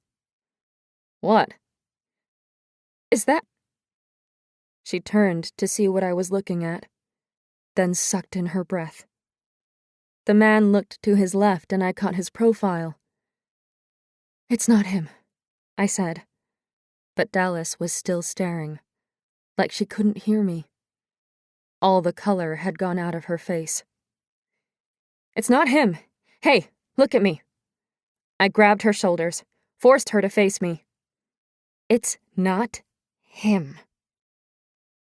She finally met my eyes, heard my words. Her face relaxed, but her breath was still rapid. "Jesus," she said. I thought he was going to turn around and see us." "I know." I looked around for the waitress. I needed water. Had to get rid of the acid taste of fear in my mouth. "Do you think he still works there?" Dallas said. She was staring out the window at the garage. The boy I'd noticed earlier glanced toward the diner as though he felt us watching him. "I don't know," I said. "But we should find out." The waitress came back carrying a coffee carafe and menus for us. "Sorry about the wait, ladies. Coffee?" "That'd be great," I said. "And some water, please." While she poured coffee into the cups on our table, I added, "You didn't happen to see a teenage girl in here recently, did you? She's tall, with black curly hair." "Oh, yeah, she was here with her friend a few nights ago." I felt a stab deep inside. Pain mixed with hope. "Her friend?" "A pretty blonde girl." The waitress laughed. "She was talking the head off the other one." "Did you hear what they were talking about?" I said. "No, but the dark-haired girl asked me about Owen." She pointed across the street. "He was outside working on his Harley." We both looked at the pub. Owen. He was still there. "Does his dad still own the pub?" "Alan passed away about 10 years ago. Owen's been running it ever since." She gave us a curious look. "You girls from around here?" "We've been through a few times." "The girls you asking about okay?" the waitress said. "Yes, one of them is my daughter." I gave her a pained smile. You know how it is with teenagers. The woman smiled back. "Got 2 girls myself." "If she comes in again, please let us know." I wrote my cell number down on a napkin, passed it to her. "Sure thing, sweetie. Maybe talk to Riley and Noah over at the garage. They know lots of the local kids." "Thanks, we'll do that." As she walked off, I looked at Dallas. Who the hell is this girl Skylar was traveling with? Maybe she picked up a hitchhiker. "Should we ask about Crystal?" I said. From the corner of my eye, I noticed the waitress bend down and say something to a table full of women. They glanced in our direction. Dallas had also noticed. "I think we should just get out of here." "Let's talk to Owen," I said. We dropped some money on the table for the coffees and left before the waitress could come back. I worried that Brian and Gavin would hear that 2 women were looking for a runaway girl. What would they do if they had her? "Don't go there. We don't know what happened yet." We pushed open the door and were instantly hit in the face with the smell of beer, greasy pub food, and body odor. The music was loud, and lots of the tables were full. Men watched us walk in, shoulders hunched as they leaned over their beers, hats pulled low, faces leering. I glanced around, nervous that Gavin or Brian could be in the pub. A woman with a purple streak in her hair looked up from behind the bar as we got closer. "What can I get you, ladies?" "We need to talk to Owen." Her gaze flicked over us. "I'll see if he's available." She came out from around the bar, walked down the hall, and disappeared into a room on the left. She came back out a minute later. "He's in the storage room." She pointed down the hall. "Thanks." We walked down to the room I'd seen her enter. The walls were lined with bottles of liquor, the floors stacked with a few kegs. A man with shoulder-length blonde hair was crouched down, making notes on a clipboard. He glanced up at us. "Can I help you?" I froze, staring into his eyes. He cleared his throat, startling me out of my thoughts. "Do you remember us?" I said. He stood up, his body filling the small space. I stepped back, bumped into Dallas, who was standing slightly behind me. His eyes locked on mine, the moment stretching out. Then realization spread across his face. "You're those girls." He was a lot taller than when we'd met him years ago, his legs long in faded blue jeans, a black leather belt with a Harley buckle wrapped loosely around his waist, reminding me of his father. He'd filled out, too. His arms and shoulders and his white t-shirt looked like they were solid muscle.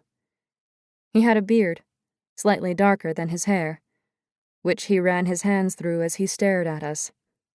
"We better go into my office," he said. We followed him farther down the hall. I noticed the back door, the stairs leading up to the apartment, and pushed away the memories, the fear. We filed into his office. He sat down at an oak desk, which had seen better days, the finish worn off in spots, but it was organized. His pen holder was a piston, and he was using a model of a Harley as a paperweight. A huge shelf against the wall beside him was stacked with books. "Close the door," he said. As I shut it behind me, I noticed the woman at the bar watching. She glanced away. When I turned back around, Owen was looking at me. "I always wondered what happened to you." His face was curious, then turned worried, his eyebrows pulling into a frown. "What are you doing here?" "We're looking for my daughter, Skylar. She's 17, tall, has black hair. We think she might be looking for our sister Crystal." "Yeah, Skylar came in here. Said she was looking for her aunt." It was strange to hear him say her name. "Had you seen Crystal?" I said. "She was here a couple of nights this week. The bartender said she was sitting with Gavin and some of the guys from the ranch." "Shit!" He sat up straight. "I didn't know who she was." I stared at him. She'd been talking to Gavin? Was she fucking nuts? He must not have known who she was, at least not at first. What had she been thinking?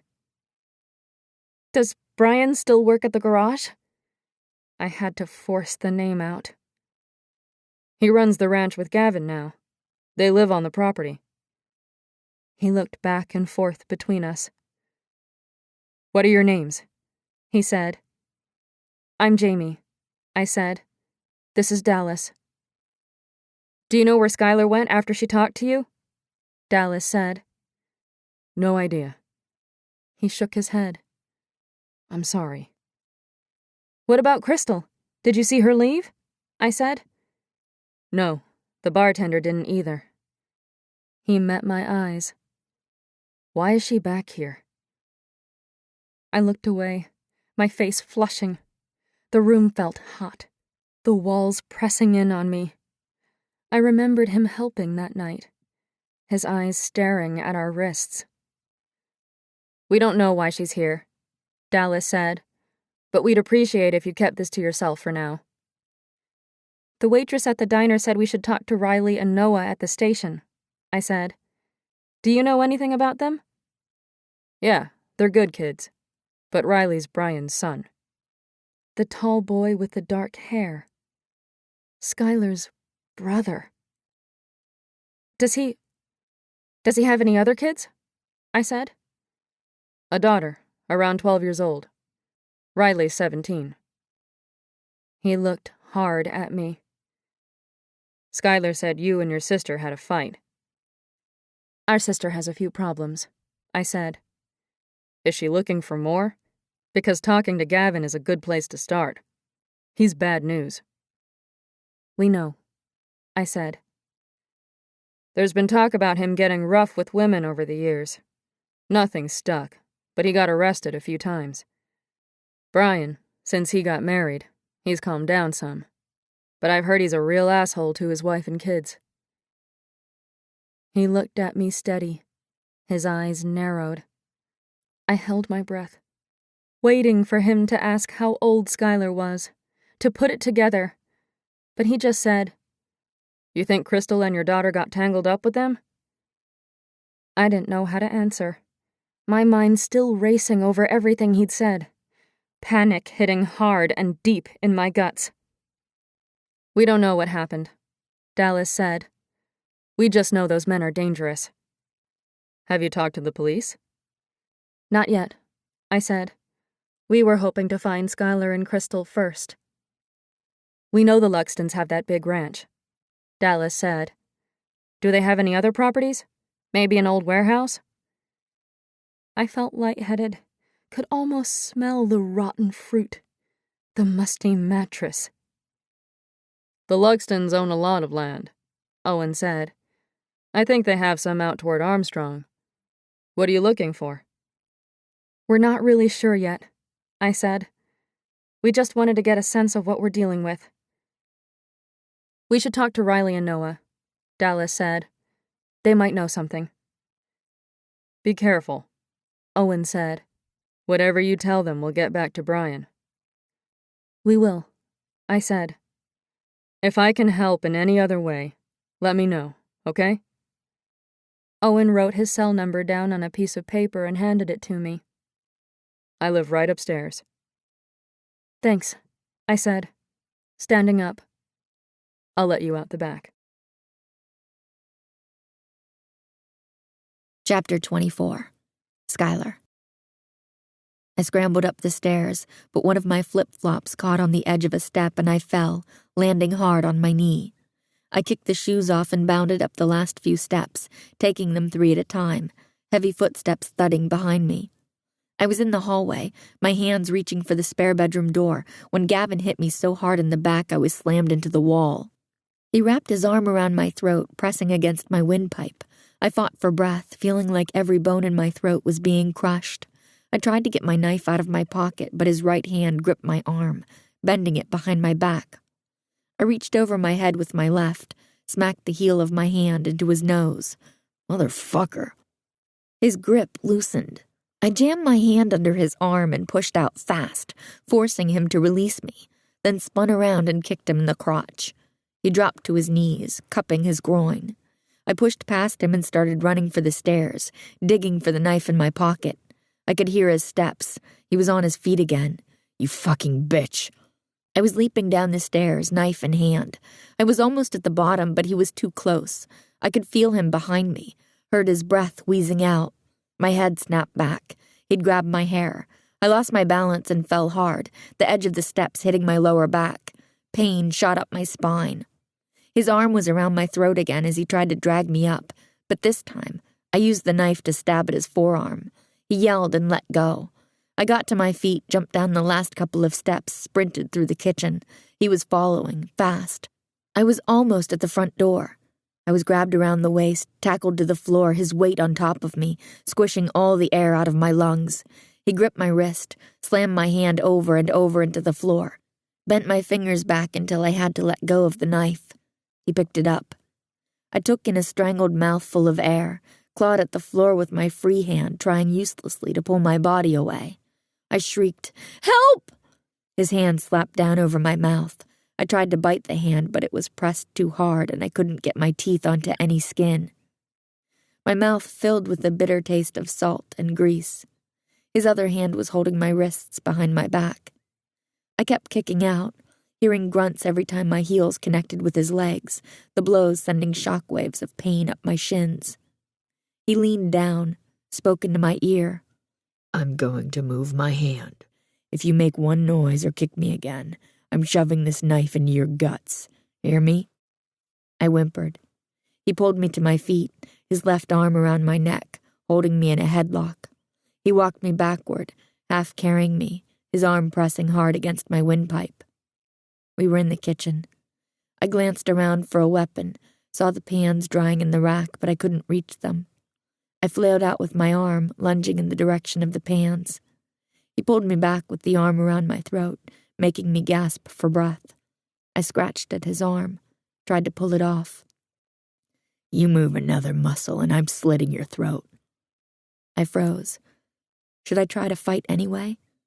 I heard a drawer open. Suddenly his left leg was coming around the front of mine, sweeping my feet out from under me. I fell onto the floor, my bones jarring. I tried to scramble away, but a boot stepped hard onto my back and pressed down for a few seconds, crushing. Then he was kneeling on the back of my legs, holding me in place. My arms were wrenched painfully behind me. Sounds of tape unwrapping. He bound my wrists, pinching the skin, making my watch dig in. My shoulders strained, the muscles tearing. His weight shifted and the pain in my legs eased as he stood up. He gripped my bound wrists. "Get to your feet." I got to my knees and he pulled me up the rest of the way. He wrapped his left arm around my shoulders, holding the knife to my throat with his other hand, pressing the cold blade against my skin. "We're going upstairs. If you try anything, I'll cut your throat." I was frantic as we walked up the stairs. If I smashed my head back, I might be able to break his nose, but then he'd probably stab me. We were in the hallway now, moving toward the closed bedroom door. I was almost hyperventilating, my breath getting stuck in my throat, making me choke. "Calm down. You have to calm down." He was going to kill me. We were at the door. He lowered the hand with the knife, and I heard jingling noises behind me, like he was digging for keys in his pockets. I only had a second. I smashed my head back, felt a hard thud, blinding pain down my neck. He must have been looking down, and I hit the top of his head. "You stupid bitch." He grabbed the back of my hair, slammed my head into the door jamb, stunning me. I felt my knees give out and hit the floor. I tried to get onto my feet, but my legs weren't working right. I collapsed onto my stomach, fighting to stay awake, my vision blurring. Sounds above my head, a key going into a lock, the door opening. Hands were gripping my shoulders, dragging me into the room. I was groggy, floating in and out. I tried to focus, told myself to fight, but my body felt sluggish, my legs and arms not working properly. Rough hands flipped me over, hauled me up to sit with my back leaning against the wall. The room spun, my vision coming in and out for a moment. "Wake up. You've got some questions to answer." I focused on Gavin's face in front of me, my vision clearing, then looked around frantically, getting quick snapshots of images. It was dark. The window seemed to be boarded over, the only light coming from the open doorway. There was a big bed, and in the middle a body. I could only make out a figure, saw movement as though someone was struggling to get up. Then I realized whoever was on the bed was tied to the wooden bedpost. The figure stood. Crystal. She was naked, her hair straggly and matted. Rope was tied around her neck like a collar and leashed to the post. Her face was contorted in fear. She was gagged, but not with tape, looked like some sort of fabric, and her hands were tied behind her back. I screamed, the sound shrieking out of me. I tried to get up to run to her, but Gavin pushed me down. He grabbed my face, grinding my teeth together. "Shut the fuck up." I couldn't get my breath, my body heaving with each gasp, snot dripping out of my nose and mixing with the sweat rolling down my face. Crystal looked frantic, pulling on her leash as far as she could. She was down on her knees, shoulders shaking as she cried, "Shut up!" Gavin let go of my face and slapped me hard. I still couldn't stop screaming, and he slapped me again. I tried to get my breath under control, whimpers leaking from my mouth. My body was vibrating. Something warm pulled under my legs, and I realized I'd peed myself. Gavin looked down. "Jesus Christ." He looked at Crystal. "What the fuck are you doing? Get back on the bed." She didn't move, still staring at me, her eyes panicky and full of tears. Gavin walked over and slapped her hard in the face. I screamed as her head rocked back. He turned and glared at me. "You scream like that again, I'll shove my foot down her throat. Get it?" "I'm sorry. Please don't hurt her." Now he was looking back and forth between us. His eyes narrowed, and I realized my mistake. He'd figured out that there might be a connection between us. He walked over to the stereo, which was sitting on an old wood dresser, and turned it down. Then he flipped on the light. I could see it all now, the plastic bucket in the corner, the messy bedding, the pale blue blanket ripped and stained, and gasped when I got a better look at Crystal. Marks covered her breasts and stomach, looked like bites. Her face was bruised, her top lip scabbed and puffy. "I said get back on the bed," he said again. She climbed onto the bed, watching us with a horrified expression on her face. He came back to where I was sitting, knelt in front of me.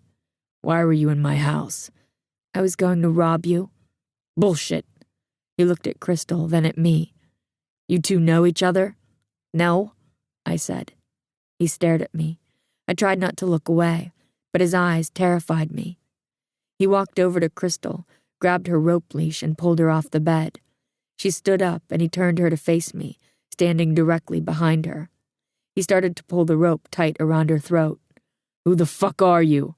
he yelled at me. Crystal was trying to shake her head, signaling me not to say anything, but her face was turning red, her eyes bulging.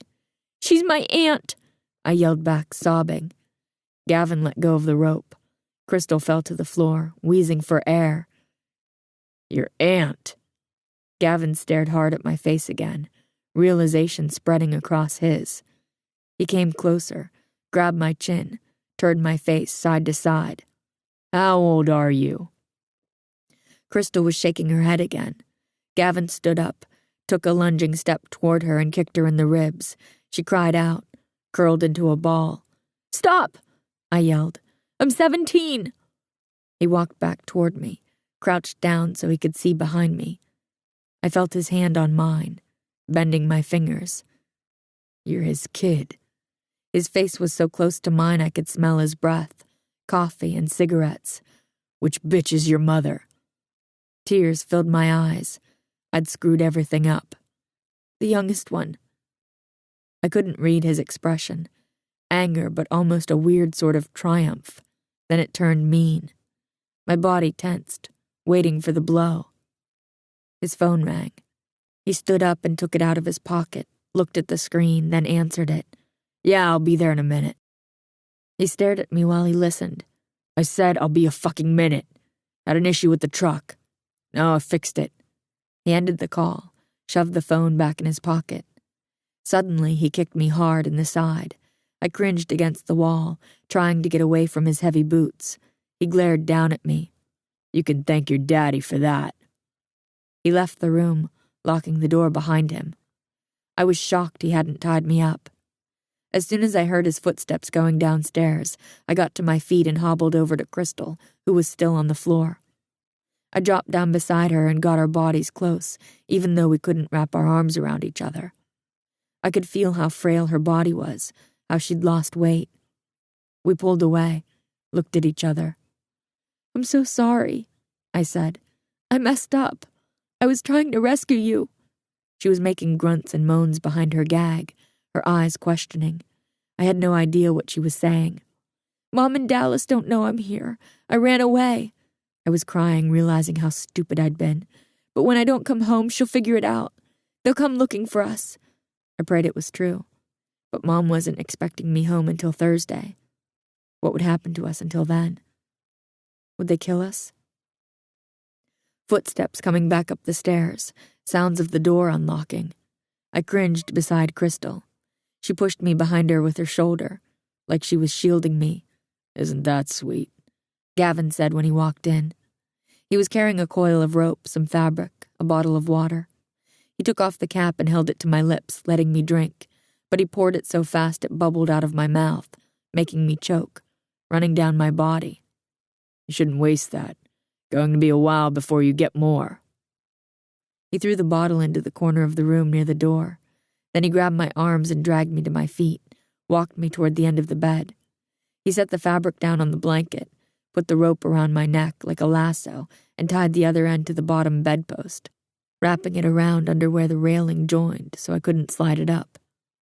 He checked the length to make sure I couldn't reach the door or the stereo, pushed the bucket between me and Crystal, who was tied to the same side of the bed, but on the opposite end. "Here's your shitter." He stood in front of me, grabbed my face again, squeezing with his hands. "Where's your car?" "I hitchhiked here. It ran out of Cassid Town this morning." I said it fast, my words mangled because he was still squeezing my face. "I left it on the side of the road." I had another idea.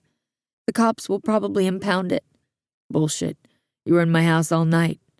He shoved his hands in my pockets, grabbing at my ass and crotch, his face so close to mine I could see every bead of sweat, the dark stubble, the faint scar on his chin, his bloodshot eyes. He pulled out my keys, jingled them in front of my face. "You think I'm stupid?" I shook my head. "No!" I pulled my truck behind the shop to grab some tools. "If I hadn't come back in, you'd have screwed everything up." "I just wanted to find my aunt," I said. "Well, you found her," he smiled. "Now where's your fucking car?" He gripped my face again, making tears come to my eyes. "I told you, it's in town." The car was my last chance at being found. He let go of my face, and for a second I thought it was going to be okay. He'd believed me. But then he walked over to Crystal, spun her around, and bent her over the bed. He pulled hard on the leash around her neck, making her back arch. She was making horrible sounds behind her gag, muffled screams and cries. "You want to try again?" he said over his shoulder to me. He gave the leash another tug. "It's on the side road," I shouted. "Let her go!" He yanked on Crystal once more, then released her. She collapsed onto the bed, slid down to the floor. "What road?" He turned back to me. "Don't lie to me again." "It was on the other side of the main road, close to the driveway." He nodded, like he knew the spot, then picked up the bundle of fabric and walked toward me. "I won't scream," I said when I realized he was going to gag me again. "You girls always scream," he said. He shoved the fabric in and tied a long strip around my head, holding it in place, then knotted it at the back of my head, pulling it tight. It made my lips feel like they were being stretched wide. I gagged a few times, choking on the cloth. He stepped back, looked at the both of us and smiled big, showing all his yellowed teeth. "I'll see you girls tonight after work. We'll have a party." He walked over to the stereo, which was an ancient-looking ghetto blaster covered in beer stickers, and turned up the country music, then gave a little jig at the door and pretended to tip his baseball cap at us. He flicked off the light and closed the door. I couldn't hear him locking it, but I saw his shadow under the door. Then it disappeared. I turned to Crystal, who was still sitting on the floor.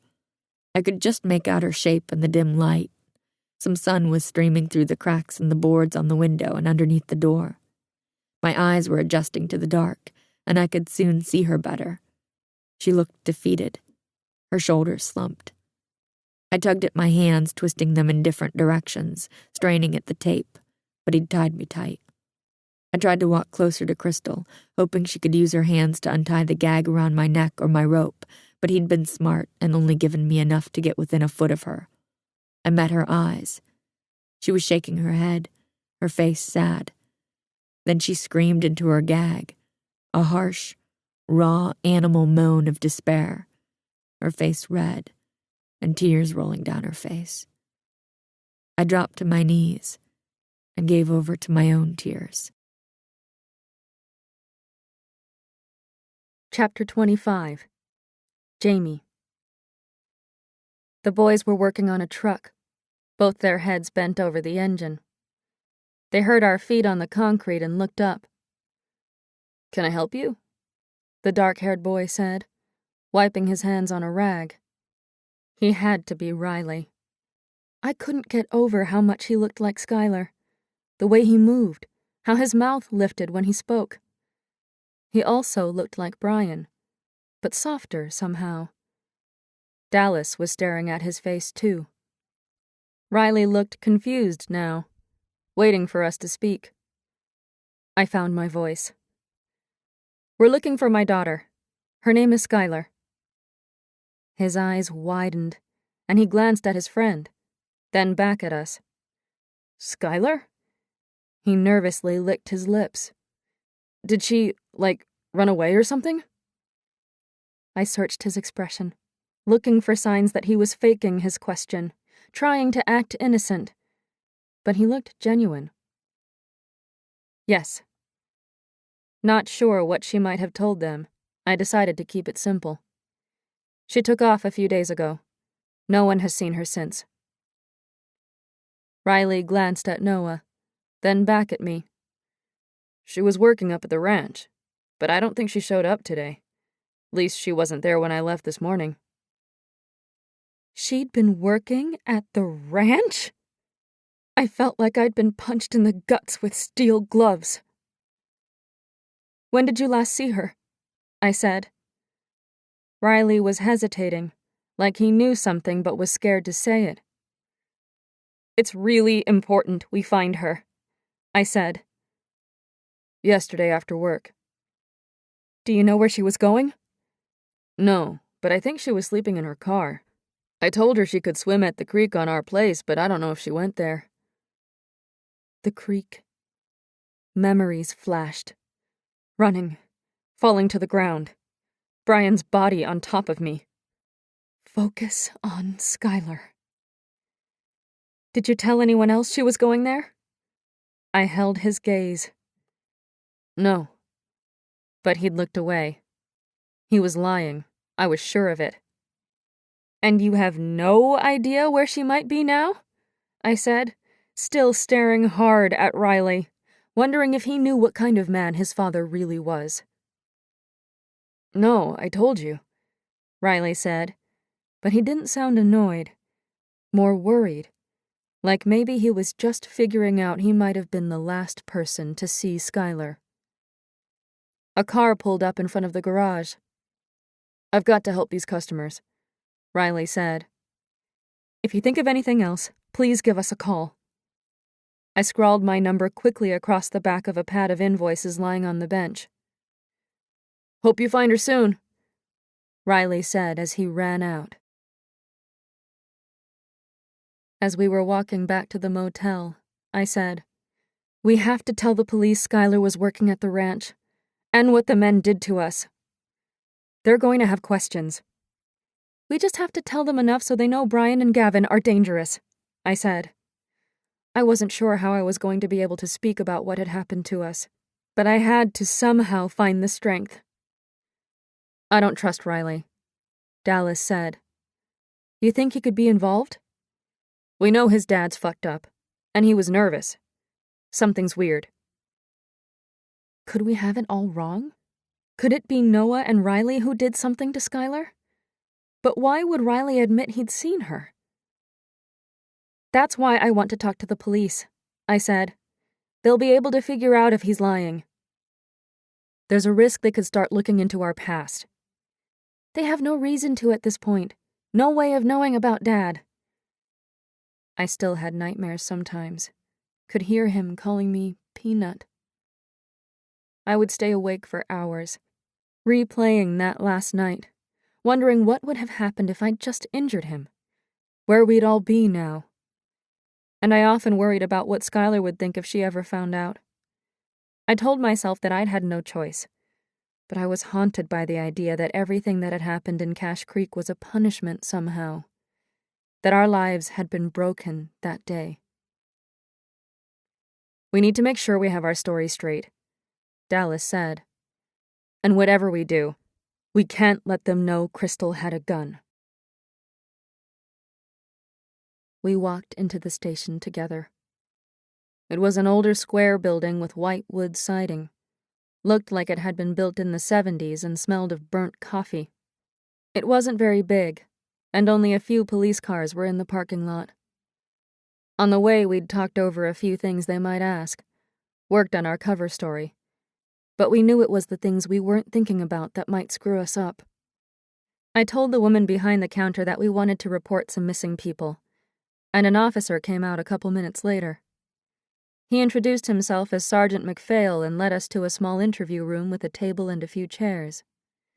He sat on one side, the two of us across from him. He was an older man with snow-white hair, brown eyes with eyebrows that slashed down at an angle, a long nose, and a stern mouth. He reminded me of an eagle, the way his eyes stared intensely at one of us, then flicked to the other. I got the feeling he didn't miss much, which was good if it meant he could find the girls faster, but bad if he sensed we were lying about parts of the story. You want to file a missing persons report? He said, making notes on a pad of paper. Yes, my daughter and our sister, I said. We live in Vancouver, but they were staying here at the motel. Their names? Skylar and Crystal Caldwell. Skylar is only 17. I curled my hand into a tight fist, digging my nails in hard, focused on the pain. When did you last hear from them? He said. We haven't heard from our sister since Sunday. Skylar texted me after she left Thursday morning, but I haven't heard from her since, and their phones are just going to voicemail. We went to the motel. I couldn't go on. Kept seeing Crystal's shirt lying on the bed like she'd planned on coming back at any minute. Crystal's things are in her room, Dallas said. But the lady at the motel hasn't seen her all week and she should have checked out today. Skylar stayed only one night there. We think she started sleeping in her car after that. Usually it pissed me off when Dallas stepped in and spoke for me, but this time I felt a wave of gratitude that she was there, that I had her strength to lean on. Was Crystal's purse in the room? He said. No, I said. Why were they in Cache Creek? 18 years ago, we passed through town. My skin was on fire, my face burning hot. For a minute, I couldn't find my breath.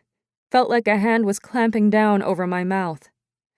I wondered if I was having a panic attack. Our truck broke down. Brian Luxton and his brother picked us up and took us back to their parents' ranch so we could make some money, Dallas said, speaking fast and angry. They attacked us one night and took us to an empty warehouse. They raped us. They kept us there for 5 days.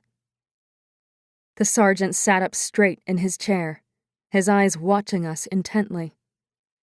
Did you report it? He said. We were too scared, I said. We just wanted to get away from this place. What the men did to us. I broke off, caught my breath. It's still very hard for us to talk about. We don't want to press charges, Dallas said. We just want you to know that they're dangerous. We believe Crystal came here to confront them, and Skylar followed. We think Brian and Gavin have done something to them. We know Crystal was at the bar at the same time as Gavin Luxton, and we know Skylar was working at the ranch, but she didn't show up this morning, I said. I told him everything we'd learned from Owen and Riley. You need to search their properties, Dallas said. Before we can do anything, I need some more information from you, the sergeant said. What were the girls driving? Skylar has a red Honda Civic, and Crystal drives a black Acura. Do you know what they were last wearing? I shook my head. No, but Skylar was probably wearing shorts and flip-flops. She has a leather pair with a daisy on them, between the toes. I swallowed hard against the tears building in my throat. She wears them all the time. Crystal often wears yoga shorts and tank tops. We'll find out if the motel has a surveillance camera. We'll also ask local businesses in the area. I'll need a recent photo and the girls' descriptions, names of their friends, any associates or employers. I gave him Crystal and Skylar's details, their dates of birth, names of their friends. I have some photos on my phone, I said. Can you email me? He gave me his address and I sent him the photos. Crystal's hair is dyed brown now, I said. Where's Skylar's father? He's not in her life. He looked up, met my eyes briefly. I wondered if he was going to ask for her father's name or contact information, but he just made a note. How did Skylar seem the last time you spoke to her? She was upset and worried about her aunt, but she told me she was going to stay with a friend at her lake cabin. She lied to me. Has she run away before? He said. Skylar's never done anything like this, I said. What about their lifestyle? Any medical conditions? Drug use? I thought about what to say. Skylar's a good kid. Crystal's had a few problems, but she wouldn't just disappear on us. You said Skylar was worried about her? If we told him the truth, would he not take things as seriously? Would he just think Crystal was a flake or a screw-up? I had to say something. Crystal had something upsetting happen to her that weekend, a fight with a guy she was dating. We think that opened up some of her feelings about what happened to us when we were teenagers, and that's why she came back here. Any indication she may be suicidal? I thought about Crystal locked in the bathroom, a gun in her hand. No. He made another note. You said you went into her motel room. Did you see any signs of a struggle? No, but it was messy, I said. We'll check it out. Don't enter the room again. We'll get another room at the motel. I'm going to need their cell numbers. We'll ping their phones. What does that mean?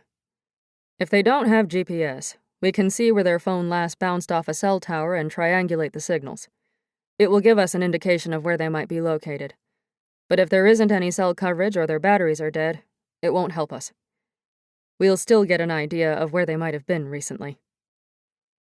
That's good, I said, starting to feel hopeful they'd find them soon. I glanced over at Dallas. She gave me a small smile. We'll pull their text messages, but that might take a couple of days to get from the phone company. Their description and vehicle will be entered on CPIC, the Canadian Police Information Center. We'll also notify other detachments. When will you talk to Brian and Gavin? I said. As soon as possible. We still need to go through the process. I understand your concern about the men, but we can't pigeonhole our investigation because of your bad history with them. If we put all our focus on them and they don't have the girls, we'll have wasted a lot of time and the girls could still be in trouble. Will it be on the news? I said. We probably won't release it to the media right away. We'll start our investigation and see what we discover by canvassing. If the men do have them, we don't want them to react in a dangerous manner. You're worried they might kill them, I said, a stab of fear thrusting deep into my guts. I stared hard at his face, trying to find some hope, reassurance. We just want to proceed with caution at this point, he said. You need to find that warehouse, I said, frustrated by all these delays. I knew who had the girls. I just needed him to find them. There are too many in the area, so that's just not practical use of our manpower. We need to canvass, talk to people, and see what other leads turn up. So you're just going to walk around? Dallas said, her tone making it clear she was not impressed. That's going to take too long. I loved her for her bluntness, her ability to say exactly what we were both thinking. We're going to do everything we can to find them quickly. If you hear anything, let us know, and we'll keep you posted. I'll give you my cell number. What should we be doing? I said. Call their friends. See if anyone has heard from them. If you decide at a later date that you want to press charges against the men for the assault, we can pursue that matter. Right now, let's focus on finding your daughter and sister. I walked out of the station with Dallas on shaky legs. the heat coming up off the pavement making me feel sick. When we got to the car, Dallas opened the doors. We should let it cool off for a minute. We leaned against the side, the metal hot against my back, even through my shirt. Dallas's hair was damp at her forehead, her eyes red-rimmed. She lit a cigarette, taking long inhales, her fingers pinching the cigarette like it was a joint. "You okay?" she said, her shoulder bumping against mine. "Yeah. What about you?" She nodded, took another drag of her cigarette. It was so familiar, the way she held it, the tilt of her head. I felt like a kid again, watching my big sister. "Give me one of those," I said. Dallas passed me a cigarette and the lighter. I hadn't smoked since I'd found out I was pregnant. I felt the smoke burn down my throat, my head instantly light from the rush of nicotine. I blew the smoke out, studying the police station, still trying to get a grip on my emotions. I felt busted open, scraped raw, dirty, like I wanted to take a long shower. "I wonder what they'll think after they start talking to Crystal's friends and coworkers," I said. We both knew the cops might find out Crystal was always taking off and getting into trouble. "I don't know, but they still have to see it through." "I'm pissed they can't just search the ranch." "Hopefully the men will screw up on something when they talk," Dallas said. "That's all it takes sometimes. Then they can get a search warrant." I wanted to think positive, but I couldn't shake the terrible feeling that we had just exposed ourselves and put Skylar in even more danger. What if he's right? What if the guys do flip out and they killed the girls? I put my head in my hands, took some deep breaths, trying to get a grip. "You can't think like that," Dallas said, resting her hand on my shoulder. "The cops will find them. We'll find them." I looked up, met her eyes, and gave her hand a squeeze, grateful again that she was there with me. Then took a hard drag of my cigarette. I still can't believe Crystal came to this hellhole again. "I can." I turned to her. "You've thought about killing them?" "Haven't you?" I remembered the rifle jamming in my hands, Brian down on the floor. "Yeah, I've thought about it." Chapter 26. Skylar. I turned my head away from Crystal and closed my eyes tight. I couldn't believe we were both trapped. I should have just left the night Gavin found me at the creek.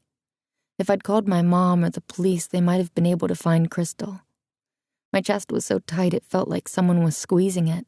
I couldn't get a breath. I sucked desperately at the air. "Stop, Skylar. Just focus. See if there's a way out." My body shook as I looked around frantically at the door, the boarded-over window. I could see sheer curtains at the top in a burnt orange color. They must be hanging on the other side of the boards. If anyone looked, they'd just see the fabric. I'd never be able to rip the boards off with my hands tied. I tried to wiggle my hands over my butt so I could slide my legs through, but he'd rotated my arms when he taped them, forcing my back to arch painfully. I couldn't bend my arms enough to step through. Crystal was watching me, her expression sad. The country music was giving me a headache. He hadn't turned on the fan and the room was sweltering, making the odor coming off the bucket even worse. I had to try hard not to throw up. My lips were already hurting, and my tongue felt swollen. I was thirsty, and I wondered if I'd die of dehydration. I stood up and looked around the room again, trying to focus on the details.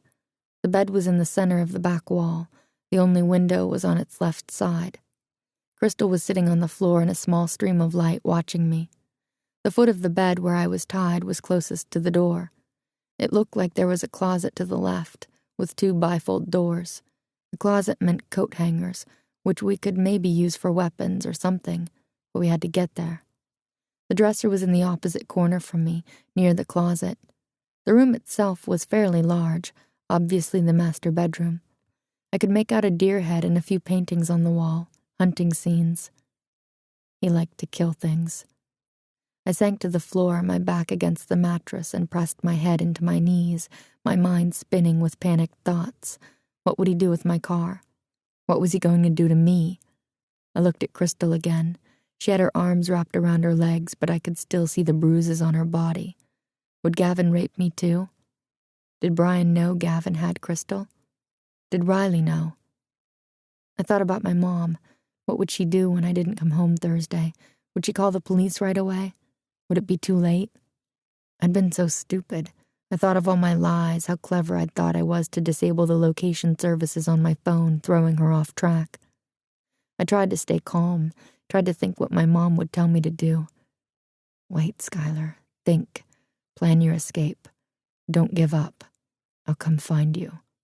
It comforted me, thinking of my mom searching. She was smart. She'd know what to do. They'd track Crystal like I did. They'd talk to the lady at the motel. They'd find out somehow that I'd been working at the ranch. They'd get the police to search for us. Then I thought about how Gavin had looked at me, how he'd realized I was Brian's daughter. Would that change things? Maybe Brian would let me go? My hopes plummeted. Of course he wouldn't. Not after I'd seen Crystal. If he knew I was his daughter, he might even kill me sooner. He wouldn't want anyone to ever know about me. As the hours passed, the room got hotter, the stench from the bucket making my eyes water and my stomach surge into my throat.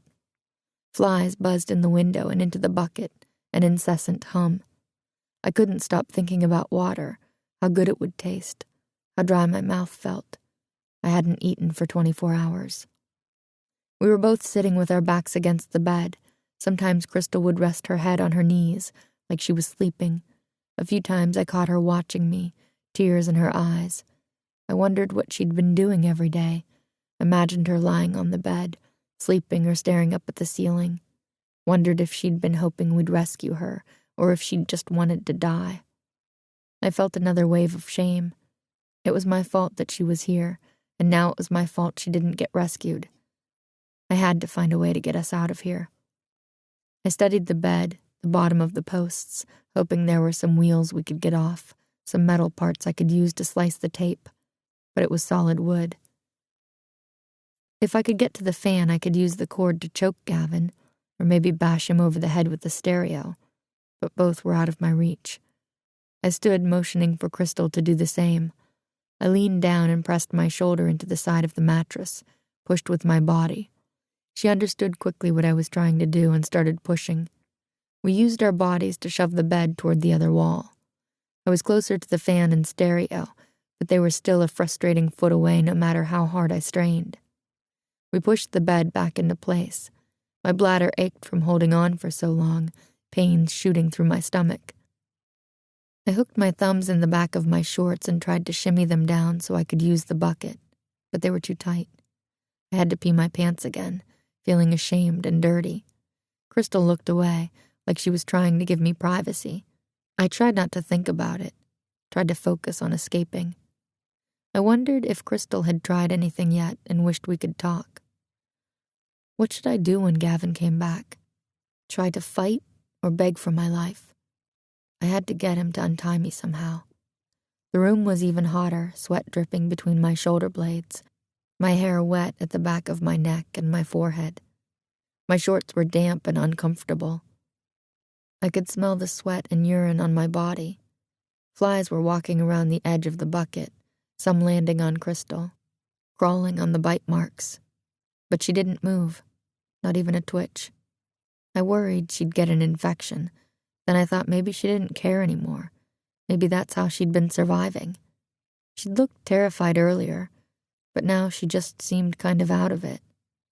Flies were buzzing near me now, circling and landing on my jean shorts. I wiggled my body, trying to get them off. I remembered the waitress telling me about the record heat waves in the Sunshine Valley. Gets so hot around here you can fry an egg on the sidewalk. Was Gavin just going to leave us up here to die of starvation or dehydration? I imagined my body turning to a husk, my skin cooking, the flies eating at my eyes. The hours passed slowly. He had to be getting off work soon. I strained my ears, wondering if I'd hear his footsteps over the music. I figured I was in some sort of shock, my body breaking out into waves of shivers, and then a numb feeling coming over me. I felt faint sometimes, my head woozy if I moved too fast. It was weird not being able to talk to Crystal. She'd cry sometimes looking at me, then I'd start crying too. It felt late in the day now. Seemed like I'd been trapped for hours and hours, but I'd lost all sense of time. I had my head resting on my knees when I noticed the doorknob turning. I looked up with my heart beating fast. Gavin walked in, gave us a smile as he turned down the music. He was still wearing work clothes, his jeans covered with dirt, his red t-shirt stained with big sweat circles under the arms. He smelled like manure. He was also carrying a couple of sandwiches, the bread squished in his big hand, and 2 bottles of water. "Sorry I'm late, girls. Had some business to take care of. God damn, it's hot in here."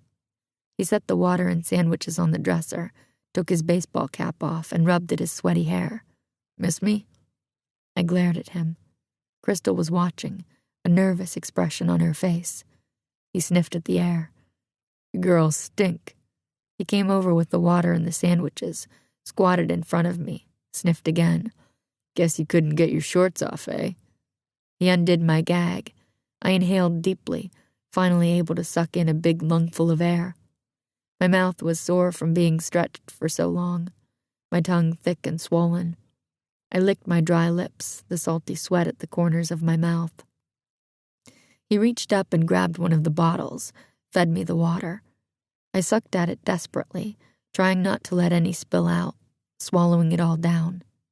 When the bottle was empty, he shoved a sandwich into my mouth, let me take a bite.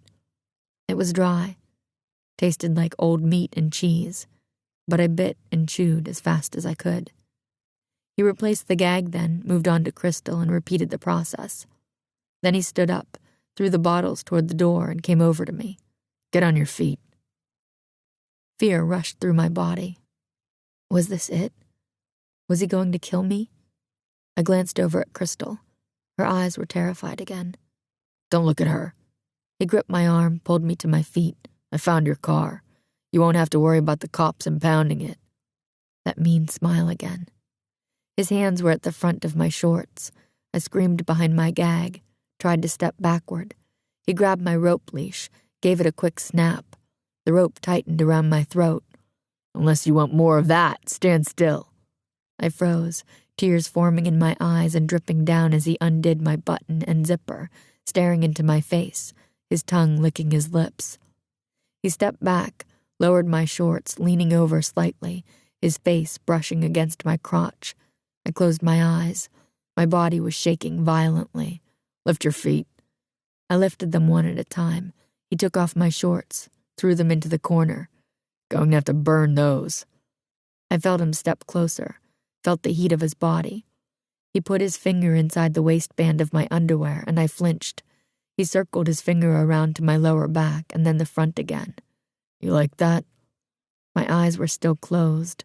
I was crying so hard I wondered if I'd suffocate. Now he was pulling my underwear down slowly. He let out a whistle. "Aren't you sweet?" He made me lift each foot again. I kept my eyes closed, didn't want to see him staring, didn't want to see the look on his face. Something landed in the corner, probably my underwear. I heard him step back. "Open your damn eyes." I opened them, my whole body heaving with sobs. "Your daddy was being a right prick today." He reached out, gave me a hard slap across my face. I stumbled backward, trying not to fall onto the bed, my face stinging from the blow. I heard noises, like Crystal was screaming into her gag. Gavin lunged toward her as she ran at him, hit him hard in the chest with her shoulder.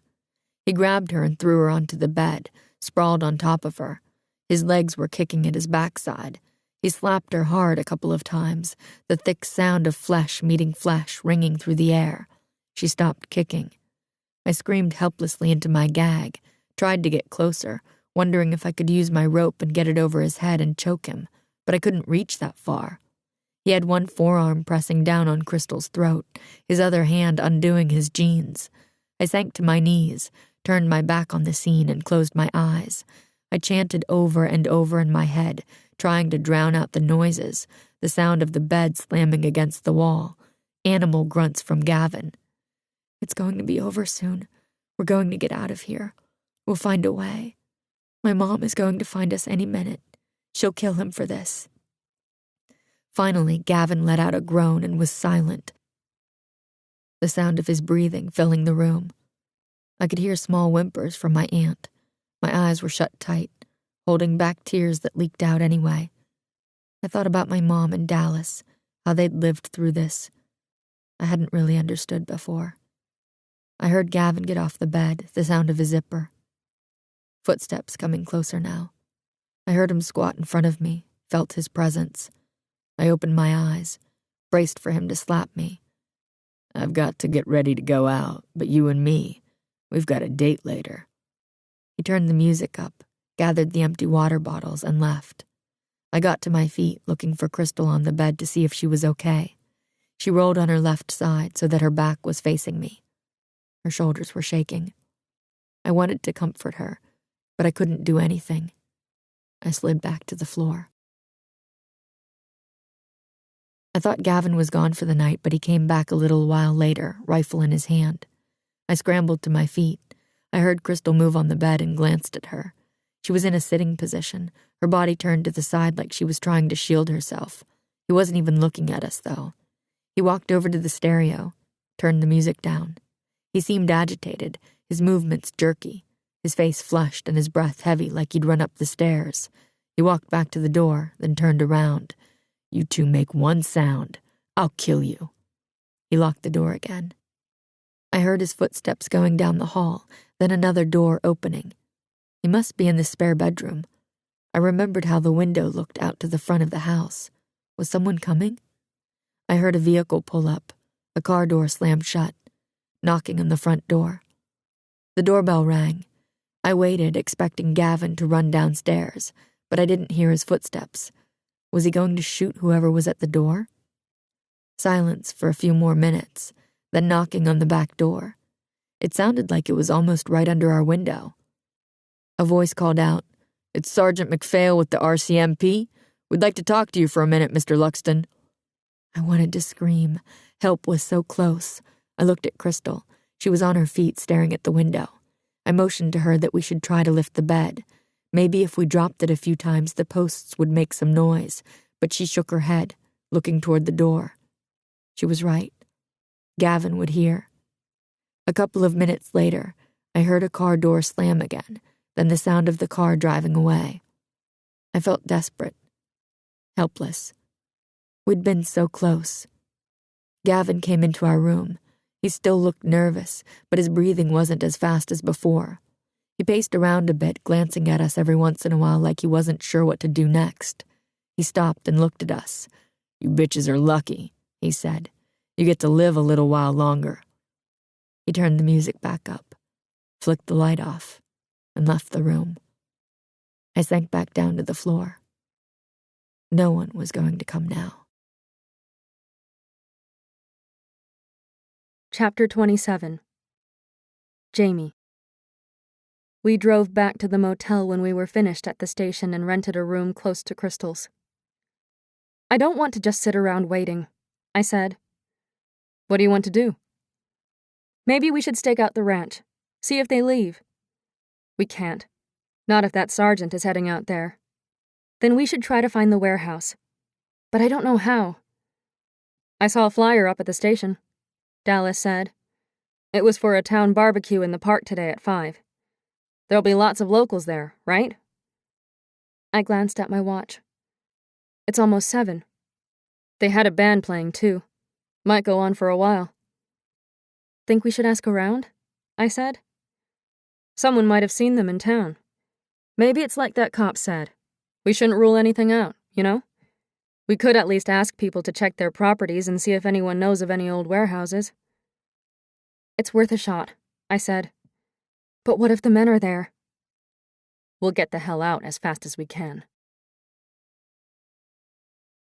Balloons and streamers were strung up at the park, and a country band was playing on a small stage, a few couples dancing to the music. It looked like some of the booths were being dismantled, but a few still had barbecues going and people were handing out small plates of samples. You could tell things were winding down. The garbage bins were overflowing and litter was scattered on the ground, but there were still quite a few people standing around or sitting on picnic tables. The officer had called to tell me he'd gone out to the ranch, but neither of the men was home. He was going to try again later. We kept our eyes peeled for them as we walked around, showing a photo of Skylar and Crystal that I had on my phone to people in the lines, asking if anyone recognized the girls or knew of any abandoned warehouses or buildings in the area. No one knew anything. Disheartened, I was turning away from one booth when a man stepped in behind me. Heard you were asking about some girls? I looked up. Yes, Brian. Those black eyes. The small mouth. I glanced down, tried to think, but my nerves were on fire, everything in my body telling me to run away. We're hoping someone might have seen them. I stared at my feet. Please don't recognize me. That a photo? He had his hand out for my phone. He must have seen me showing it around. I couldn't refuse now.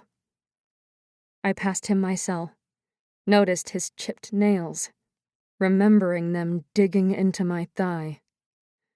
I felt shaky and lightheaded, my skin clammy. I was worried I might be sick. Glad I was wearing sunglasses. I tried to see where my sister was. Dallas had a beer in her hand and was walking my way. I tried to warn her somehow, but she wasn't looking at me. She was staring at her phone. Brian was talking. Pretty girls. I haven't seen the blonde, but the dark-haired one worked at my ranch for a couple of days. His voice was casual, almost pleasant and friendly. I'm sorry. I didn't know she was missing. I was stunned he was admitting he'd seen Skylar, and that she had even worked at his ranch. I didn't know how to respond. Now Dallas was next to me, still looking down at her phone, her warm arm bumping into mine. I was thinking we should talk to some of the regulars at the pub, she said. When I didn't answer, she glanced up from her phone and said, "What do you—" She stopped as she noticed Brian, gave a little gasp. He looked back and forth between us, his face confused as he registered our fear. The moment stretched out, settled around us. His eyes narrowed, his gaze lingering on our faces. Then the flash of recognition, followed by shock. He stared down again at my cell in his hand, like he was trying to understand what was going on. I could see his gaze focus on Crystal. He looked back at us, handed me the phone. If I see them around, I'll let you know. He walked toward a small group where a woman seemed to be waiting for him.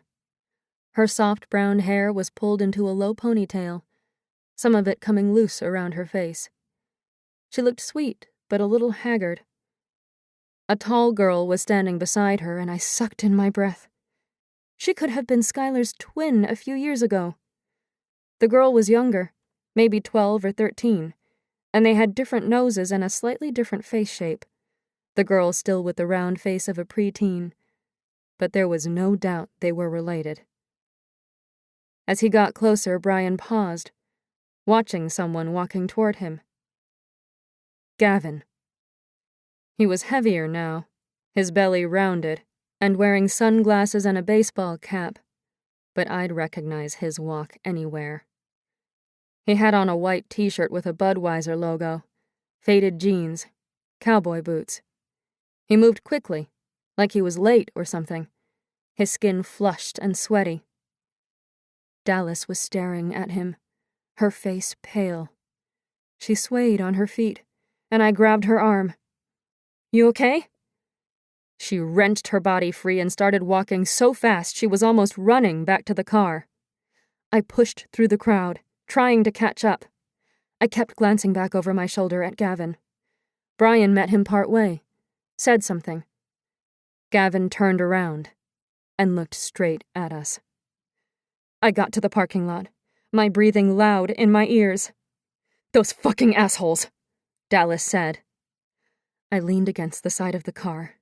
The solidness, the hot metal, reassuring. But my legs still felt weak. "The way he was staring at the photo," I said. "He looked surprised, Dallas." "I know. Let's get out of here." Chapter 28. Skylar. When Gavin left, there was still some light shining through the boards on the window, but the bedroom was mostly dark. I could make out Crystal's shape on the bed. I wished we could at least touch. I felt ashamed sitting on the floor, in just my t-shirt and no underwear, hated having to use the disgusting bucket. I tried to be hopeful. A policeman had come to the house. He might come back. We just had to figure out a way to signal that we were inside. But I didn't know what we could do that wouldn't alert Gavin. Maybe we'd get lucky and he'd come back when Gavin wasn't home. We could try to knock something over or ram the bed into the wall. It felt like a good idea, and I clung to it. Police meant someone was looking for us. I had to believe that. After what felt like a couple of hours, Gavin opened the door and flicked on the light. I closed my eyes against the sudden brightness, waited for them to adjust, then looked back at him. Something was different. I sensed it right away. A weird energy was radiating off him. Anger, but also excitement. It was the excitement that scared me the most. He walked in a few feet, his body swaying like he was really drunk. His eyes were glassy, his face sweaty. He was holding a beer. "Shit's hit the fan, girls." Gavin turned the music down. Paced in front of us, staring at us as he took swills of his beer. He set the bottle down on the dresser by the stereo and lit a cigarette, leaning against the dresser as he watched us. He was thinking about something, but I didn't know what. My body was crawling with fear. Sounds outside like a truck pulling up. Gavin stood up straight. "What the fuck?" He walked out of the room, closed the door, but I didn't hear it lock this time. I heard his unsteady steps down the stairs, then another man's voice. "Where the hell are they?" "Brian?" "Get out of my house, you asshole." Gavin's voice, thick and slurring. "I know you have them," the other man said. Sounds of boots walking downstairs, doors opening. Was he checking the basement? More arguing in the kitchen, then boots running up the stairs, and heavier ones following behind. I stared at the door, terrified and hopeful.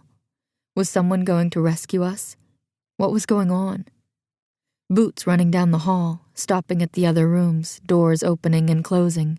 Then our door burst open. It was Brian. He stopped still, stared back and forth between me and Crystal, his face shocked. I stayed huddled on the floor, trying to cover myself. Gavin came in behind him, his chest heaving.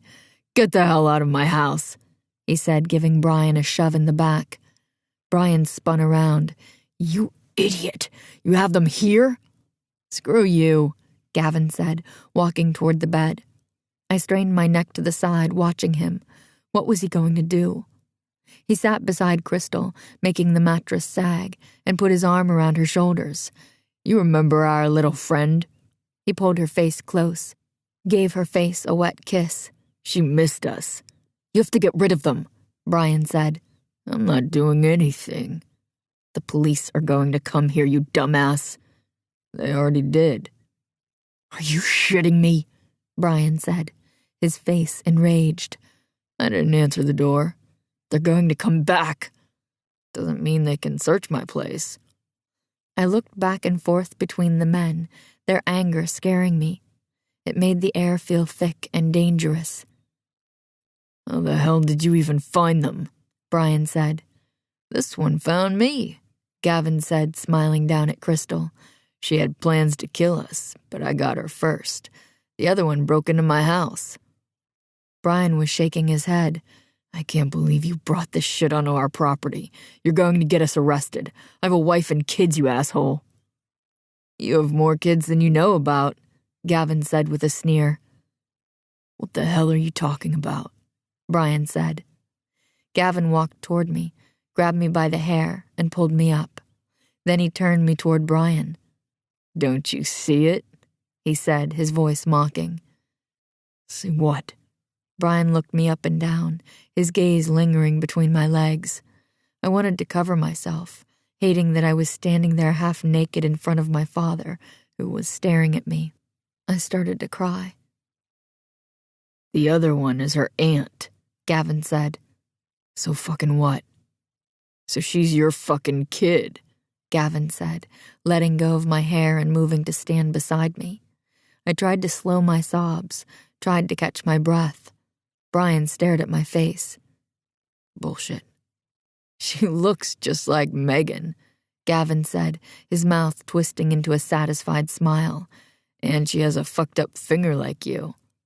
Brian looked at me again, studying my face. Jesus Christ. The young one was her mother. You took her cherry and gave her a daughter. Gavin laughed. I flinched. Why did she come here? Brian said. Looking for her. He pointed at Crystal. I checked the registrations in their cars. Names are Crystal and Skylar Caldwell. They live in Vancouver. So that's where the bitches ran off to, Brian said. They sure looked terrified to see us tonight. Scared the shit out of me, too. My mom and Dallas were in town? I felt a surge of hope, then fear. What did Brian mean they were terrified? What had happened? What did you do with their cars? Brian said. They're in the garage. Brian shook his head slowly, his mouth opening then closing, like he was so furious he couldn't find the words. You goddamn fool. Relax, I've got a plan, Gavin said, staring at me again. It's freaky how much she looks like Megan, he said. Your girl's going to be a looker. Brian glared at him with a disgusted expression. What kind of sick fuck are you? She's not my daughter. If I ever catch you looking at Megan like that, I'll beat the shit out of you. Brian glanced at me again. Give her some pants or something. Jesus Christ, you're a pain in the ass, Gavin said, but he walked over to his dresser and pulled out some boxer shorts. He brought them over to me, made me step in each leg and pulled them up, then turned to Brian. That better, asshole? Brian was staring at Crystal on the bed, his eyes half-masked and his face thoughtful. He looked at Gavin. We'll take them to the warehouse tomorrow afternoon, after Theo's gone. I can't do it tonight. Jenny's waiting. I like them right here. Brian grabbed his brother by the throat and backed him against the wall. I moved away as far as the rope let me, wondering if they were going to fight. We're taking them to the warehouse, Brian said. I don't give a shit what you do to them there, but they're not staying here. He let go of Gavin, who rubbed at his neck, his face red. Screw you, Brian. I'm not taking orders from you. Brian took a lunging step toward Gavin, his fist raised in the air like he was going to hit him. Gavin stumbled backward. Brian dropped his hand. Don't go anywhere tonight and stay away from those other bitches. He walked toward the door, never even glancing back at me once. There'd still been a part of me that had hoped when he realized I was his daughter he might help me, might feel something. But I was nothing to him. He just wanted us gone. After Brian left, Gavin paced the room, his face furious and his hands clenched. Fuck you, Brian, he said, weaving on his feet. Who the hell are you to tell me to stay home? He stumbled toward the stereo, turned the music up, then walked out, flicking off the light before slamming the door. In the last second of light, I noticed the beer bottle sitting by the stereo. Chapter 29. Jamie. I sat on the bed, staring out the window at the garage. I could see Riley's red cap as he ran out to a car. I turned back to Dallas, who was lighting a cigarette. What if we were wrong? I said. What if they don't have them? Where else could they be? She said. I don't know, but his face. I know. He was shocked. She took a long drag of her cigarette. I motioned and she tossed me the pack. I lit one. The cop asked if Crystal was suicidal, I said. She was in her bathroom with that gun. What if she came back here to... I couldn't say it. I used to worry about it every time she went on one of her benders or took off for days, Dallas said. But she always came back. This is the first time she came here, though, I said. What if she wanted to die here? I held her gaze, hoping I could see something that would make me feel better, make me believe that it wasn't possible. But she just looked worried. We can't think like that, Dallas said. Let's just sit tight and wait for McPhail to call. They might find their car soon or someone who saw them. Waiting was agony. I paced, watching the clock. After an hour, I called, but McPhail's phone went to voicemail. I left a terse message. Nothing, Dallas said, and I shook my head. Another hour ticked past. Let's get something to eat, Dallas said. The last thing I wanted to do was eat, but it was better than this endless pacing and staring out the window. Let's order something and bring it back to the room, I said, and Dallas crushed her cigarette in the ashtray and stood. The pub was full. I scanned the crowd, searching the faces. Strangers stared back at me with curiosity. Lots of guys wearing baseball caps, but none of them were Brian or Gavin. Still, I was uneasy as I took a seat next to Dallas at the bar. Can I get you something? Owen said. We'd like to order takeout, I said. He handed us menus, then poured us a couple of shots. Looks like you girls could use something a little stiffer, he said when I looked at him. Thanks, I said, but pushed mine away. Dallas drank them both. He gave us a smile and walked back down to the cash register. We ordered burgers from the waitress. A younger one this time with messy blonde hair, too much makeup, and a pierced nose. Owen came back a while later and leaned his hands on the bar in front of us. You girls doing okay? We're hanging in there, I said. Any news? He asked. I glanced at a man sitting at the end of the bar, staring up at the TV screen in the corner, and lowered my voice. Nothing yet, but we made a police report. Sergeant McPhail's a good cop. He'll find them. Thanks. The waitress brought us a couple of styrofoam containers. Here you go, ladies. She moved off, started putting away some glasses behind the bar. Get you anything else? Owen said. We're good, thank you, I said. We got up from our stools, put some money down for our meals. Don't worry about it, ladies, Owen said. It's on me. Thanks, I said. We let the pub door fall closed behind us and stood on the sidewalk, the cement still radiating heat and the air warm though the sun was going down. A few vehicles were parked on the road in front of the pub. Dallas stepped onto the road. I followed her, glancing both ways. We were in the middle of the road, headed across to the motel. Down the street a little was a pickup, parked on the side. I couldn't see the sides, just the front grille and the hood. It looked like a black truck. Then I heard the engine gunning. Dallas, I said in a warning tone. She followed my gaze, and her steps slowed. Is that... The truck gunned its engine louder. Then I saw the cigarette smoke blowing out the window. A hand came out next, pointed at us like a gun. Get moving, Dallas said. We hurried the last few steps, weaved around in between all the vehicles in the motel parking lot. We kept glancing back but didn't see the truck. Finally, we were at our door, Dallas fumbling for the key. Open the door, I said, looking over my shoulder again. We pushed ourselves inside, slamming the door behind us, both breathing heavy. I walked to the window, pulled back the curtain an inch.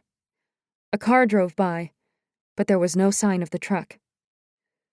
Where the hell did he go? I said. We waited in silence for a couple of minutes, still watching the road. He must have driven in the other direction, Dallas said. I heard a noise, a tapping sound, coming from behind us. We turned around. What was that? Dallas said. The bathroom window? I said, moving a little closer, but slowly. 3 loud noises now, like someone had slapped their hand on the window. I stopped walking, a scream building in my throat. Dallas grabbed my arm. Don't move. She went over to her bed and unzipped her suitcase. I'm going to check it out. Now I saw what she was holding. A handgun. Holy shit! Where'd you get that? I said. Doesn't matter. She walked toward the bathroom and slowly pushed the door open. Gun pointed. Stay away from us! She yelled out. We waited, listening. I heard a truck. You think that's him? Maybe. We should let MacPhail know, I said. But when I called him, he didn't answer the phone. I left a message asking him to call back as soon as possible. Dallas sat on the other bed, the gun still gripped in her hand. Why didn't you tell me you had a gun? I said. I didn't want to freak you out. I'm glad you brought it. I was surprised she'd never mentioned that she owned a gun. I hadn't touched a gun since we left Cache Creek the first time, but I kept a knife and mace in my night table and carried them with me at all times. I thought of the knife I'd given Skylar, wondered if she'd taken it with her. We spent the next 20 minutes listening to every vehicle that pulled in and out, waiting for our back window to get smashed in. Both of us tense, smoking cigarettes, not talking much. Sergeant MacPhail finally called at 10. Gavin Luxton threatened us, I said. I told him what happened. Did you actually see him? No, but I'm sure it was his truck. We'll take a few patrols by the motel tonight. Did you go back out to the ranch? I spoke to Brian and he let me look around his property, but Gavin wasn't home. We've asked him to come in tomorrow morning. He wasn't home because he was in town trying to scare the shit out of us. Did Brian admit Skylar worked at the ranch? Says she worked there a couple of days but didn't show up this morning. She told him she was trying to make money to meet up with a boyfriend. He figures she just continued on. That's a lie. She doesn't have a boyfriend. We'll look into it, he said. But I was getting a horrible feeling he believed Brian. What about Crystal? Claims he's never seen her before. That's bullshit. We worked there. I can describe their barn. I thought of something else. Theo. They had a ranch hand named Theo. I'll look into that. But at the moment, we still don't have enough to get a search warrant. We told you Gavin was seen talking to Crystal at the bar. Isn't that enough? Unfortunately, no one saw her leaving with him that night. We need solid evidence. What about Riley? I think he knows something. We've also asked him to come into the station in the morning. Hopefully he'll give us more to go on. We'll keep you updated. In the meantime, just stay in your room. We spent the night taking turns keeping guard. One of us sat on the bed with the gun while the other tried to sleep but mostly tossed and turned. MacPhail had called back, told us there was no sign of Gavin near our motel. It didn't bring me comfort, knowing they hadn't seen him. He could still be outside, waiting.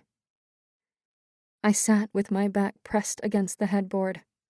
the gun gripped tight in my hands and my head turned toward the door, staring at the handle. Chapter 30. Skylar. We had to get to that bottle. The room was almost dark now, and I had no way of communicating with Crystal. But we had to drag the bed closer somehow. I thought about the layout of the room. The dresser was in the far corner to the right, opposite the side of the bed where I was tied. When we'd tried to push the bed before, we did it from the side only and pushed across. This time, we had to spin the bed around so the bottom faced the other wall. Then I might be able to knock the bottle off the dresser. I managed to grab my rope with the back of my hands, then walked forward toward the wall on the left side, dragging the bed behind me, hoping Crystal would realize what I was doing. I heard her feet land on the floor, then the bed started to move easier. She was pulling too. It was hard work, and I felt faint from the heat, sweat dripping down my face and stinging my eyes. The rope pulled my arms back, stretching all my tendons and ligaments, but we managed to drag the bed a few feet. I stopped, tried to catch my breath, inhaling through my nose. I could also hear Crystal breathing in the dark. The next step was to spin the bed around. I had to push from the bottom end, which meant Crystal couldn't help. I leaned down, put my shoulder into the side of the mattress near the end of the bed, and pushed forward. I felt the bed move on her side too and stopped pushing. How could I tell her to stop?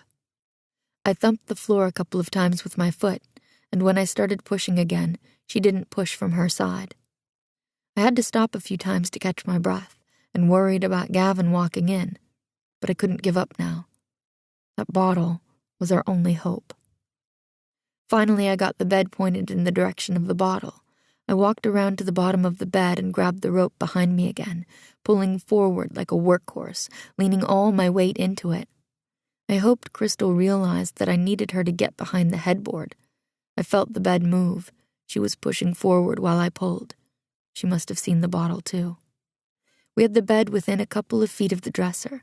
My eyes had adjusted slightly, and I could make out the shape. The opposite bottom corner of the bed was closer, but could I reach it? I climbed on top, tried to crawl to the other side. Then I lay on my back and stretched my foot toward the dresser. I could just stretch my toes out and touch the bottle, but I might knock it off. We needed the bed closer. I got off and wedged my shoulder into the side of the mattress again, pushed with all my strength. Felt Crystal doing the same behind me.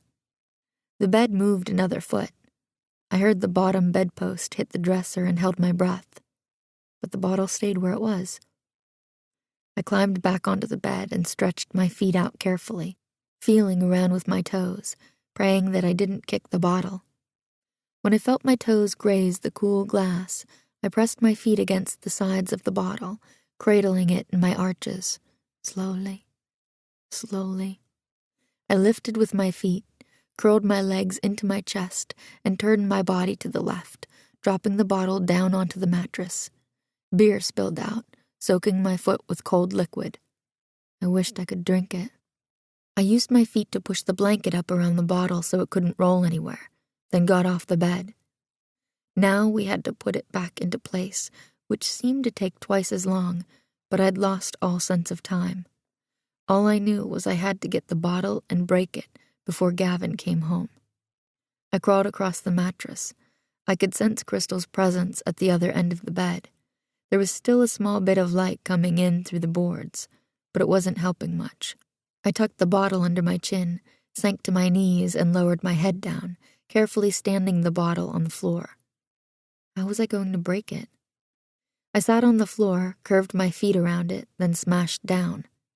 But it wouldn't break. I thought for a moment. Maybe if I smashed the bedpost down on it. I stood up, used my foot to move it near the bedpost, and held it in place. Then I squatted, lifted the bed with the back of my hands, and used my foot to slowly push the bottle under the post. Still holding the bottle in place with my foot, I slammed the post down on it with all my strength. It didn't break. I tried 3 more times, my triceps and quads shaking from exertion. I couldn't give up.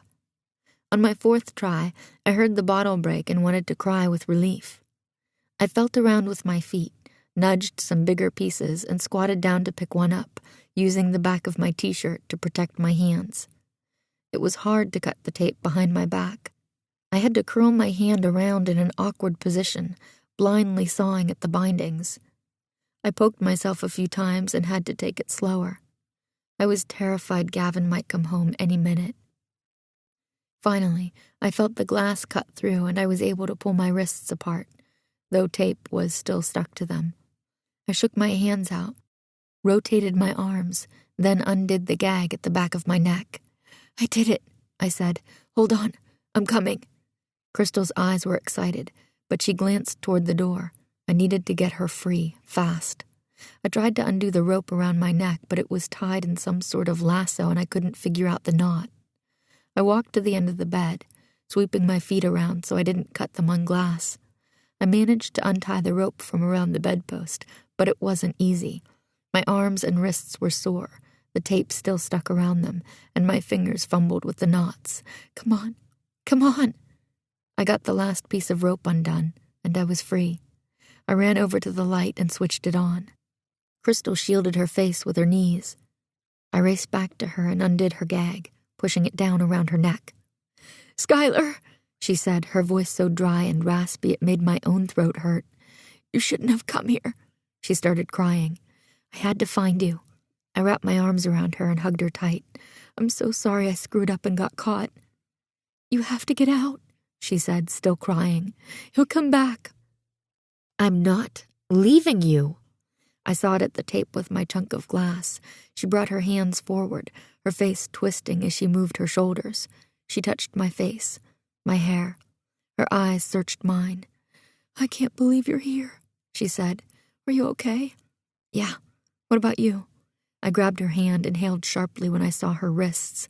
The skin looked red and raw, maybe infected. "It's okay," she said. "I don't even feel it anymore." I knew she was trying to reassure me, but I just felt more scared. I had to get us out of there. "I'll untie your rope from the bed." But when I tried, the knot was too tight. "I can't do it," I said, panicking. "We'll have to cut it," Crystal said. I grabbed 2 big pieces of glass and handed her one, then started sawing, but it was thick rope and slow going. Crystal was also struggling. She had to use the corner of the blanket to protect her hand, and she kept dropping the glass. "My arms and hands are too weak," she said, stopping to rest. "Go. Get help." I tried the door handle, but the door wouldn't open. I slammed my body against it a few times. It won't budge. I ran to the window, tried to pry off a board. "They're hammered on." "He could come back any minute," Crystal said. "We won't be able to hear him over the music. You have to hide the broken glass, make it look like you're still tied up, and when he goes to sleep tonight, we'll work on my rope." "But what if he rapes us?" I couldn't breathe for a second after I said it. "I'll make him angry at me. It's not hard." She gave a bitter smile. "Maybe I should try to ambush him when he comes in," I said. "I'll wrap the rope around his neck and strangle him from behind." "He's too strong, Skylar. We both need to be free. Our only hope is 2 against 1. We just have to wait for our chance and get him before Brian's here." "I'm scared, Crystal. I don't want him to hurt you." "I'm scared too," she said, "but we're going to be free soon. Now quick, clean up the room. You have to try to tape your hands back together." I scraped the broken glass under the bed after putting some bigger pieces near Crystal's end. If things got really rough, maybe she could use one to stab him in the eye or something. I also put one down by my side of the bed. There were a few marks in the hardwood from the bed moving, but I hoped he didn't notice. There was also a damp spot on the bed from the beer. I moved the blankets around, trying to hide it. I had to turn off the light soon. I ran over to Crystal, gave her a kiss on the cheek. "I love you," I said. "I love you too," she said. "Remember, wait for the right moment." "Okay." I made it look like her hands were still taped, hiding the rough-cut edges underneath each other, but she could still get her hands free if she needed them. I slid the gag back up over her face, then mine, and turned the light off. I stumbled back to the bed, feeling my way, and looped my rope around the bedpost and the railing. Then I wrapped my wrists back up, but I wasn't sure if I'd hidden all the rough edges and prayed that he wouldn't notice. We sat in the dark again. I wished we could speak, but I felt a tiny spark of energy. We had a plan. We were almost free. After what felt like another hour, our door flung open. I shielded my eyes against the light, peeked over my shoulder. Gavin was looming in the doorway. He stumbled in, obviously drunker than he had been earlier. He walked over to me, knelt down, and gave me a smile. He reeked of booze and cigarettes. He took one out of his pocket, lit it, and blew the smoke slowly into my face. It went right up my nose. I coughed, couldn't get my breath for a minute. I saw your mommy tonight, he said. I looked into his eyes. Was he telling the truth? What happened? Scared the shit out of those bitches. A mean laugh. My thoughts scattered in a million directions. Had he hurt my mom in Dallas? I wanted to rip my hands free and strangle him, but I couldn't do anything. Not yet. He licked his lips, looked at my legs, traced his hand down to my foot and back up toward my thigh. I was filled with terror and rage, had to fight the urge to kick him in the face even though everything in my body wanted to run away. He gave me a blurry-eyed leer. Think I'm too drunk to enjoy you tonight, but your time's coming. He stood back up, let out a loud burp, and looked at Crystal. Don't worry, sweetie. You're still my favorite. He stumbled over to the stereo, turned the music down. This shit's giving me a headache. Then he flicked off the light and left the room. I could hear him locking the door, swearing like he was struggling with the key. I waited until I heard his steps go all the way downstairs, then gave it a while longer, hoping he'd pass out. Finally, I decided it was time. I pulled my wrists free, removed my gag, and untied my rope from the bedpost. I crept over to Crystal, feeling for her in the dark, and undid her gag and wrists. I put some glass under your corner, I said, already climbing up on the bed to start cutting her rope. Cut at the end behind the post, not in the middle, she whispered, in case we have to tie it up again. We don't want him seeing the cut marks. While we worked, we talked in the dark. How did he get you? I said. I was stupid. He didn't recognize me, so I picked him up at the pub, told him we should go down to the river. It's where those assholes attacked us when we were kids. He was getting some pot out of the glove box. I had the gun in my hand. She was quiet for a moment, then said, I think he saw the reflection in his window, because he turned around, yanked the gun out of my hand, and hit me in the head. I woke up in here and... Her voice broke. I'm so sorry, Skylar. It was my choice to follow you. I was worried. How did you know I was in Cache Creek? I broke into your house. I saw what you were looking at on your computer. I should have cleaned that out. She sounded really upset. Mom said you'd never come here. She thought you'd just run off. I wish you hadn't come, but now I can get us out. We lapsed into silence, the only noise, the glass scraping over the rope. I'm worried about Mom in Dallas, I said after a minute. It sounds like Dallas and your mom reported us missing, Crystal said. Brian and Gavin aren't going to hurt them, not when the cops are involved. But he said that they were scared.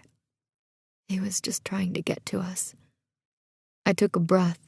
Okay, I said, and we're going to get out of here soon, too.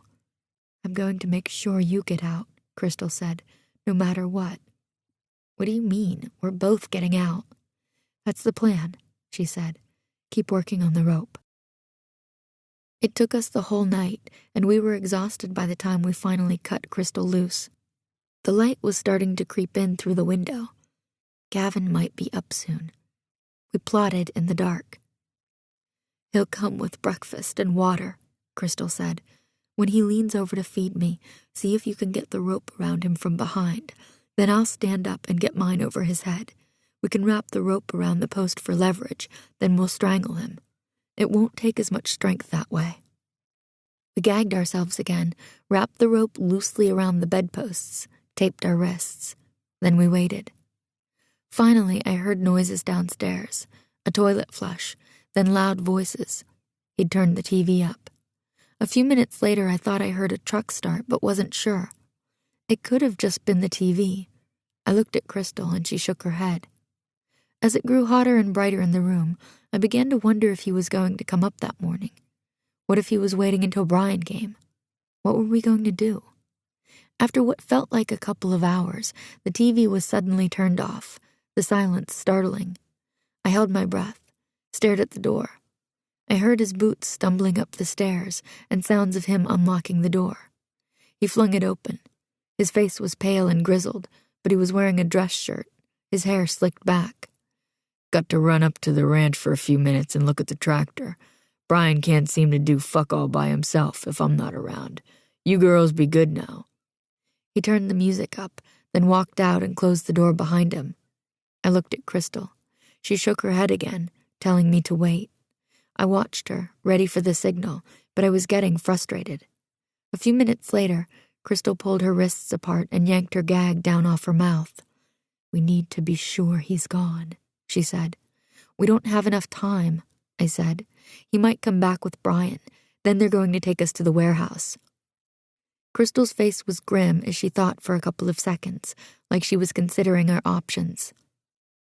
"We have to bust through the door." Chapter 31. Jamie. I woke up on the bed, still dressed in all my clothes, my mouth tasting like dry cotton. I glanced at the clock. 7:30. Dallas was standing by the window. "It's going to be really hot today," she said.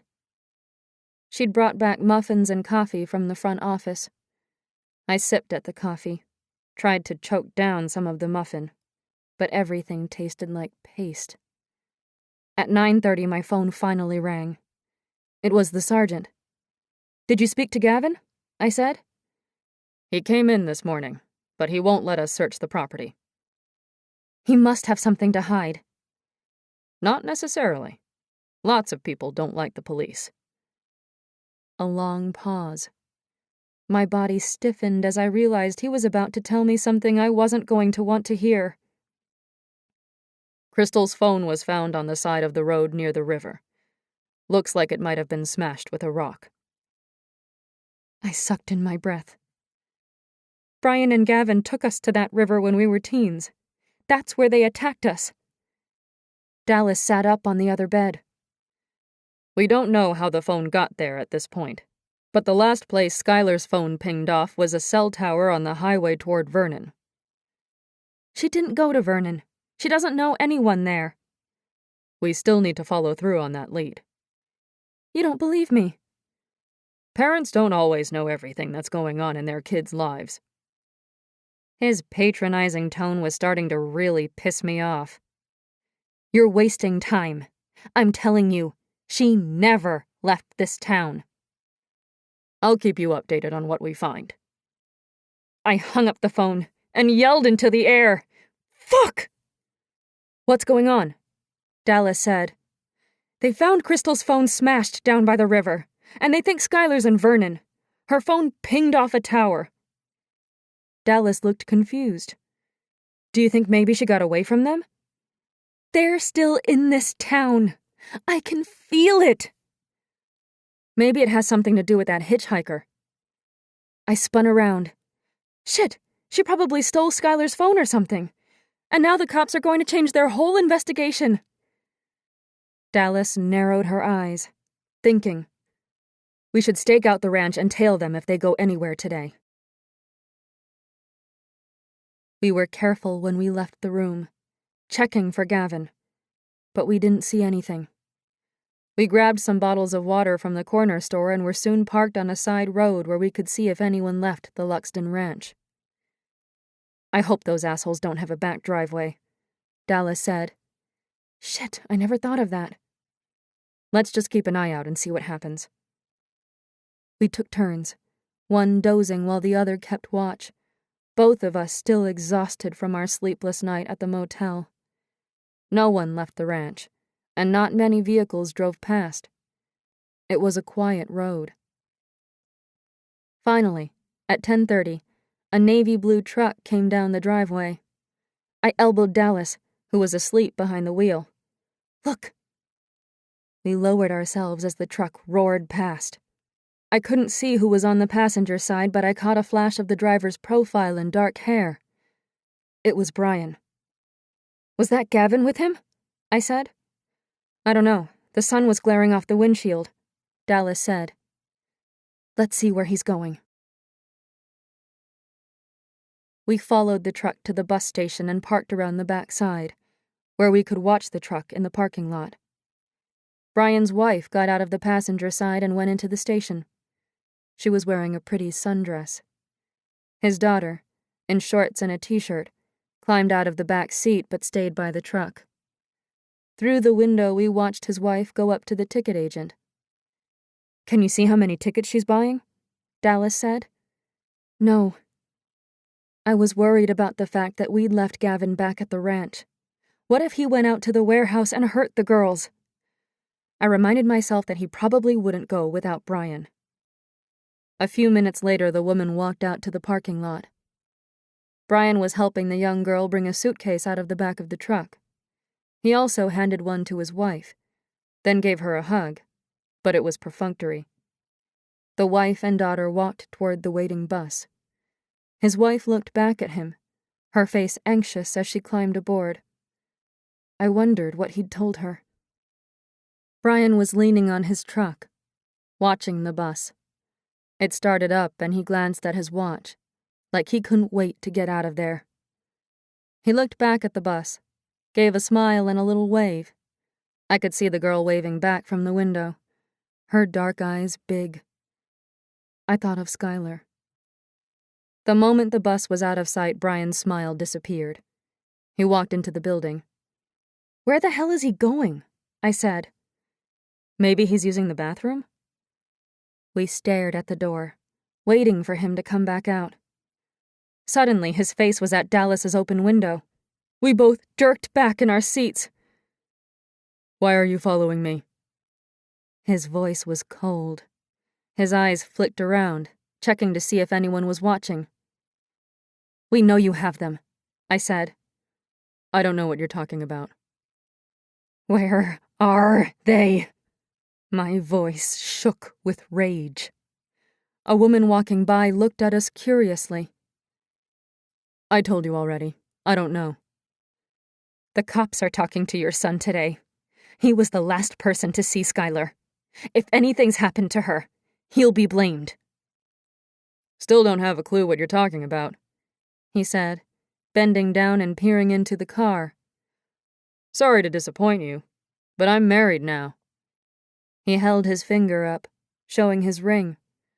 "So if you were looking for a little repeat..." Dallas's face was flushed and angry, like she was going to explode any minute. Her hand reached under her seat where she'd put the gun. He straightened, stepped away a couple of feet.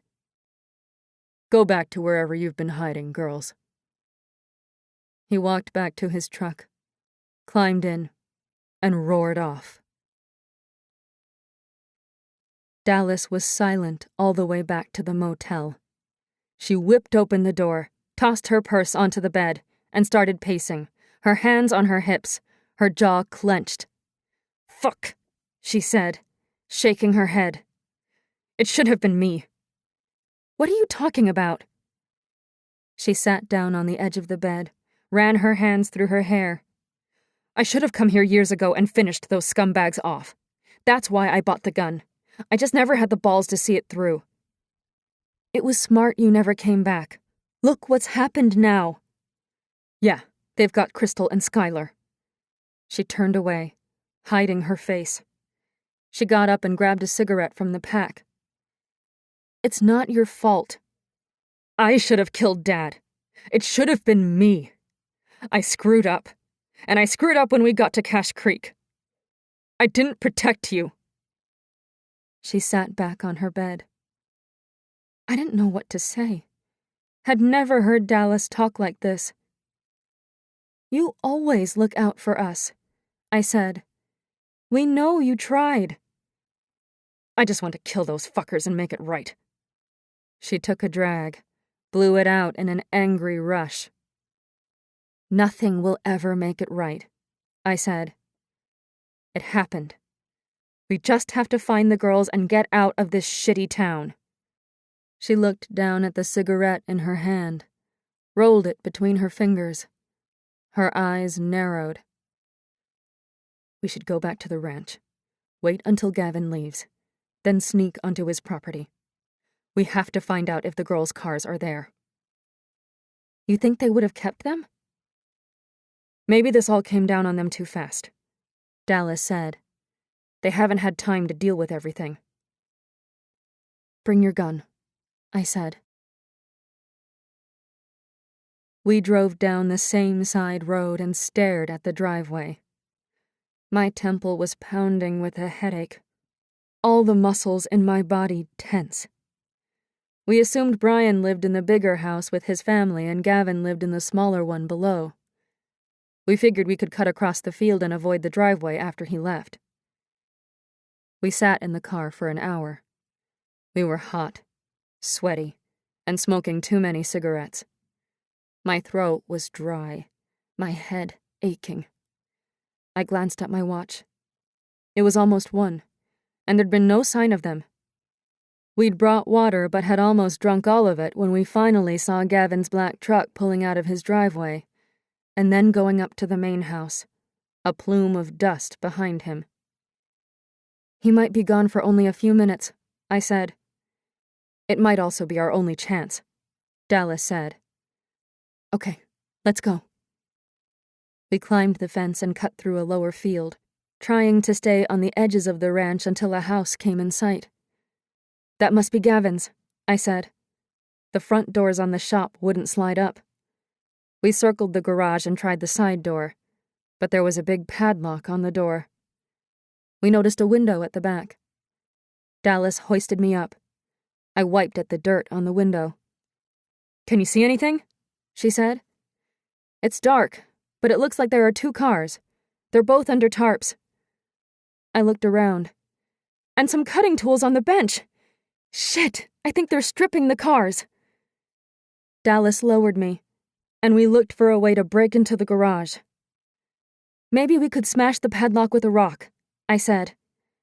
Dallas was staring at the house. Listen how loud that music's playing. Should we try to break in?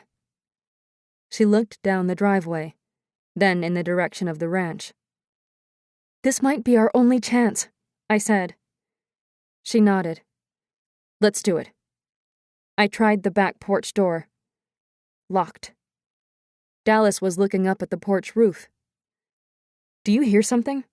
Like underneath the country music? The music was even louder near the house. That thudding sound? Yeah. We were both quiet, but we couldn't hear the sound anymore. Maybe we should smash one of the windows, I said. Let's check the front first. Dallas was walking around the corner of the house when she stopped suddenly. Crap, I think a truck's coming. We ran for the back of the garage, keeping low. We'd just made it when I heard the truck pull up. We leaned against the wall, our bodies tucked behind some old barrels, staring at each other. The truck shut off and a door opened. Wait. Dallas peeked around the corner. I held my breath. Okay, let's go. We were crossing the field, trying to get to a cover of trees, when a shout rang out behind us. What the fuck are you doing? I glanced back and saw Gavin running down the hill after us. I started sprinting, Dallas running hard beside me, our feet thudding on the compact ground. I looked over my shoulder, almost tripping on a rock. He was slowing down, then stopped in the middle of the field, watching us. That was really stupid, bitches, he yelled.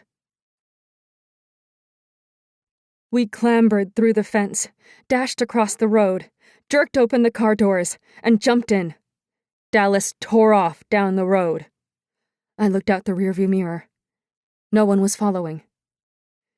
We can never go back now, Dallas said. He'll be keeping watch. He has their cars, I said, starting to cry. That's why Gavin refused the search. He must have them in the house. We have to tell the cops, Dallas said. They can get a warrant. I called MacPhail as soon as we got within range. We found their cars, I said. Where? He sounded surprised. In Gavin's garage. We snuck onto the property. There are 2 cars under some tarps, and cutting tools out on a bench. We also heard thudding noises coming from inside the house. We think he has the girls. Can you get a warrant? Not if you didn't see the actual cars. A vehicle under a tarp isn't enough. I closed my eyes. Shit. Why hadn't I lied? What about the noises we heard? He has country music on really loud, too. Like he's trying to cover something up. The noise could have been anything. Even a washing machine out of balance. And if the music was that loud, how can you be sure what you heard? We both heard it. You need to let us do our jobs, he said. Putting yourself in danger is not helping. You're just interfering with the investigation. You're not finding any fucking evidence. Look, we have to do this the right way. If we force our way onto the property and find something we didn't lawfully obtain, the whole case could get thrown out. I don't give a shit about some court case, I said. I want my daughter, now. Stay away from the Luxtons, he said. If you're caught on the property, they could press charges. I don't want to have to warn you again. Back in the room, I looked out the window and saw Riley across the street helping a customer. We need to talk to Riley again, I said. The police aren't going to like that, Dallas said. I don't care. He knows something. I'd wondered if Noah was going to be a problem, but as we walked over, I could see him through the glass windows of the office, talking on his cell phone, turned away from us. We headed quickly to the shop. Riley was putting away some tools in the garage. We need to talk to you, I said. He spun around, his hand on a wrench. I held my hands up. Whoa, sorry. He set the wrench back down, picked up a rag, and started wiping his hands. What are you doing here? We want to ask you some questions. It's really important, Riley. I already told the cops everything. He looked uncomfortable, but not hostile. I stepped closer. I don't think you hurt Skylar, but I do think you know something that could help us find her. He was shaking his head. I wish I knew where she was. Years ago, your dad and uncle hurt me and my sisters, and now they're going to hurt my daughter. I was going out on a limb saying this stuff, but I needed to see his reaction to know if he was part of it. He jerked back, his eyes wide like I'd hit him. That's a lie! There are 2 cars under tarps in your uncle's garage, and cutting tools on the bench. Their cars. I'm sure of it. Just look and you'll see. You have to leave. He looked angry now, his face red. I saw the resemblance even more between him and Brian and had a flash of fear. You know it's true. Your dad's violent with your mom, isn't he? Maybe your sister? Fuck you. What if your sister went missing? I'd been thinking about the young dark-haired girl, but now I realized I'd spoken true words. Skylar was his sister. What if she disappeared and the one person who could tell you something wouldn't? He picked up the phone. If you know what happened and you're covering for your dad, the cops are going to throw your ass in jail too, Dallas said. Your life is screwed. I'm calling the police. He was dialing now. Let's get out of here. Dallas grabbed my arm. Just look in the garage! I yelled as she pulled me away. Riley slid the shop door down hard until it crashed to the ground, almost catching our feet. We walked quickly across the road. We'd only been back in the room for 10 minutes when my cell rang. It was the sergeant. My breath lifted into my throat, hope and fear tangling up in my head. Please let it be good news. I told you to stay away from the Luxtons, he said as soon as I answered. Riley says you were harassing him at the garage. He knows something, I said. This is an active investigation. As soon as we have... This is my family. I'm going to do everything I can to find them. I know you're concerned, but we can't have you getting involved in the investigation. When you go around talking to people and sneaking onto their property, it makes our job harder. You need to understand. No, you need to understand. They're going to kill my daughter and sister. So you need to hurry the hell up and find them. Listen, he said, sounding furious now. If I see you anywhere near that ranch, or you come within 2 feet of any of them, I'm arresting you on the spot. He hung up. I tossed my phone onto the bed, punched my fist into the mattress a couple of times. Shit!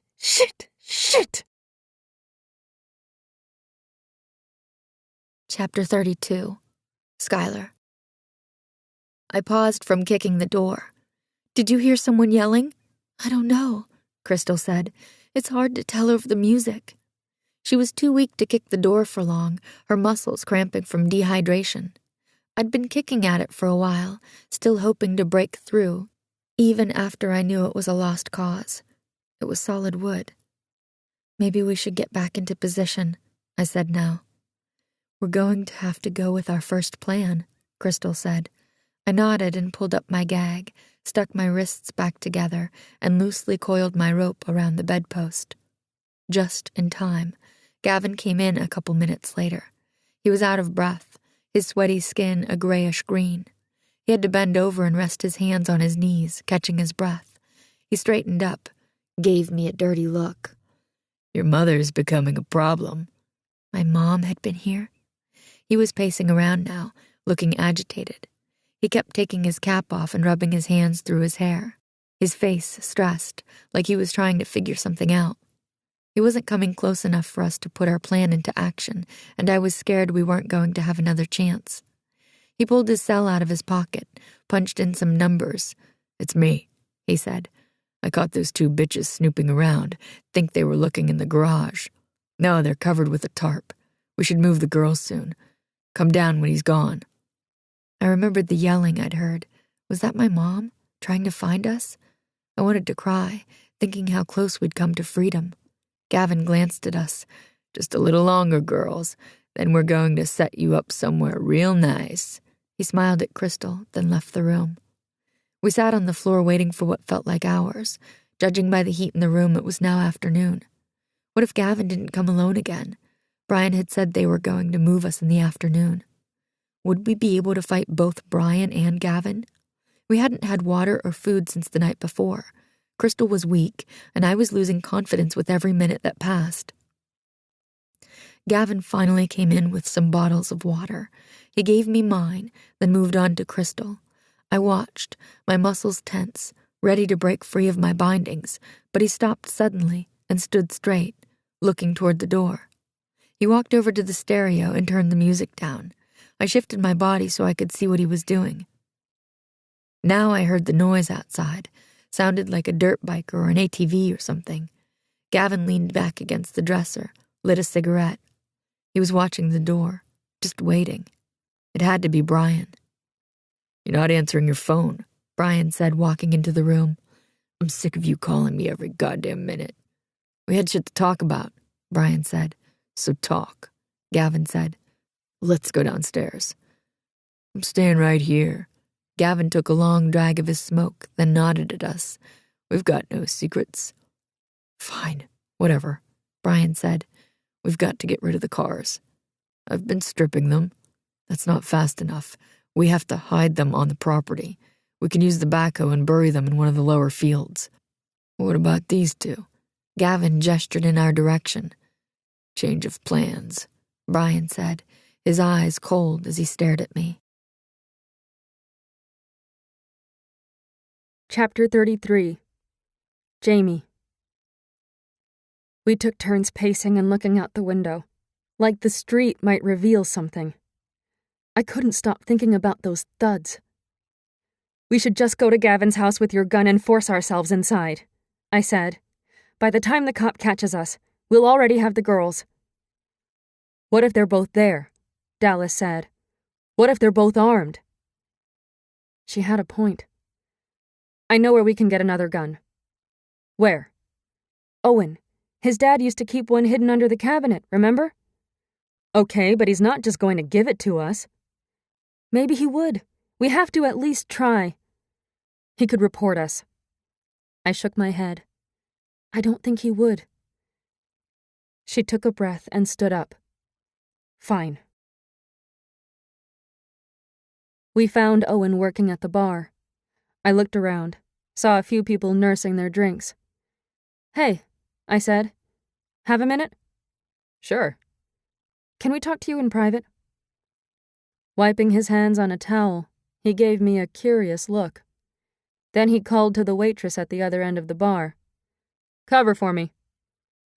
He went into his office and he closed the door. Pulling out the chair from behind his desk, he sat. "What's going on? Did you find them?" "We're not sure," I said. "Look." I took a breath. "I know you don't really know us, but we need your help." "Okay," he said slowly. I glanced at Dallas, who was watching me. I turned back to Owen. "Could we borrow a gun?" He sat straight. "What?" "Gavin came by our hotel last night and threatened us. We know the girls are out at the ranch, but the cops can't get a search warrant." "How do you know the girls are there?" He was frowning. "We found 2 cars covered by tarps in their garage and we heard thudding sounds from inside the house." "And you need a gun because—" I debated lying. We could tell him we just needed it for protection, but I didn't think he'd believe me. "We're going out there and getting our girls back." "We won't say you gave us a gun," Dallas said. "We'll say we stole it." He was shaking his head. "Sorry. No. You're going to get killed." I leaned forward. "We are going with or without your help. But if you give us that gun, we might walk out of it alive." "Your dad helped us once," Dallas said. "Remember? We don't know if the girls are okay. We don't—" My voice broke and I turned away, trying to get my emotions under control. "Shit," Owen said. "Meet me out back in 10 minutes, by the silver truck." He came out carrying a hockey bag, looked around before walking over to where we had parked under the shadow of a tree. He had his keys out, put them in the door of his truck with his back to us, dropped the bag on the ground, and reached in like he was getting something from behind the seat. "Put the bag in your car," he said. Dallas looked around and quickly put it in the back seat. "It's unregistered." He turned around and met my eyes. "Good luck." Chapter 34. Skylar. "What the hell do you mean, change of plans?" Gavin said. "We can't move the girls, and you can't keep them here." "So what are you saying?" "We have to kill them, bury their bodies on the property, get rid of any sign of them before the cops descend on this place." Brian said the words so casually that it took a moment for my brain to comprehend what I was hearing. Then it hit. I looked at Crystal, knew she'd get what I was thinking. Should we go for it now? She shook her head, just a slight movement. She wanted to wait, but I felt desperate, time slipping away. We had to do something soon. "Cops need a search warrant," Gavin said. He took the last drag of his smoke and ground it out on top of the stereo speaker. "They might be getting one," Brian said. "You were seen at the bar with her, you idiot, and we don't know what those other bitches saw today." "I told you, the cars are covered with a tarp." "You caused this. You clean it up." Brian took a handgun out from behind his back and handed it to Gavin. Blood roared through my head. I looked at Crystal, who nodded.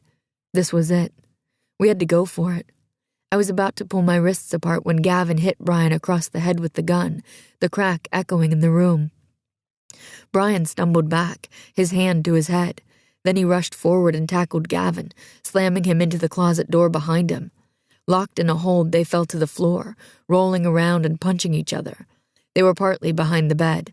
I could hear grunts, boots against wood, heavy breathing as they struggled. My hands were undone. I looked at Crystal. She was reaching for her rope. I glanced at the open door. Could we make it? I tried to pull my rope free from the post, but it was caught somehow. I looked at the men, terrified one of them would notice. They'd moved away from the bed. Brian was on top of Gavin, hitting him in the face, loud smacks over and over. Suddenly there was a shot. The room exploded with the noise, making my ears ring. I couldn't tell who'd been hit. I gave my rope another yank. Crystal was beside me now, trying to help.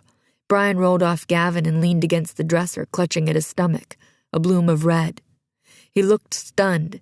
Then his body slumped to the side. "Shit," Gavin said. Finally, my rope came free. I took off for the door, Crystal following. From the corner of my eye, I saw Gavin getting up, gun still in his hand. "What the fuck?" he yelled. We were at the door. Now running down the stairs. I heard Crystal stumble behind me and reached behind, felt for her hand, pulling her along. "I can't keep up. I'm holding you back. Come on," I yelled. "We're almost there." We were at the bottom. I heard Gavin trip and fall at the top of the stairs, heard his body hit hard. I prayed it would buy us some extra time. We ran through the kitchen, heading to the front door. I let go of Crystal's hand and wrestled with the front door handle, got it open. I glanced over my shoulder to see how close Gavin was and saw that Crystal had stepped back. I reached for her hand. "Let's go." She pulled her hand free and pushed me out the door. "Run, Skylar." "What are you doing?" She slammed the door shut. I pounded on it, heard the lock sliding into place.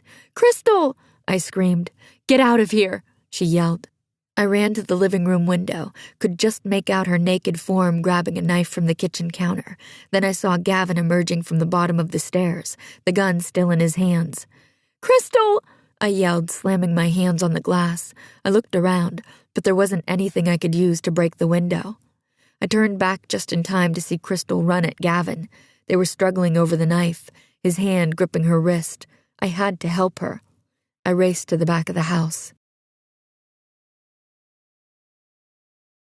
Chapter 35. Jamie. Dallas sped around the corners, almost losing control of the car a couple of times. She slowed down after we nearly hit someone passing on a motorbike coming toward us in the opposite lane. I braced one hand against the dashboard, the other tightly wrapped around the rifle. We roared up Gavin's driveway. I was sitting forward in the seat, ready to jump out and run. Dallas pulled her gun out from her waistband with one hand. Gavin's truck was in front of the house, an ATV parked beside it. Was it Brian's? We came to a stop, the car skidding on the dirt. Through my open window, I could hear screaming. "Where's that coming from?" Dallas said. "Sounds like the back of the house." We jumped out of the car and started running. Dallas led the way, holding her gun out in front of her. I had the rifle against my shoulder. We kept to the edge of the house, ducking below the windows. When we came around the side, Skylar was standing on the porch, throwing her body at the door. "Crystal!" I heard her scream. "Skylar!" I shouted. She spun around, and I gasped at the sight of my daughter, the rope around her neck, the stained shirt, the boxer shorts, the tape stuck to her wrists. Her face was streaked with tears and her eyes looked frantic. "Crystal's inside!" she cried out, then started sobbing hysterically. "Where are they?" I said, running up the steps with Dallas. "Gavin shot Crystal," she said, crying so hard I could barely make out the words. "I saw through the bathroom window. I saw her fall." The air rushed out of my body. "Is she okay?" "I don't know," she said between sobs. "She stabbed Gavin. I think he's dead. Dallas grabbed Skylar's shoulders. "Where's Brian?" Skylar looked like she was in shock, her face ghostly white, her body shaking violently. "He was upstairs. Gavin shot him." I put my arms around her, held her close. "It's going to be okay." Dallas leapt off the porch and grabbed a big rock, then ran up and smashed the bathroom window. She reached in, unlocked it, then slid it up and climbed inside.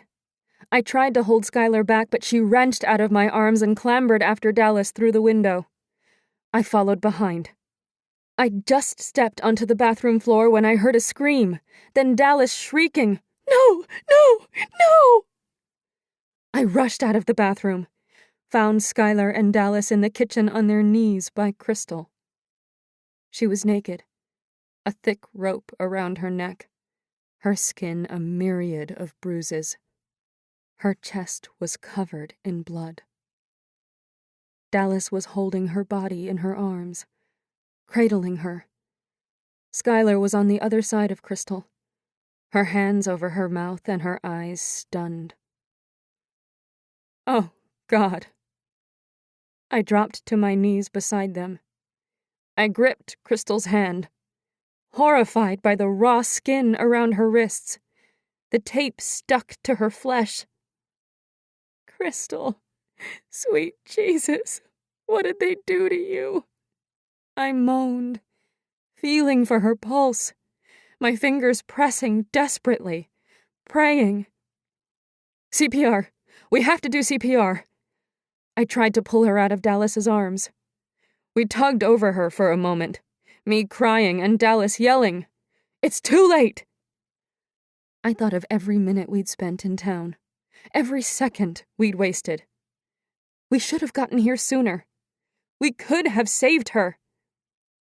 "We have to try!" I screamed back, my throat so choked with tears I thought I'd strangle on them. I ripped my shirt off, pressed it against the wound on Crystal's chest, crying even harder as it turned bright red. Dallas let go and I lay Crystal down, bent her head back, started blowing in her mouth. Dallas began chest compressions. I knew Crystal was gone, could feel her mouth turning cold underneath mine. But I couldn't let go, couldn't stop breathing for her. "Crystal, no, please, come back. We need you."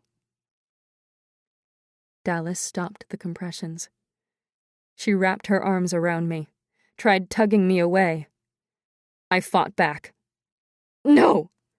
I hit my hand down on Crystal's chest, screamed in her face. "No!" "Stop," Dallas said, her voice anguished. "Stop." She grabbed me harder, pulling me away. I collapsed backward into her arms, my body wrenching with gasping sobs. "Oh, no," I said. "No, no, no, no." I could feel Dallas's body shaking behind me. I turned to Skylar, reaching for her. She was rocking back and forth, her head bowed, hands to her face. Her body sagged sideways, leaned into mine. Dallas encircled both of us in her arms, her face pressed between ours, my tears wetting her cheek. Crystal was lying in front of us. I didn't like her hand resting alone on the floor. I held it, so she was still with us, so she wasn't left out. It was always all of us. I didn't know what the world looked like without her in it. She was our light. Our dancing light. I glanced to my left, barely able to see through my tears. Gavin was lying on the floor a couple of feet away, a knife sticking out of his chest. "She locked me out," Skylar said. "Why did she lock me out?" I was helpless to explain. Couldn't take my eyes off Crystal. Her beautiful face. I heard a noise and turned toward the front door. saw someone stumble out. "Dallas," I said. "Brian just went out the front." She let go of us and got to her feet, her shirt covered in Crystal's blood and her face enraged. She ran to the door, the gun in her hand. Now I could hear a motorbike and the faint sound of sirens, coming closer. I picked up the rifle, following her. Dallas was almost out the front door. I stepped onto the porch. Brian was in the driveway, trying to get onto his ATV, his body bent over, a trail of blood behind him. It looked like he was fumbling for keys. A motorbike was coming up the driveway. The rider skidded sideways and fell next to the ATV. He got to his feet and ripped off his helmet. It was Riley. He ran for his dad. Dallas let off a shot aimed at Brian's back, but he turned at the last minute and she hit the ATV. Brian grabbed his son by his shirt and dragged him toward the motorbike, using him as a shield. "Dad, stop!" Riley yelled as he tried to pull away. Brian threw his son down onto the ground, picked up the motorbike, and started it up, fishtailing as he roared down the driveway. I aimed at the tires, but missed. The sirens were getting closer. Dallas took another shot. The bike swerved, and Brian tumbled to the ground, the motorbike's engine still whining. Now Riley was running toward him, and cop cars were racing up the driveway, swerving to avoid Brian and Riley. They pulled up in front of the house. An officer got out, saw us holding guns, and drew his. "Everyone, get down!" Chapter 36. Skylar. I pressed my forehead against the cool glass window, looking out at the highway, the big trucks passing our car. I was trying not to think about Crystal, but I kept seeing flashes of her face, the blood on her chest, her head lolling to the side. Mom was holding my hand in the back seat. I could feel her looking at me once in a while, could feel her concern, all her emotions pressing into me. She'd asked if I wanted to talk, her eyes serious and sad, her mouth trembling when she looked at the bandages on my wrists, her hands patting and touching and stroking my skin like she had to keep feeling me to believe I was alive. "Not yet," I'd said. I felt like I was swimming underwater, and if I opened my mouth it would fill up and I'd drown. I kept getting flashes of images, but they were foggy, surreal, like I was having a horrible nightmare I kept waiting to wake up from, but it just went on and on. I remember walking out of the house with one of the cops, seeing my mom in the back of a police car, Dallas in another, lights flashing, men talking into radios, their faces serious. Riley was kneeling on the ground. An officer was crouched down talking to him, a hand on his shoulder. I remember trying to run to my mom, seeing her anguished face through the glass. The officer pulled me away, saying something about having to take me to the hospital and that I could talk to my mom later. At the hospital, they treated my wrists and neck, asked me all kinds of questions. I tried to answer, tried to focus my thoughts and explain how sorry I was for running away, how it was my fault Crystal was dead. But then I heard a buzzing, a fly trapped against the window, and started crying so hard they had to give me a shot to calm me. Finally, I fell asleep. The hospital kept me overnight to treat me for dehydration. In the morning, I asked for my mom, but an officer said they needed to ask me more questions first. A woman officer drove me to the station and brought me into a room. She was nice, smelled like pine needles and forest and fresh air. She asked me to go through everything, starting from why I decided to drive to Cache Creek. I didn't know if they'd already found out about my mom. Didn't know if it was still a secret. Didn't know what was a truth or a lie anymore. "I don't want to talk," I kept saying. "We know about your mother," she said in a soft voice. "We know Gavin and Brian hurt them. It's okay for you to talk to me. You won't be in trouble." I looked at the door, wished I knew if she was telling the truth. I felt like I couldn't trust anybody. "Where are Brian and Gavin?" "Gavin died at the scene, and Brian's in the hospital, but he's going to recover. We want to make sure he's punished for what he did. That's why I need you to tell me everything that happened, so we can't hurt anyone else, okay? I took a breath and started talking. I had to stop a few times because I was crying too hard, but she was really nice and waited until I calmed down. She kept bringing me water. I drank glass after glass. I never wanted to be thirsty again. Is everyone going to know he's my father? I said at the end. That's not for the police to disclose. It's your private information. She explained about victim services. Then another nice lady came in and talked to me about counseling and told me who to contact when I got back to the city. You'll feel better when you're home, she said. We passed a McDonald's on the highway. I remembered picking up Lacey only days before, how I'd been so sure that I'd find Crystal and bring her home. I'd thought I could do it all on my own. My eyes stung with tears. I know he was my father, I said. I know it was Brian. Mom sucked in a breath beside me. Skylar, I'm so sorry. I turned to look at her. Why did you really run away? What did Crystal do? Mom hesitated for a second. I glanced in the rearview mirror. Saw Dallas watching. She looked back at the road. Our father was really violent, she said. We were terrified of him. We had to leave. It was more than that, Mom. Crystal felt guilty about something. What was it? Mom's eyelids were flickering, like she was thinking hard. She'd been seeing a married man.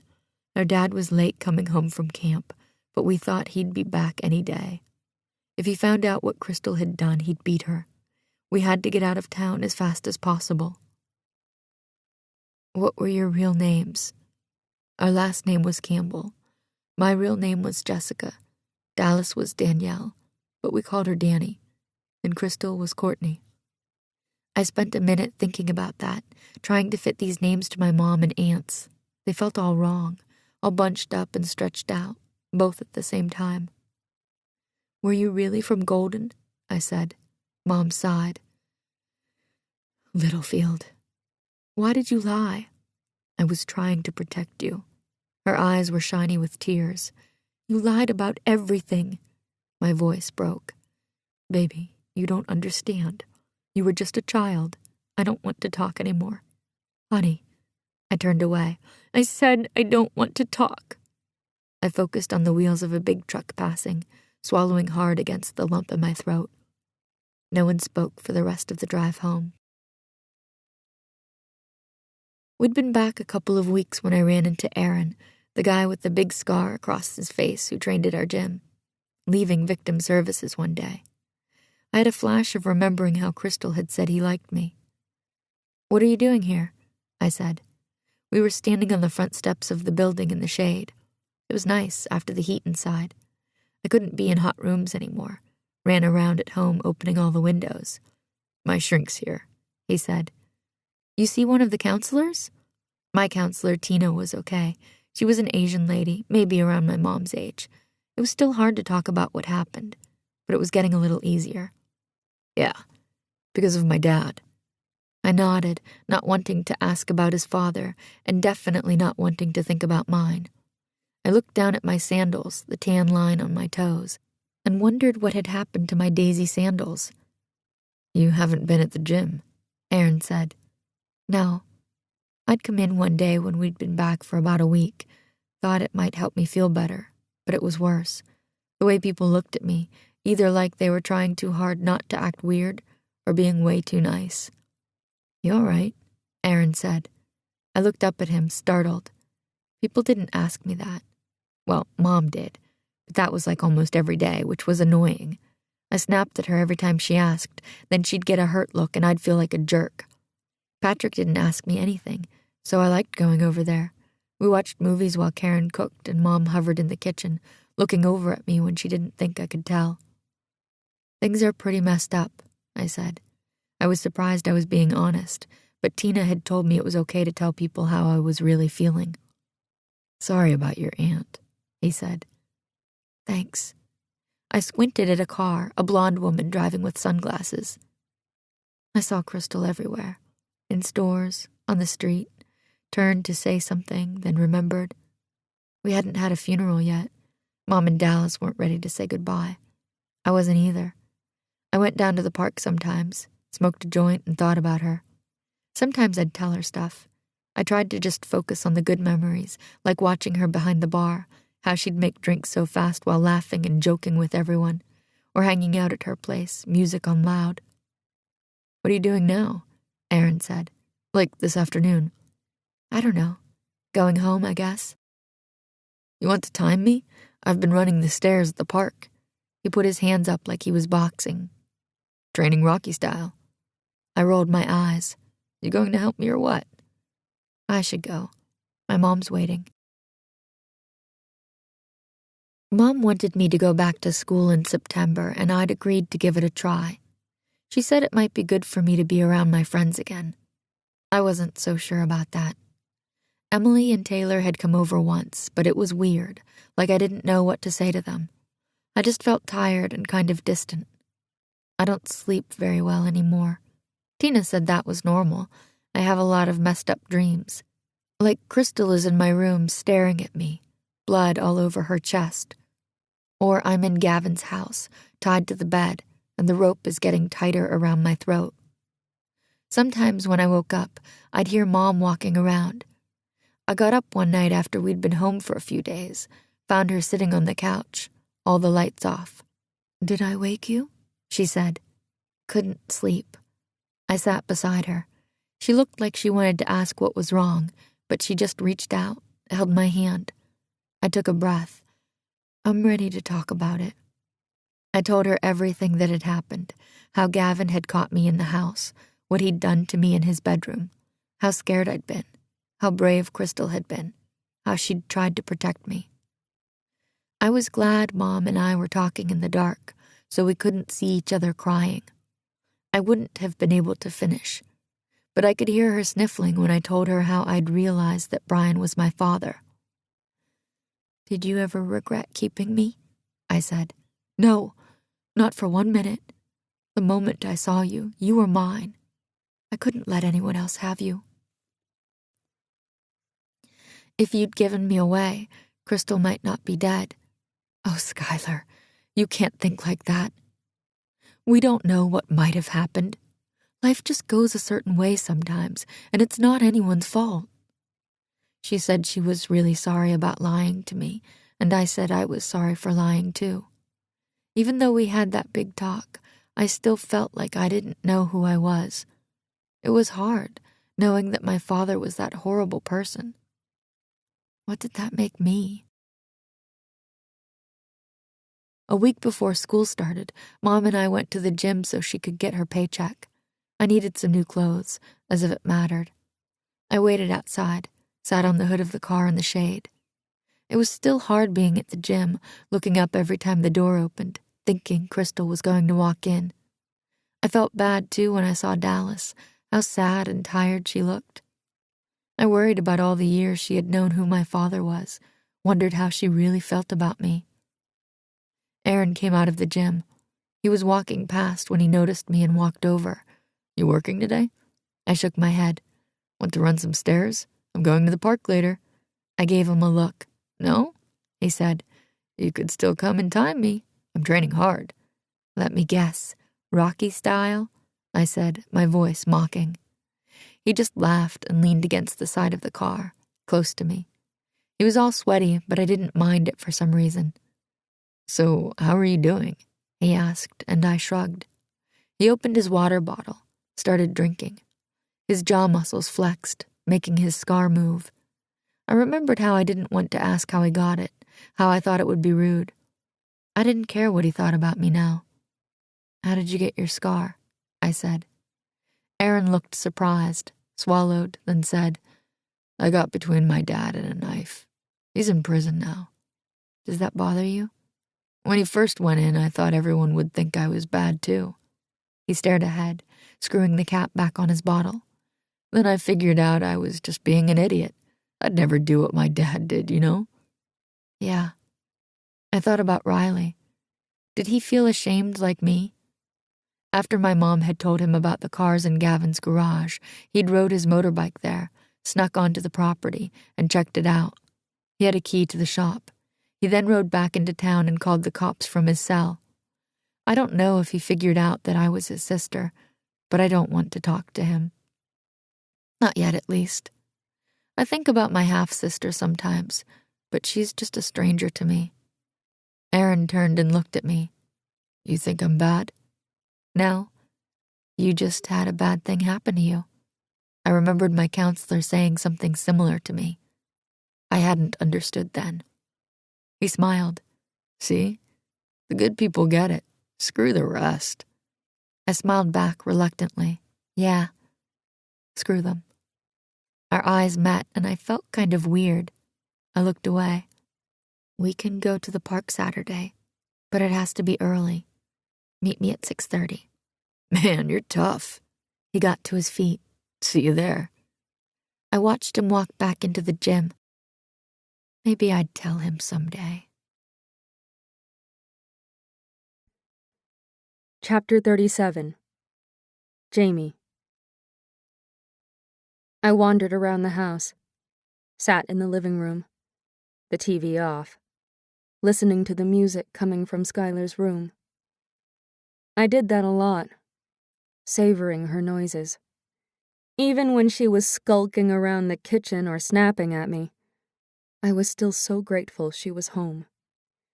She hated how protective I was being, but I couldn't help wanting to make everything better for her.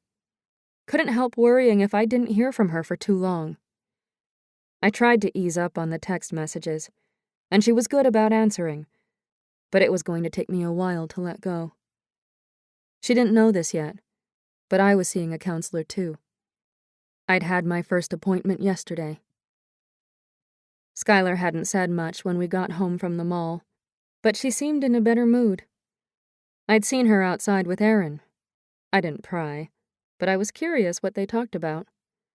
I knew he'd had a hard life and problems with his father. I hoped he could be a friend to her.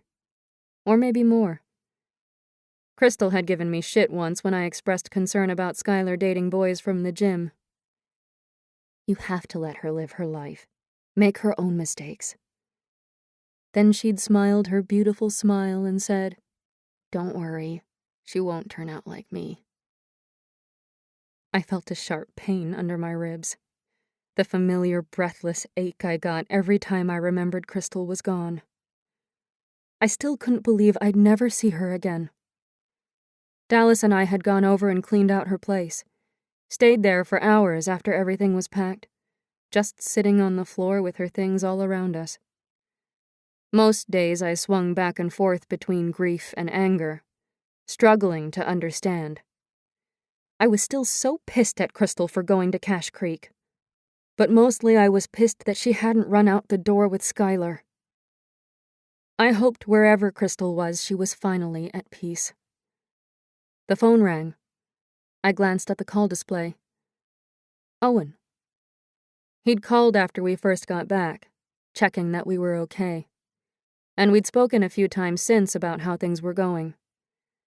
I didn't know why he was calling this time and didn't really feel like talking, but maybe he'd heard something about the case. Hi, Owen. Did you see the news? He said. He sounded serious. I sat up straight. What? Please, God, don't let Brian be on the run. He was still in Cache Creek last I heard, out on bail and waiting for his trial. A body was found in Littlefield a couple of days ago. They think it might be a guy who went missing years ago. He paused. I waited, my heart thudding.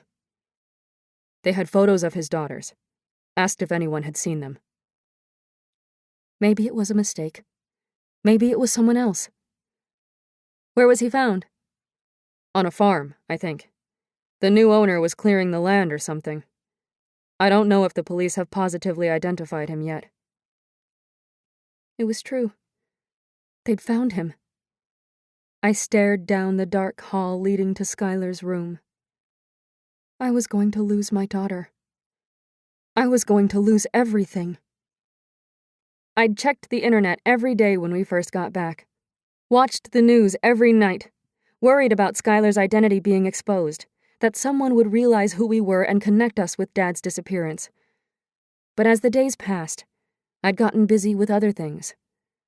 I'd thought we were safe. I better call my sister. Okay. He paused. Hang in there.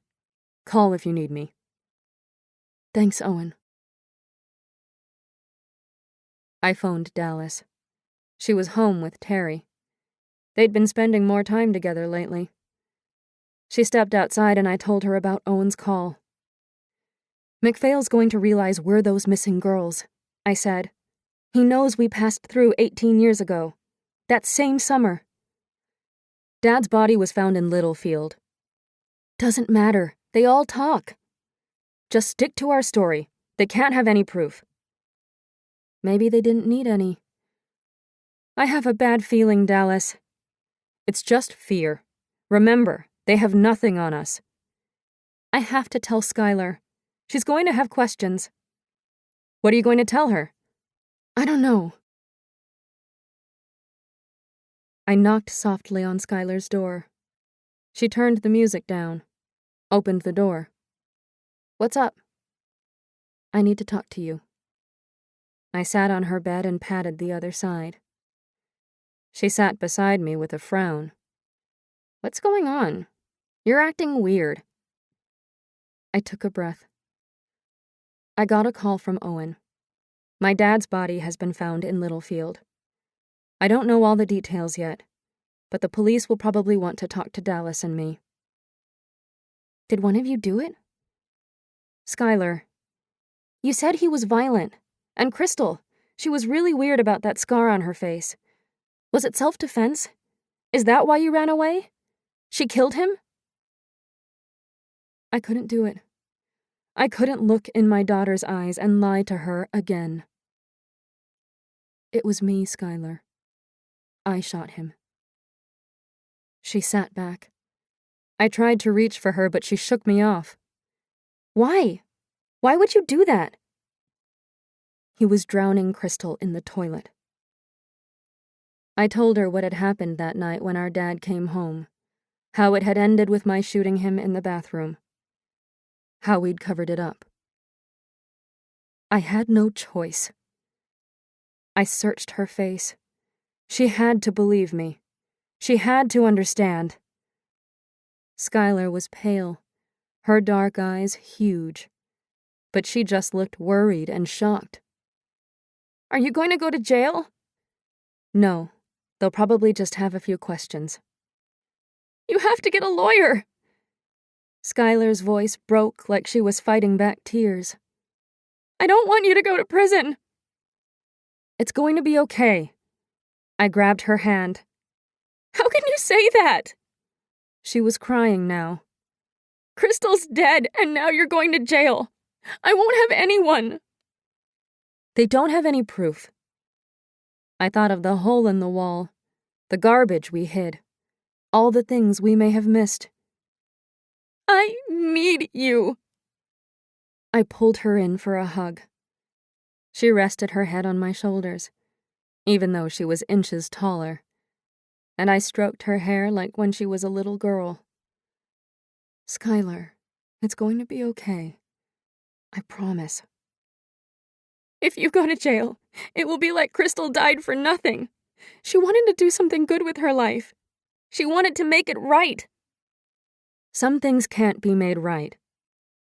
This is my fault, she said, pulling away and standing up. They wouldn't know where you were if you hadn't come to Cache Creek looking for me. Tears were streaming down her face. I screwed up everything. I stood, held her hands. This is not your fault. She pulled free, grabbed her coat by the door, and ran out of the room. I chased after her. Where are you going? I need to go for a walk. I'll come with you. I want to be alone. She slammed the door, leaving me in the suddenly quiet apartment, crowded with my thoughts, fear pressing in. It's my fault. I whispered to the closed door.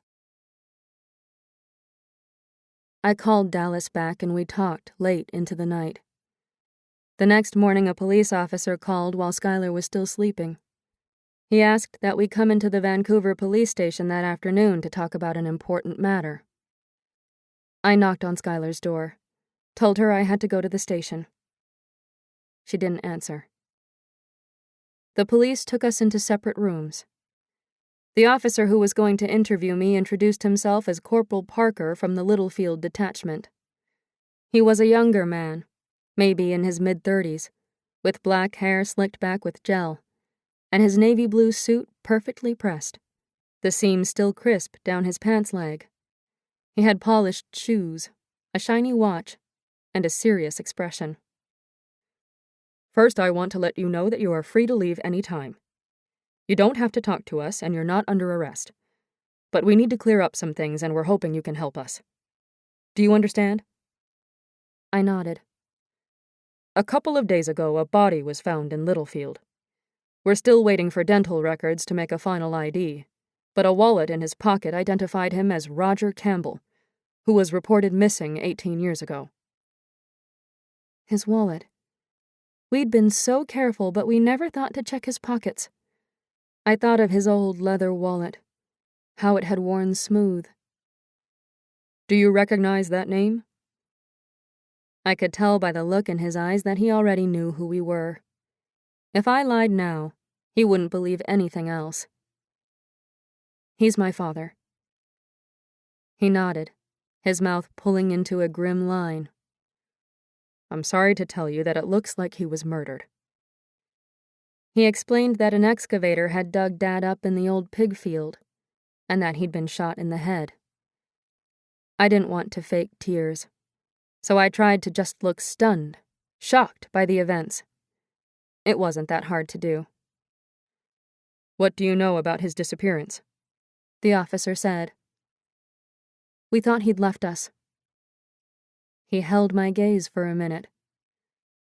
During the investigation in Cache Creek, an unregistered .22 caliber rifle was found among some other items that we believed belonged to you.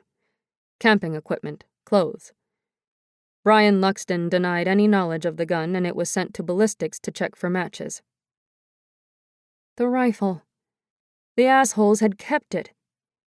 Heat infused my face. He was staring at me, waiting for me to say something, but I kept quiet, trying to think what this meant. What should I do? Should I ask for a lawyer? Nothing turned up, but when we found your father's body, we ran another match. The same caliber of bullet was found lodged in his head, he said. I stayed mute. We've talked to your old neighbors. We've read the police reports. We know your father abused you girls. We also know that your sister, Courtney, was involved with a married man and that your father told his friend he was going to beat the crap out of her. We know something went down that night, Jamie. I stared at him, my legs starting to shake under the table.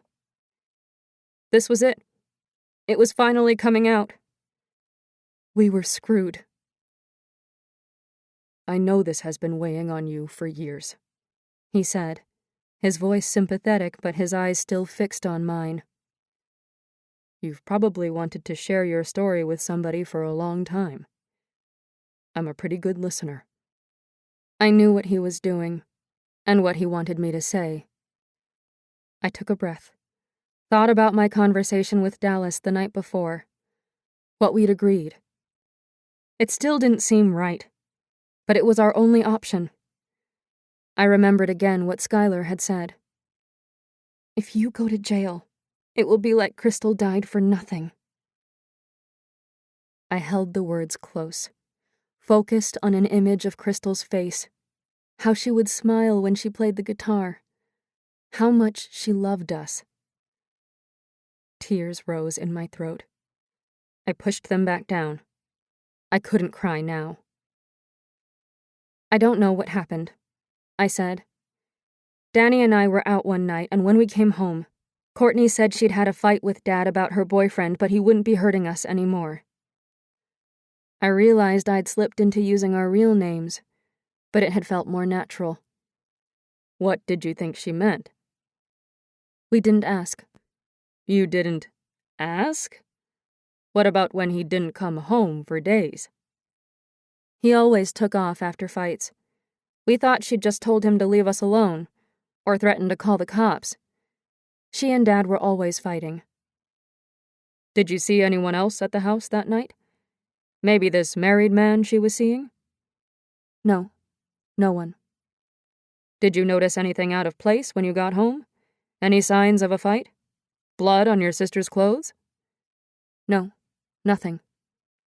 And she never told you anything else? Nothing, I said, holding his gaze. The woman who owned the ranch said Courtney showed up with a burn and that you had a nasty bruise. Said they heard shots the night before. We'd been shooting rats. It was a week after Courtney and Dad fought. Walter came down, checked up on us. The sergeant came by the next day. The officer was watching me steadily. Whose idea was it to run away? Courtney's. She said Dad probably wasn't coming back this time and we should leave before we got sent to foster care again. And you didn't ask what that meant? We didn't care what happened to him, I said. He beat the crap out of us whenever he was home, especially Courtney. We were just happy he was gone. Do you think Courtney could have killed him? I thought about that night, remembered her legs kicking out, how the gun had felt in my hands, the shocked look in Dad's eyes. She hated him, hated what he did to all of us. I need to talk to your sister. He was gone for a long time. I sat numb, thinking about Danny, thinking about Courtney, how young we all had been. The officer finally came back and sat down. Your sister confirms your story. She says that neither of you knew what had happened to your father. I felt a surge of relief, forced myself to stay calm. What's going to happen now? He looked thoughtful, his eyes focused on the file he was holding. We'll never be able to truly close the case. Courtney's gone and she can't tell her side of the story. But there's enough evidence to suggest that it was likely her and we won't be pursuing this matter any further. He flipped through the file, pulled out a few documents, glanced at them, then back up at me. You kids went through a lot. The tears I'd been fighting rolled hot down my cheeks. The sympathy in his face, the understanding, shattered the wall I'd built around me. I thought about all the years we had lived in fear, how many beatings we had taken, everything that we had lived through in Cache Creek, and how it had felt like we were never going to be free of our past. You have no idea, I said. Epilogue. Dallas.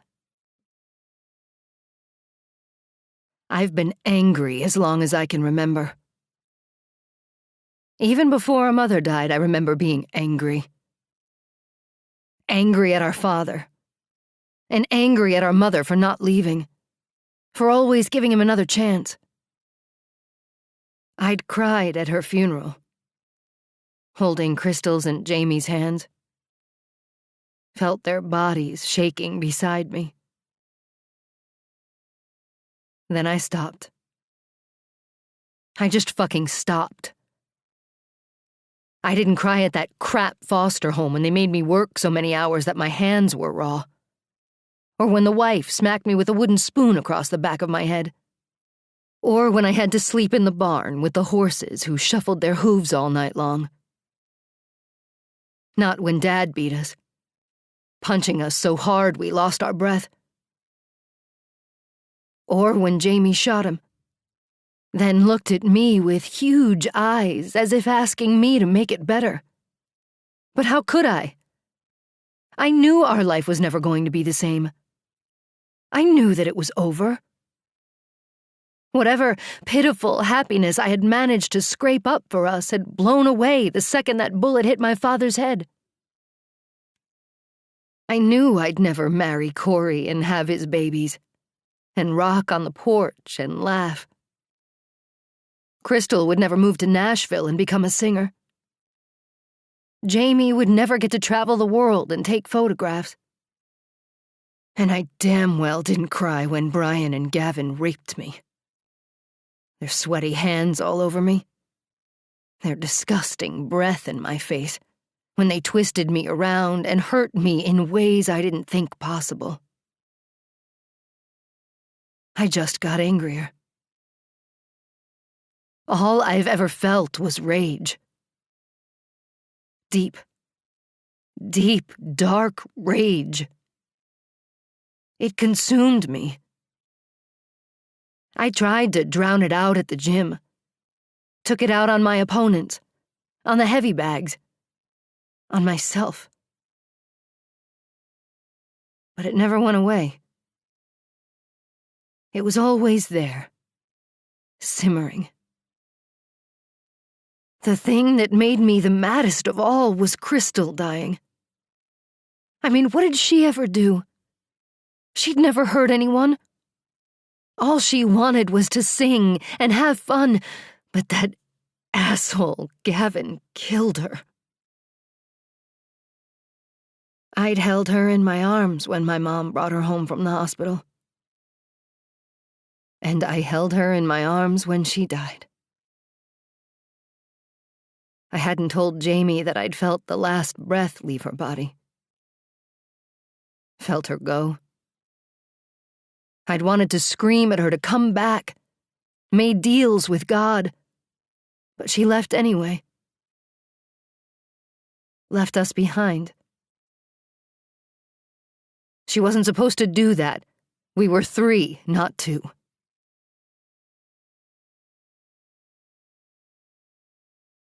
I glanced over at Skylar and Jamie as we got out of the car. "Ready?" Jamie said. I nodded, but I wasn't ready. I'd never be ready to say goodbye. It was just something we had to do. We got the boxes out of the trunk. It had taken almost a week to make the origami cranes. We had 1,000 by the time we were done. 333 brightly colored birds strung on 3 different lines. Skylar kept the extra one. We'd spent hours threading the string through the cranes, fitting each one inside the other and carefully staggering the colors until they made a beautiful rainbow. Skylar had told us that the Japanese believed that the wings of cranes could carry souls up to paradise. I hoped it was true. You weren't supposed to spread ashes in a public place, so we'd come down to the beach early in the morning, the grass still damp with dew. There were so many birds we each had to carry a box to the shore, then carefully take the string out. We had to let most of the string drag behind as we took our sandals off and waded into the cold water, sand squelching between our toes. When we'd gone a few feet, we stood in a solid line, pulled our strings closer so they were floating in front of us, then let go so that the waves could take hold. With our hands over our eyes, blocking the sun shining off the water, we watched them crest, then disappear, then come back up. They floated together, some of the strings tangling, making one brightly colored line on top of the wave. "They look pretty," Jamie said. I had the fleeting thought as they floated away that I wanted to run after them. Wanted to dive into the water and swim hard. I wanted to bring them back. I should get the ashes, I said. I walked toward the picnic table on the shore where we'd left the cedar box. I held my hand on top of the box for a minute. The wood smooth and warm in the sun. It seemed so small.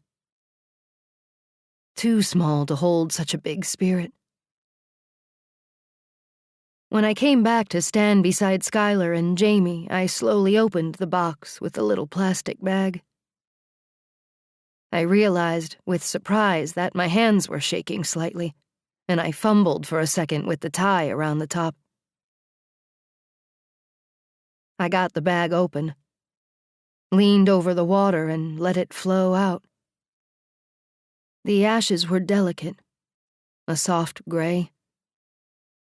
Some sank down, but some of the particles floated on the surface.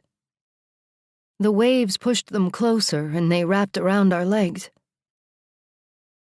None of us moved. Another wave came and pushed the ashes away.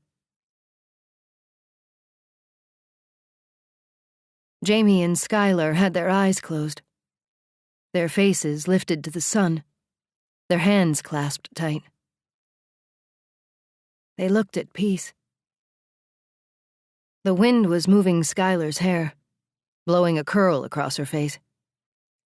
She brushed it away, reminding me for a minute of Crystal, how she'd toss her hair over her shoulder. I'd watched Skylar the few times she'd come into the gym that summer. Noticed how quiet she was. The dark circles under her eyes. I'd worried, remembering those early days with Crystal when we'd escaped from Cache Creek years ago. Her depression. The drugs. But since Skylar had gone back to school, she was coming around. Jamie said she was getting into her music again. I'd never really worried about Jamie. Not the same way I had Crystal. Jamie was strong.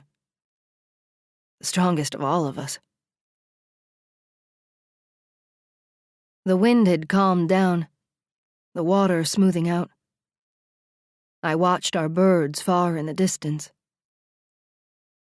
I felt someone looking at me and glanced at Skylar, who was staring at me, that serious look in her eyes again. "You okay?" I said. "Do you hate me?" she asked. I was startled. Of course not. She took a quick breath like she was bracing to say the next words. "I'm his daughter." "You're ours," I said fiercely. "You were never his." Her chin started to quiver, then her eyes filled with tears. "I'm sorry I didn't save her. I'm really sorry, Dallas." Her shoulders were shaking now, her hands coming up to cover her face. Jamie started to reach for Skylar, but I stepped forward, wrapped my arms around her tight. "She didn't want to be saved, Skylar," I said. It hurt me to say it, but it was true. Something shifted deep inside me. A strange sort of relief rising into my chest, pushing through the rigid muscle and bone. My eyes were burning. I fought, still trying to hang on, scared suddenly that I'd be swept away. "I love you, Dallas," Skylar said, her cheek pressed to mine. It broke then. The tears. They swelled up, surged through my body, flooded down my cheeks mixed with the salty air, blended with Skylar's on my face. I couldn't stop. My body shuddering, my breath coming out in strangled noises. "It's okay," Skylar said, Her voice was so sweet, so gentle. I sobbed, everything blurring together in my mind. How I'd held Jamie and Crystal and we'd buried our father. How I'd promised them it was going to be okay. That's all I wanted. To take care of my sisters and keep them safe. We had to stay together. I'd tried to hang on to them tightly, but Crystal was always twisting and pulling, going her own way. And Jamie had been angry at me so many times. I couldn't let them see that I was also scared. So scared that if I stopped being angry, there'd be nothing left of me. I wiped at my eyes, blinked at the horizon. Over Skylar's shoulder, I saw the string of birds disappear. We'd come here to release Crystal, but she was the one who had finally freed us. We'd lived for so long in fear, but we could do things now. Jamie could become a photographer and go back to school. I could have a farm, could marry. I could have a baby. The thought almost stole the breath out of my lungs. I hadn't known I'd still wanted that. Felt a tug inside me pulling me toward something hopeful. Skylar and I pulled apart. I wiped my face again, embarrassed. Jamie touched my arm, gave it a squeeze. We walked back to the car, Skylar's long legs gliding through the water. She jogged ahead, noticing an old man on the beach who'd dropped his hat, the wind sending it tumbling down the shore. She chased after it. I still can't believe she's my daughter sometimes, Jamie said beside me. Skylar had caught the hat, brought it back to the man. She turned and smiled at us, her hair blowing wild. She's the best part of all of us, I said. Jamie turned to me, her forehead creased like she was trying to place my words. Then I saw the memory take hold, softening her eyes, her mouth. She also remembered what her mother used to say. You three are the best part of me. Yeah, she is. Skylar met us at the shore, looped her arms through ours. We walked back to the car together. 3 of us, once again.